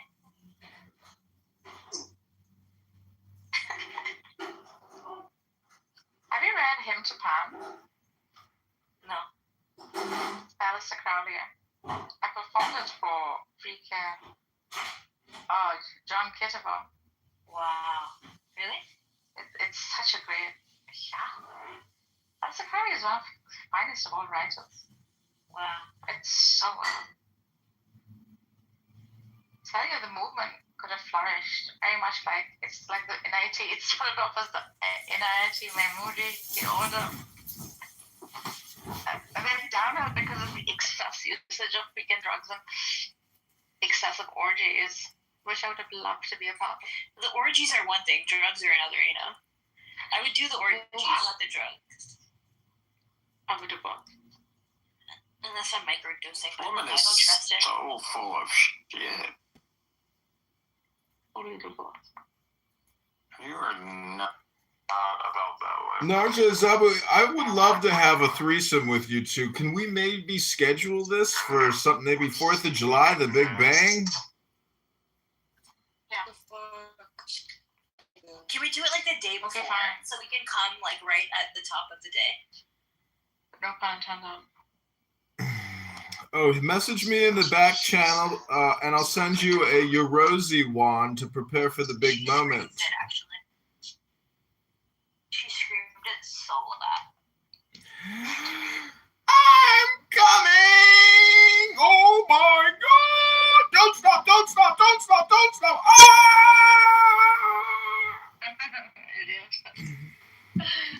Zama's here.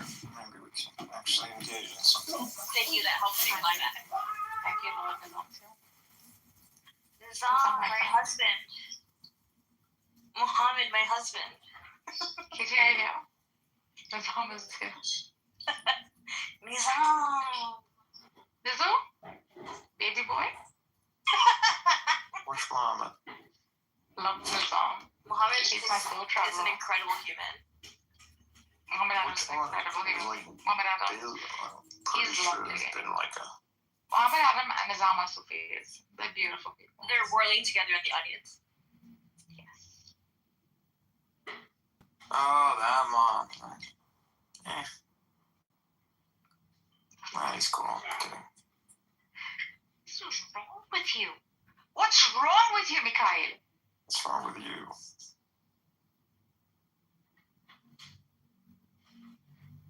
They're just the perfect woman.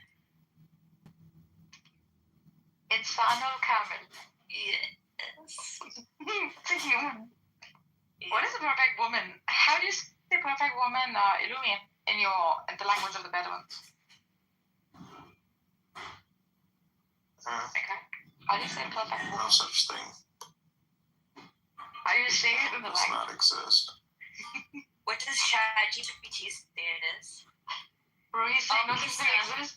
Oh, Nisa Al-Kamil. Al-Nisa Al-Kamil, yes. Really? Wow. Amazing. Nisa is a beautiful name. Nisa? Yeah. I have a friend, Iranian friend, whose name is Nisa. That's a beautiful name. Woman? Yeah, but like in terms of like not the actual meaning, but the Nisa. How it sounds? Yeah. Good sound. I like the name Sama also. What a pretty sound. Sama is. That's beautiful. Is it dance? Is it dance of the dervish? Yeah, the summer ritual. Yeah. Dervish. When we whirl, will you still hold my boobs? I will hold your boobs. I don't care. Otherwise, they'll like fling around. You know, I can't. You will. Yeah, I know. That's. Well, one hand is to the heavens and the other to the earth. Well, that's how big they are. So. Yeah, so I will point one upwards. And the other to its earthly mortal soul.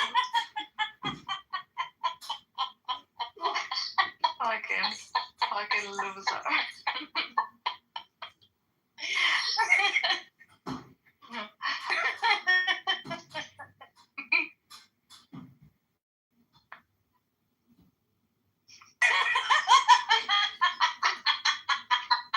Just fuck up.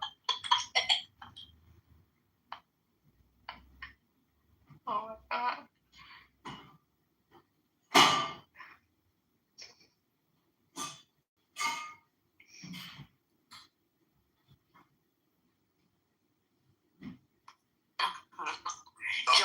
Don't be so hard on yourself, babe. You're good. You're good. Thank you. You're the best. You're the best. Thank you. Thank you. I mean, Thank you so much.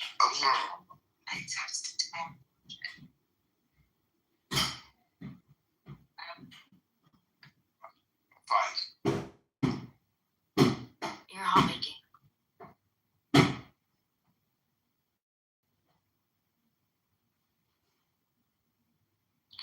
Alistair, do you sing?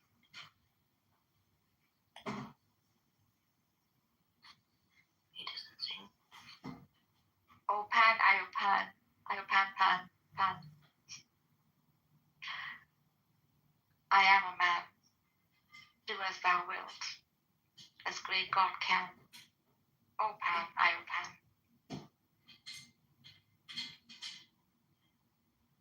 Whoa.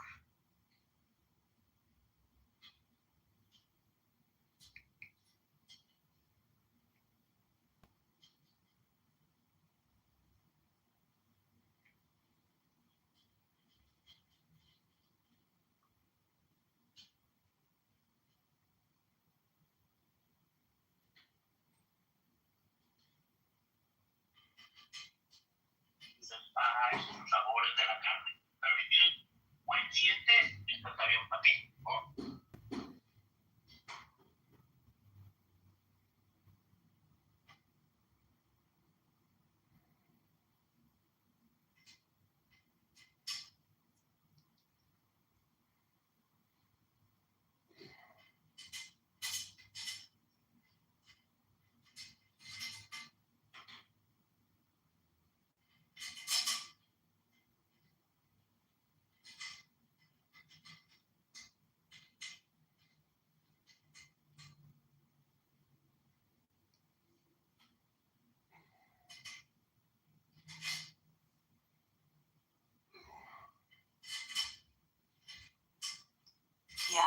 Ya Ali, Ya Ali. Yeah. Ya Ali, Ya Ali. Ali the first for creation. Barashit. Barashit. In the beginning was Ali. It began and ended with Ali. Ya Ali, Ya Ali, Ya Ali, Ya Ali.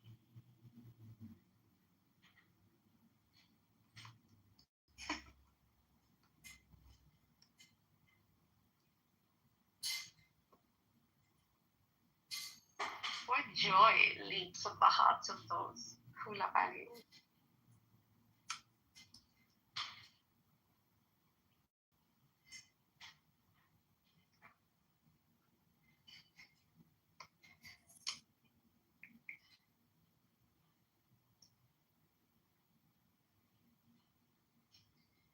So would Ali be the Holy Ghost or the Son of Man? Yeah. Father, maybe? You filthy Ali, you blood. Lunacy. Ali is every breath. Ali is the gaps between my heartbeats. The gaps between my teeth. Every cell. Every atom. Every atom of the universe.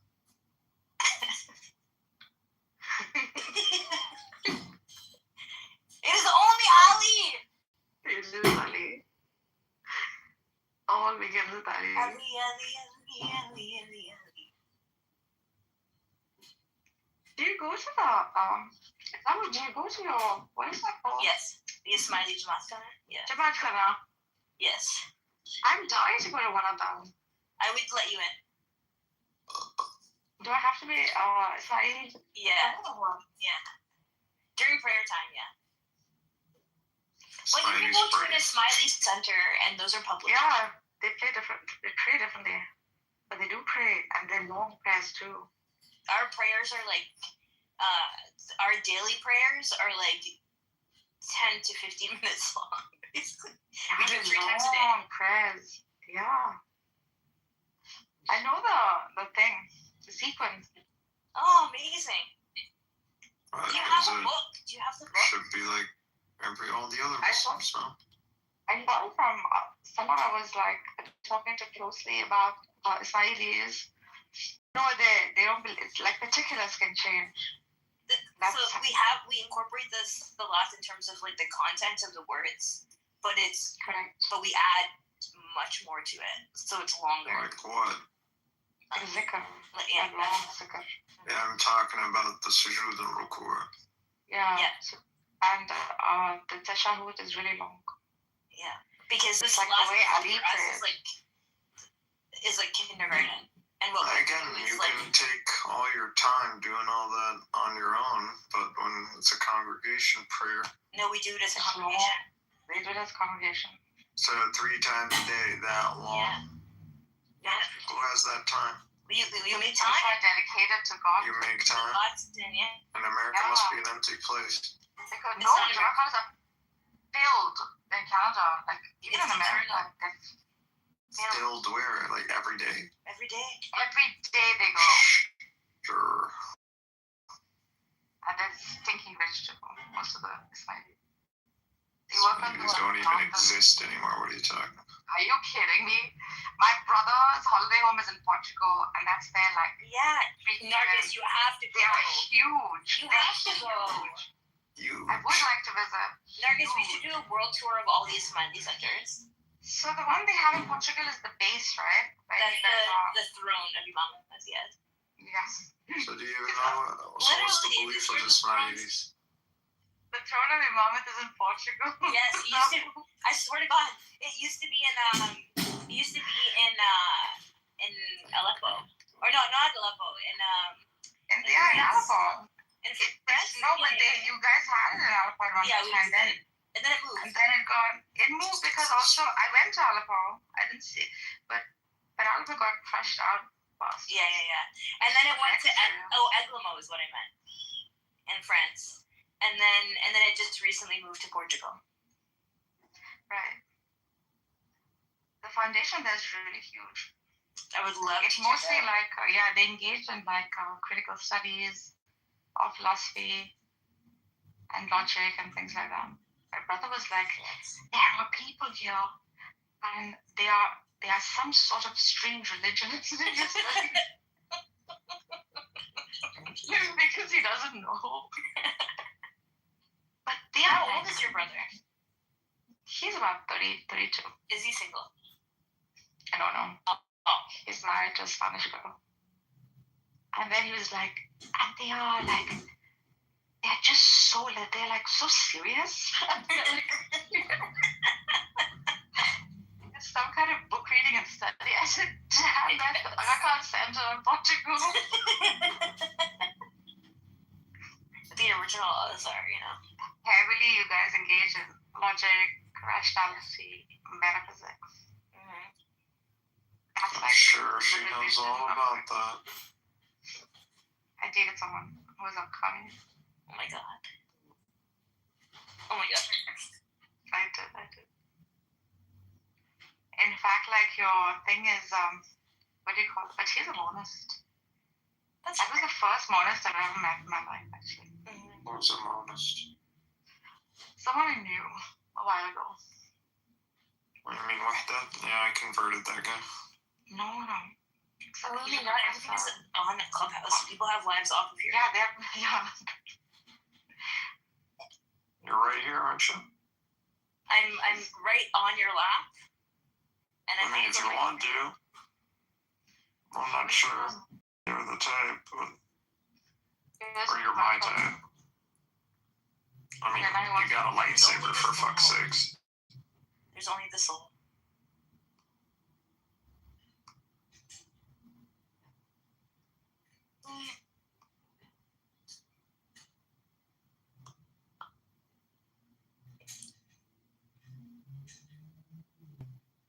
You could have your hands around something just as big as that lightsaber.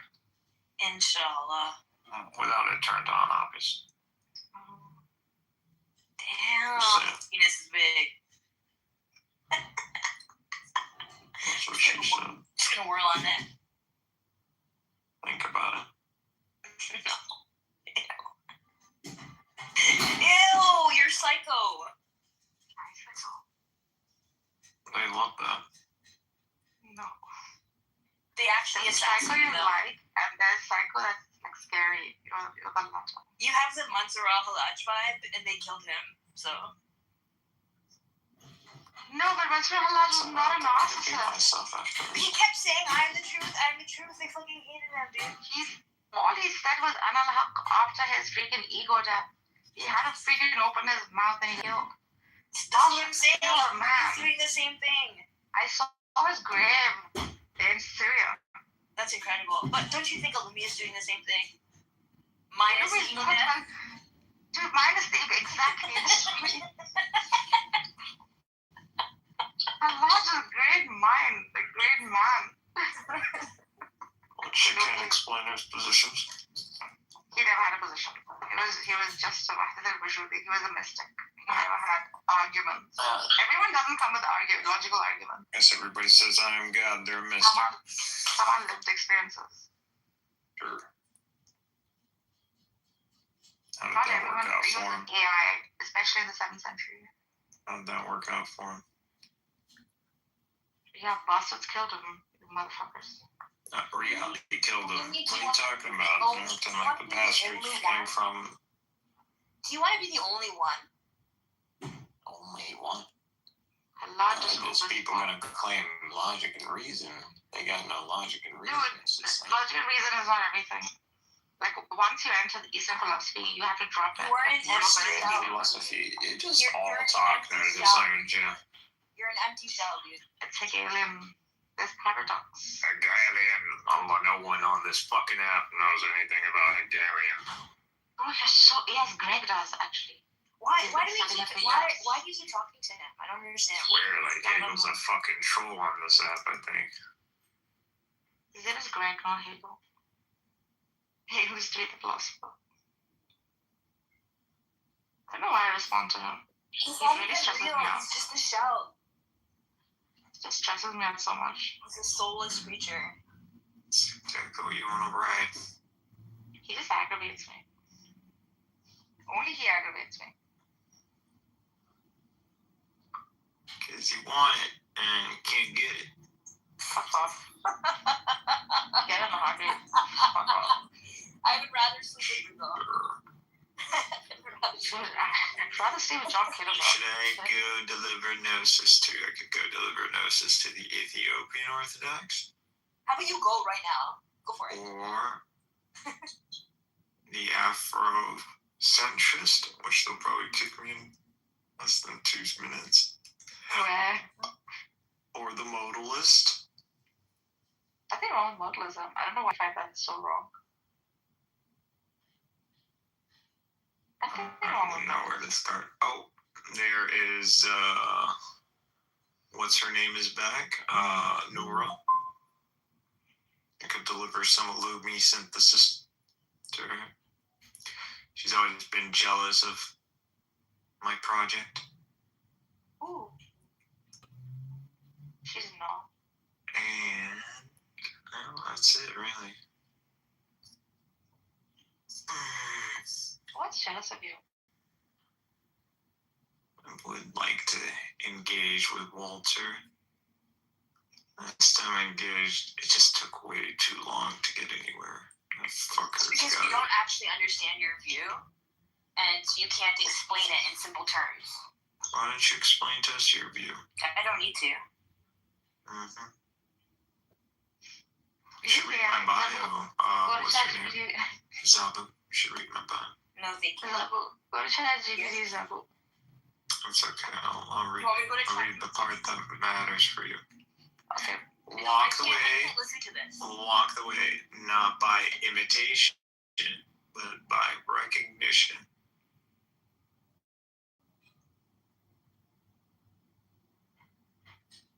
Yeah, nice. Imitator.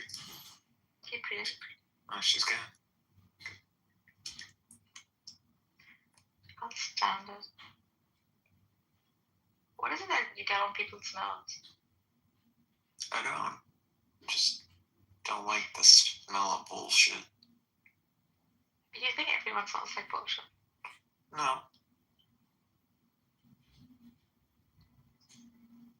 More school.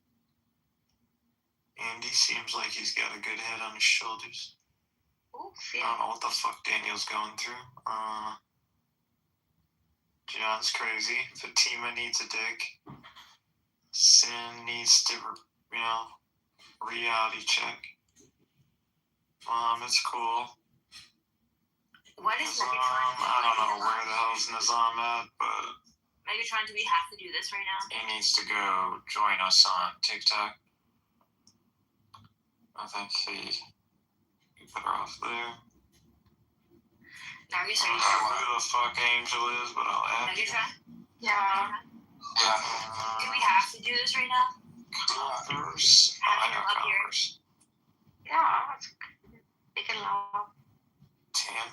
That was Tim. I'll add Tim. Yeah, this is what we're doing. Their Bitcoin. Anybody who has Bitcoin is kind of like just. Well, why do you want to listen to it? Khadija Zij. And laugh at it. So we can laugh at it? Yeah. That's sad. Zij. He's clearly lost. A dagger and a piece armor. I mean, Now we're just gonna hang him up what is to going dry. on here? Again, this image. Let's sing a song. This image has no meaning. Let's sing a song. Oh, another angel's about to show. Okay. What song should we sing? Greetings, my fellow Is it genius. gonna sing a song?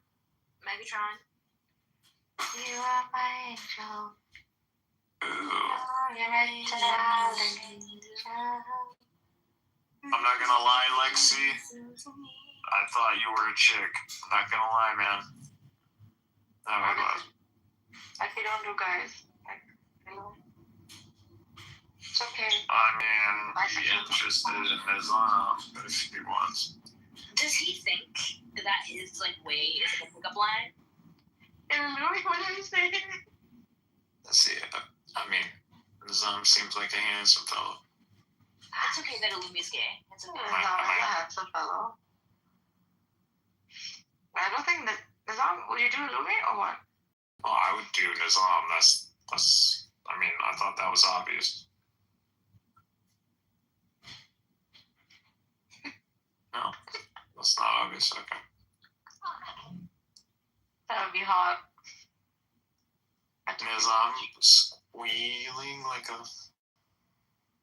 Oh, I don't. You think you're gonna be on top? My ass. Well, no, I just bent him over. Like, Megatron. I don't know if you could handle it. I think your hip might get dislocated. How many days can you put up with this? He's nice if you listen to him. If you're quiet to him, I'm married. Haha. Sorry, Louis. Yeah, but I get what you're saying, but he's not nice. You don't think he's nice? No. Because how many nice guys you on top of? Oh, wait a second. Aren't you married, Nabu? Didn't we talk before? I forgot. Nabu. What's your name? You can't even read. Wait a second. Isn't this, like she sound like, what's your name? Come on. Who's Charlie's friend? Come on. You don't even like her. What's your name? I love them. Sunshine when she's gone.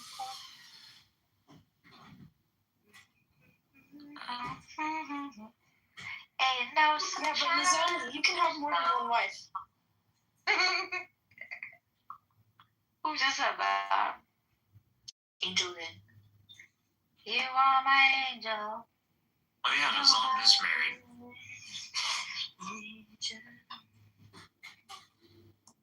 That's okay. Nizam's wife is so cute. His son looks like Nizam. Exactly. He's a Rock's copy. Like a photocopy of Nizam. Nizam and I have come a long way. Nizam, how long has our philosophical journey been? So long.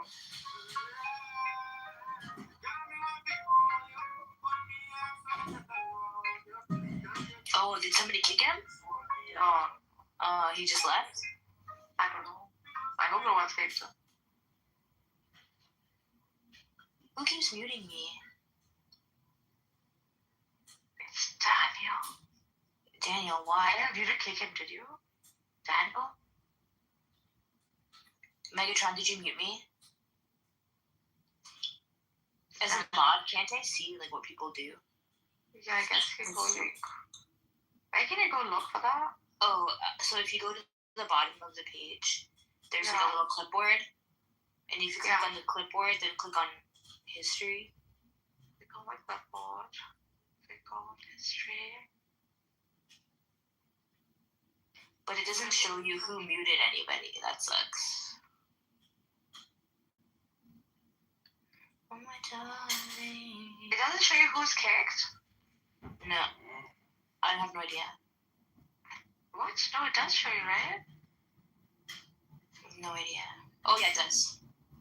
No, it does. Where? Yeah, it does. Scroll down. Illumi kicked off as servant of Christ. Oh my god, he kicked him out. He actually put him in the audience, but he said he didn't kick him. Piece of shit. Oh, well, you moved him from the stage, sorry. Ah, yeah, that's fine. I don't think it shows kicked from the room. Yeah.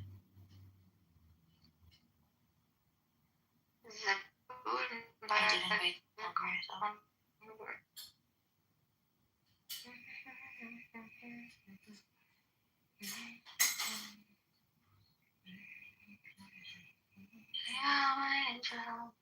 Megatron, do you hate me right now? Why don't you like him?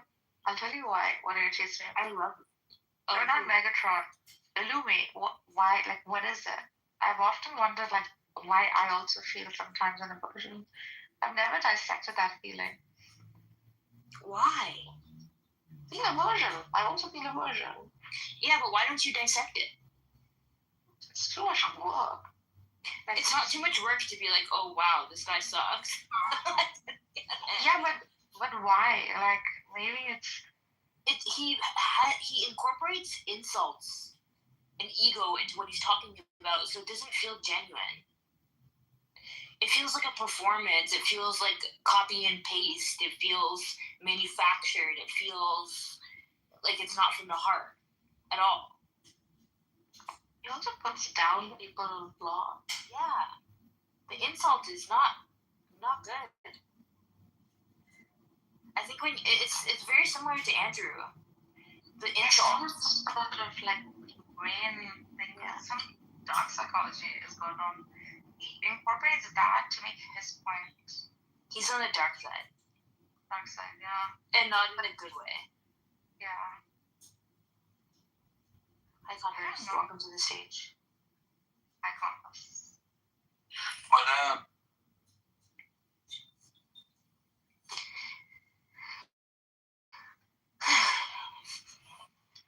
Neapolis is up there. I knew this. Come on. Yeah, I know. I've spoken to him for a long time.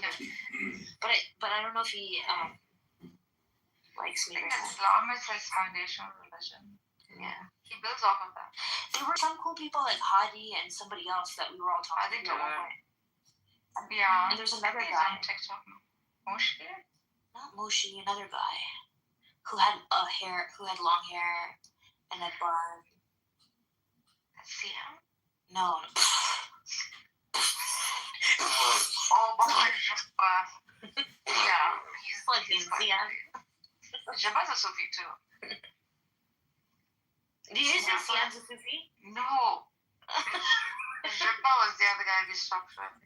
The long hair, right? I think he was called the One or something. I can't remember. Oh yeah. I think I know what you're talking about. Neapolis. Hi. Hi, Neapolis.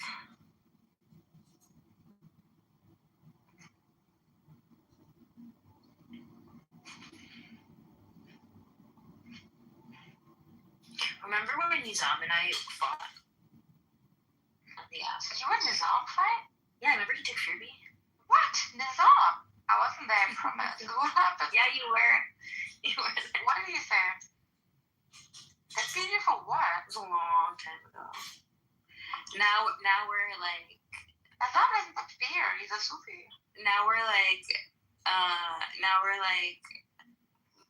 husband and wife in a different dimension, you know? Who Nizam with you? Yeah.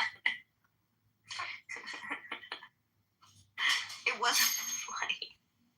Oh, Gon is here. Wow, all these people I haven't seen in a long time. Yeah. I fought with Gon before. Yeah, he's great. You fought with him before? Yeah. Why? Something some argument is making. I think we had a fight. Yeah, he has his limits, you know. We've had many arguments. Different things. You were and I, right? Yeah, correct. Well, but actually, not really. Not many. Yeah. But he is. Yeah, he's very sweet. But we can have like differences in arguments. It's not the person we're attacking. It's the argument. Yeah. Unless you're a Lumi. Unless you're a Lumi. What's the topic today? It's just open. My bad. It's the title. Sufis. The title. My bad. Okay. No. We're talking about Hasidic Sufis. What? Yeah, I one of them. Yeah. There's no such thing. Yes, there is, bruh. There's not, bro. Yeah. Nizam about it. Nizam probably knows about Inayat Khan, right? So it's an Inayat Khan inspired order, but it's Inayat Mamuni, and it's in Boulder, Colorado, and it's a Hasidic Sufi tradition. Sorry, can you repeat it again? What the name is? Inayat Mamuni. How do you define tradition? They take from it's a Sufi order. They take from all. They're like universalists. No. They are like Look it up. What? Before you even look them up, Neapolis. Definitionally, this is problematic. So you're not a perennialist. How can you be a perennialist? Wait, you cannot be a secretive. Like, you cannot mix and match from different traditions. But everybody mixes and matches. What are you talking about? I'm a traditionalist. I'm not a you're a traditional perennialist, yeah. Yes. Yeah, so you have tribes still. Yeah, I have tribes. God made us into tribes. Yeah, it's a way of thinking. It's an order of thought. Even the one that this is why we fought, remember? Wait, you and I fought? A long time ago. Are you fighting with long time ago. I still remember. Because I just want people to let go. Like, drop to drop, you know what I'm saying? I know what you're saying, but we only let go in God, homegirl. We don't let go in you. Let go. I don't want you to let go in me. I want you to let go in God, which is all and everything and above everything.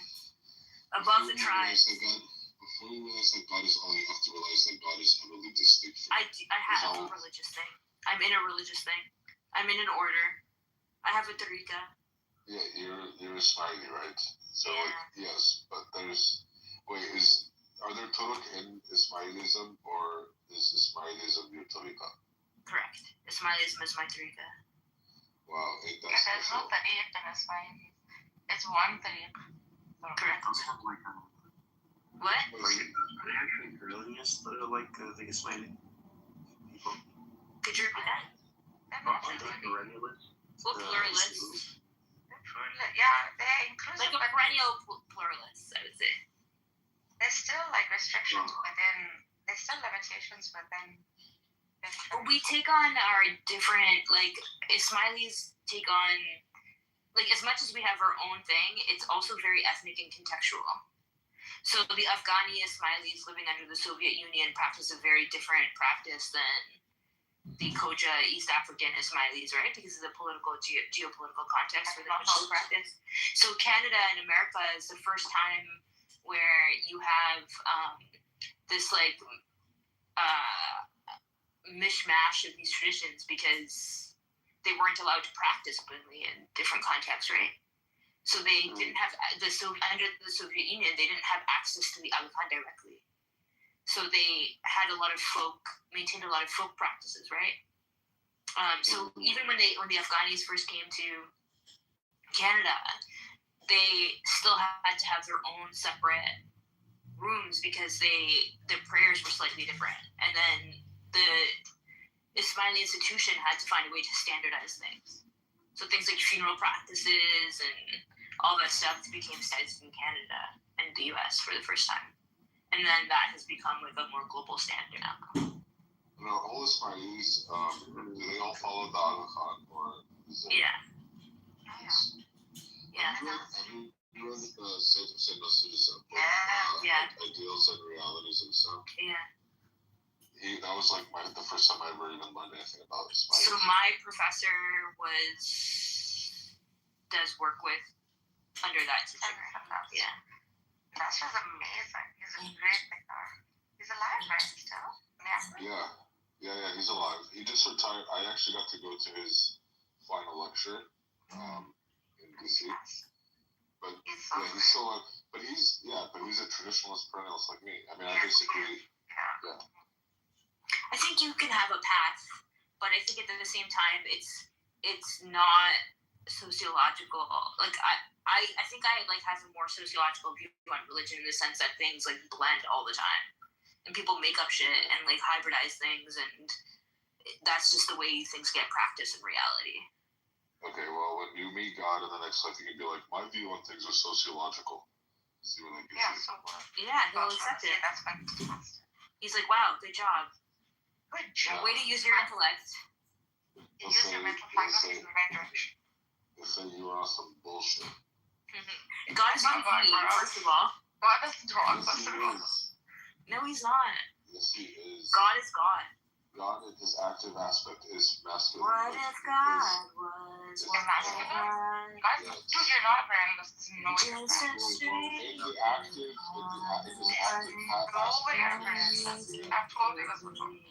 Like, even as a traditional parentalist, it just does. No, you're not a parentalist. I can hear you from the parentalist. I've never heard Nargis hear anybody except for It's the only religion I hold to. That was cool. I'm glad I could witness that. There are two, it's a serious philosophy. Like, it's not freaking woo-woo pluralism. It's studied in depth. There's so much work on, like, the traditionalist and the non-traditional views of parenthood. I mean, at the end of the day, there's a matter of fact, right? Like, people can go and they can study things that just aren't true, and they can derive insights and do all kinds of crazy work. That doesn't make it true. Like, at the end of the day, there's a matter of fact. I don't want to fight about this anymore. What do you mean, matter of fact? No, let him try that. And that there is a reality, and it's not like in order to attain onto this reality, there is a process of purifying the soul. Not just anybody who is able to ask questions and able to, produce a chain of, even, true intellectual insights don't always mean that you have everything in order, right? The soul can be disordered and still, produce some sort of, a narrative about existence. Right. So, an example could be Richard Dawkins, who thinks Claude is conscious. Like he's produced a lot of really smart stuff. That doesn't mean he has it all together. So it's important who you take your religion from. Do you think you have it all together? No, I know that I'm not, but that's why I have teachers who I think do. Right. Yeah. I think at the work of some. Do your teachers think they have it all together? Or yeah, teachers have it mostly together, I think. Have I read the work of who? Melissa. Melissa, yeah, I have. So, what do you think about his Halakha Jauhariya, or transubstantial motion within God? It solves so many problems. What problem does it solve? It solves the problem of motion, immutability. It also solves because it's intrinsic motion. It's not like a change in state in God. It also kind of unites human, a creation, a creator, but not in a monist way, right? In the way of essence, elevated essence, therefore higher existence, lower the essence. The change here is in the essence of the human being. Mm-hmm. Whilst most would think that essence is the very nature of a thing, Sadhguru did not think that essence is the nature of the thing. So, this is how I come to know my teachers and who I take religion from. I think ultimately for me, identifying truth corresponds to experience of truth, right? Through prayer, through thinking and all of these things. And there are just things that simply, if they do not resonate for me, then I just don't take it. You know what I mean? They're like Saint Hussein. So when I read him, I'm not just reading somebody who is a really smart Islamic studies philosopher. I'm reading somebody who is, in my view, has very clearly tasted the realities that he's writing about. He's writing from an experiential perspective. This is somebody who's lived it, right? Yeah. And that is very rare. So I think that's the criteria I would encourage everyone to. If you think somebody actually embodies the realities that they're writing about, Melissa is obviously one of them, then take from them. But just anybody who has the ability to reason through stuff is not somebody that knows what they're talking about spiritually. You feel me, fam? Yeah. Alright, cool. Zabu, I think we're done fighting. I never pick up some other bullshit. Huh? Let's go and pick up some other topic. I'm here for all the smoke, dog. Oh, there's only smoke. Fucking mirrors. I'm gonna take a piss. Hold on. Wow. Such vulgar and foul language.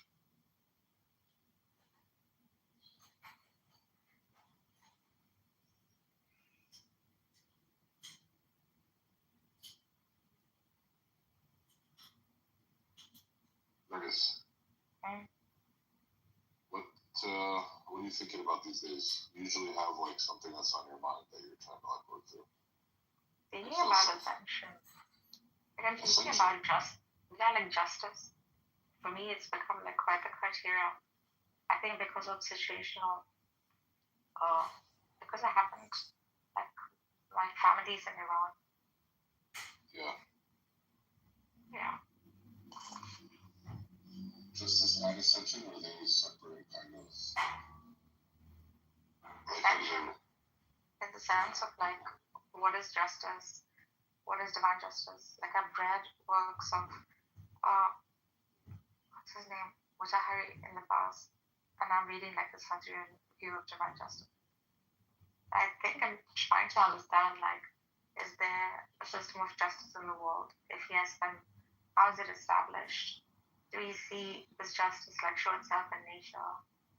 And how important is this attribute, right? Yeah. Or this particular in this very system of existence? By system of justice, do you mean something independent of man, like God acting in the world, or like? Yeah, God acting in the world.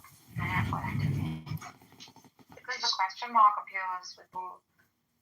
There are those weak moments that sort of the question mark on as to what the fuck, where is divine justice in all of this? This is not right. Yeah, well, I'm Palestinian, so yeah, of course, yeah. You're Palestinian? Yeah. Damn, dude. I didn't know that. But okay, then what about like, are you satisfied by the idea of justice in the next life, or that's like out of scope? No, out of scope. Okay. Damn, that's rough. Well, even if it is, I see that as a residual, right, in the next life. So in the next life, like most of it will be a projector, sort of repeating itself in the form of elevated bliss, where the soul body is like experiencing, like Sadhra says, that state of bliss, whatever jhana, and then that downward spiral of like hyperbole of like negative emotion for the wrongdoing that one's done, right? However, like one would think that it is possible for one to be agent in order to establish justice. And I think Sadhra solves the problem in the sense that he says, you are that agent, right? Because you are in that substantial motion at all times. Picture this. At any given time, one can. You're sitting in church, temple, or mosque, listening to description. The light within, easier to manifest, projected to the physical world. We are $38 trillion in debt. So you have to look at that as kind of people, because resistance within them exists. And so they become agents of change within the system to bring about justice. Yeah. Zulfikar. And what do you think? Endless? I think that's very interesting. How do you understand divine justice? Well, I don't separate this world and the next. So I guess in my mental working, I take into account that things might not get resolved until. But you're like alluding to a harmony or a balance in this world that is in motion, and then like so you like a soul, like a person that plays a certain role by encountering a life circumstance that compels their soul one way or another, and balance is restored. Like I think there's just like really hard scenarios, like the United States blew up a school of like a girls' school that killed like 170 little girls. Yeah. Like I think there are things that very clearly are just so so out of sync, so out of balance that happen in this world. It's hard to, and just because we, a human being cannot fathom what, like, the Restoration Army doesn't mean it's not there. But there's also, like, I think, actually, it was either one of his talks or something that I read by him, where he says, that it's possible for the soul in this world to be burdened by something that does not actually, like, belong to that soul. And so it's not something that the soul will take it with it into the next life, but it's also something that the soul cannot resolve on its own. Like, there are people who are depressed because of, like, family trauma and stuff, things that they had nothing to do with, or, they were just simply witnesses to something. And the soul can't actually do anything about it, but so long as it remains in this world, it remains burdened by those things, unless, like, I guess, transcend or transcendent or something. I don't know. I like the perspective. I don't know if I could hold on to it in every circumstance. You're probably spiritually superior to me in that regard. But I can't hold on to that. There's something very innately, like, wrong about that. Simply because, like, I think my ego is acting up. No, I think, but the view that you were holding, the harmonious balance, it sounded like you hold on to that. I do, yeah. Like, you become that agent. You are that Mahdi. You are that Jesus. So, I mean, that repeat is necessary. But when you make of the idea that the world, like, is on a continuous, like,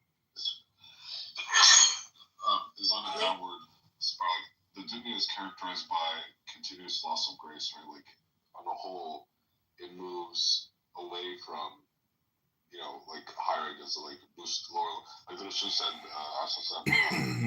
best community is my community, and then everything afterwards is, like, worse than that. No, I can't see it. I see it always as a collective. Yeah. So, yeah, that is not something like I choose. It's always been like that from my childhood. Probably because I was not introduced to tribe or religion.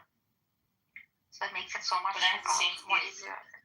And I still have that in. Yeah, it's fine. Like, it's a growing out, I guess. But it's not like you don't have tribe.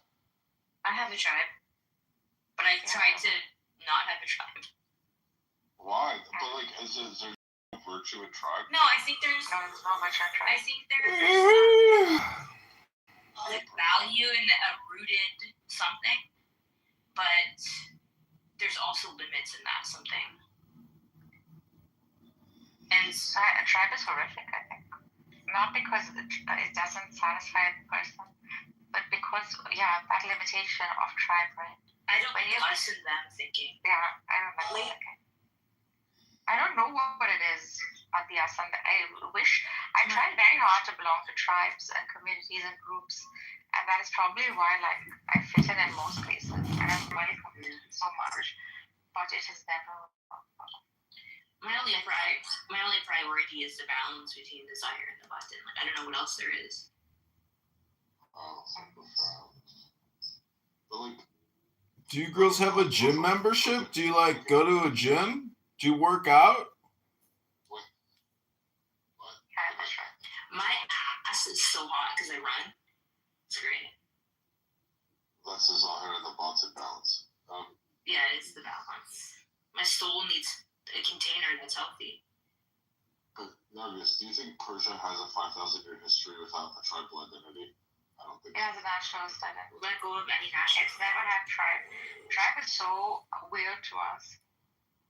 If you introduce us in tribes, we are not. You can have civic responsibility without tribe. Like, the moment you segregate groups within Iran, you'll see a very quick intrinsic reaction, which is disgust. And this is wrong. This is wrongdoing. That's the first response. It has all, and I think because it's remained it used to be an empire simply because of its inclusive nature, of the Jews, of the Christians, of even the Aryans, Indo-Aryans. Maybe we are the Aryans. So this is why, like, whenever there's some kind of genetic memory that is associated with the word tribe. You the Aryans? Or tribe is horrid. It's like the worst word you can use. It's like blasphemous to use that word within like the Iranian paradigm. It's wrong. You're one body. You're a nation. Yeah, in a modern context. The cosmopolitan ethic. What you think? You're saying that the natural ethic of Iran is to have disdain for anyone in a tribal situation? Yeah, in a tribal mindset. Yeah, there's a lot of. As like a barbarian or something? Or disgusting, dirty? Like, what is the sense there? No, like if you separate like the Kurds from the Turks, and even like just observe rooms, you guys don't speak Farsi. There was a time, just maybe a month ago, where there was this sort of tribal poking that was going on, and the Kurds and the Turks and the Persians all came together and like opened up these huge ass rooms where all they did was say, we are Iranian first, we are Iranian first. It was like an attack on some sort of innate, it was a trigger reaction. We're not separate us and we'll get together. And how? Because we hate Trump. We hate it. Yeah, why? No, I don't know. It's odd. I don't. It's odd because it's just Narja's opinion. These aren't facts, Narja's.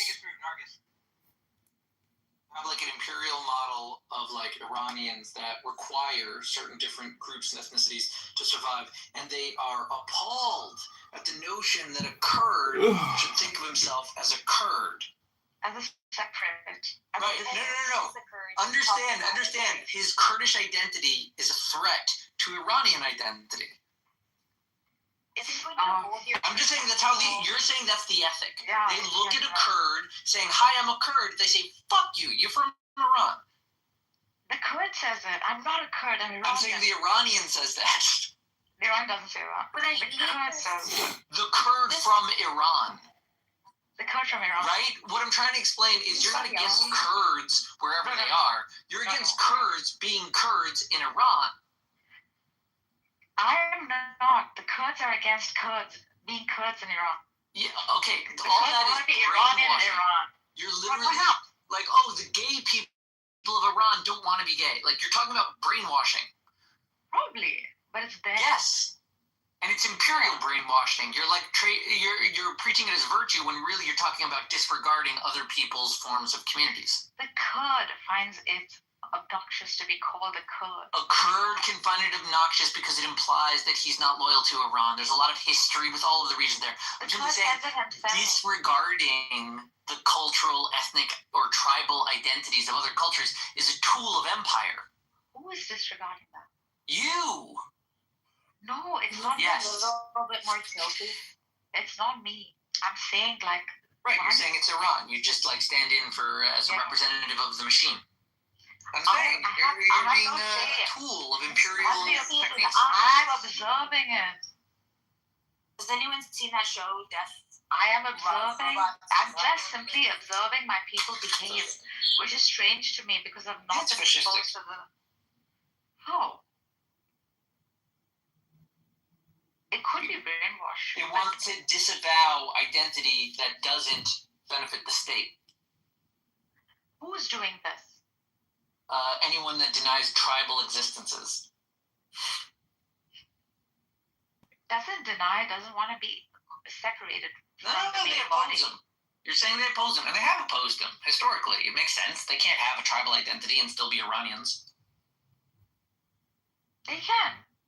It messes with the machine. Then the Iranian consciousness would have to open up to allow for Kurds being fully, completely Kurds and Iranians. Which is a new notion, which, Americans can work it out, but who knows if the Persians can.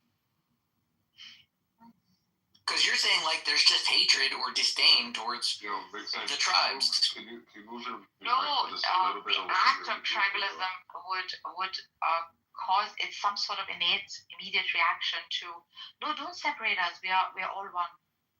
And that could completely be brainwashing. There's no getting away from tribe. the thing that you have to do, that we have to do as humanity, is move away from like us and them, like the other, the in and out group, to like us and neighbor. Like religion understands this. You have to view the other not as another, but as Could a nation be a big tribe? Right? The nation be a big tribe? Of course, there's a separation between nation, other nation, Arab and Persian. There's definitely, you see a clear-cut separation there.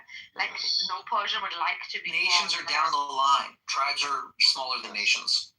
Yeah. I think we've overcome tribe. We have clung on to nation.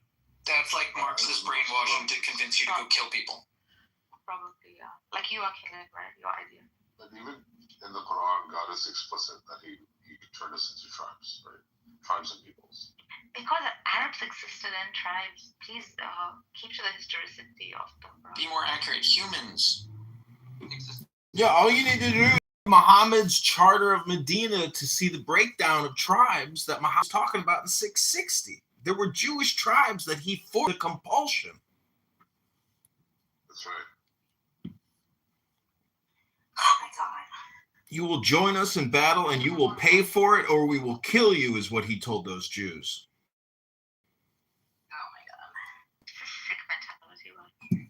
It's called the Mafia. Have you heard of the Mafia? The 5 families? They got charters, just like Islam. Hello?